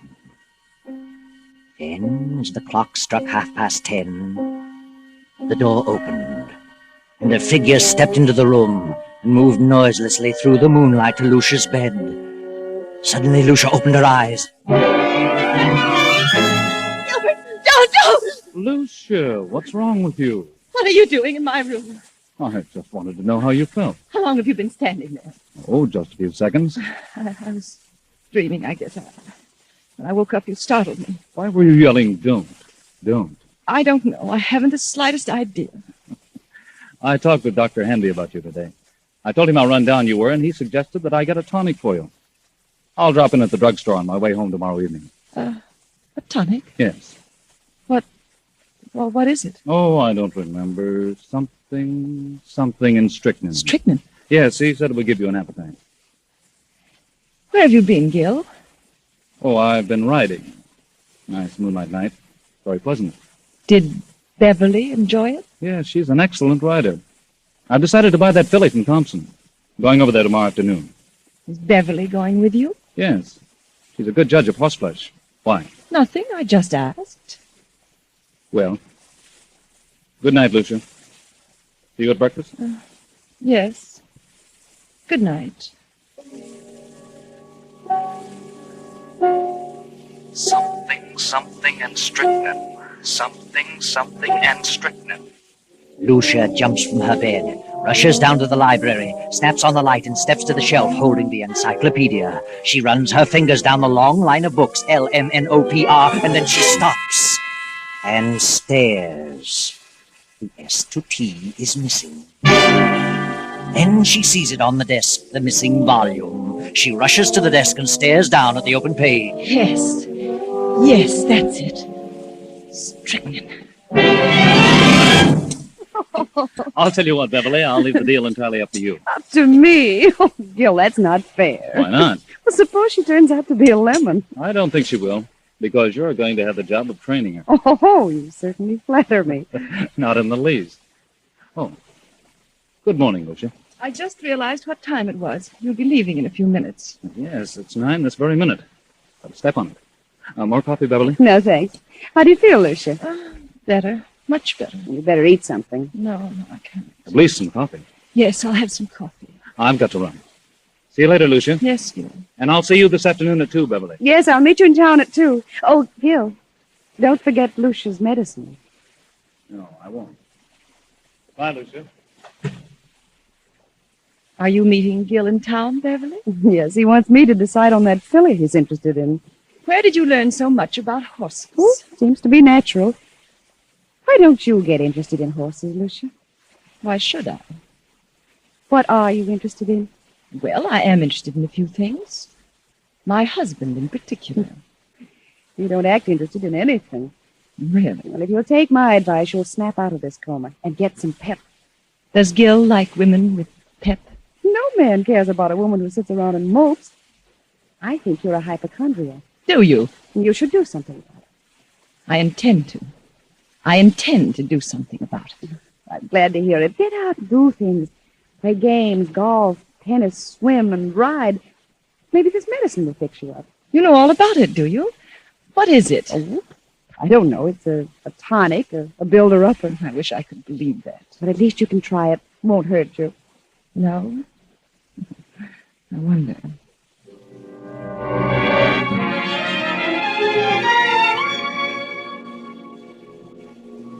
Oh, come in, Dr. Handy. Well, Lucia, why did you call me out here? What's wrong? I just couldn't make it into town. Oh, it can't be as bad as all that. Did Gilbert talk to you about me yesterday? I saw Gil for a few moments at the club during lunch. Said you were run down. Did you give him a prescription for me? Oh, never do that until I've examined the patient. You didn't give him a prescription? Well, no. What did you suggest for me? Oh, I don't know. Mentioned a few tonics he might get for you. Spoke of beef, iron, and wine, and cherry and egg, and... I don't remember what else. Then you mentioned nothing specifically. I don't think so. I see. Now, what seems to be wrong with you, Lucia? I don't know exactly, but something has been happening to me that, well, frankly, I'm afraid I'm losing my mind. We all feel that way at times. I'm serious. Things happen to me in the night. What sort of thing? At first I thought they were just nightmares, but when you have a nightmare, you wake up and the fear is gone. You realize the truth. But this vision that comes to me haunts me through the waking hours as well. Vision? Something, I think it's a person, comes through my bedroom door, comes toward my bed with outstretched arms as though it intends to strangle me. Each time it comes a little closer. And my fear is that eventually it will get to me before I wake up.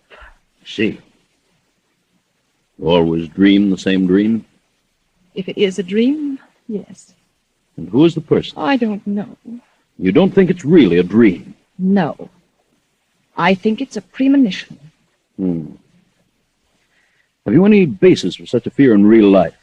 Is there someone or something that you're afraid of? Doctor, I'm convinced they're not dreams, that I'm not asleep. Oh, nonsense. I'm positive they're not mere dreams. Well, I think it's all due to your rundown condition. You probably don't sleep as soundly as you should, so you transfer sounds in the night to dreams at night. That's exactly what I mean. If I'm only half asleep, I may be transferring actual movements and sounds into dreams. In other words, if someone slams a door in the night, I may half hear it and attribute it to a dream. Yeah? All right. But then perhaps I'm not dreaming. Don't you see? I think you'd better come into town and have a thorough physical. You mean a checkup by a psychiatrist? Oh, I may have someone help me. It's the usual thing, you know. Oh, Dr. Henry, I'm so frightened. Now. Everything's going to be all right. I'm afraid that I'm going to die. That someone is trying to kill me. Oh, you're not going to die. That's ridiculous. I'll call you and make an appointment. That's better. Very well. In the meantime, try not to think about it. Keep your mind on the brighter side. Yes, I'll try. All afternoon and on into the evening, that awful gnawing of jealousy and fear occupy every moment. Gil and Beverly. How could they do such a thing? And how far will they go to get you out of the way, Lucia? Will they stop even at murder?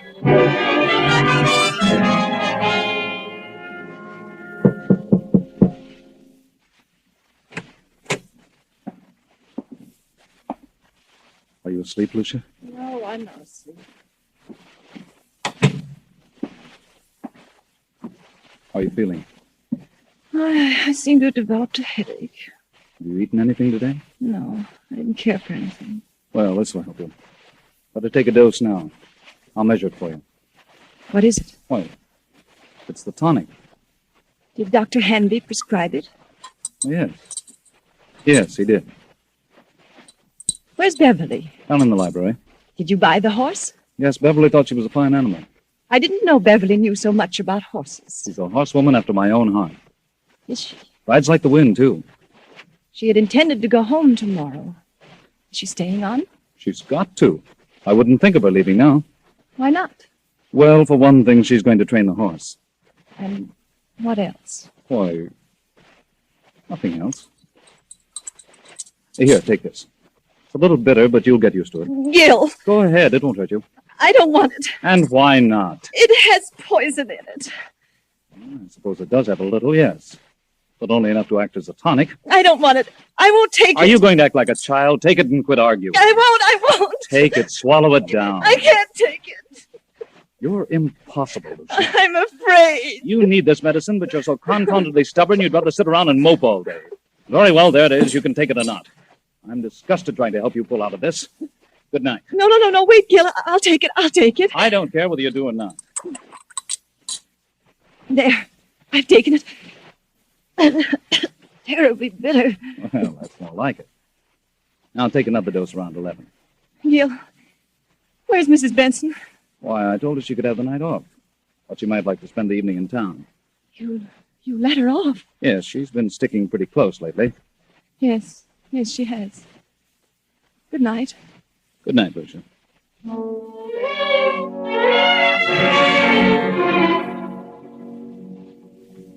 What's wrong, Gil? You look upset.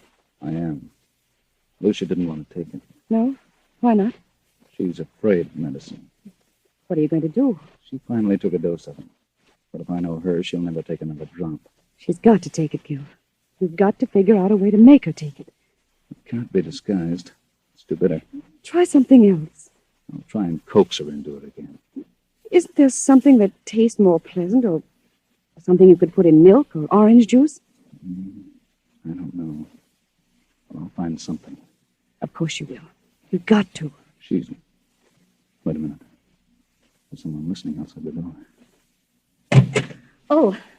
Oh, sir. Well, Benson, what are you doing standing here in the dark? Why, I was just going upstairs to see if Mrs. Durant wanted anything before I went out. I see.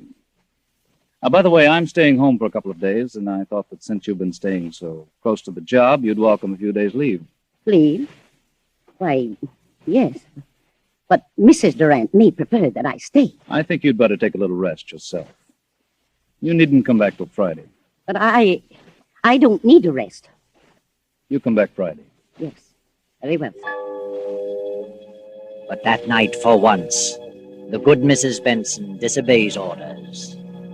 A few minutes before 12, she returns to the mansion. No lights are burning, so she makes her way quietly through the back entrance, slips up the stairs, and taps lightly on Lucia's bedroom door. Mrs. Durant?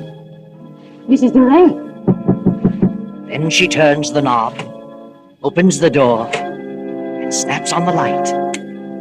Mrs. Durant, are you here? Then Benson steps quickly toward the bed. The bed is empty, but a horrible sight meets her eyes. Blood! Blood all over the bed. Oh. Oh. Get me the police department.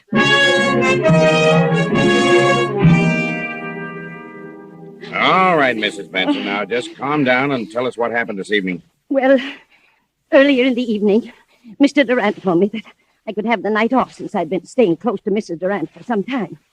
And then later he said he decided to let me off until Friday. I didn't want to go, but he insisted. Was there anyone else in the house? Yes, Mrs. Durant's half-sister, Beverly. Did you leave the house? Yes, but I sneaked up the back stairs and told Mrs. Durant I'd be back about midnight. If you had till Friday, why did you come back at midnight? Because we were both frightened. Of what? Well, Mrs. Durant had been having premonitions that someone was trying to kill her. Who was trying to kill her? She didn't know, but she was terribly frightened. Is that all? No. Her husband tried to get her to take some medicine he had brought home. She refused, and he got angry. How do you know he was angry? I heard him talking about it to Beverly. They were in the library. And he told Beverly that Lucia was stubborn. Beverly said that he'd have to think of some other way. Did Mrs. Durant suspect her husband and Beverly of trying to do away with her? Yes. Yes, she did. She was convinced that Mr. Durant and Beverly were in love and wanted her out of the way. I see.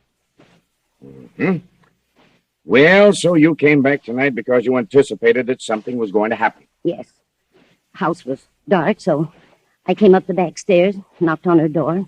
When I got no answer, I came in, turned on the light, saw she was gone, and then I saw the bed all covered with blood. She wouldn't take the poison, so they did it another way. That's what they planned in the library. Where are they now?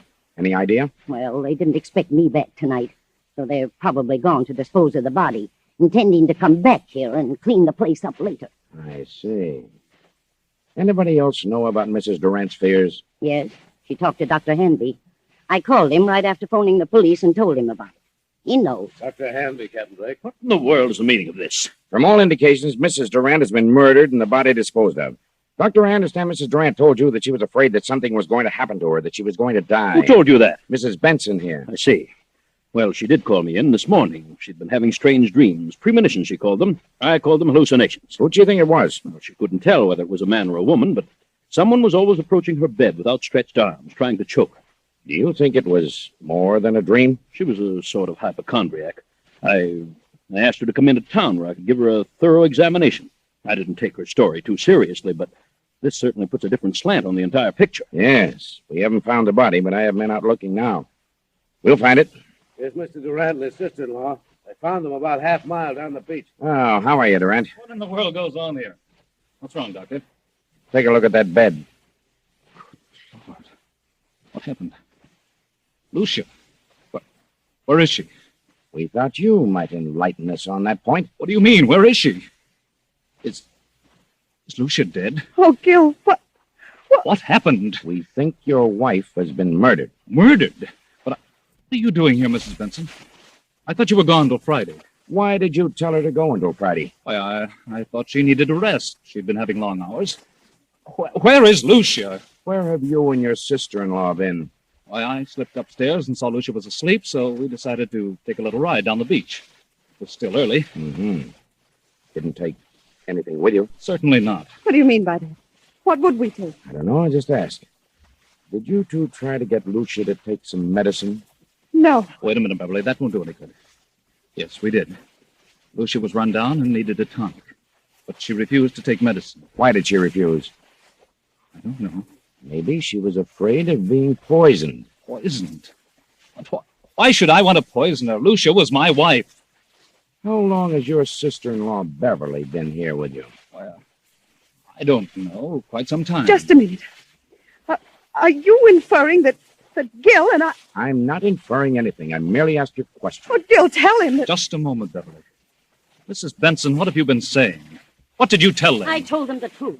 You think I planned to kill Lucia? Is that it? Yes, you and this woman. You're out of your mind. You tried to get her to take some medicine. She knew you were in love with her sister and that you were trying to poison her. And how did she come to that conclusion? She had premonition. That means nothing. And besides, I heard you talking, you and Beverly, planning the whole thing. What? She's lying. I heard you. When you realized Lucia wouldn't take the medicine, Beverly said you'd have to think of some other way. Some other way to what? To get rid of her.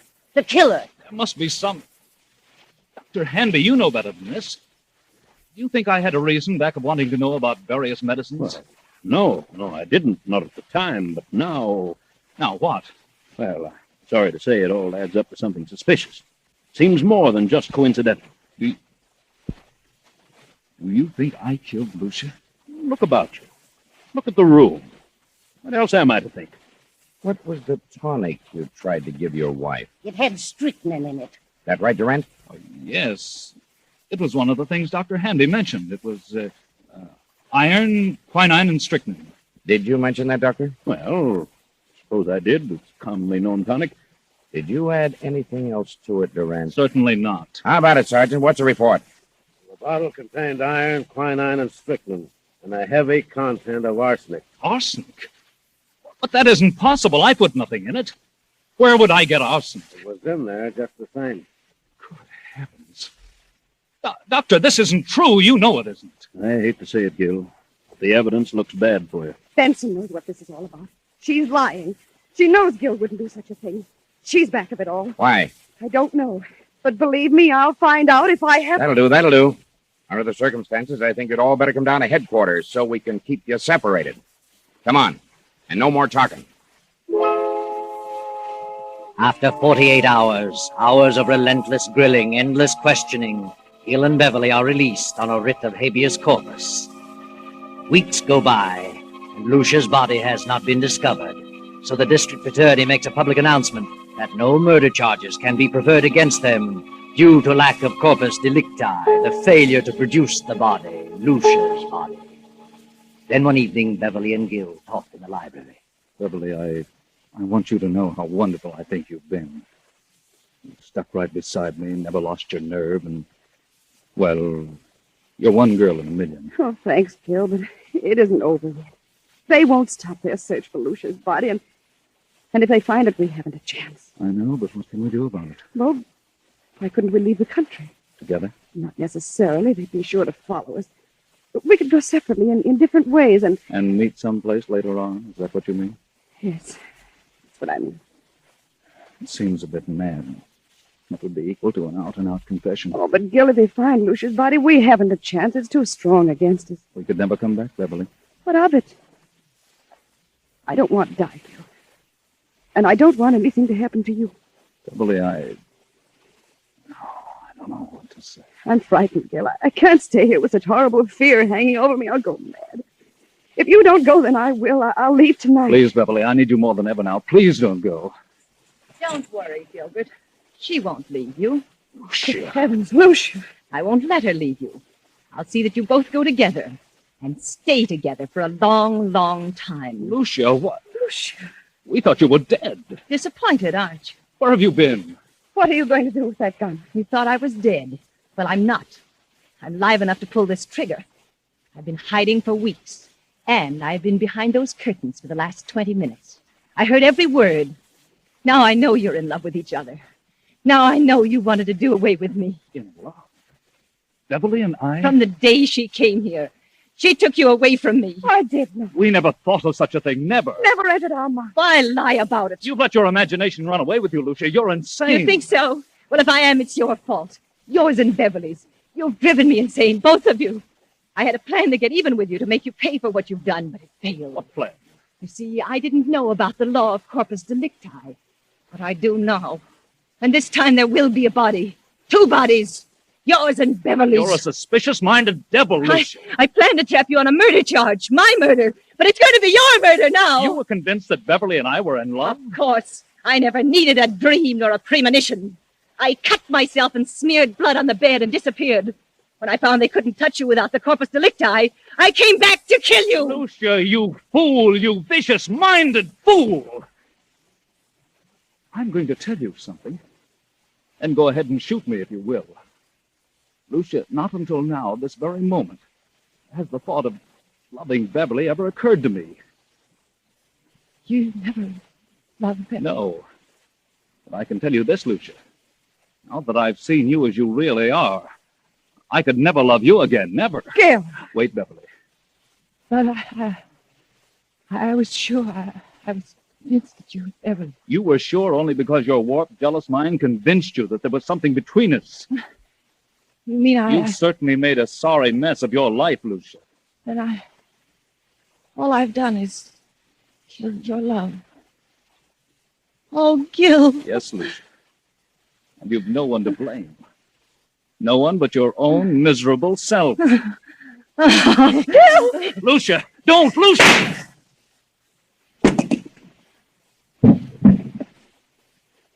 Oh, Gil. Gil! Yes, Beverly. But it's probably the best thing for her. And for us.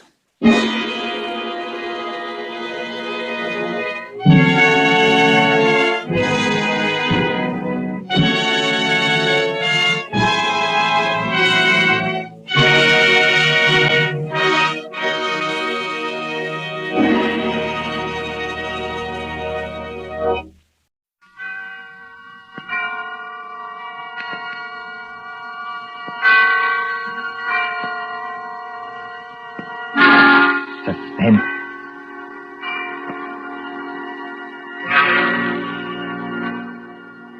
This is the Man in Black.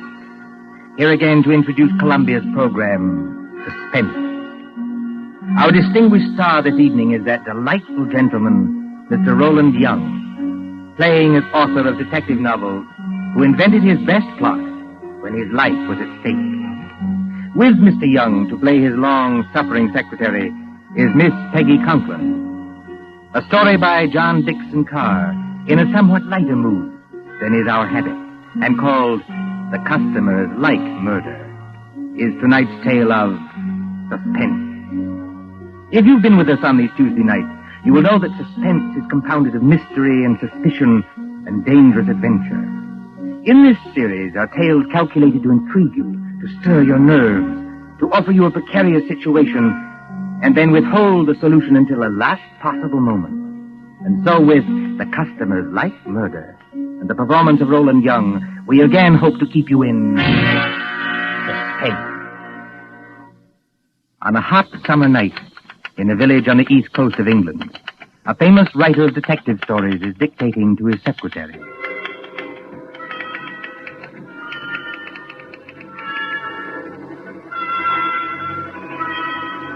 You have all heard of Mr. Gerald Hawkstone, celebrated author of Murder on the Woolpit, Aconite at the Admiralty, Who Shot the Prime Minister, and other thrillers which have held us past the midnight hour.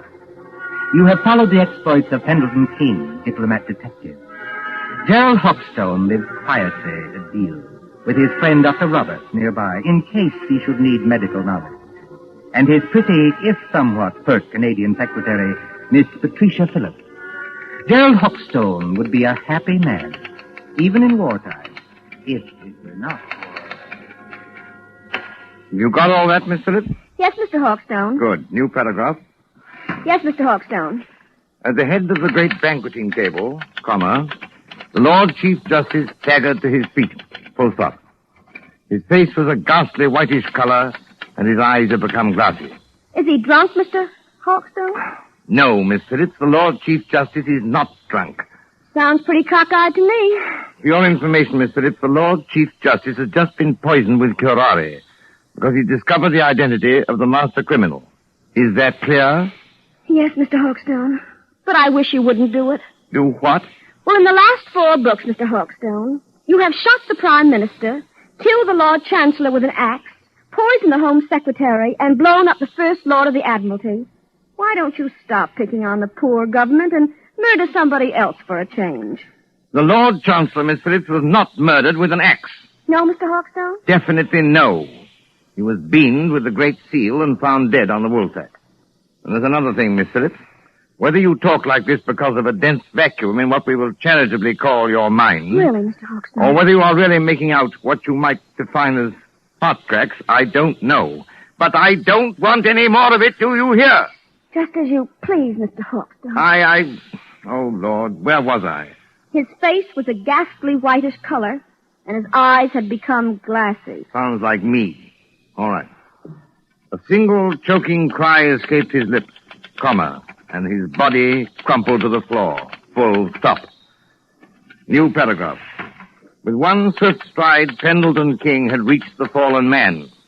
He can't have done that, Mr. Hawkstone. Who can't have done what? Pendleton King. What about him? Well, on the last page, you had him sitting at the foot of the table. So he can't get there in one stride. Unless you want him to sail across the room like a kangaroo. There are times, Miss Phillips, when I should like to poison you with curare and dance on your grave. I was only trying to help. All right, change it, strike it out. With hardly a second's delay, how's that? Pendleton King had reached the fallen man. Full stop. New paragraph. Quote. I feared it, close quote. He muttered. Full stop.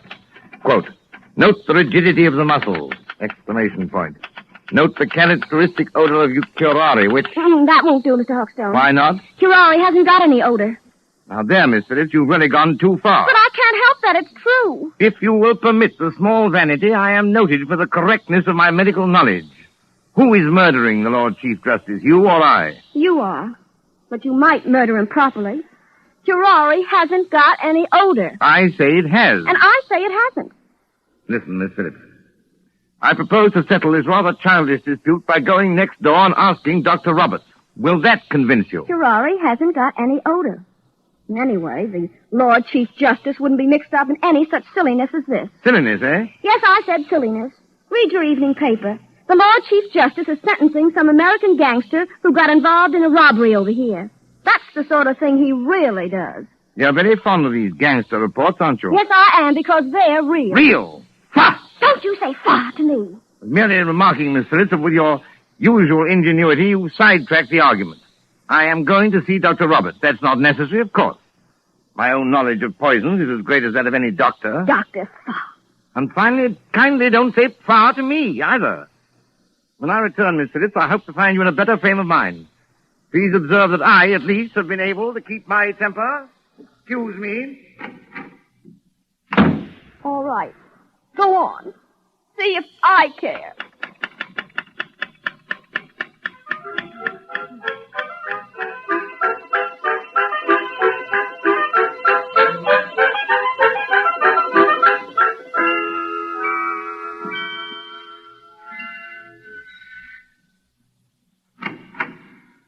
Oh, excuse me, but... Good evening, Mr. Hawkstone. Good evening, Mrs. Roberts. May I come in? Of course. Mind the blackout curtain. My, isn't it hot and stuffy tonight? Rather close, yes.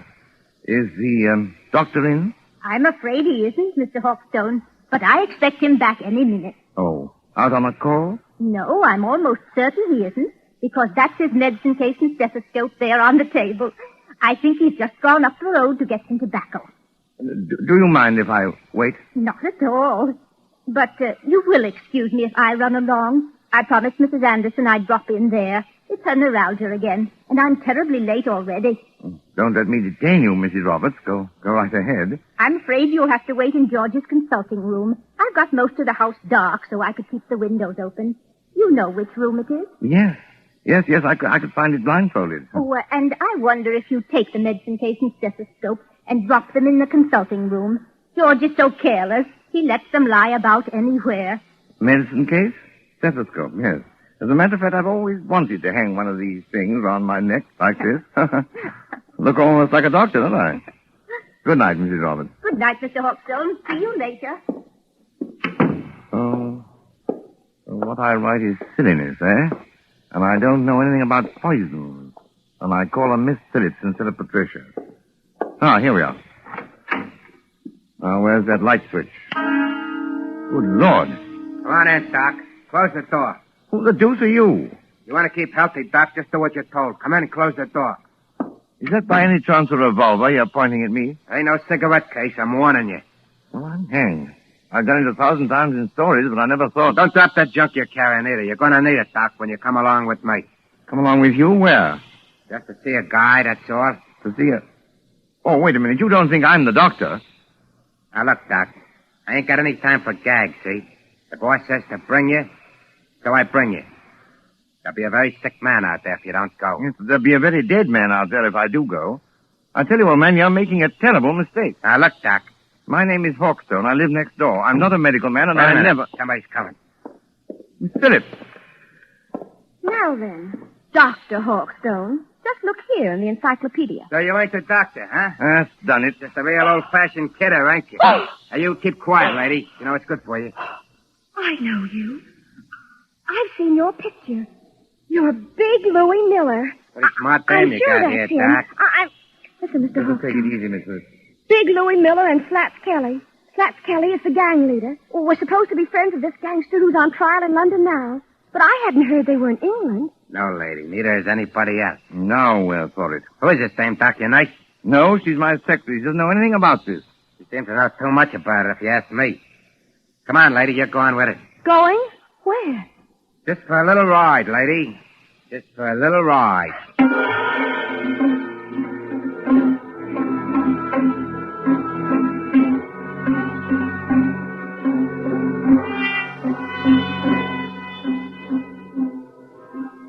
Far out from the village, in flat and miry swampland where pools of stagnant water gleam under the moon, stands the old Rutherford house.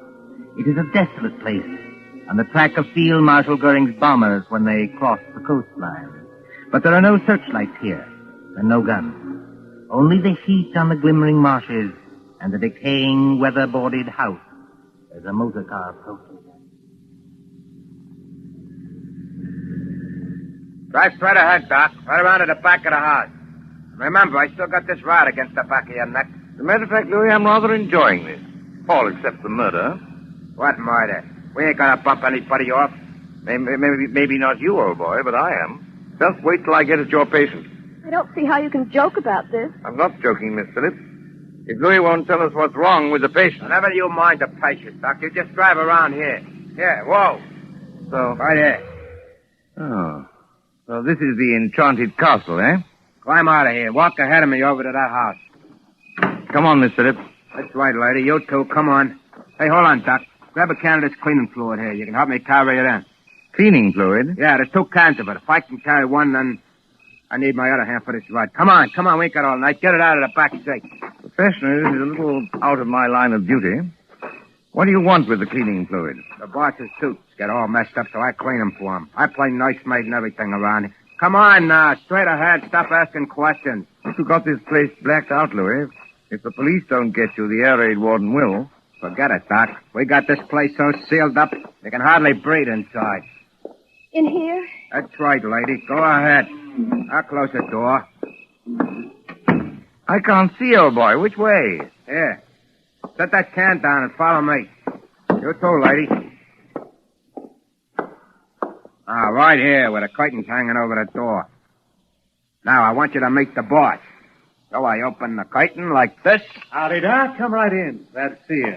I've been expecting you. Glad to see you, old man. I imagine you're the celebrated Mr. Kelly. That's me, Doc. Slats Kelly to you.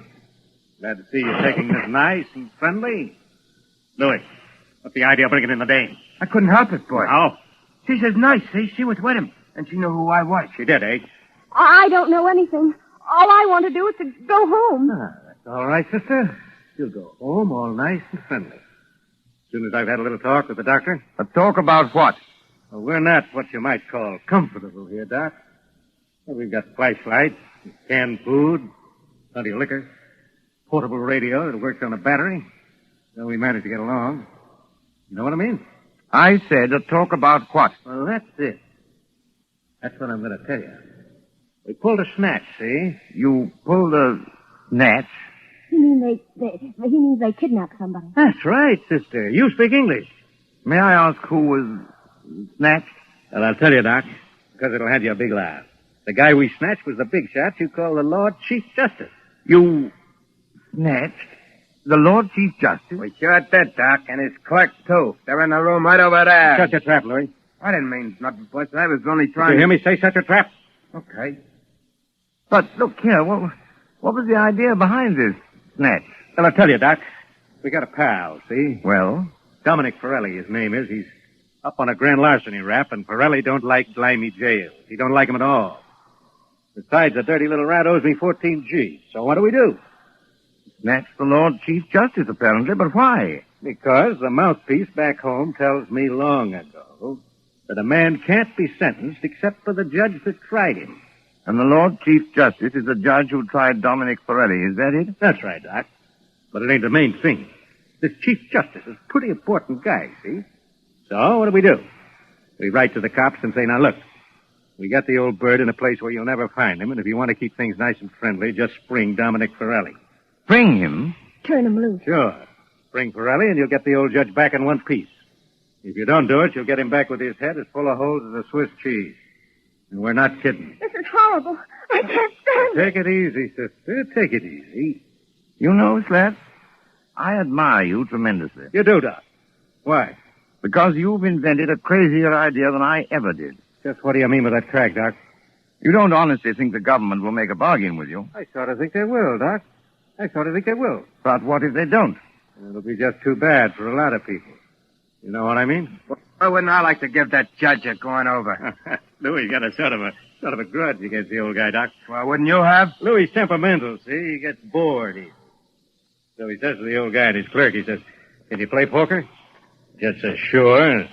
So they play poker from 6 in the evening to 5 in the morning. And what do you know? If the old judge don't win all Louis' dough. They rung in a cold deck on me. That's how they done it. They're a couple of crooks. Are you accusing the Lord Chief Justice of playing poker with marked cards? He won my dough, didn't he? Shut up, Louis. Okay, boy. Not that I blame Louis much. The things I've had to take from that judge. Well, that's where you come in, Doc. I was just wondering about that. Which of one of them is... Hurt? There's nobody hurt. Not yet. Then what the devil do you want with me? I want them kept quiet so they don't keep trying to escape. We can't get tough with them, not until I get Forelli and my 14 G's. And I want you to give them a hypodermic or something that'll keep them out cold for 2 days. Can you do that? Why, yes, I don't know. I suppose I could. No, for heaven's sake, be careful. Now, what do you use to dope them? Well, under the circumstances and considering all the factors involved, I think I should use morphine. Have you got any morphine in that black satchel? Oh, yes. Plenty of morphine. I always go about equipped for these little emergencies. Well, then open the satchel. Come on, open it. Well, there you are. Dozens of little bottles, anyway. Now then, Doc, which one of them bottles is the one that has the morphine in it? The fact is, Slats... Come on. Which one is it? Listen, boss. Louis, how many times do I have to tell you to shut up? Yeah, but it's the midnight news. The news on the radio. You said you wanted to hear it. It's after midnight now. Why didn't you tell me? It's all right, boss. I switched the radio on. Well, then keep quiet, all of you. A couple of seconds now, you're going to hear some mighty sweet news. I wonder. So do I. Quiet. The Lord Chief Justice. Hey, that's us, ain't it? The kidnappers, stated Superintendent Hadley of the CID, seem to entertain a belief that no sentence can be passed on a criminal except by the judge who tried him. Whatever may be the law in certain American states, this is not the case here. Dominic Forelli, alias Dominic Stevens, was today sentenced by Mr. Justice Stoneman to 14 years hard labor and this evening entered Dartmoor Prison. Why, that... One moment, please. Cross a lawyer told me... Take it easy, boy. Take it easy. Kelly, he's as white as a ghost, and his mouth is twisting back as though... Here is a bulletin just received. Scotland Yard flying squad cars, assisted by the constabulary of a county which for obvious reasons cannot be named, are closing in on the 2 kidnappers believed to be men already wanted in the United States for murder. That's us. Will anyone who has any further information about these men, whose descriptions follow, communicate with New Scotland Yard, telephone number Whitehall 1212... Wait till I get my hands on it. That's all right, boss. Everything's all right now. I turned it off. Can't do more than turn it off, Louis. I'll fix that thing. Hey, what are you going to do, boss? Hey, don't bust the radio. Hey. Oh, you're heading on the bust of the radio, boss. Now we can't get any news. We've had our news lately. Come on, put that light out. I want to look out the window. Oh, they're closing in. Tricia, you see, I can call you that. Why couldn't you have called me that weeks ago? Oh, well, putting that aside, I started it as half a joke. But I'm not joking now. I intend to get that rat-faced Slats if it's the last thing I ever do. It probably will be. But how are you going to? First Pendleton King, my dear. He's got out Already of worse scrapes than this. 14,000 bucks gone. And the cat's on our tail while we stand here yapping. You heard what that radio said, Louis. Yeah, I heard it all right. Look, boss, we better lamb out of here while Sure it's we time. will, Louis. Before we go, we settle things with the old guy in the other room. You can't get away with it, Louis. This is England. They'll hang you. So what? We got a murder rap for facing the States, ain't we? And I just as soon hang as fry? What about you, Louis? You said it, boss. Let me take this rod of mine, stick it against the back of the old guy's neck, and... No. No ride. That's too easy. Easy? Sure. One slug and it's all over. This guy rates special treatment. And that's where the doctor comes in. You know anything about poisons, Doc? I know a good deal about poisons. The customers like murder. What's that? Oh, nothing. Just a slogan in my profession. Look, Louis, do you remember the time Johnny Presco was running the old Third Avenue Social Club? Yeah? And Mike Delaney talks out of turn? And they feed him some white stuff called, strychnine? Oh, yeah. And sit around and light cigarettes and watch him die. It took 4 hours, Doc, and you could hear the rats screaming as far as 81st Street. Now, wait a minute. That's you can't... I can't, We'll see. You got any of that white stuff, Doc? Well, Come on. I You've might. got I something don't know. in that bag that'll make the old guy squeal now, haven't you? Why, yes, I suppose I have, but... Listen, get this sure. You can do it the hard way, Doc, or you can do it the easy way. Louis gets to work on you. Maybe you'd be smarter to hand the stuff over right now. What do you say? Listen, boy. Listen. What's the matter, Seth? Troubled by the heat? It is hot in here with all the windows sealed up. That sounds like planes. It is planes. British planes going over to put the heat on Germany? No such luck, old boy. German planes coming to bomb us. About a dozen Heinkels, flying 20,000 feet up. Mm-hmm. Very keen ear, Miss Phillips. I'd say not over 15. That's the first wave, Seth. There'll be another wave in a minute or two. But you needn't be alarmed. They're going somewhere else. They only... Duck, Louis, duck! The way I heard you, boss, I'm under the table already. Only a little visiting card, Seth, and fully a quarter of a mile away. Put out that light, Why Louis, and bother? pull that curtain back off the window. Yeah, but what's it? See what you can see. Okay. Do as I tell you, all big luck. All right. Hey, can't see a thing. The sky's as black as pitch. Oh, look over there. Well, what is it? It's a light, boy. Funny kind of a white light. Up there over the trees. It's not very steady. It starts and then dims, and then it starts and dims. Only a basket of incendiary bombs, Louis. Incendiaries, eh? What is it, Jerry? You got an idea? Louis, this is just what we've been waiting for. Those Scotland Yard cars are going to get held up until we can settle things with those guys in the other room. Come along with me. Why don't you two lugs get smart? Jerry. What's that? You don't want to have your neck cracked on a rope, do you? Or burn in the electric chair back home? What are you getting at?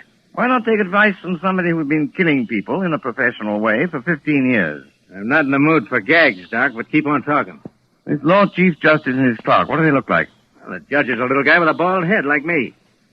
And the other one is a big guy with a punch-drunk pan like Louis. Why? I thought so. I've seen their photographs. When the next wave of planes comes over, and it will, why shouldn't an incendiary bomb hit this house? You mean you think it ain't too safe here? Be quiet, Louis. Go ahead, Doc. In other words, you leave the Lord Chief Justice and his clerk tied up in the other room. Then all you have to do is to set fire to the place. Justice cheated, Medlington gangsters die and blaze. Jerry Hawkstone, have you gone crazy? They may catch you eventually, yes. But it'll give you a few days' start. Hey, maybe you got something there, Doc. And it's got to look good. This house must go up like a piece of paper in a furnace, past any possibility of being put out. Yeah, and that's the catch. Why so? This house is in the middle of a swamp, see? It's as damp as your own climate. You couldn't make it burn with a blowtorch. Oh, yes, you could. Aren't you forgetting the cleaning fluid? Cleaning fluid? In that other room, you've got 2 gallons of cleaning fluid. That's benzene, a derivative of petrol. Soak every inch of the floor of that room with it, every inch of it, mind, and the place will go up like tinder. Well, it's worth a try, Louis. Turn on your flashlight. Okay, boss. And, what about you two, Doc? Afterwards? We're accessories, aren't we? Are we likely to talk? Better put a couple of slugs in them, boss, and drop them on the road. What's 1 or 2 more bumps in a spot like this? Maybe you're right at that. Well, anyway, Doc, thanks for a swell idea. You heard what the doc said, Louis. Get going with that cleaning stuff. Both of you had better do it, I'm warning you. Oh, why? Hear that? Because there isn't much time. Here they come. You can't have a fire start after the last wave of planes has gone over. Well, maybe you got something there, too. But I'll just take a little precaution first. What are you going to do? These are handcuffs, sister. Two of the neatest pair of cuffs we ever swiped off a dumb cop. Well, just lock your arms around the back of the chair, like this. And the doc's arms around the back of his chair, like this. And we'll get going. Come on, Louis, through the curtain. Okay, I'm coming, Force. Bye-bye, Mr. Hawkstone, and your lady friend. Be seeing you in the funny papers or in the morgue.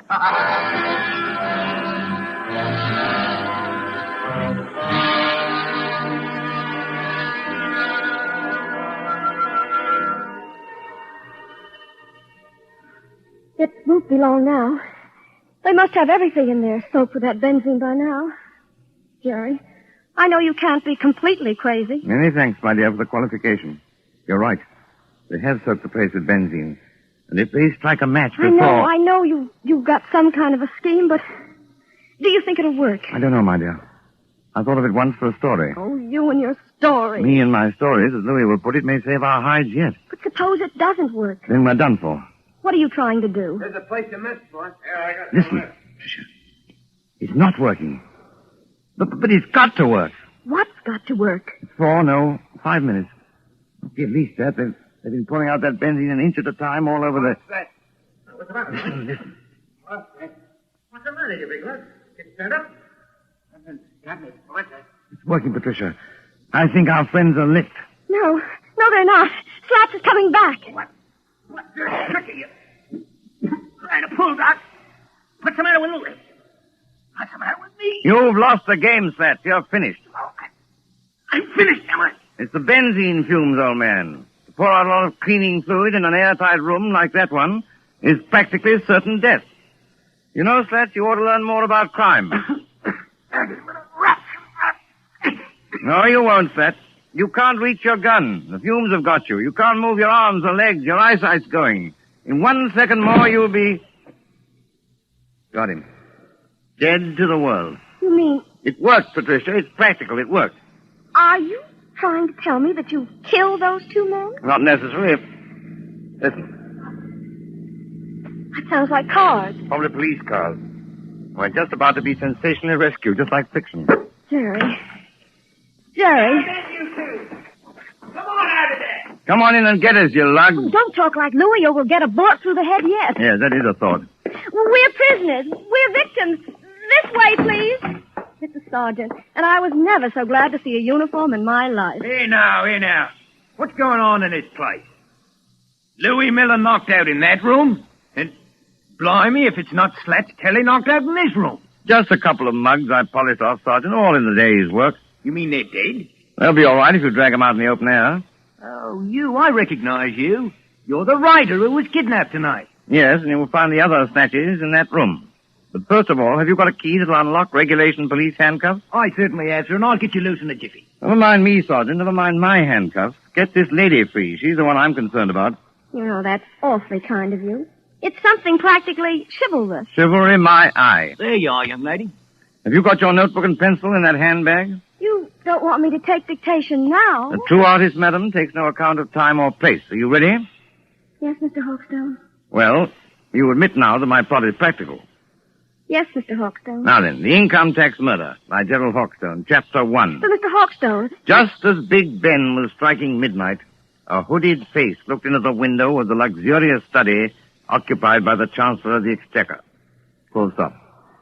The hooded figure chuckled as it softly lowered inside the window a large tin of cleaning fluid. New paragraph. The Chancellor himself was hard at work devising a new scale of income tax. But Mr. Hawkstone, that's a completely different story. I thought you were going to murder the Lord Chief Justice. Haven't you any professional taste? How can I murder the Lord Chief Justice when I just saved his life?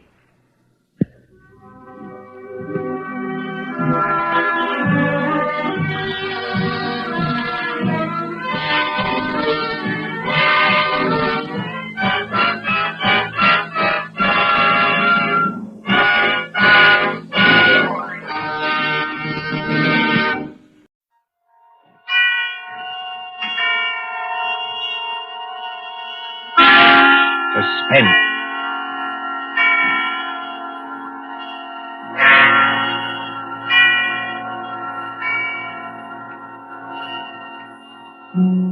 This is the Man in Black. Here again to introduce Columbia's program, Suspense. Our stars this evening are three.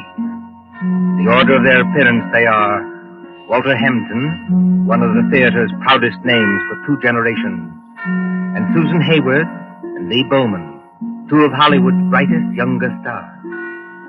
The story called The Dead Sleep Lightly by John Dixon Carr is tonight's tale of suspense. If you've been with us on these Tuesday nights, you will know that suspense is compounded of mystery and suspicion and dangerous adventure. In this series are tales calculated to intrigue you, to stir your nerves, to offer you a precarious situation, and then withhold the solution until the last possible moment. And so, with The Dead Sleep Lightly, and with the performances of Walter Hampton, Susan Hayward, and Lee Bowman, we again hope to keep you in suspense. Ashes to ashes, and dust to dust. Meadowvale Cemetery, not far from New York. Meadowvale Cemetery, on a dim gray morning in early April, when rain forms a mist across leafless trees and white gravestones. You see, over there, the group of silk-hatted gentlemen, each with his protecting umbrella, gathered around an open grave. You see the clay soil freshly dug. You can hear perhaps the creaking of support as the coffin is lowered into its everlasting house, and the droning voice of the clergyman. I am the resurrection and the life, saith the Lord. He that believeth on me, though he were dead, yet shall he live. Live? Quiet, Mr. Templeton, please. What's wrong with old Templeton? Please, sir, remember where you are. She's not alive, I tell you. She's not alive.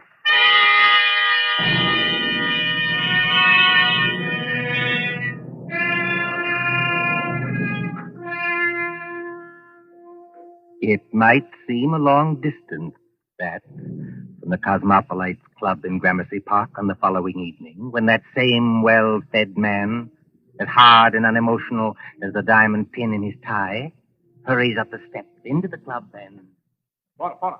Yes, Mr. Templeton. Tell me, Mr. Wilmot in the club, do you know? Yes, sir. Don't you see him? See him? Where? In the lounge over there, sir. Sitting by the fire. Yes, of course. I'm a little upset. You're a good fellow, Henry. I won't forget you. Thank you, sir. Excuse me, sir, but aren't you going to take off your hat and overcoat? Never mind my hat and coat. Just tell me one other thing. When I came into the club, was there anybody following me? Following you, Mr. Templeton? Yes, a woman. A woman with a long skirt and a heavy black veil. There aren't many women who wear that kind of dress nowadays, sir. Look out into the street. Do you see anybody? No, sir. There's just, What's that? Oh, that's only the old street musician, sir. He doesn't mean any harm. I won't have that tune played, you hear? I'm used to getting my orders obeyed, and I'm going to have this one obeyed. Here's some money. Go out and tell him to go away. Yes, sir, if you insist, but, Do as you're told and don't ask questions. If anybody wants me, I shall be with Mr. Wilmot. Very good, sir.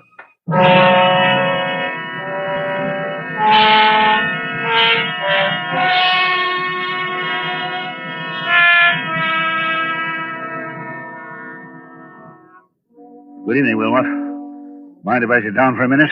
Oh, not at all. Pull up a chair. Have some coffee? No, thanks. I'll get down to brass tacks right away. Yes, you always do. I've noticed that. Well, I'm a pretty self-sufficient kind of a fellow, Wilmot. I made a name for myself, even if I do say it myself. But, well, the fact is, I need advice. A successful publisher asking advice from one of his own authors. That's something new, isn't it? Now, look here, Wilmot, I'm serious. All right, I take it back. What's on your mind? Well, you've studied what we'll call the supernatural, haven't you? I've lectured and written books about it, yes. And did you ever meet a ghost? No, I can't say I ever did. Have you? It might only be my own imagination. Yes, that's what scares me. You get on in years, and your arteries harden, and you don't take enough exercise, and you think something ought to be done about your waistline, but you never bother.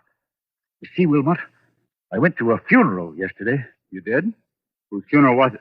The person who died has nothing to do with this. It was old Simpson of Harley and Sons. We thought it was only decent to make up a party and go to the funeral. And I took my secretary along, a girl named Molly Carroll. I'm leaving for Washington tomorrow. Besides, I'm moving house. So there was a lot of work to do. What I couldn't stand was that infernal cemetery in the rain. We must have gone in by the wrong gate, because we were in a neglected, desolate part of the cemetery where the rank grass grew over the grave.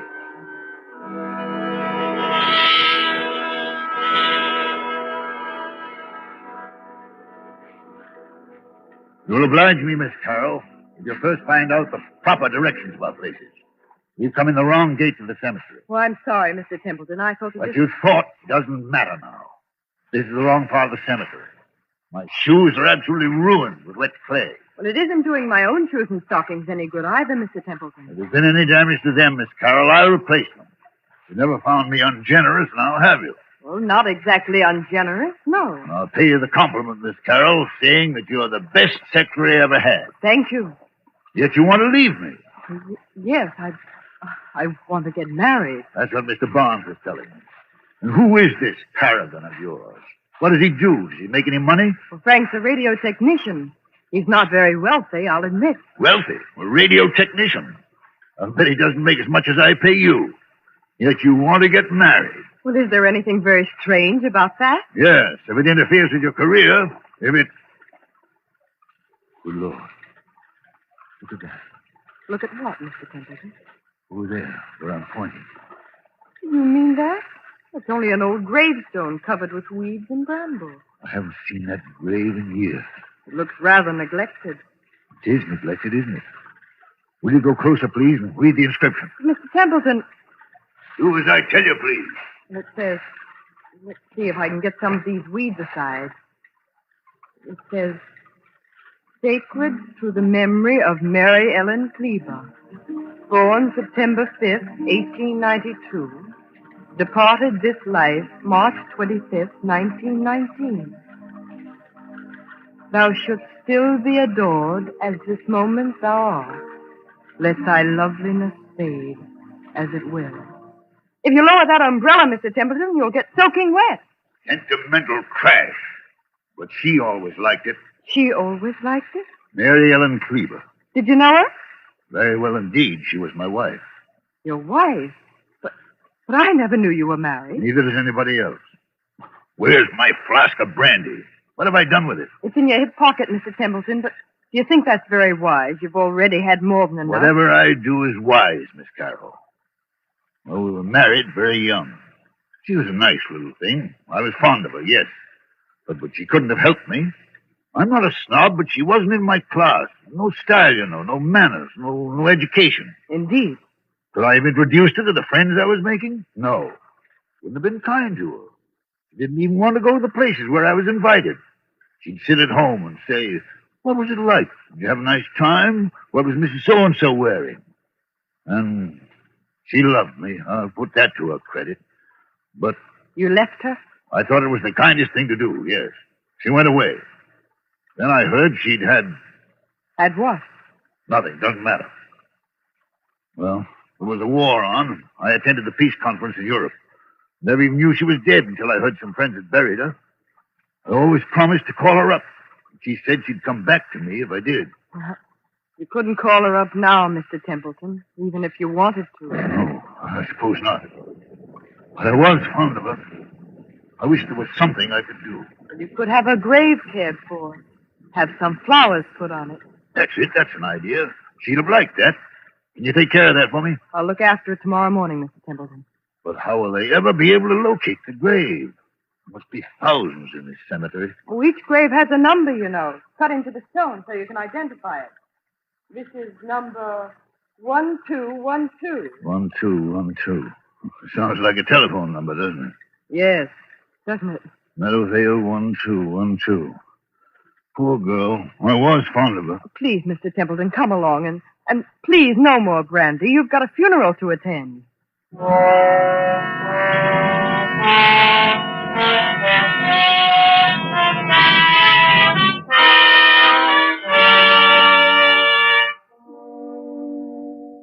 then, Wilmot, the night came. And the horror. What horror? Oh, take it easy, man. There's nothing to worry about. You were sitting here in the Cosmopolites Club. Yes, but I wasn't sitting in the club last night. I was on my way home. And why should that scare you? I don't know, but it did. I'd been jumpy all day. That infernal number kept running through my head. Meadowvale, 1212. Have you ever seen my house? Yes, it's that big sham Gothic place on Riverside Drive, isn't it? Yes, big and dark and drafty like a mausoleum. I told you it was moving house to an apartment downtown. But there were some papers there. I had to get out of the safe in the library to take with me to Washington tomorrow. I knew the servants would be gone, of course. But I hoped Mrs. Bloom, that's my housekeeper, would still be there. Then, when I went up the park, about 6:30... Meadowvale, 1212. Meadowvale, 1212. Meadowvale, 1212. Meadowvale, 1212.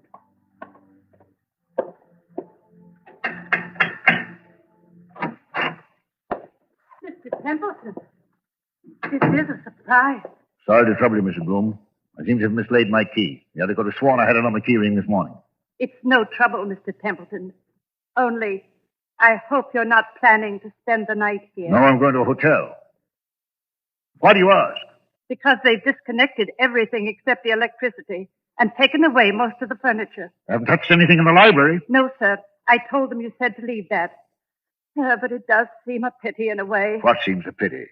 To break up a lovely home like this after all these years. Home? This big, ugly picture gallery? It's been a home to me, sir. Well, I've treated you generously, haven't I? Yes, sir. I'm sorry. I've got several hours' work to do, Mrs. Bloom. A whole safe full of papers to sort over. I'm going to the library and... What's that you're hiding behind your back? I'm not hiding anything, sir. All the same, what is it?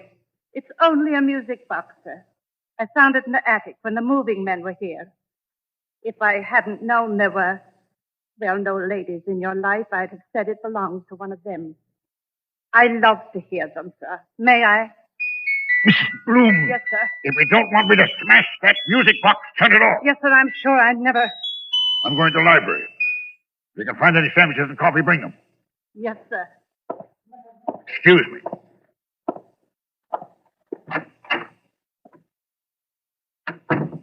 Same old library. Same old claw-footed desk. There's the Venetian mirror she bought for you. Look at yourself in the mirror, Templeton. Admit you can't face it. Admit you can't work here tonight. Admit you've got to have lights and music and... That's it. Go out for dinner. Telephone Wilmot. If they've let the phone... Oh, yes, good. Here it is. Hello. Yes, sir. Number, please. Number, please. I want, Meadowvale 1212. Meadowvale 1212. Wait, what the devil's name am I saying? Change that, I want... Hello, my darling. I knew you'd call me when you needed me. Who's that speaking? Who are you? It's Mary Ellen, dear. Don't you recognize my voice? You're not Mary Ellen. This is a trick. Mary Ellen is dead. Yes, dear. But the dead sleep lightly, and they can be lonely, too. And now that you do need me... I don't need you. I don't need anybody. I'm coming back to join you, dear. It's not easy, but I'll be there by the time the clock strikes 7. I'll wear a veil because I don't look very pretty. I won't have this. I won't listen to you. I won't... Goodbye, my dear. Remember, when the clock strikes 7... Mrs. Bloom! Mr. Templeton, what on earth is the matter? Who's been playing tricks on me? Tricks, sir. I don't understand. Who spoke to me on this phone? But, sir, nobody could have spoken to you on that phone. Nobody could have. What are you talking about? That phone's disconnected, sir. Disconnected? Yes, sir. The man came here this afternoon and took that little metal box off the wall and rolled all the wires up and put everything on the desk there. Said he'd be back tomorrow to take it away. Mrs. Bloom, that's impossible. Look for yourself, sir. You're standing in the middle of the room holding that phone, and the wires don't lead anywhere. That's true. So you couldn't very well have talked to anybody on the phone that wasn't connected? Now, could you? I tell you, I got the operator. I heard it ring. I talked to someone else. Oh? And what did that person say? She said she'd be here to visit me when...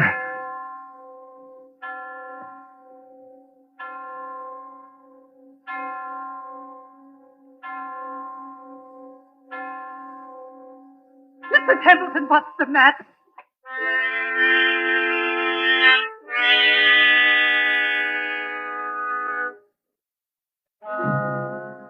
And so, Wilmot, that's what happened last night. The phone was disconnected. It was Mary Ellen's voice. There's no doubt about that. Am I out of my mind or what? Before I say anything about that, my friend. Well? Let's hear the end of your story. What did happen when the clock struck 7? I don't know. You don't know? No, I lost my head. Ran out of that house as though the devil were after me. Maybe he was. And since then? I spent the night at the hotel. Today, I've walked past that house 50 times, 100 times, trying to muster up enough nerve to go in. I couldn't do it, but I've got to go in there. Why? It's those papers I've got to take to Washington. Send somebody else to get them. I can't do that, Wilmot. It's confidential information for the government. I've thought of everything. I've even bought a revolver, see? For the love of heaven, man, put that gun away. You want the other club members to think you have gone insane? Then I thought of you. You know all the tricks of fake spiritualists. You've written about it and lectured about it. Yeah, which reminds me, by the way, that I'm lecturing before the Acropolis Club in about 20 minutes. You've got to break that engagement, Wilmot. Why? Because you're going with me to my house tonight, now. Oh, that's impossible, old man. Now sit quietly and listen to me. I'll go with you willingly, tomorrow morning. That's too late. I'm taking an early plane to Washington. Well, then wait until I can get away from the lecture. Say, around midnight. I'll tell you what I'll do. I'll take a taxi and join you as soon as I can. That won't do. I've got to know the answer now. You understand? Aren't you being a little unreasonable about this? Unreasonable or not, I usually get my own way, and I mean to have it now. Well, then I'm afraid you'll have to go to the house alone. Besides, you know, Wilmot, you worry me. You sit there puffing at that pipe and looking at me out of those queer eyes of yours like a young Satan. I've often wondered what you were really thinking about. Since you flatter my intelligence so much, I was wondering whether you'd been quite frank with me. Frank with you how? About your late wife, Mary Ellen Cleaver. What about her? Well, after she left you, something happened that, well, you don't like to talk about. Was there, by any chance, a child, a son, for instance? Or... Did you say a son? Yes. I don't know what you're talking about. Well, then let's agree not to understand each other, shall we? Now, are you coming with me or aren't you? I tell you, man, I'll get there as soon as I can. All I can think about is the wet red clay in that cemetery, and the dismal grave in the rain, and what her face might look like if she raised the veil. And what am I going to see in that house? What am I going to see in that house?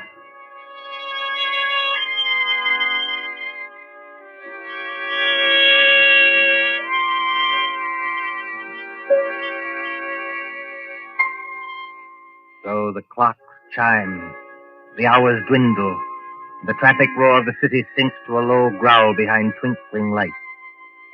It is midnight, when a taxi moves along a certain street towards a certain house out of a bygone age. Lightless, black against the stars, surrounded by iron railings and with a path bordered by fir trees leading to the front door. Look, too, with the face of Mr. Patrick Wilmot when that taxi draws near. All right, driver. This is the place. I'll be in wait for you, sir. No, you needn't wait. Keep the change. Thank you, sir. Good night.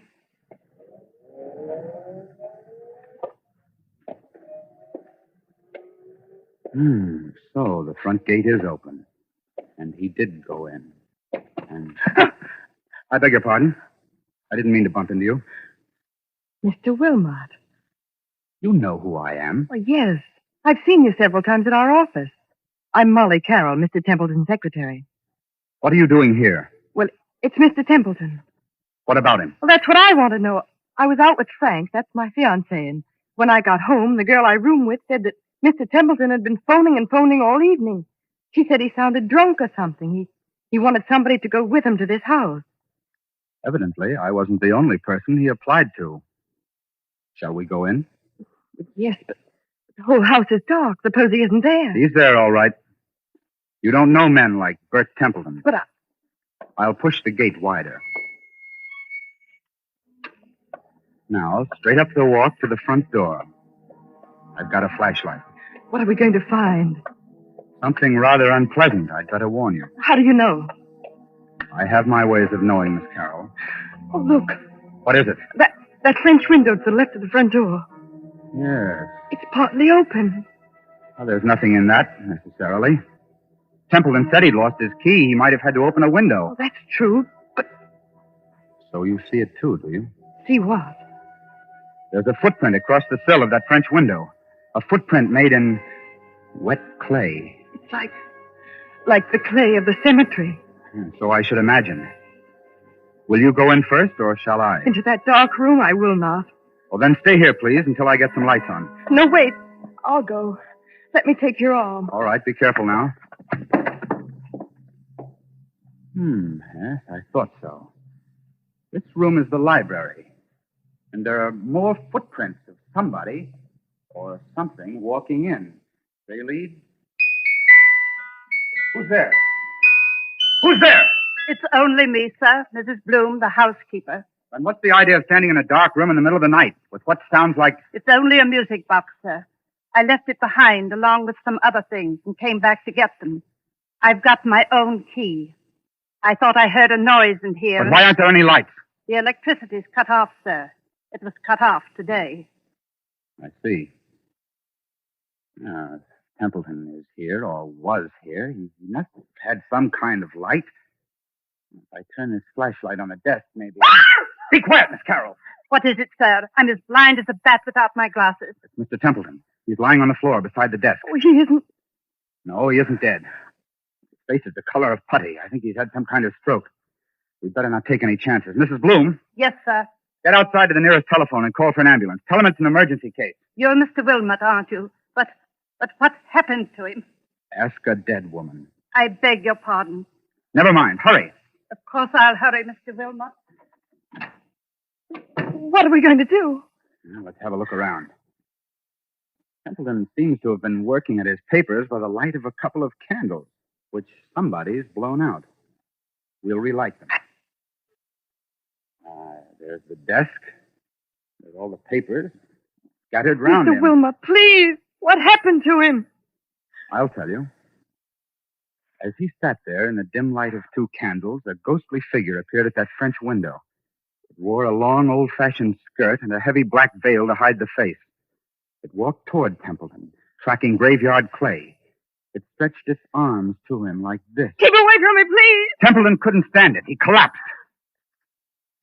And now, before the old housekeeper returns, would you care to hear how the whole trick was worked? Trick? What trick? Have you heard about the ghost voice that talked on a disconnected telephone? Oh, yes. Yes, he said something about it this morning, but I thought he wasn't himself. He wasn't, but he heard it. Remember Mrs. Bloom's story about the telephone man? Yes. They don't send a man round to yank the whole apparatus off the wall, put it on the desk, and say he'll be back for it next day. This man from the telephone company was an imposter. The man from the telephone company was an imposter? Exactly. Oh, look, he's moving his hand. He's trying to open his eyes. Isn't there anything we can do for him? No, there's nothing we can do till the doctor arrives. In the meantime, listen to me. All right. What did this imposter do? He took away the real phone and substituted a spirit telephone. You don't know what a spirit telephone is. No, of course not. It's an old device used by fake mediums. You see a telephone without wires standing on a desk, like that one. You pick up the receiver and talk to the dead.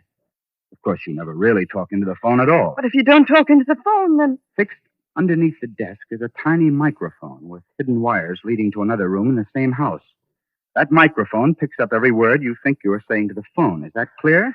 I think so. Now, the dummy telephone is really a low-power radio receiving set. Somebody in another room can talk back to you after hearing what you say on the wired microphone. Then Mr. Templeton... If Templeton hadn't rung Meadowvale 1212, then rest assured that same number would have rung him. Well, then the scheme couldn't fail either way. But, you see, there's one thing in this matter I haven't got quite clear even yet. And what's that? Tell me, Miss Carroll, just why did you work this whole trick? Why did you try to scare your father to death? My father. Templeton is your father, isn't he? That might be rather difficult to prove, Mr. Wilmot. By George, I admire you. Thanks very much. I'm flattered. Expressionless as ever. Eyes as hard and cold and blue and handsome as... Well, make your own comparisons. But I knew you were guilty, of course, when I heard your fiancé was a radio technician. You can leave Frank out of this.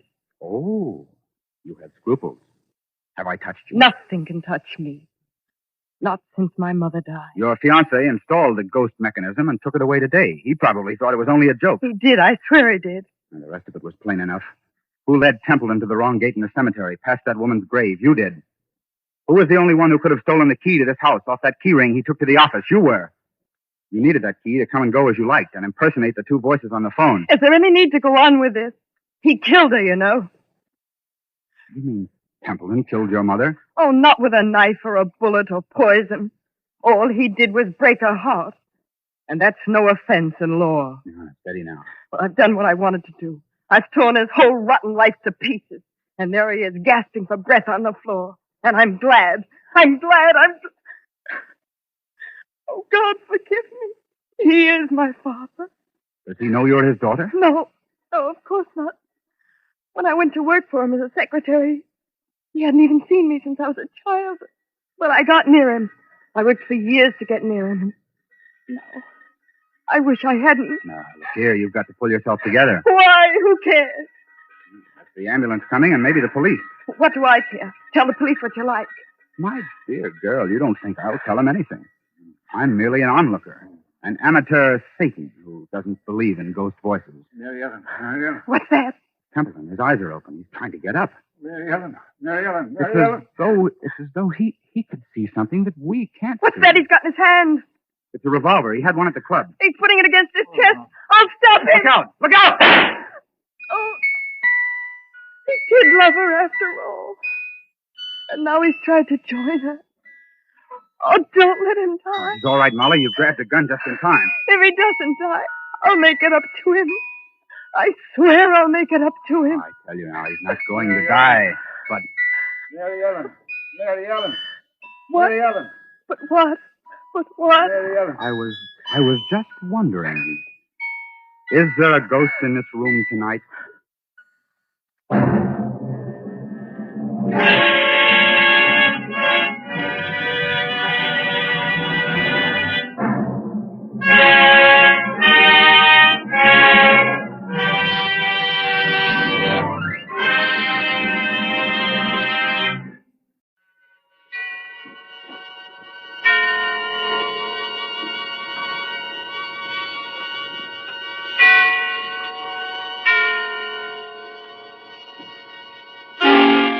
Suspense.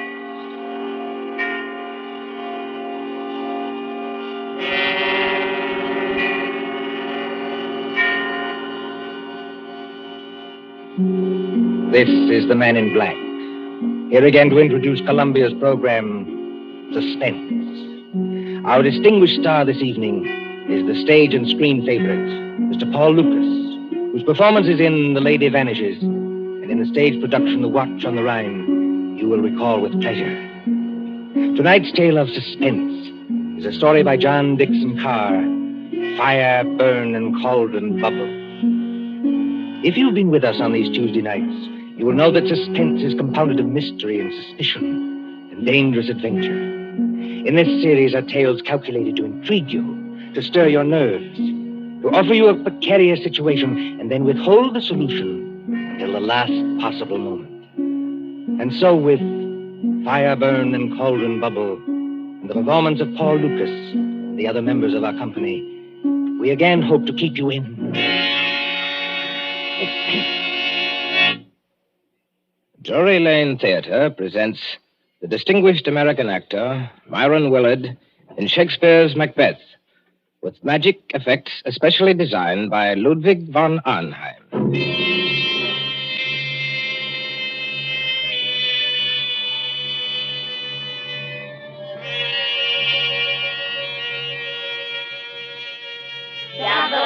Double, toil and trouble, fire, burn, and Cauldron bubbles!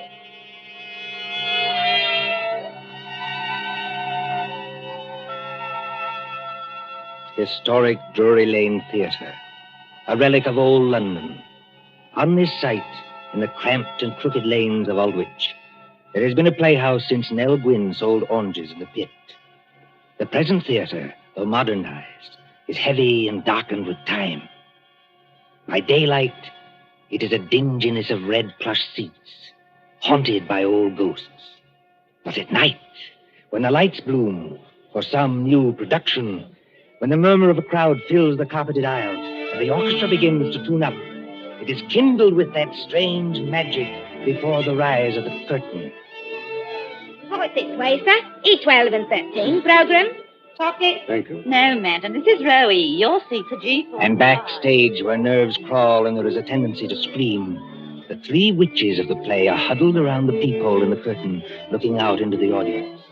They are hideous-looking creatures, these witches, in gray rags like cobwebs. But as they speak...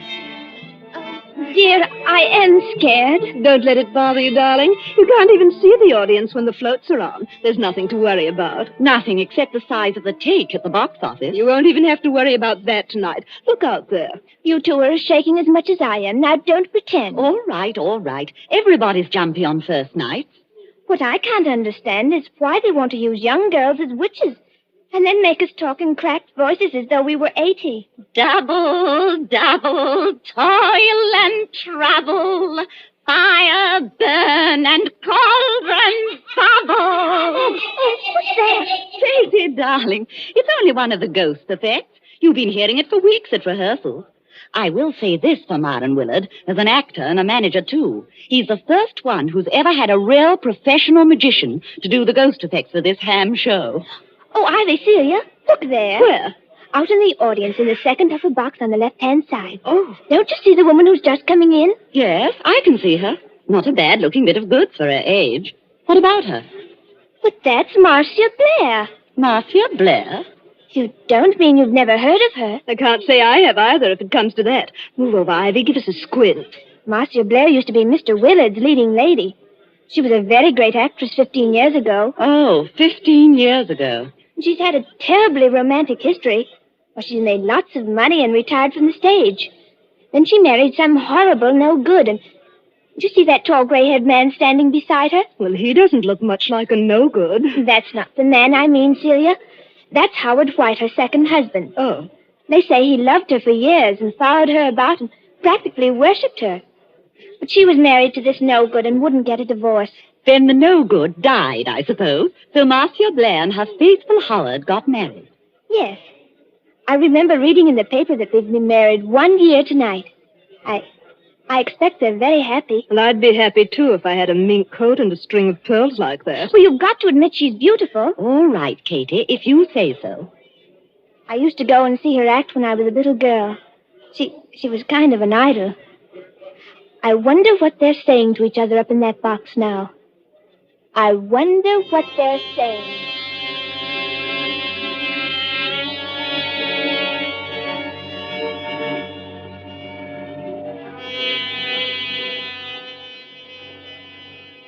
Marcia, dear, I wish you wouldn't be so uneasy.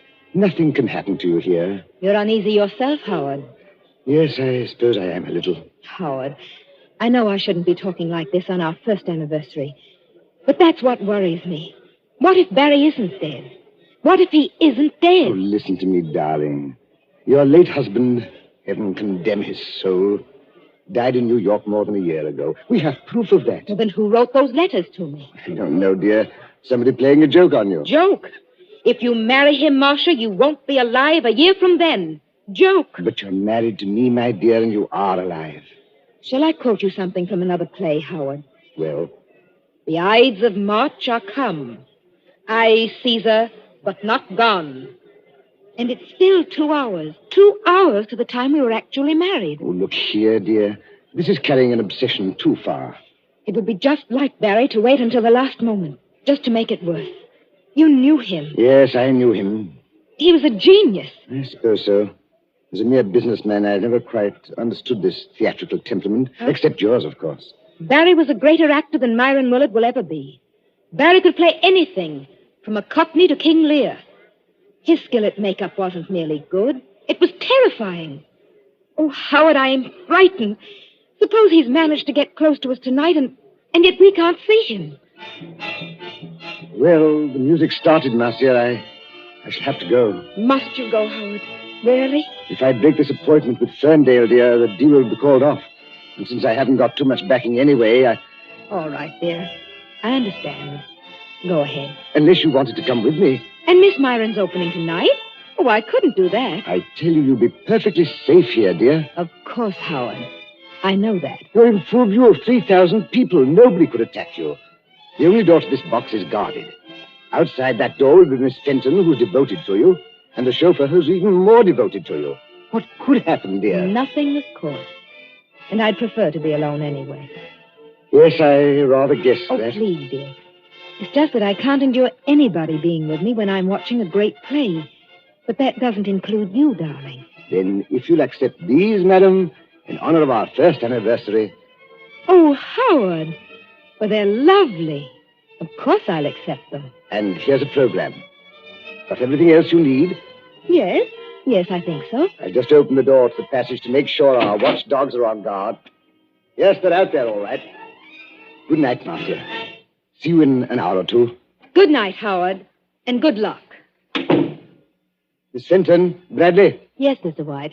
Yes, sir. Anything wrong? Miss Fenton, you've been my wife's companion secretary for 5 or 6 years. Yes, Mr. White, and I've loved every minute of it. And you, Bradley, you haven't been my chauffeur for quite so long, but they tell me you're an ex-wrestler. That's right, sir. Champion of the Shoreditch Athletic Club. And in my prime, though I says it as shouldn't, as good a man as ever climbed through the ropes. Now, you know your instructions, Bradley. You trust me, sir. Nobody gets into this here box tonight unless it's over my dead body. Nothing must happen, do you understand? Nothing. Please, you're as white as paper. As for you, Miss Fenton, I'm afraid it's a little awkward. I know I ought to ask you to go in and join Marcia, but... Oh, you needn't apologize, Mr. White. I know she doesn't want company. She'll be leaning forward with her elbows on the box rail, just as she always does. She isn't merely watching a play. She's acting Lady Macbeth. Every line, every gesture.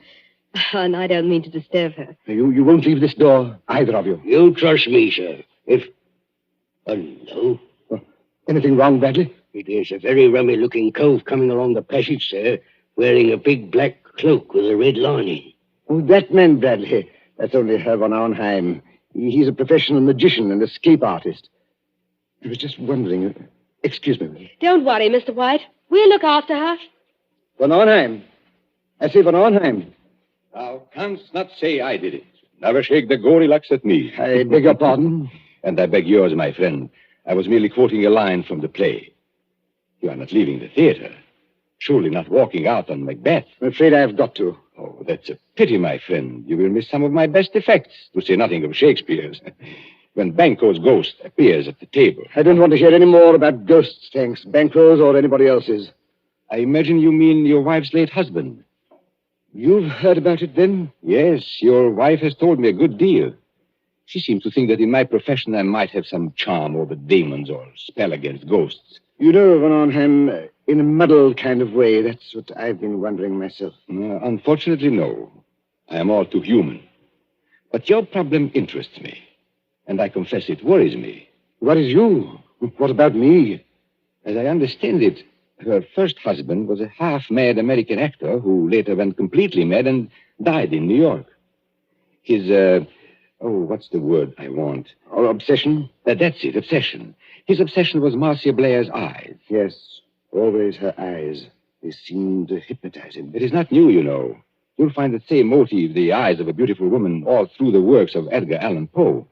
Then, as I understand it, after this man's death, she began to receive a series of letters. Foul letters. Apparently written by him, and threatening her with some rather horrible form of death if she married you. I tell you, Barry Lake is dead. He can't get up out of his coffin. Oh, getting out of coffins, my friend, is not so difficult. I have done it myself. Oh, please stop joking, Von Arnheim. You don't happen to be dead. True. There is that small difference. Is your wife here in the theater tonight? Yes. She wouldn't have come here except that it's Marin Willard's first night. We haven't seen Marin, either of us, in years. She's back there in box D. So I hear. I was hoping that you might invite me to share the box. Look here, old man. I don't want to seem inhospitable, but... She doesn't want company? Well, that's about it. Well, then walk back a little distance with me, this way, so that we can see the stage from the back of the dress circle. Now, the orchestra has stopped, and they'll ring up in a moment. There. Look at it. Look at what? The stage, man. The lights have gone out. All except the dim yellow footlights shining on the curtain. The last cough, the last murmur, the last rustle of program dies away in one vast, breathing hush. The curtain goes up. Let go of my arm, Von Arnheim. I've got to leave. Now, what are the stage directions?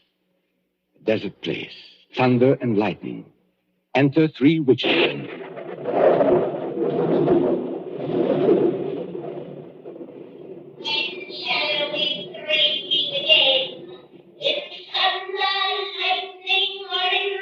When, indeed, I wonder. I beg your pardon, Von Arnheim. Do you No, speak? No, it was nothing.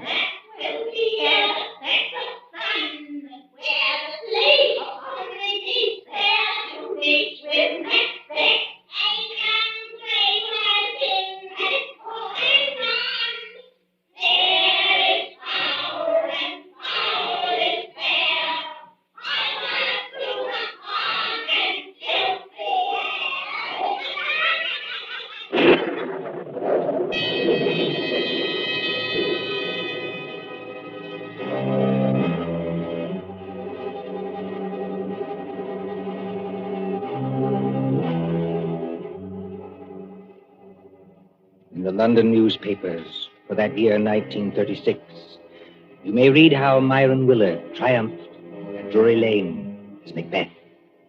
But tonight, as the clock ticks on, there is another drama in the dimly lighted corridor outside Box D.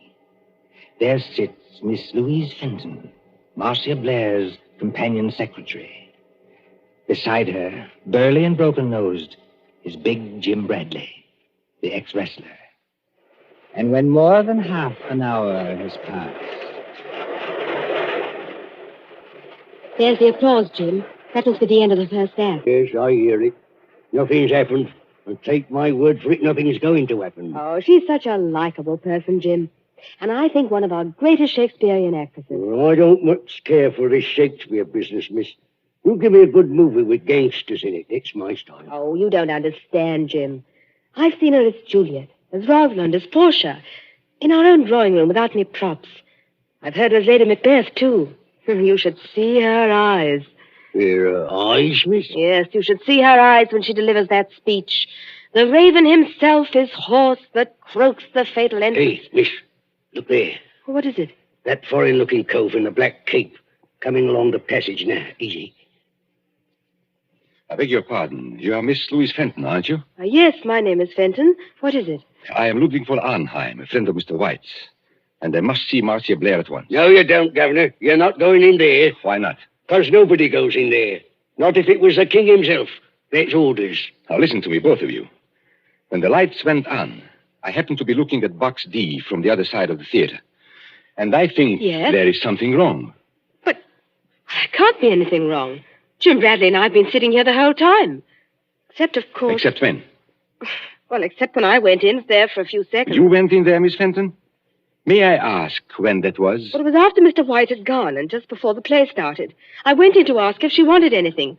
She said she didn't, so I came out again. And Bradley's been with me all the time, except when he went to get a drink of water up the corridor. That's as true as gospel, Governor. One moment, and listen to me. Marcia Blair is leaning forward across the railing of the box. Oh, but that's nothing, Herr von Arnheim. That's the way she always is. Does she always fall forward with her arms held straight out and her head down on her arms? You better be careful, miss. It's a trick. Trick? Why not open the door and see for yourselves? Would that do any harm? No, I suppose it wouldn't, but... Oh, there must be some mistake. We haven't heard a sound from in there. There couldn't be anything wrong. You open the door, Miss Fenton. I'm going to hold tight to this gentleman, just in case. Quiet, please. Quiet. What is it, miss? Walk in there with me, both of you. Please go casually, as though nothing were wrong. We don't want to attract attention. Now. Oh, Herr von Arnheim. There's blood all over her face. Yes. And don't begin screaming again, Miss Fenton, when I tell you she's dead. Bradley? Yes, sir? Pick Miss Blair's body up and carry her out into the corridor. In another minute, we'll have the whole theater wanting to know what's wrong. All right, sir. You win. But what about the people in the other boxes? Won't they see? They've gone down to the bar to get a drink. They won't see anything. Hurry. She ain't no lightweight, the poor lady ain't. Steady does it. Hold the door open. That's got it. Now, close the door. Shall I put her down on the floor, Governor? Yes, better do that. I never took those threats seriously. That's what I blame myself for. And if something did happen, well, I thought he'd attack her. I never thought he'd hide away across the theater and fire a shot. And you were quite right, Miss Fenton. Marcia Blair was not shot. She wasn't shot. No, take a look at the wound. Oh, I can't look at it. She was stabbed. Stabbed through the right eye with a narrow, sharp blade, which entered her brain and killed her instantly. Not a pretty death, but a quick one. You seem to know a lot about this, Governor. Perhaps I do, my friend, and perhaps I can guess a lot more. You mean somebody stood out there and threw a knife at her? Like a ready music hall turn? No, I don't mean that either. There's no knife in the wound and none in the box. The murderer took it away. Took it away? Exactly. Herr von Arnheim, please wait.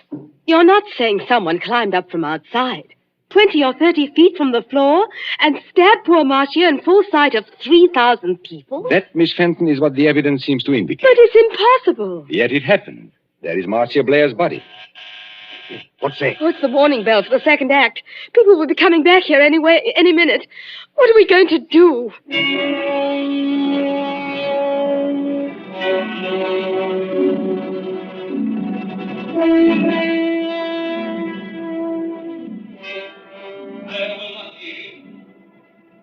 Around the poor young mountain streets to be faced with the rabble's curse.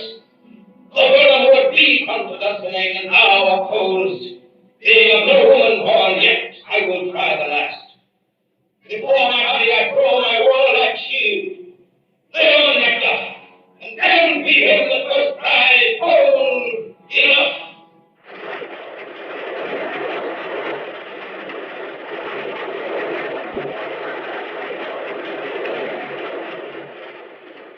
Applause, acclaim, triumph. Myron Willard as Macbeth. Helen Gale as Lady Macbeth. Magical effects by Ludwig van Arnheim. Very few persons knew that there is a dead woman in the theater. But at the end of the play, it is a different story.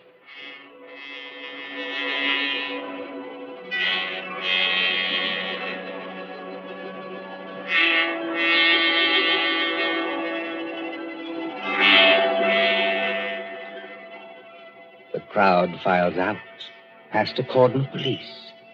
The lights are extinguished. The great theater is dark and mumbling with echoes. See the stage now. Only the battens or overhead lights pour down a pale blaze on two men who stand grotesquely against the background of Dunsinane Castle. One of these men is Howard White, very near collapse. The other is Myron Willard himself, still wearing his makeup, still wearing helmet and chain mail. And when Willard speaks... Howard! Howard White! Confounded man, can't you hear what I'm saying? Excuse me, madam. I think this is almost finished. Oh, not that I'm blaming you, old man. Thank you, madam. It's traditional, you know, that Macbeth's an unlucky play. But up to the very end, I thought I'd never done better. 11 curtain calls. No, 12. How did you like my tomorrow and tomorrow speech? I'm sorry, madam. I'm afraid I didn't hear it. Yes, poor old Marcia. She'd have hated to die like that. Marcia was proud of her eyes. Always nearsighted as an owl, but too vain to wear glasses. There's Van Arnheim looking at us from under the castle archway. Van Arnheim!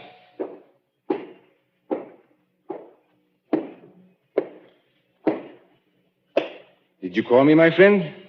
You're rather difficult to recognize under all that Macbeth makeup. Yes, I was just thinking the same thing. Never mind that. Where are the police now? At the moment, Mr. Willard, the police are in your dressing room. They are using it for questioning.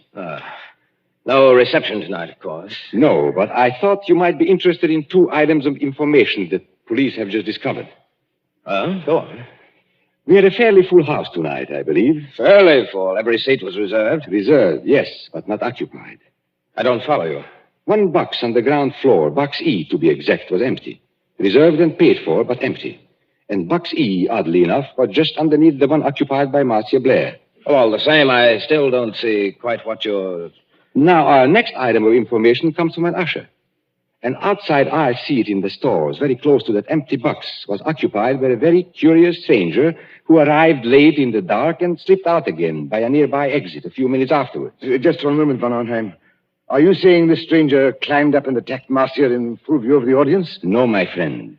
The murderer did not approach from that direction. Then he must have reached Marcia through the door, guarded by Bradley and Miss Fenton? No, not from that direction either. Confound it, man. It must have been one way or the other. Not necessarily. Tell me how. Don't you think I've got enough troubles already without this nightmare on top of it? Herr von Arnheim. Herr von Arnheim. You must take it easy, Miss Fenton. You must not excite yourself. Have the police Yes. been... Look, you've got to help me. They won't believe me. They won't believe the young lady, sir, and that's a fact. I've tried to help her all I can, but there's things I can swear to and things I can't. You see, I did go into that box. Oh, just for a couple of seconds, I admit it. But no other person went in or could have got in. So they say, or at least they're hinting that I killed her. But I swear I never touched her. Who was questioning you, Miss Fenton? Inspector Grimes or Sergeant Blake? I'm not sure. The sergeant, I think. Then I shouldn't worry if I were you. Inspector Grimes knows better. He's guessed, in fact, exactly what I have guessed. You seem on rather familiar terms with the police, my friend. I am, Mr. Willard. I am. Anyone who practices escapes from handcuffs, sacks, chests... And stage boxes, perhaps. Stage boxes, if you insist. Excuse me. Isn't that Inspector Grimes in the wings now? Yes, and he's nodding his head. Then I can tell you, I think, what you want to know. Well, if you do happen to know anything, it's your duty to speak up. Poor Marcia seems to have had some ridiculous idea that her former husband, Barry Lake, was still alive. Her fears weren't justified, of course, and she wasn't killed by any dead husband. I beg your pardon. Her fears were justified, though not quite in the way she believed. And she was killed by her husband. Then Barry Lake is still alive. No, Barry Lake is dead. You don't mean Marcia was really killed by a ghost? No. I mean she was killed by her devoted second husband, Mr. Howard White. Here, stop. You don't hear what they say? That's not true. It's a slanderous statement. I'll have you in court for it. Everybody knows how devoted I was to Marcia. Your devotion, my friend, was devotion to her money. And your business affairs have been shaky for a long time. That's not true, and you can't prove it. Marcia Blair was inclined to be, shall we say, a little close-fisted with money. That's true anyway. It's a lie. Willing to marry him, but Mr. Howard White knew he'd never touch a penny unless he killed her. He wrote the letters himself. Herr von Arnheim, he can't be guilty. She was alive after he left the box. He wasn't anywhere near her when she died. Perfectly correct, Miss Fenton. He wasn't there, and yet he killed her. Exactly. But you and Bradley can supply the clue that will hang him. Me, sir? I don't know nothing. No, I don't either. I think you do if you'll put your mind to it. Do you remember what Howard White said to her just before he left the box? Yes, he said, "Good night, Marcia. See you in an hour or two." And she answered, "Good night and good luck." No, I mean just before that. There wasn't anything. You see? It's a slanderous statement without any proof. It's an insult to my position on the stock exchange. Wait. I do remember something rather queer. Think, Miss Fenton, think. He said to Marcia jokingly, "If you'll accept these, madam, in honor of our first anniversary." And Marcia said, "Howard, they're lovely. Of course I'll accept them." That's right, sir. He did say it. And what do you think he was referring to, Miss Fenton? What was he asking her to accept? Well, I imagined it was flowers, a corsage or something like that. Did you see any flowers in the box or pinned to Marcia Blair's gown? No. Now, come to think of it, I didn't. Then what did he give her? Don't look at me, sir. Now, here is a woman who is very nearsighted, yet refuses to wear glasses. But she can accept a pair of... Opera glasses. It's a lie. You can't prove it. Hold on, sir. Go. You better stay here, Governor. Thank you, Bradley, but the place is surrounded with police. But I still don't understand. Now, what happens when you lift opera glasses to your eyes and they are not in focus? You turn the little wheel in the middle to bring them into focus. For Marcia Blair, it was deadly. You mean that Glasses had... Yes, they were specially constructed glasses, Miss Fenton. They were invented by a French criminal years ago. That little wheel is a little trigger. It releases the spring of a sharp, thin blade which strikes through the eyes into the brain. Oh, don't, please. You can't prove it. Marcia Blair died instantly. The glasses torn from her eye by their own weight dropped over the box rail to the carpeted aisle below. The only witnesses who might have noticed would have been the people in the box just underneath. And that box was empty. By arrangement, yes. Even if anybody did see them fall, Howard White was prepared to remove the evidence instantly. You haven't forgotten the curious stranger. Curious stranger? I mean the man who slipped in after it was dark, took an aisle seat just under the box, and slipped out again a few minutes later. It's a pack of lies from start to finish. You can't prove a word of it. I beg your pardon, my friend. Didn't you see Inspector Grimes not to me a moment ago? Well... You are going to hang, my friend, for one of the neatest and cruelest crimes in my experience. The police have just found those opera glasses with a neat set of fingerprints in the side pocket of your motor car.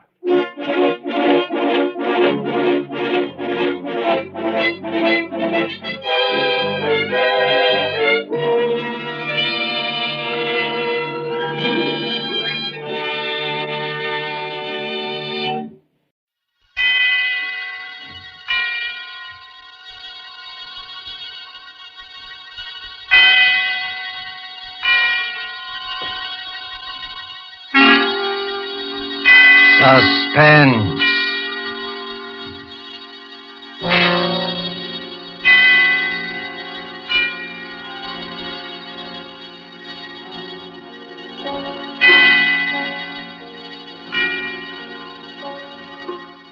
This is the Man in Black, here again to introduce Columbia's program, Suspense.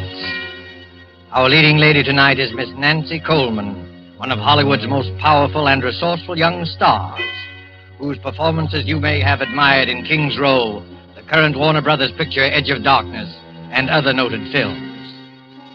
The story called Fear Paints a Picture is tonight's tale of suspense. If you've been with us on these Tuesday nights, you will know that suspense is compounded of mystery and suspicion and dangerous adventure. In this series are tales calculated to intrigue you, to stir your nerves, to offer you a precarious situation, and then withhold the solution until the last possible moment. And so it is with Fear Paints a Picture and Miss Nancy Coleman's performance, we again hope to keep you in suspense.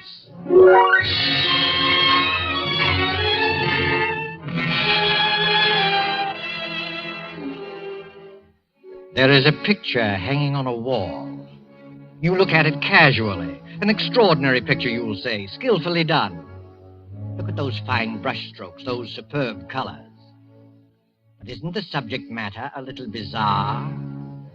It is something more than just bizarre. But let us begin from the beginning with the death of Benjamin Powell, a rich and strange man. There were dark rumors about the Powells. His wife had died many years ago. No one knows how. But Benjamin Powell had a daughter, Julia, a high-strung and neurotic girl. And many of us wondered about her, too.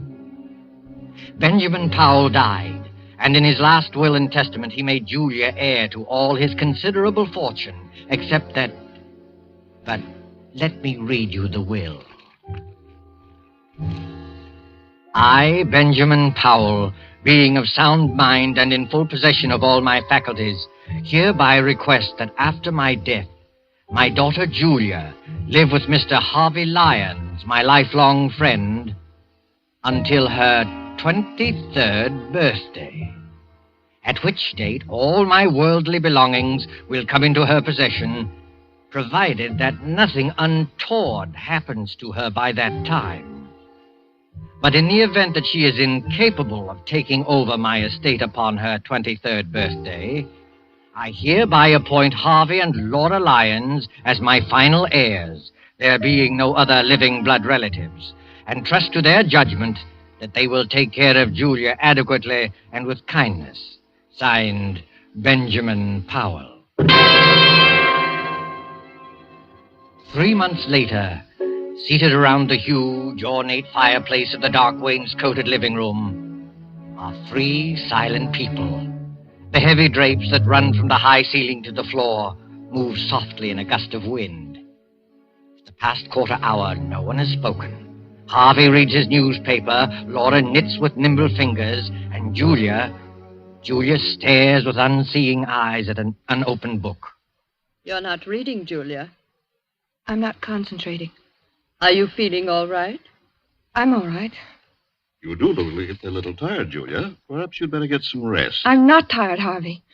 I've been wanting to ask you. In a week, Julia will be 23. Isn't that wonderful, Harvey? Next Tuesday's her birthday. We'll have a party. I'll get old Tom and his fiddle, and we'll have a real old-fashioned party. Harvey, what did Father mean by the will? The will? Julia, perhaps you better go to bed. You look a little pale. The will said I might not be able to take over the estate by my 23rd birthday. What does it mean? I don't remember that. I didn't read the will very carefully. Yes, you did, Harvey. You know what I'm talking about. Perhaps we better discuss it in the morning. You're tired, I'm Julia. not tired, Laura. Please, Julia, I'd rather you wouldn't ask me. That's a delicate handkerchief, Julia. Twisting it will only tear the lace. I'm sorry, I didn't realize it. It's one of your best handkerchiefs. It's no use, Laura. I've got to know. You're a very high-strung girl, Julia. And I'd rather not upset you before bedtime. Upset me? You sort of get moody very often, Julia. Harvey. Laura, I'm not going to bed until I find out what all this means. I've got to find out. You don't like your room, do you? No, I don't. It's too big. The wallpaper. I don't like the pictures on the wall. There's nothing wrong with a big room. Everyone prefers a large room. Everyone likes pictures on the wall. Well, maybe it's the kind of pictures. Yes, it's the pictures. They rub me the wrong way. You see, your feelings about things are different. Different from the feelings of normal people. Normal people? Oh, I'm sorry. I shouldn't. I can't stand this torturous way of telling her. I'll tell you, Julia. Your mother died in an asylum. She went mad after her 23rd year. It's been in the family for generations. I never saw my mother. I thought... We didn't want to tell you this. I wish we hadn't, but you forced us. You mean I'm liable to become insane? Well, you see, any one of us can become insane. There's nothing wrong with me. I'm perfectly all right. I'm as sane as anyone. Being high-strung doesn't make me mad. I don't like it here. I don't like this house. I'm sane. I'm sane. Of course you are, Julia. There's nothing the matter with you. You'll be all right. Your father wasn't sure, that's all. You're as sane as any of us. Come along. I'll take you to your room. We'll have a cup of tea together.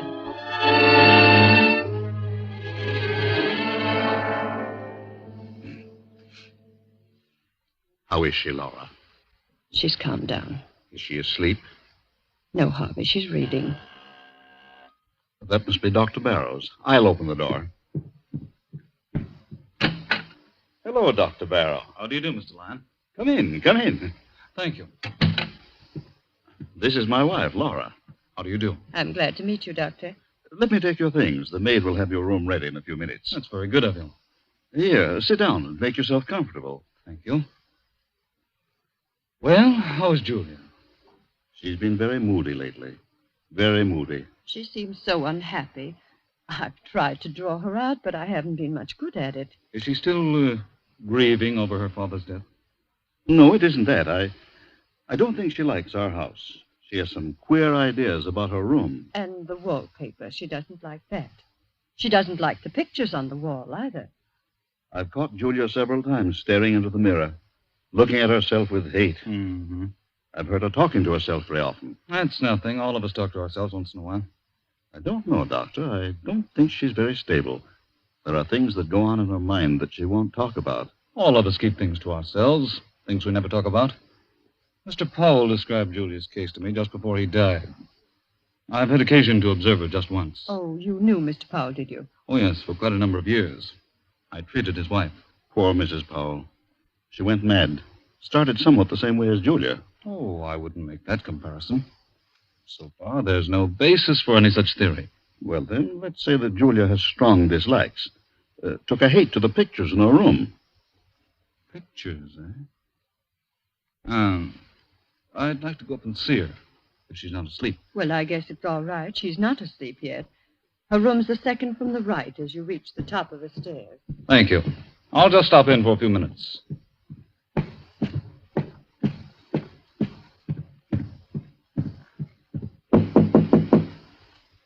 Come in. Hello, Julia.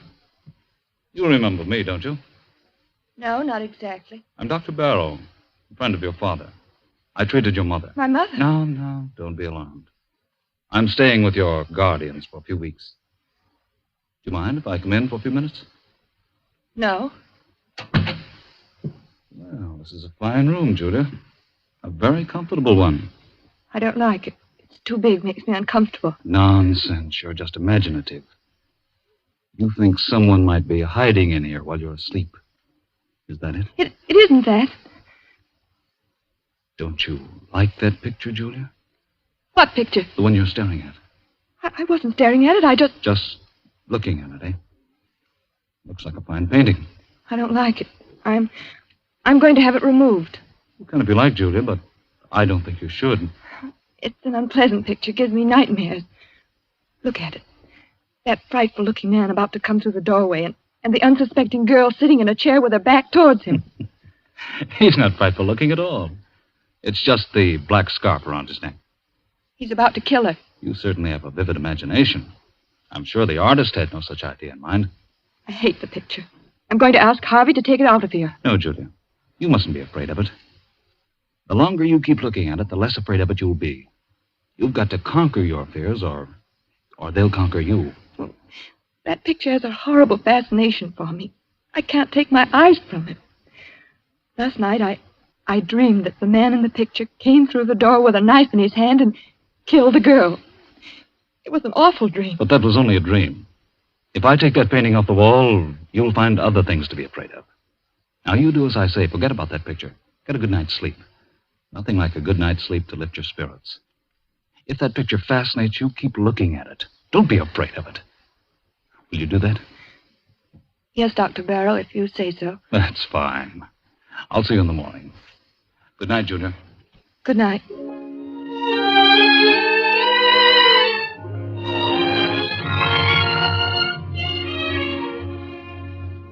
In this big rambling house of Harvey Lyons, midnight came and went. One by one the lights went out, and soon the whole house was blackened by the cover of night. Not a single light gleamed from any window, the ominous rumble of an approaching thunderstorm. In Julia's room, the large room with its many pictures, she was dreaming again of the man in the picture. The figure with the flowing black scarf is alive, and his hands grow longer and longer. Julia tosses in her sleep, as if trying to avoid him, trying not to look at him.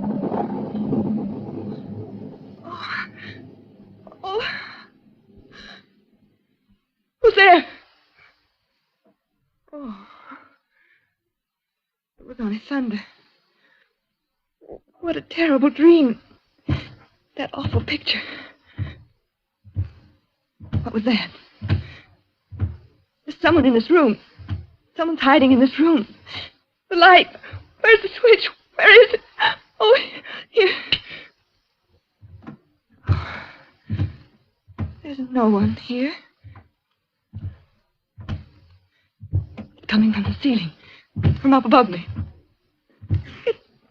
It's my imagination. There's nobody there at this hour. Nobody. I've got to go back to sleep.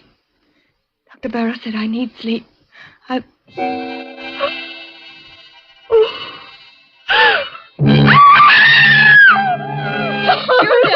Julia, what's happened? What are you doing out here in the hallway? Pull yourself together, Julia. That man. What man? The man in the picture. He's moved. What do you mean? The picture. The man at the door. He's not at the door. He's inside the room. You must have been dreaming. Of course, dear. It was only a dream. I heard a scream and Julia, what's happened to you? She says she saw a man in one of the paintings move. Oh, I see. He did move. I saw it. He's not outside the door anymore. He's inside. You dreamed that, Julia. That's what I said. It wasn't a dream. Thunder awakened me. I woke up and heard footsteps coming from the ceiling. I thought it was my imagination, and then I looked at the picture. The picture I told you I didn't like, Doctor. The man was inside the room. That's hardly possible, Julia. Figures and pictures can't move. Of course not. It was just a bad dream. No, it's true. I saw it. Come along, Julia. We'll all take a look at the picture. No, I don't want to go back into the room. No. There's nothing to be afraid of. Come on, Julia. Don't be frightened. You've got to fight off these delusions. Here, give me your hand. Come along.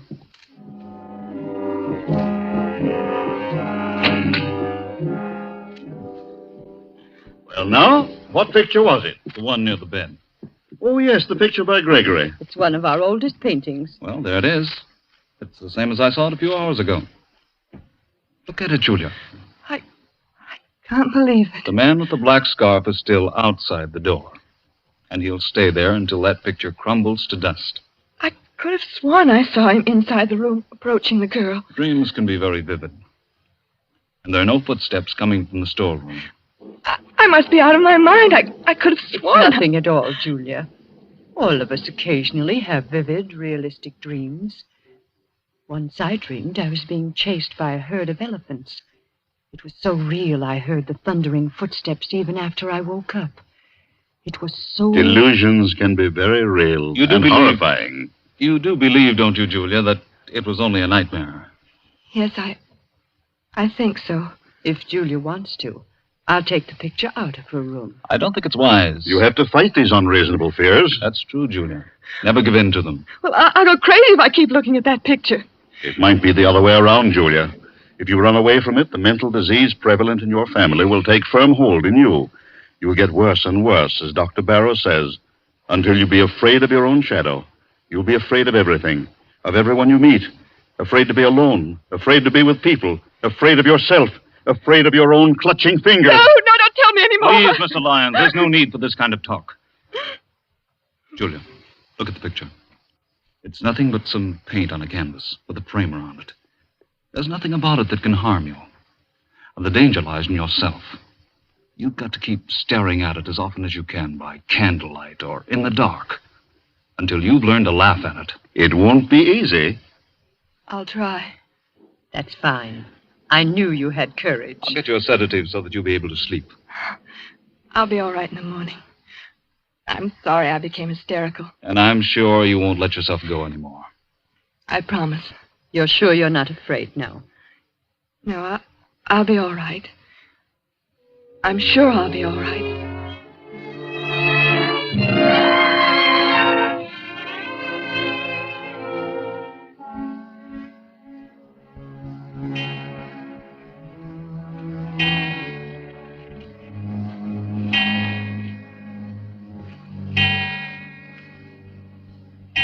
Well, Julia, it's 11 o'clock. You know what Dr. Barrow says. I'm not at all sleepy, Laura. I'd rather stay up for a while. I'm in the middle of a fascinating story. You run along. I'll go to bed presently. Is anything wrong, Julia? No, of course not. Everything's fine, Laura. You're afraid to go to sleep, aren't you, Julia? No, it isn't that. Is that picture bothering you again? Yes. Last night I heard footsteps again. Sound woke me, and the figure in the picture, it moved. It moved closer to the girl. Oh, how terrible. Why didn't you call me? We thought you were over it. It hasn't bothered you these past 3 nights. Oh, I didn't want anyone to know. I took some sleeping tablets, and I fell asleep again. In the morning, the picture was the same as ever. That's a brave girl. Laura, do you think I'm crazy? Of course not. You're as sane as I am. Tell me the truth. I must know. You're just nervous and high-strung, and you have a vivid imagination, that's all. You're trying to soothe me. Why didn't you tell the doctor that you thought the picture moved? I was ashamed. You shouldn't be ashamed. Dr. Barrow is here to help you get well. I don't think you are. Oh, that must be Harvey and Dr. Barrow now. Hello, Laura. I've arranged to have old Tom at his fiddle here tomorrow night for Julia's birthday, and I've invited the Grovers. They'll be delighted to come. That is, if Julia's feeling well. Julia, you should be in bed. It's after 11. She's afraid to go to sleep. Please, Laura. It's the footsteps in the picture again, isn't it? Yes, Doctor, it moved again. At least I thought it moved, but I went back to sleep. Well, that's an improvement.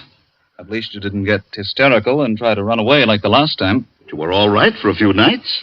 It's come back. There isn't much I can do for you, Julia, except to tell you to go to sleep. Fight off these delusions. You've got to do that. Come, Julia, I'll go with you to your room. Well, Perhaps you can sleep in my room tonight, Laura. Just tonight. I'll feel a lot more comfortable tomorrow night. I'll be able to face it alone much better. No, Julia, that would be an admission of defeat. All right, if you think it's best. Good night. Good night, Julia. Well, keep up your courage. It doesn't look so good, does it, Doctor? Well, not too good, but it's not hopeless. She has an unstable mind, subject to delusions, which become very real to her. Her obsession about the picture's not so bad. We all suffer occasionally from optical illusions, but hearing footsteps coming from the storeroom above her is... Storeroom? How did you know there's a storeroom above her? Your wife told me. Oh, of course. Well, that storeroom hasn't been opened in years. I guess there's no point in investigating it, is there? I don't think so. Those footsteps, like the moving figure in the painting, are all in her mind. Her mother behaved just like that before she went mad, didn't she? Well, there's some similarity. You haven't been to the storeroom recently, have you? No, I just mentioned to you that it hasn't been opened in years. Oh, yes, so you did. Forgive me for not listening more closely. That's perfectly all right, Doctor. Well, I just hope that Julia will be well for her birthday party tomorrow. Oh, I had no idea she was having a birthday. How old will Julia be? She'll be 23. Well, I must remember to get her a gift. Oh. Well, I guess I'll go to bed. So will I. I'll see you in the morning.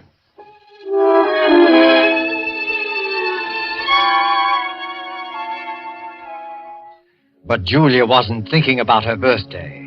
During the 10 or 15 minutes she spent in Laura's room, fear fluttered in her heart. When she finally stood alone inside her own room, panic, black, unreasoning panic began to take hold of her. In wild haste, she began to undress, never looking at the picture. I won't look at it. I won't. I'll go right to sleep. I'll take some pills and fall asleep. What was that? Oh. It was nothing. Nothing at all. All I have to do is keep from looking at the picture. I won't look at it. It can't do me any harm if I don't see it. I mustn't even think of it. I'll think about the trip I made to South America. It was a wonderful trip. The sunset. What was there? Footsteps. Those footsteps again. I mustn't hear it. I mustn't hear it. It was a wonderful trip. The Blue Caribbean. Rio's a beautiful city. Sugarloaf Mountain, the music, the dancing. Those footsteps. It's not footsteps. It's just my heart beating. I'll close my eyes. I'll sleep. Sleep. Why can't I sleep? Oh, Lord, let me sleep. I don't want to look at the picture. I won't. I know what I'll see. He'll be closer to her. Maybe he'll have killed her. I mustn't open my eyes. I mustn't. I won't.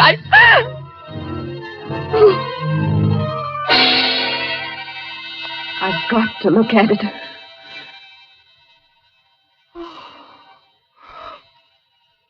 He's moved. He's close to the girl. I'm not dreaming. It's real. The girl?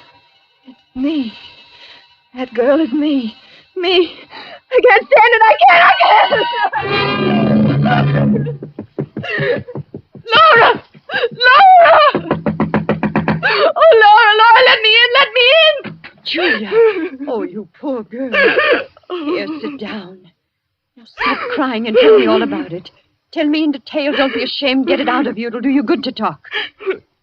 It's the same thing again and again. I tried not to look at the picture. I tried so very hard, but it was hopeless. I had to. The figure with the black scarf was inside the room, a knife in his hand, very close to the girl. But this time the girl had turned around and it was my face. My face. Did you hear any footsteps? Yes. I heard them as soon as I got into the room. You think it's very real, don't you, Julia?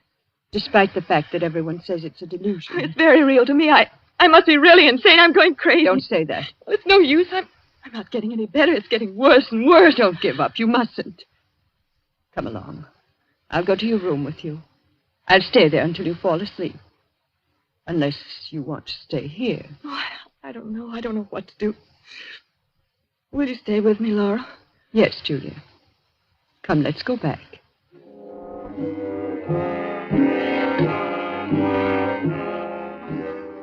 Well, the picture doesn't seem to... What's the matter, Laura? Nothing. Nothing at all. There. Did you hear it? Footsteps? It was probably a board creaking. Now you go to sleep. I think everything will be all right in the morning. You won't leave me? No, Julia. I'll be here.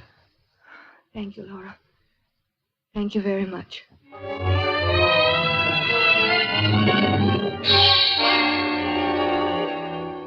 Laura stayed in Julia's room until she was sure that she was fast asleep. Then carefully she tiptoed out of the room, closing the door gently behind her. Julia slept peacefully, feeling safe and secure. Several hours passed, and then suddenly Julia awoke. She sat bolt upright and wide awake with her heart pounding away. Laura. Laura, is that you? Laura! Oh, she's gone. She's left me alone. But I'm not alone. Something woke me. The picture. It's the picture. I must look at it again. If he's moved again, I don't know what I'll do. I'll turn around and look straight at it. I'll look straight at it. Oh! He's killed the girl. He stabbed her. He stabbed me. I'm the girl. Oh, I've got to get out now.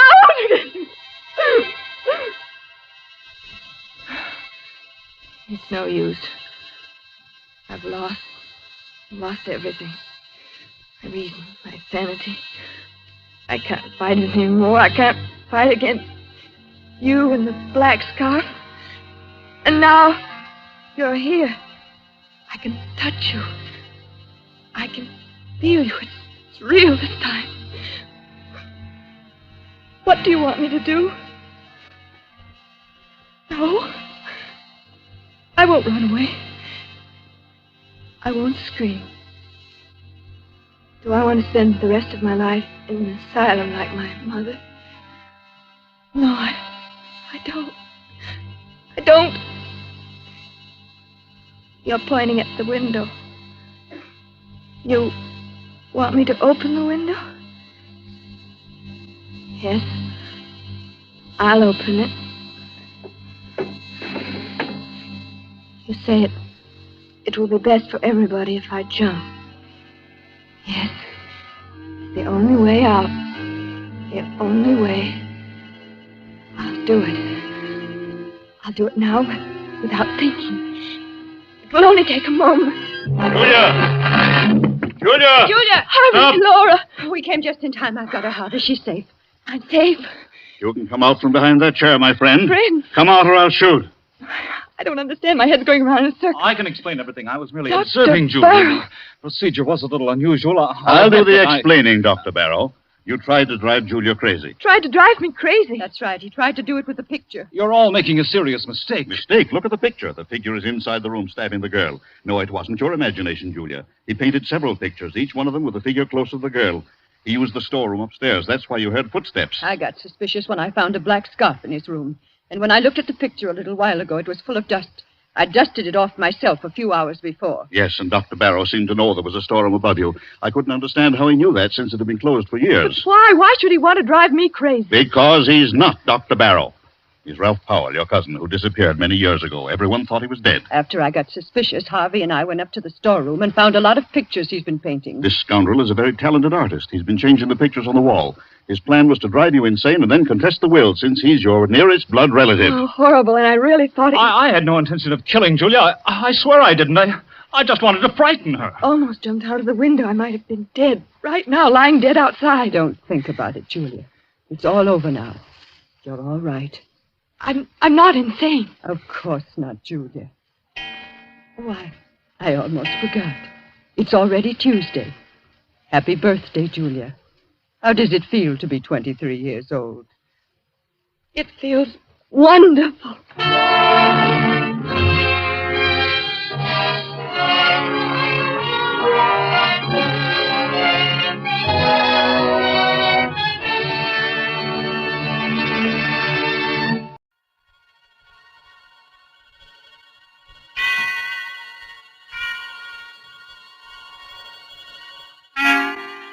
Suspense.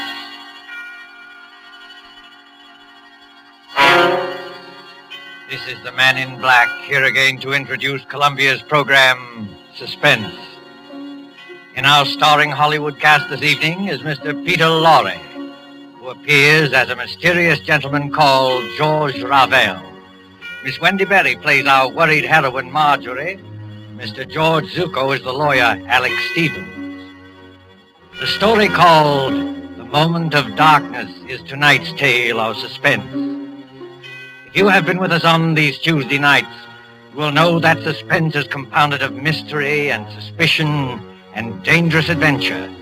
In this series are tales calculated to intrigue you, stir your nerves, to offer you a precarious situation and then withhold the solution until the last possible moment. And so, with The Moment of Darkness, and with the performances of Peter Lorre, Wendy Berry, George Zuko, and our other players, we again hope to keep you in suspense.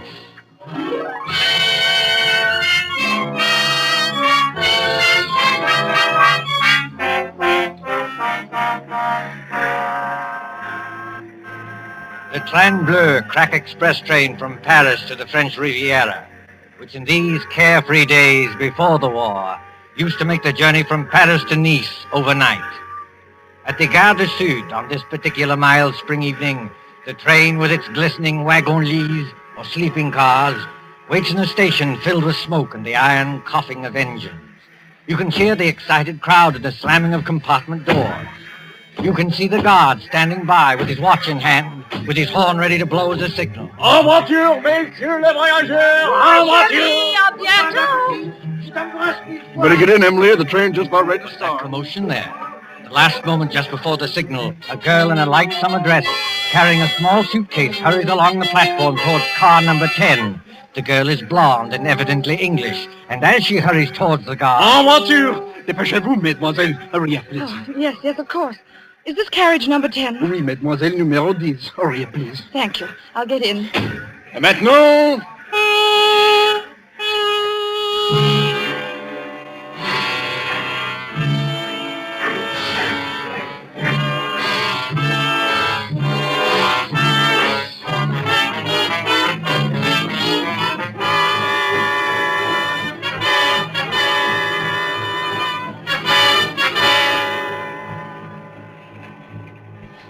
Corridor must be at least a mile long. Car 10. Compartment number 6. Compartment number 6. Compartment... Oh, here it is. Yes, come in. Mr. Stevens, Oh, I beg your pardon. That's quite all right. Won't you come in? I thought this was Mr. Stevens' compartment. It is his compartment. I'm sharing it with him. He is on the train, isn't he? Oh, yes. He's going to look for some luggage that failed to turn up. In the meantime, won't you come in and sit down? Thank you. As an old friend of Toby Stevens... Why do you smile? Nothing. It's just odd to hear a dignified man like Mr. Stevens called Toby. That's all. Well, it suits him. As an old friend of his anyway, may I introduce myself? I'm Ken Blake, on vacation from the American consulate in London. How do you do? My name is Gray, Marjorie Gray. I most particularly wanted to have a word with Mr. Stevens. Miss Gray, will you pardon my impertinence if I ask... Ask what? Whether it's about your Aunt Hester at Monte Carlo, and the man who seemed so determined to scare her to death. You know about that? Yes, a little. After all, that's why Toby's left his law practice and come all the way from London. He said... Mr. Stevens. Marjorie! Great Scott, what are you doing here? I came up from Monte Carlo, especially to see you. I thought I'd find you in Paris, but when I got to your hotel, they told me you'd gone. Cook said they'd reserved a compartment on this train for you. So, well, here I am. But why? Before you see Aunt Hester, Mr. Stevens, I want to know what you meant by that letter you wrote me. I meant exactly what I said, Marjorie. I'm going to expose this faker, George Ravel. Excuse me, if you two want to talk, I'll just clear out of here. Oh, no, Ken, stay where you are. Really, Mr. Stevens? You've made an impression on her, Ken. When the girl suddenly becomes thoroughly British after spending half her life on the Riviera, well, you've made an impression. Don't talk like that, Toby. She won't get annoyed with you for saying it. She'll just get annoyed with me. Marjorie, this is Ken Blake. We've met, thanks. I asked him to come along with me, and for a very good reason. Indeed? Ken was for years at the American consulate in Paris. He knows all the heads of the Sûreté Générale, that's the Scotland Yard of France. And in particular, he knows the great detective Flamand, who's the chef de Sûreté. I thought Ken might be very useful when we nab Ravel. But I tell you, Ravel is dangerous. Dangerous, my eye. Something's going to happen. I know something dreadful's going to happen. Now, let's face the situation, Marjorie.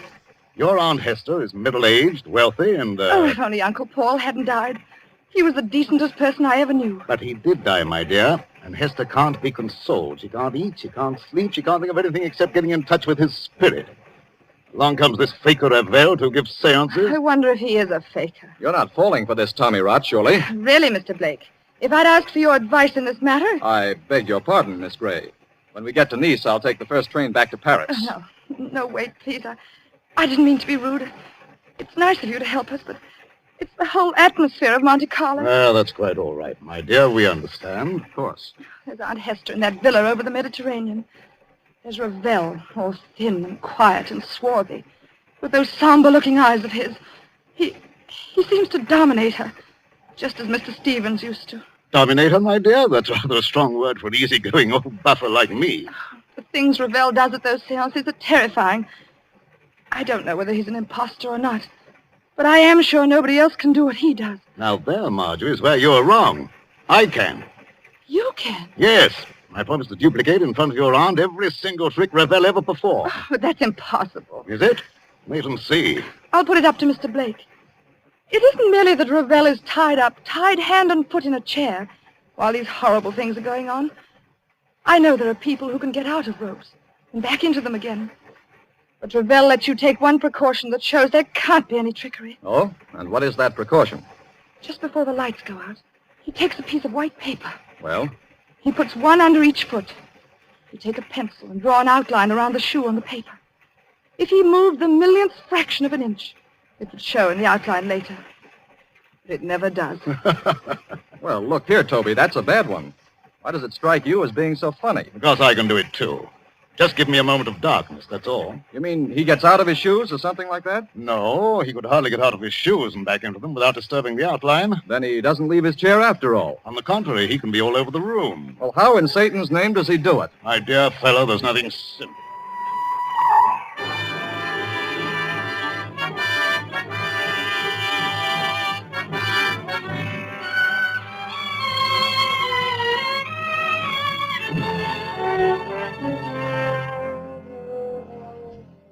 The Villa Bijou, Monte Carlo, the next evening. On the lighted terrace, that white villa, overlooking the olive groves and the sea, three people are seated at their ease, enjoying the night air. Below glitters the town, a white palm garden. But even its lamps are dimmed by the firework illuminations from the Promenade des Anglais. When the Principality of Monaco celebrates its ruler's birthday, great rockets go hissing upwards to burst and bloom in colored fires against a black sky.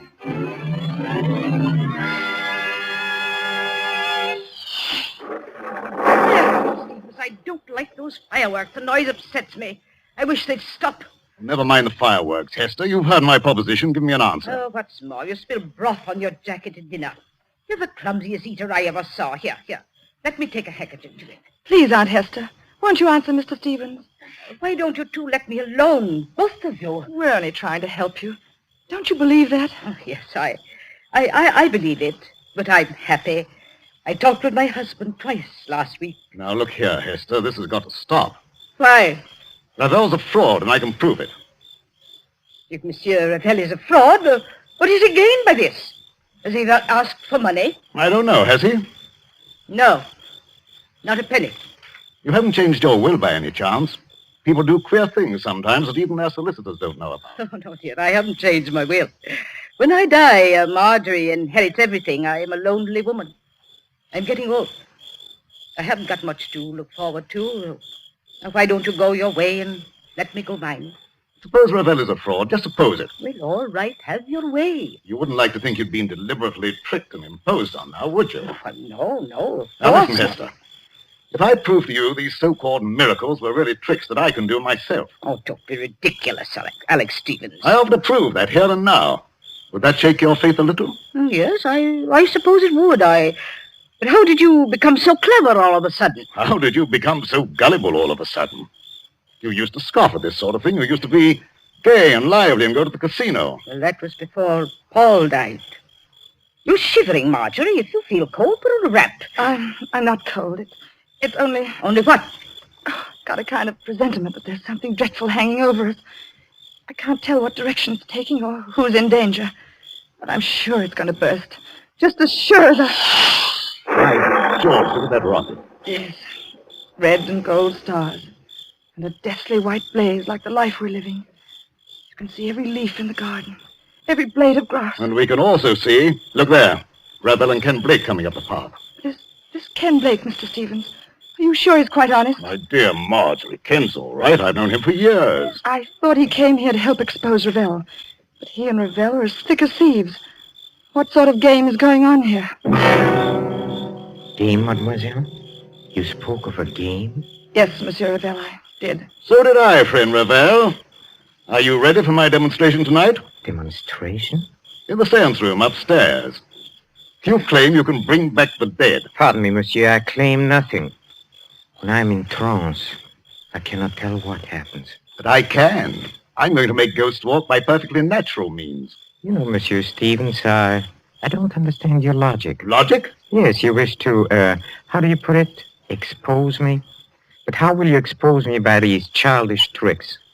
If I show you a counterfeit 10-pound note, does that prove there's no Bank of England? I'm not going to argue subtleties with you. You can always beat me there. I'm a plain, ordinary man with a little common sense to back me up. No. Come on, my friend. Not an ordinary man, surely. Just exactly what are you hinting at? Yes, I'd like to know that, too. Oh, Madame Hester, believe me, I didn't mean to upset you. I wouldn't upset you for anything. No, I'll bet you wouldn't. Well, I kiss your hand, Madame. I'm all apologies. Well, let this gentleman do what he likes. But I warn him, it is dangerous. Dangerous? How is it dangerous? That's the first time you've spoken, Mr. Blake. Why have you been so quiet? Please, Marjorie, please now, be a good girl and stop interrupting. Oh, I'm sorry, Aunt Hester, but he's been muttering to himself and moving from one foot to the other and looking guilty. Confound it, I'm not looking guilty. Aren't you? No, it's a hot night. I don't like this business at all. Why will a seance be dangerous? Why? Because we shall be tampering with evil forces. Evil forces, my foot. Oh, you doubt it? Yes. This brave Monsieur Stevens is challenging the unseen world. He's mocking at forces he does not understand. Believe me, monsieur, they are not mocked without danger. I'll risk that, thanks. Well, up in a seance room, with a door bolted on the inside, we shall be at their mercy. The evil forces, the elementals, will wax and grow strong. They can take us in their grip, as I take this walking stick and... You've got strong hands, Monsieur Ravel. The hands of evil spirits are stronger, much stronger. I'm afraid. I wonder if we ought to do this. I've been wondering the same thing. What does your aunt say? Well, I don't know what to say. I'm so confused.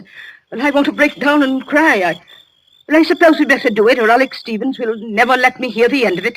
For the last time, monsieur, will you be warned of danger? No. Very well. Oh, Madame Hester. Yes, Monsieur Ravel. Do you believe that I'm an impostor? No, dear, of course not, but... But in your heart, you're not yet convinced. Well, I don't know. I'm not such a fool as some people seem to think. But if something did happen, something to show there are living forces beyond this world, it would convince you utterly? Oh, yes, I suppose it would. Then, shall we allow Monsieur Stevens to go on with his demonstration? I have a feeling we shouldn't do this. Oh, I'm afraid.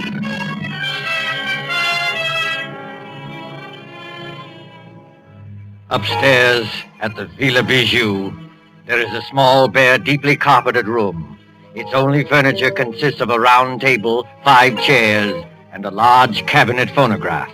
There is only one door, and there are no windows. In one chair, a little way back from the table, sits Mr. Alexander Stevens. He is tied hand and foot, the outline of his shoes drawn with pencil on pieces of paper, so that he cannot move. Now then, friend Raphael. Have you quite finished tying me up? Oh, yes. Yes, and I bet you won't get out of these knots, sir. Well, we'll see about that. Are the rest of you ready? Yes, all right. Oh, dear, I wish I'd put some smelling salts in my handbag. Well, what do you want us to do now? You'll have conditions exactly as they are for Mr. Raphael. I'll sit in this chair back from the table. You four sit round the table, clasping hands to form a circle. All right, let's get on with it. Ken, will you start the gramophone?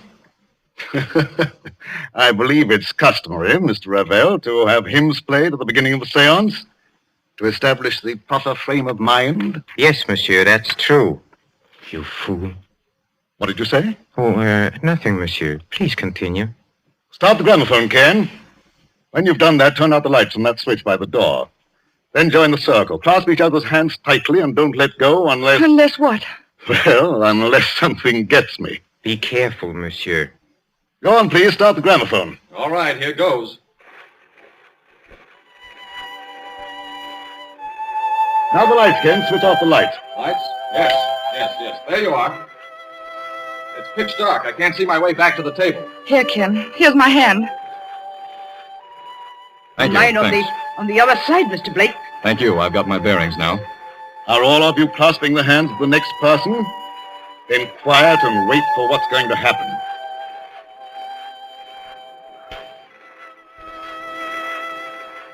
Ken, look.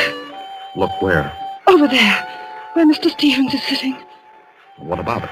There's a luminous spot in the dark, about the size of a shilling. Shh. Quiet, please.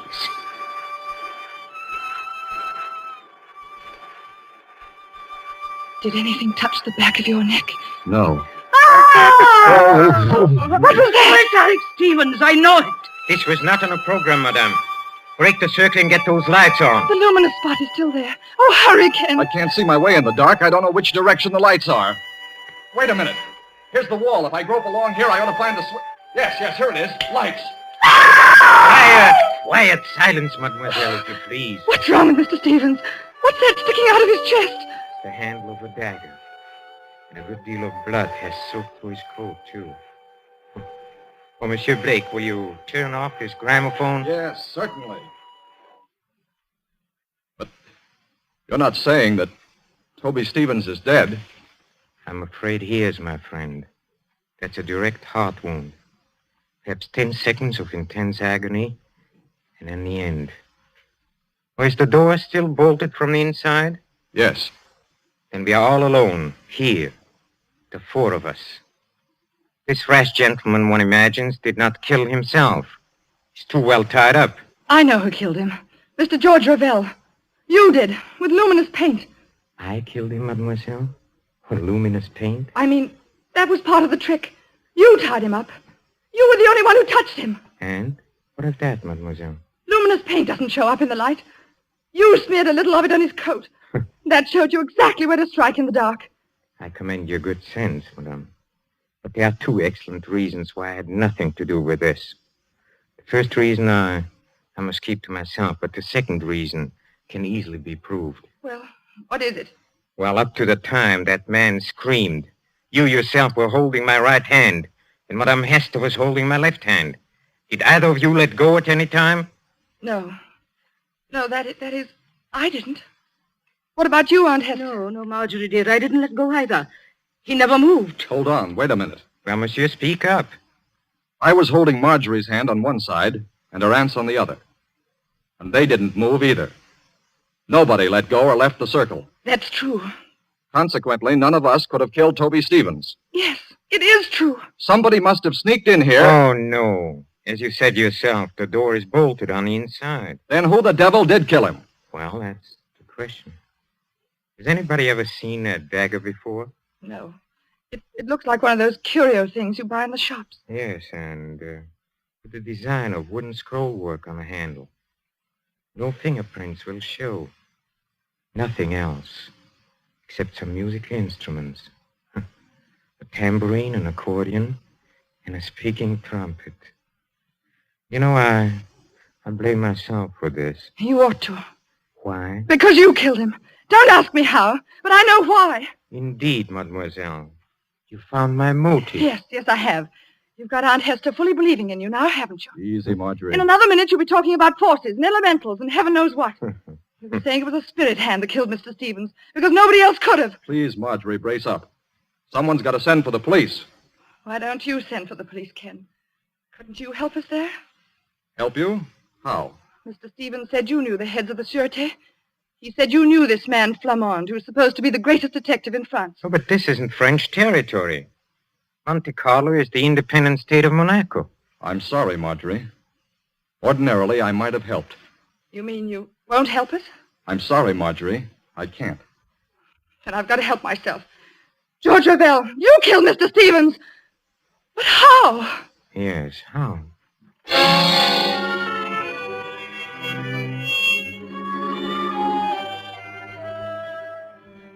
24 hours later. 24 hours of blind puzzling. In the railway station at Nice, 9 miles from Monte Carlo, the night express for Paris is already underway. The guard has blown his signal, and the great wheels grind. A young man, hatless and worried, pushes through the crowd past the already moving train. Non, monsieur. C'est défendu. Vous êtes trop tard. Too late, nothing. I'm getting aboard this train. Prenez garde, monsieur. Prenez garde. I'm sorry to have caused you any trouble, guard. But do you happen to know whether... Marjorie. Ken Blake. What are you doing on this train? Exactly the question I wanted to ask you. Walk along the corridor with me, will you? All right. Marjorie, you little idiot. What's the idea of running away? If it's any of your business, Mr. Blake, I'm not running away. I'm merely going to Paris. You were told to stay in Monte Carlo. Don't you know you can land in jail for this? They'll put you in jail, too, won't they? Yes, I suppose so. But what's the idea of going to Paris? First of all, I had to get Aunt Hester away from that man, Ravel. She really thinks he can call up ghosts now. Is your aunt on this train? Yes, in that compartment there. Second, I'm going to Paris for some real help. I'm going to the Sûreté. I'm going to see this man, Flamand. You won't find Flamand in Paris, Marjorie. And you'll certainly never get him to arrest Georges Ravel. Oh? And why not? Because, my dear idiot, Georges Ravel is Flamand. What are you saying? A man who calls himself Ravel is really Flamand, the head of the whole French Detective Bureau. He made me promise not to tell anybody. Oh, and that's why you've been looking so guilty for 2 days. Yes, I tried to tip you off today, but the police were with us all the time. So he is a fake spiritual medium. Mr. Stevens was right about that. And I still say I'm right about the other thing. Whoever he is, Ravel killed Mr. Stevens. But how and why? Oh, I don't know. This alleged detective. Did he tell you why he was masquerading as a medium in Monte Carlo? No. All I know is that we're in one sweet mess. We've left town without permission. They'll probably stop the train and send us back in a patrol wagon. Oh, no, my friend. That won't be at all necessary. Ravel! Yes, mademoiselle. Ravel or Flamand. Well, since you know me as Ravel, call me that. You knew that I was on this train? Oh, naturally. Look here, old man. I kept quiet about you because you swore it was a matter of life and death. But will you answer a couple of questions now? Oh, with pleasure. Why did you pose as a medium? Because the Monacan government employed me to trap a murderer. So I had to work hard, undercover. All right. Why was Toby Stevens killed? Stevens was killed because he was a blackmailer. A blackmailer? Yes, mademoiselle. Does that surprise you? Yes. Oh, yes, of course. Very much. I tried to warn Stevens, but the fool wouldn't listen. And then, well, I wasn't quick enough. Stevens was murdered, of course, by one of us 4 in the seance room. Well, that's impossible. Impossible? Oh, no. The trick was baffling because of its simplicity. I'm sure you killed him. One moment, mademoiselle. Let me show you what I mean by trick, baffling, because it is so simple. Take, for example, the pencil outline drawn on a paper around the medium's shoes. Did Stevens tell you how I did that? No. On this train 2 nights ago, he started to tell us, but... Then he just stopped in the middle of it and laughed.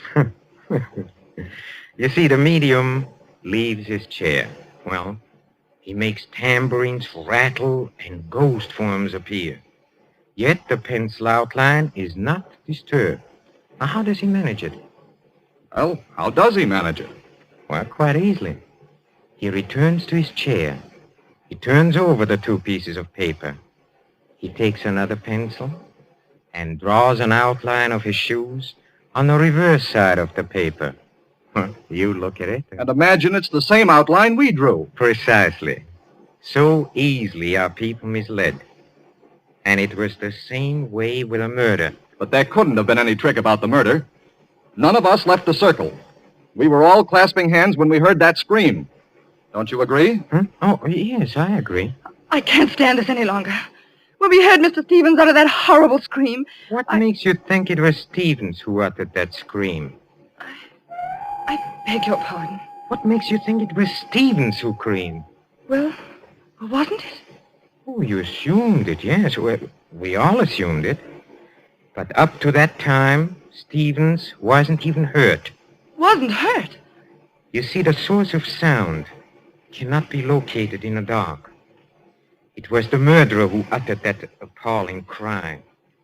In a few seconds of darkness, before the lights went on, the killer simply leaned across and drove that dagger into Stevens' chest. And you proved that? Yes. If Stevens had been hit at the time of the scream, blood would have blotted out the spot of luminous paint. Yet, Marjorie Gray saw the paint shining after the scream. That's true, Marjorie. I heard you say so. You put the luminous paint there, Ravel. You were the only person who touched him. Oh, no. There was one other person who touched him. Who was it? Another person, in full sight of you, said Stevens had spilled broth on his coat and swabbed at his chest with a handkerchief. You mean? I mean, of course, the real murderer. Your Aunt Hester. Yes, Marjorie. Your Aunt Hester. Aunt Hester! Keep back, all of you. Oh, so you managed to find the revolver? Marjorie, I poisoned your Uncle Paul. I poisoned my husband, and Alex Stevens knew it. You can't get away, madame. Keep away from that door. I never believed in spiritualism. I let myself be influenced by a medium because Alex Stevens would try to stop it. He was getting money out of me. He wanted no other influence. Don't open that door, madame. But I am opening it. Oh, Aunt Hester, don't! I told you I wasn't as fool as I looked. I had the knife in my hand. Stop her, Ken! Stop her! Well, mademoiselle, she has committed many crimes, but now she has paid for them all.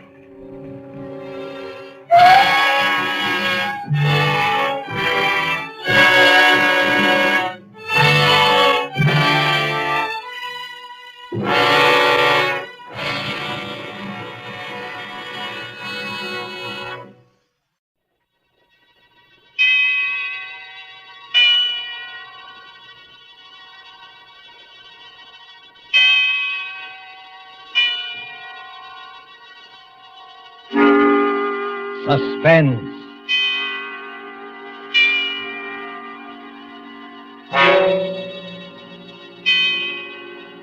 This is the man in black, here again to introduce Columbia's program, Suspense.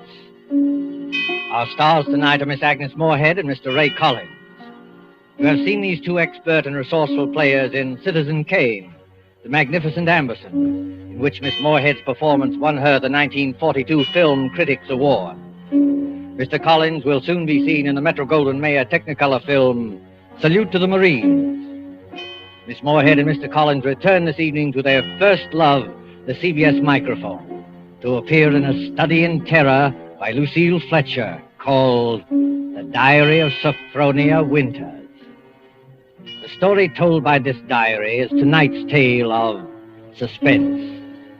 If you've been with us on these Tuesday nights, you will know that suspense is compounded of mystery and suspicion and dangerous adventure.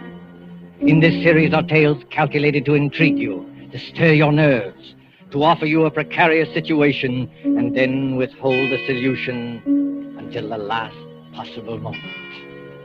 And so it is with the Diary of Sophronia Winters and the performances of Agnes Moorehead and Ray Collins. We again hope to keep you in suspense.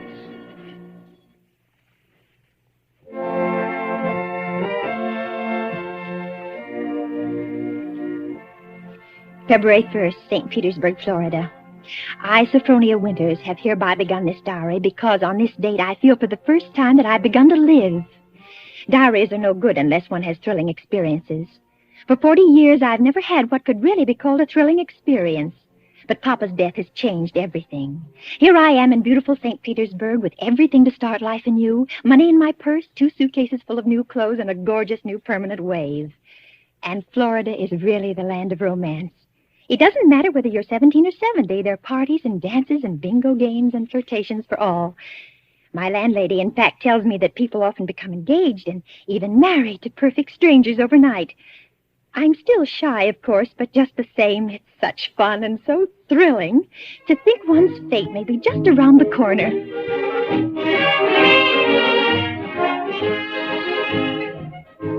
February 3rd. Oh, diary, it is beginning. This morning when I came out of my lodging house to go down to the beach, I noticed a man, a thrilling-looking man, sitting across the street on a bench.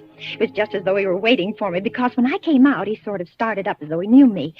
Of course, I didn't speak first, but I knew the minute I started down the street that he was following me.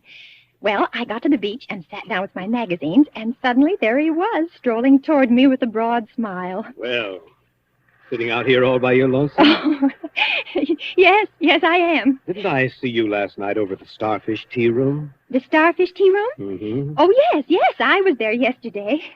But it was so crowded, I'm afraid I don't recall. Mighty nice cuisine they've got over there. Mind if I sit down beside you? Oh, not at all. Oh, just a minute.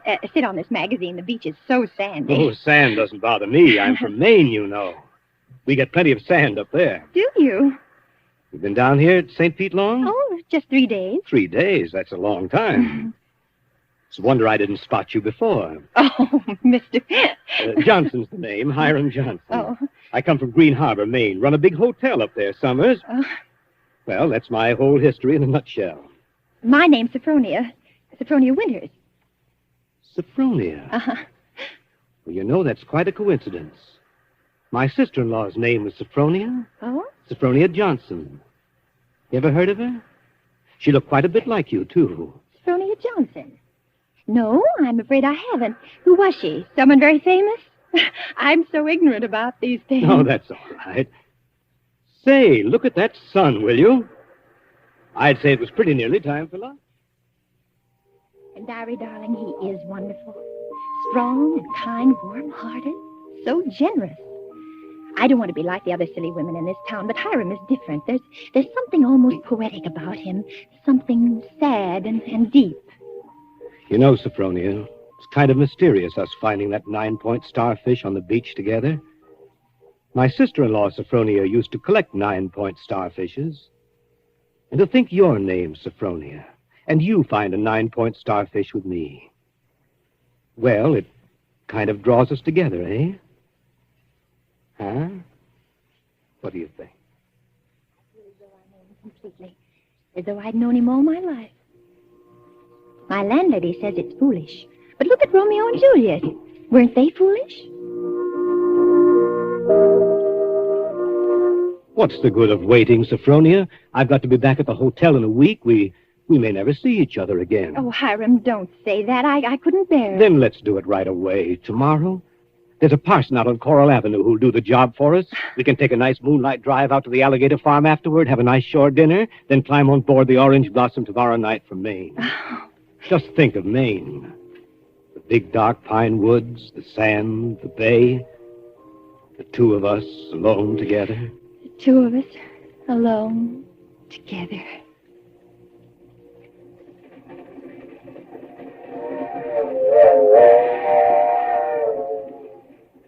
February 7th, on board the Orange Blossom. I was married in a wedding dress of Alice blue moire, with a frill of white organdy at the collar and wrists, and a rhinestone belt buckle. Hiram sent me talisman roses. I'm pressing one precious flower between the pages of this diary for luck.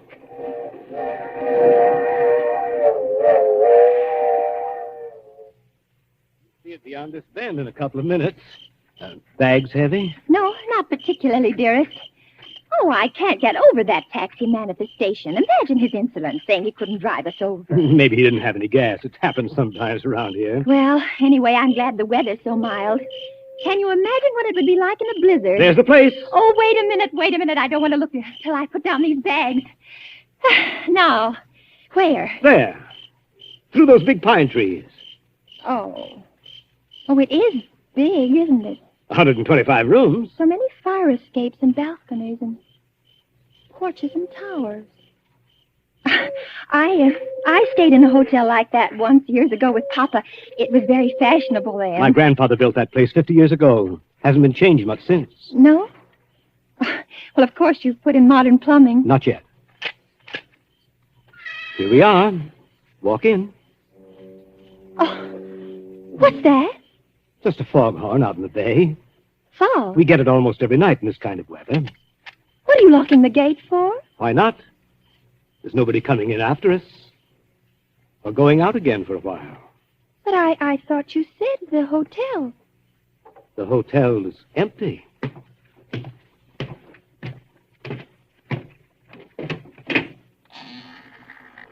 Hiram. What is it now? Hiram, darling, I know it sounds silly, but let's not go in there tonight. Let's wait until morning. Why? Oh, just because it's so dark and empty. There's not a light in the whole place, and no one's expecting us. What do we eat? Where'll we sleep? Let's stay in the village just for tonight. I've got things to eat and a place to sleep. Come on. Oh, my arm. Hiram! Hiram! Do you remember my telling you down in Florida about my sister-in-law, Sophronia? Well, that's her over there on the wall. Take a look at her. Hiram, you hurt me. Oh, well, the glass is very dusty. She must have died many years ago. But her face is sweet, very sweet. And her eyes, there's something very sad and wistful about her eyes. She was a murderess. She was hanged in Portland 25 years ago for the murder of my brother Ephraim, here in the lobby of this hotel. She murdered him in cold blood with an axe. That fire axe hanging over there on the wall. Hiram. It was a summer day. There were guests sitting out on the front porch in the rockers. It was just after lunch. My brother Ephraim was sitting at the desk counting his loose change. My mother was crocheting in that old wicker rocking chair. Sophronia came downstairs, humming a hymn. Oh, don't, Hiram. Please don't tell me any more. Why not? Well, it makes me nervous to hear it like this in this big shadowy lobby. And your eyes, Hiram. Your eyes. Hiram, you're acting so strange. Hiram, what's the matter with you, dear? I know it was a terrible tragedy, but it happened 25 years ago. Don't touch me, Sophronia. Don't touch you. Do you remember what I said to you in Florida? What did you say? Well, you said a million sweet and wonderful things to me, Hiram. I said you resembled my dead sister-in-law. Look at her again. Look at her closely. Sophronia. But why? Oh, no, I can't. It's too horrible. I can't look at her face with any pleasure now, knowing she was a murderess. You're afraid to look at it? No, I'm not afraid. Hiram, please, my arm. Oh, very well. I'll look. Now, stand there quietly, like that. Take off your glasses. That's all I wanted to see. That's all I wanted to see.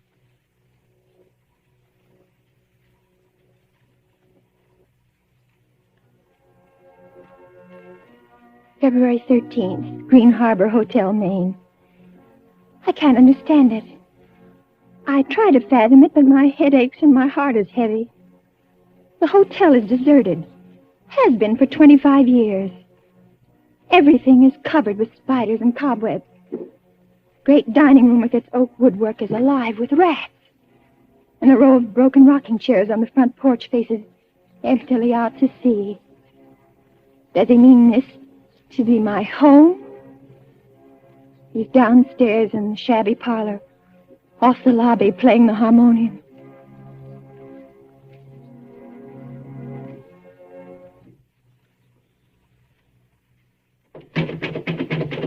Sophronia. Yes? Yes, Hiram? Sleeping? No, dear. Why is your door locked? Come out. I want to show you around the place. It's all right, dear. I've seen it. I've seen just about everything. No, you haven't. You haven't seen the grounds at all. The grounds? But, Hiram, it's after midnight. I want to show you where my sister-in-law, Sophronia, is buried. Well, no, not tonight, dear. Please, it's so late, and I have a headache. Open the door, Sophronia.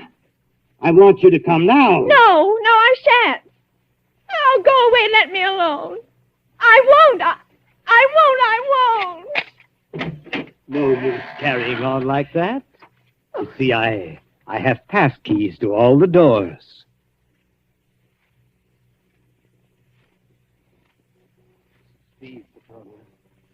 Beyond, where those 4 birches are standing, it's where my sister-in-law, Sophronia, was laid away 25 years ago. It was the biggest funeral in the neighborhood. Folks crowded outside the gate with the dozens trying to get a look, but we wouldn't let them. Buried her ourselves without a service out here by herself on the grounds. Ephraim is buried in town, but not Sophronia. I had a feeling I'd have to keep an eye on her even then. Keep an eye on her? I knew she was one of those restless sleepers who wouldn't stay quiet in her own grave. I knew before the year was out she'd find some way to start roaming around, hunting for mischief again. She was a young she-devil to the core, Sophronia. They could hang her till doomsday. Wouldn't do any good. You mean you think she haunts this hotel? No, not this hotel. She never had any use for it, alive or dead. No.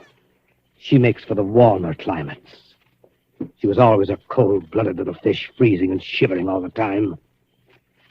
Places like California and Texas and Florida, she makes for. Florida? Yes, that's one of her favorite haunts, particularly around St. Pete. She likes the flowers and the sun and the romance. Hiram, I feel cold. Do you mind if I go inside Just now? a minute. I haven't explained everything. You think I'm crazy, I guess. Crazy. But I'm a lot smarter than some people give me credit for. Because, you see, I have found her now. 3 times. You see that grove of birches over there? Under every one of them's a grave. I've found her wandering the earth in disguise 3 times. And I've killed her 3 times. It still doesn't do any good.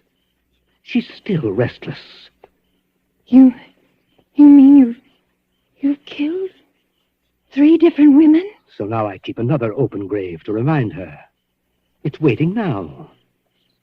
Would you like to see it, Sophronia? No, Hiram. No, please, Are you afraid to see it, Sophronia? No, Hiram, you don't mean to say that you think, just because my name happens to be Sophronia, and that I look a little like... Think what, Sophronia? Nothing.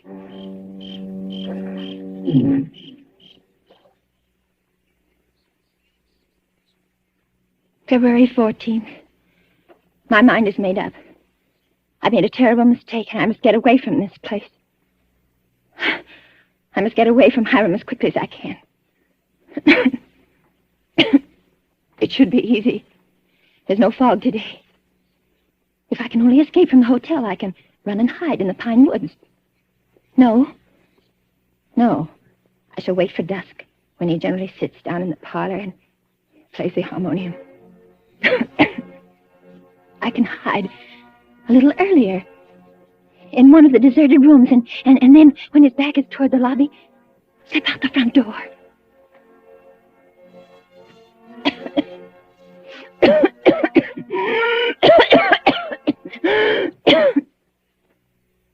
Sophronia? Sophronia? Sophronia! Oh, there you are. What's the matter? Anything wrong? No, Hiram. You didn't want anything outside, did you? Because if you do, you'll have to ask me to get it for you. You see, I always keep the front door locked. Yes, Hiram. Yes, the back door, too. And all the doors leading out into the porches and fire escapes. And a good many of the windows. It makes one feel safe from thieves and peeping Toms. Oh, you've got a cold. That's too bad. Yes. I must have caught it last night. Outdoors.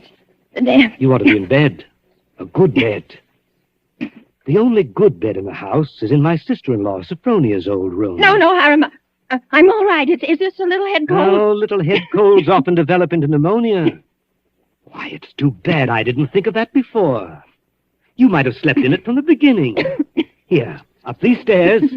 What? What's the matter? Are you so weak? No. No, I'm all right.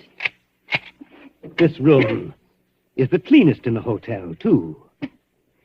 I've always had a sort of suspicion about it. You see, I've kept everything as it was. What's the matter? Nothing. It's just... It seems kind of familiar. No. It's just that seeing it so clean, seeing it as though someone were living here, as though they'd only just stepped out for a moment. It's as she left it that afternoon when she walked down to murder my brother. You see her needlework on the table with the needle sticking in it? And her hymn book still open?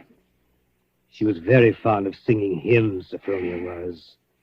Had a nice voice, too. I used to accompany her. Oh. I'll turn down the bed for you. Then you can get undressed while I go and make you some hot tea. No, I don't want any. Here's the closet. You can put on one of Sophronia's dressing gowns.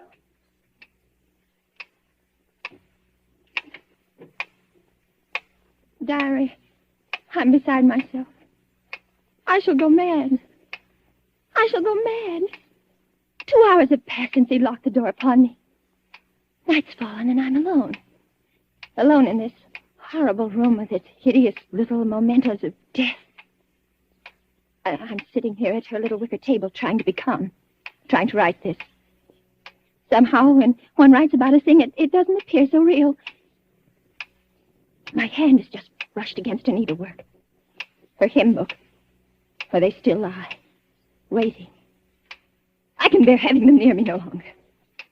I must get them out of sight. Anywhere. In that closet. A bureau drawer. Ready for your tea? No. Yes, Hiram. Why aren't you in bed? You'll take worse cold, you know. I'll get in bed in a minute. First, Oh. Brushing up on your needlework again? My needlework? You've got it in your hand. Have I? Oh, yes. Yes, so I have. But I wasn't working on it, Hiram. I swear I wasn't. I've never done a stitch of needlework in my whole life. I don't know one embroidery stitch from another. Let me show you. Look, I don't even know how to hold a needle. Get into bed, Sophronia. You're feverish. Before we go on, Hiram, before you go on thinking, we've got to have an understanding. You've got to let me explain. I was born in 1892 in Kalamazoo, Michigan. My name is Sophronia, that's true, but they name lots of people Sophronia. I was named for my grandmother. She had just died. No, you've got to listen to me. I've lived in Kalamazoo all my life. If you'd only just write a letter or send a wire. Well, I've never heard of Green Harbor in my whole life. I never went anywhere. For almost 10 years, I stayed home day in and day out nursing Papa. He had a stroke. I wasn't out of the house. It was the red brick house with the green shutters.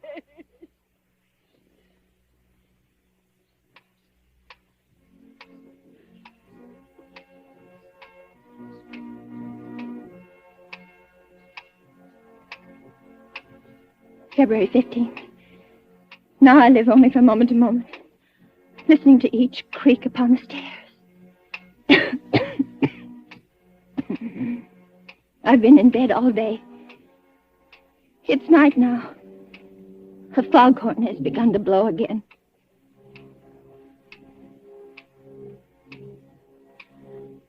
February 19th. I woke up early this morning after a wretched night, and the date was burning in letters of fire in my brain. If he's planning to kill me, it'll be today. But the hours have been crawling on. It's almost midnight. Oh, why, if he's going to kill me, doesn't he do it at once? Why does he torture me like this? I'd rather be dead than sit here in this room one moment longer. I can't bear it. If he doesn't come in 5 minutes, I shall force him to come. I shall beat on the door. No. Rather let me sit quiet praying that he doesn't come. Oh, I want to live. I want to live.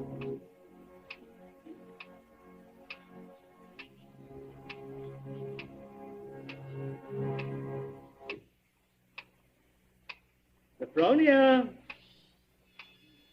It's come. Sophronia, come downstairs. I want you to sing me a hymn. Sing? He never asked me to sing for him before. But she sang. I can't sing, dear. I told you that long ago. Did you? Well, I'd forgotten. And besides, how can I come downstairs when my door's locked? It's unlocked.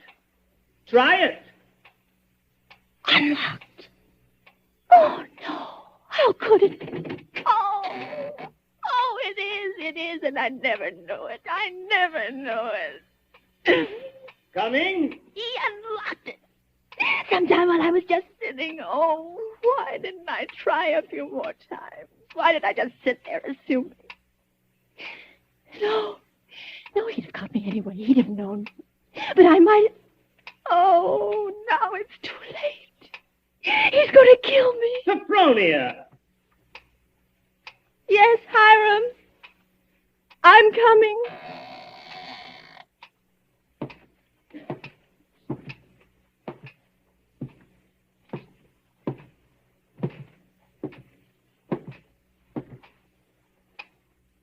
Hiram, where are you? In here. In the parlor. What are you doing there, Hiram? Waiting to hear you sing. You're at the harmonium? Yes. All right. I'll sing. I haven't sung in years, but I might as well. I'll sing for you out here in the hall. My voice will carry better. It always did carry better in the hall, didn't it, Sophronia? So you remember that, too. Of course, you know both the front and back doors are locked. Play a few bars, Hiram, dear, to warm me up. Shall I sing, too, Sophronia? Would you like me to sing along with you? If it pleases you, Hiram. Work for the night is coming. Work in the morning sun. Work for the night is coming when man's work is done. Work while the daylight darkens. Work in the summer sun. Work for the night is coming.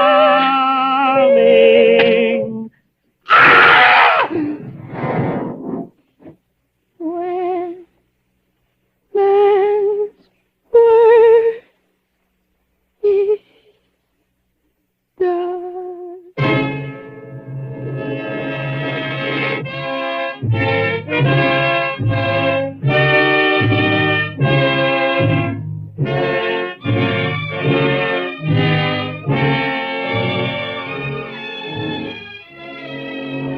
There's only one more page. Shall I read it to you? Yes. Yes, go ahead. March 22nd. I've been sick, I think, for a very long time. The pages of my diary are blank, but I shall take you out again, poor diary, today and start you over again. No, I shall never look back at the other pages. I shall only write on and on about this beautiful place, so that no one reading this diary will ever know that I did it.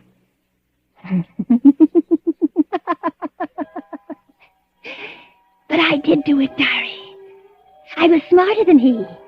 When I opened that door at the head of the stairs and heard the music, when I saw the fire axe still hanging on the wall. Oh, I was so cautious. So terribly cautious.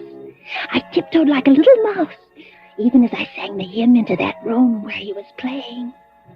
But I was clever, so much cleverer than he. I kept on singing. And now I'm free.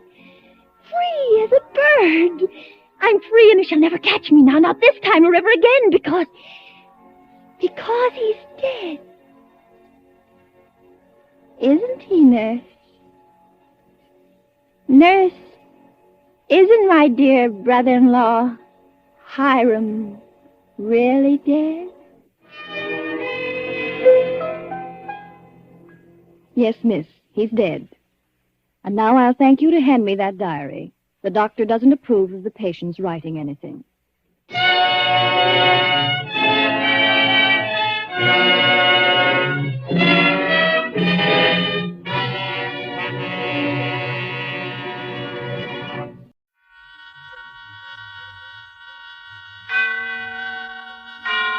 And now, tonight's presentation of radio's outstanding theater of thrills, Suspense. Tonight, we bring you a story of a manhunt that ends in a church. We call it The Lady in the Red Hat. So now, starring Mr. Vic Perrin, here is tonight's suspense play, The Lady in the Red Hat.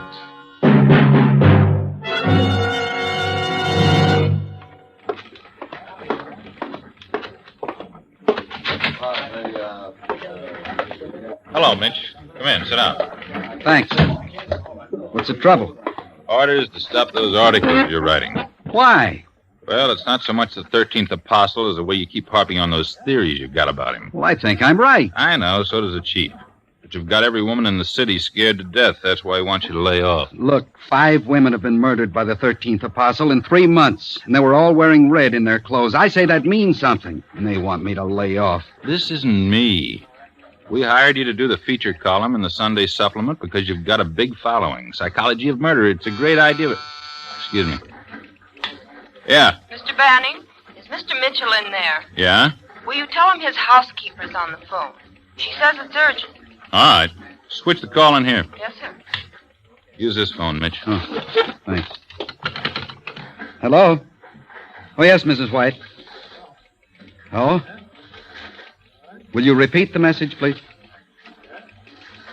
Thank you. No, don't worry. It's all right.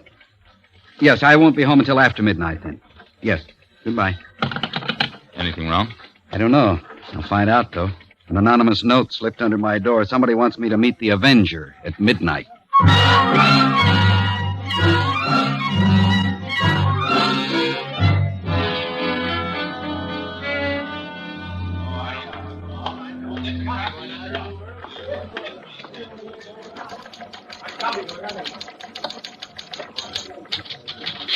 Good evening.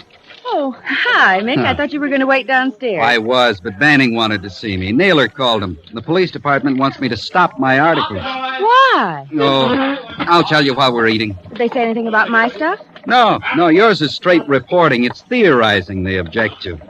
Maybe I'm getting too close. Have you written anything on last night's murder? I'd like to read it. I won't be writing it now. But if I did, I know what I'd say. Have you got something new, Mitch? Something new? Maybe. I don't know yet.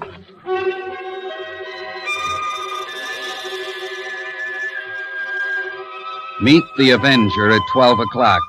And the Avenger could be anyone. We waited for the elevator. I watched. Tired faces drifting into boxes, lowering them to the street. And then outside into darkness, growing cold with snow and night's wind. And she was there with me, a smile on her lips. We went to a place for dinner. You know, Mitch, I love this place. My favorite hangout after work. Well, that's why I brought you here. Though I was beginning to wonder why you'd been so quiet. Subdued lights and warmth. Is that it? In a way. Oh? Something else, too. Mitch, tell me now. What do you think about it? It? The Avenger. Well, you've read my articles. That's what I think. No, I don't mean what you write. I do that, too. I mean you. What do you think? Well, I have to write about him. Must I talk about him, too? Mm-hmm. All right. I think he's fantastic.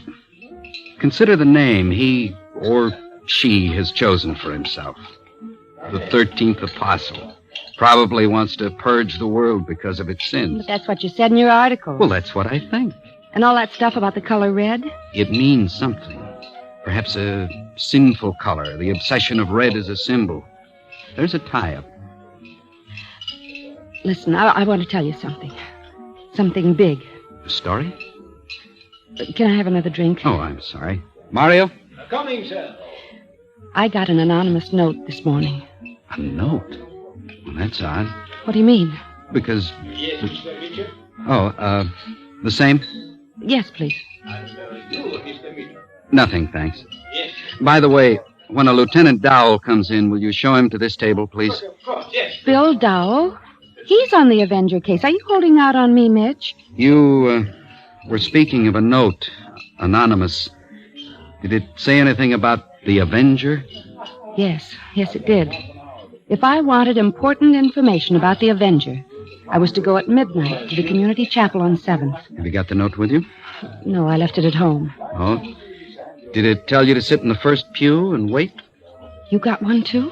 This afternoon, under my door at home. The housekeeper The called. same thing. It's queer, isn't it? I wondered. What? This isn't an ordinary tip, don't you see? I've been working on the story for the Standard. You've been doing your series. Supposing... The 13th Apostle sent the notes? Well? Bill Dowell called me earlier. He wanted to see me. Oh? I said I was taking you out for dinner. I told him to meet us here. Why? The lieutenant claims he received a note like ours, too.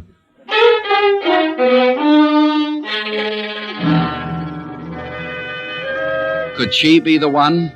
Or Dowell? Millions of people in a city, and the person next to you a killer? You just couldn't believe it was someone you knew. Was that then the ultimate stimulation? To kill a stranger was not enough. Now seek out the danger, the extreme risk. Because there was emotion here. Emotion of friendship. That was different. And who might it be? The girl on the newspaper? Or the policeman? Are you being stubborn because you're a policeman or because you're just pig-headed, Lieutenant? Jeannie, you're a reporter. Too much imagination. I still think it's a crackpot gag. Then why did you come? Well, because Mitch and I have been working together on this. Because we're all friends. I'm not taking any chances. There have been 5 murders already. She makes sense, though, Bill. 3 of us, all vitally interested in the case. It'd be very flattering to him if we turned up at the chapel at midnight. I'll be there, I can tell you that. I don't like it. He might be after one of us. Maybe you, Jeannie. Maybe he doesn't like some of the stuff you've been writing about him. Maybe me. Maybe. Or me. I'm the cop who's chasing him. Yes, I don't imagine he's particularly fond of you, Bill. Well, why not surround the chapel? No, mind you, I still think it's a crank note, but if it isn't, this baby's too smart. If he sees anything wrong, he'll get away. Well, you've used police cordons before to get a killer. There must be enough buildings around to hide I'm still him. not taking any chances. I think Billy wants all the credit for a dramatic I'd have to capture. share it with Mitch anyway. And me. You're going home. Oh, that's what you think. I'm on that list. I want to be there when something happens.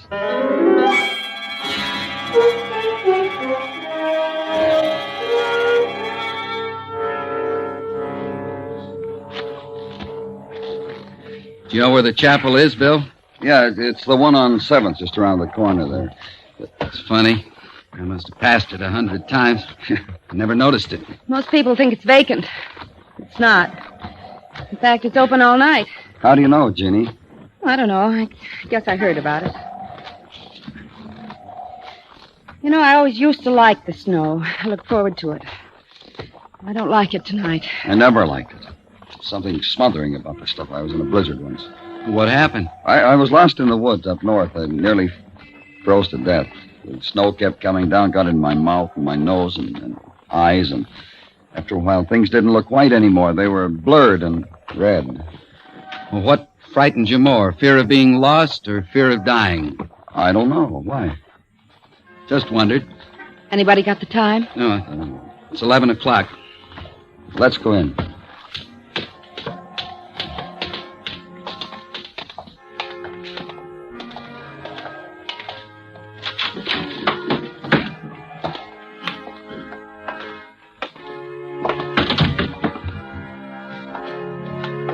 Funny. What is? If one of us were killed here. I'm going to have a look around. Check any side doors. All right. You stay here. Yeah. The music's nice. There's the organist up there, you see him? Have you ever noticed how, even in an empty place like this, one speaks softly? Yes, I wonder why it's always so quiet. I wonder. Why are you looking at me like that? Was I? Yes. Why? Perhaps I was thinking how strange it'd be if one of us were the 13th apostle.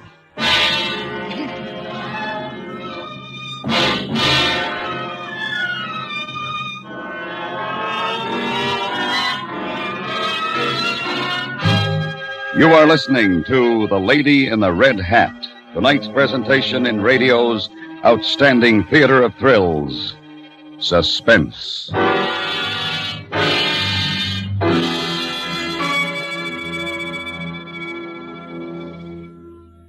Every Saturday night over most of these same stations, CBS Radio picks up the threads of a startling story of people who call the police, and often of people who call on police and the other way around, working out of 21st Precinct. There's fast-moving drama and an intimate glimpse into the human side of police work. Saturday nights on CBS Radio, when you're invited to hear the 21st Precinct. And now we bring back to our Hollywood soundstage Mr. Vic Perrin, starring in tonight's production, The Lady in the Red Hat, a tale well calculated to keep you in suspense.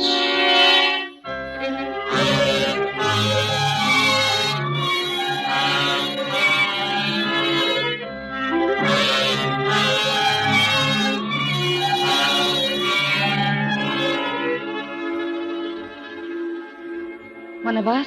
The Avenger? Oh, Mitch. Well, it has to be someone. I believe you're serious. I am. We've all been on the case since the first death. Perhaps one of us enjoys the publicity, the thrill of killing. Are you trying to frighten me? No. I don't like this place. Better go home, then. What, jitters, Jeannie? What did you find, Bill? One side exit, that's all. We can see it in the front view. What's the time? About 11:15. Oh, I'm cold. Wonder if we could get some coffee. There's a place in the corner. I'll get it. You two stay here. How do you like yours? Just black. Same, Bill. Right. I'll be back in 5 minutes. Take it easy, Jeannie. It's not 12 yet. You want to sit down? Up in the front? No, not yet. All right, here then. Mitch, you weren't serious, were you? Yes. Well, you've read my articles. I've theorized about the apostle. The analysis could fit any one of us. Me? Well, why not? You're fairly strong. You could have done it. You like excitement, danger. You've often said you don't get along with women. You never have. That doesn't mean It could be you. Or you. Or Bill. Yes, now I've thought about him. It wouldn't be difficult for him to kill and get away with it. Easier than most people because he's a policeman. And you? Perhaps I'm in love. In love with a girl I can never have. And because of that, I hate all women. It's funny. I never thought of you in love. Why not? Because you're so alone. So... I don't know.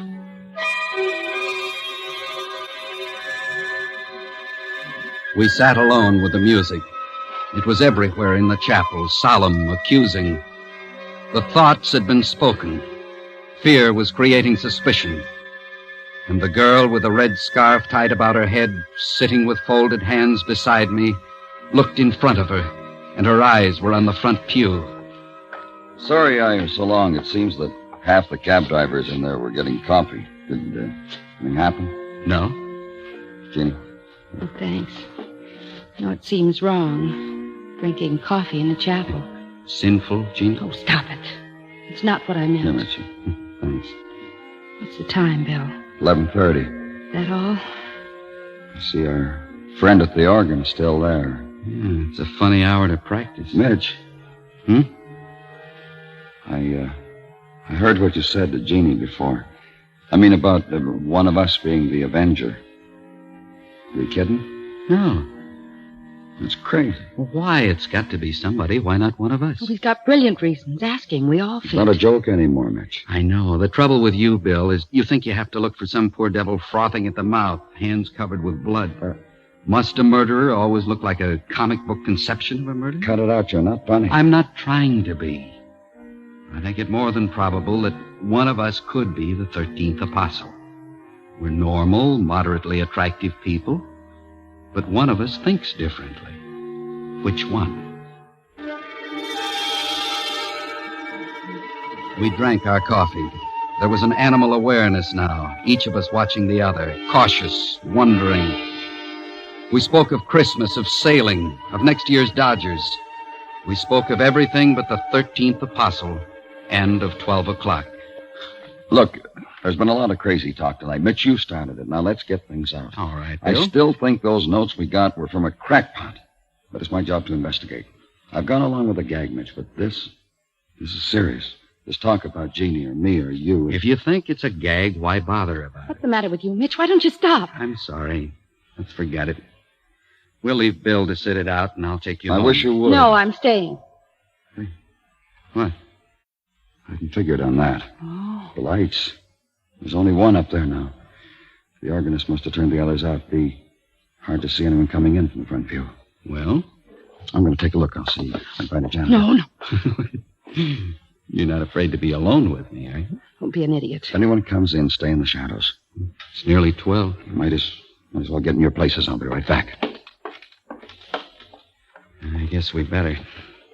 The front pew? Yeah, those were the instructions.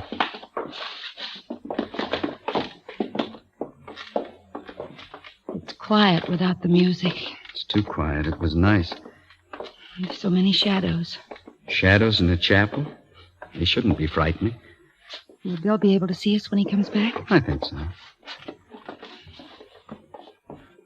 Do you think it's him? Do you?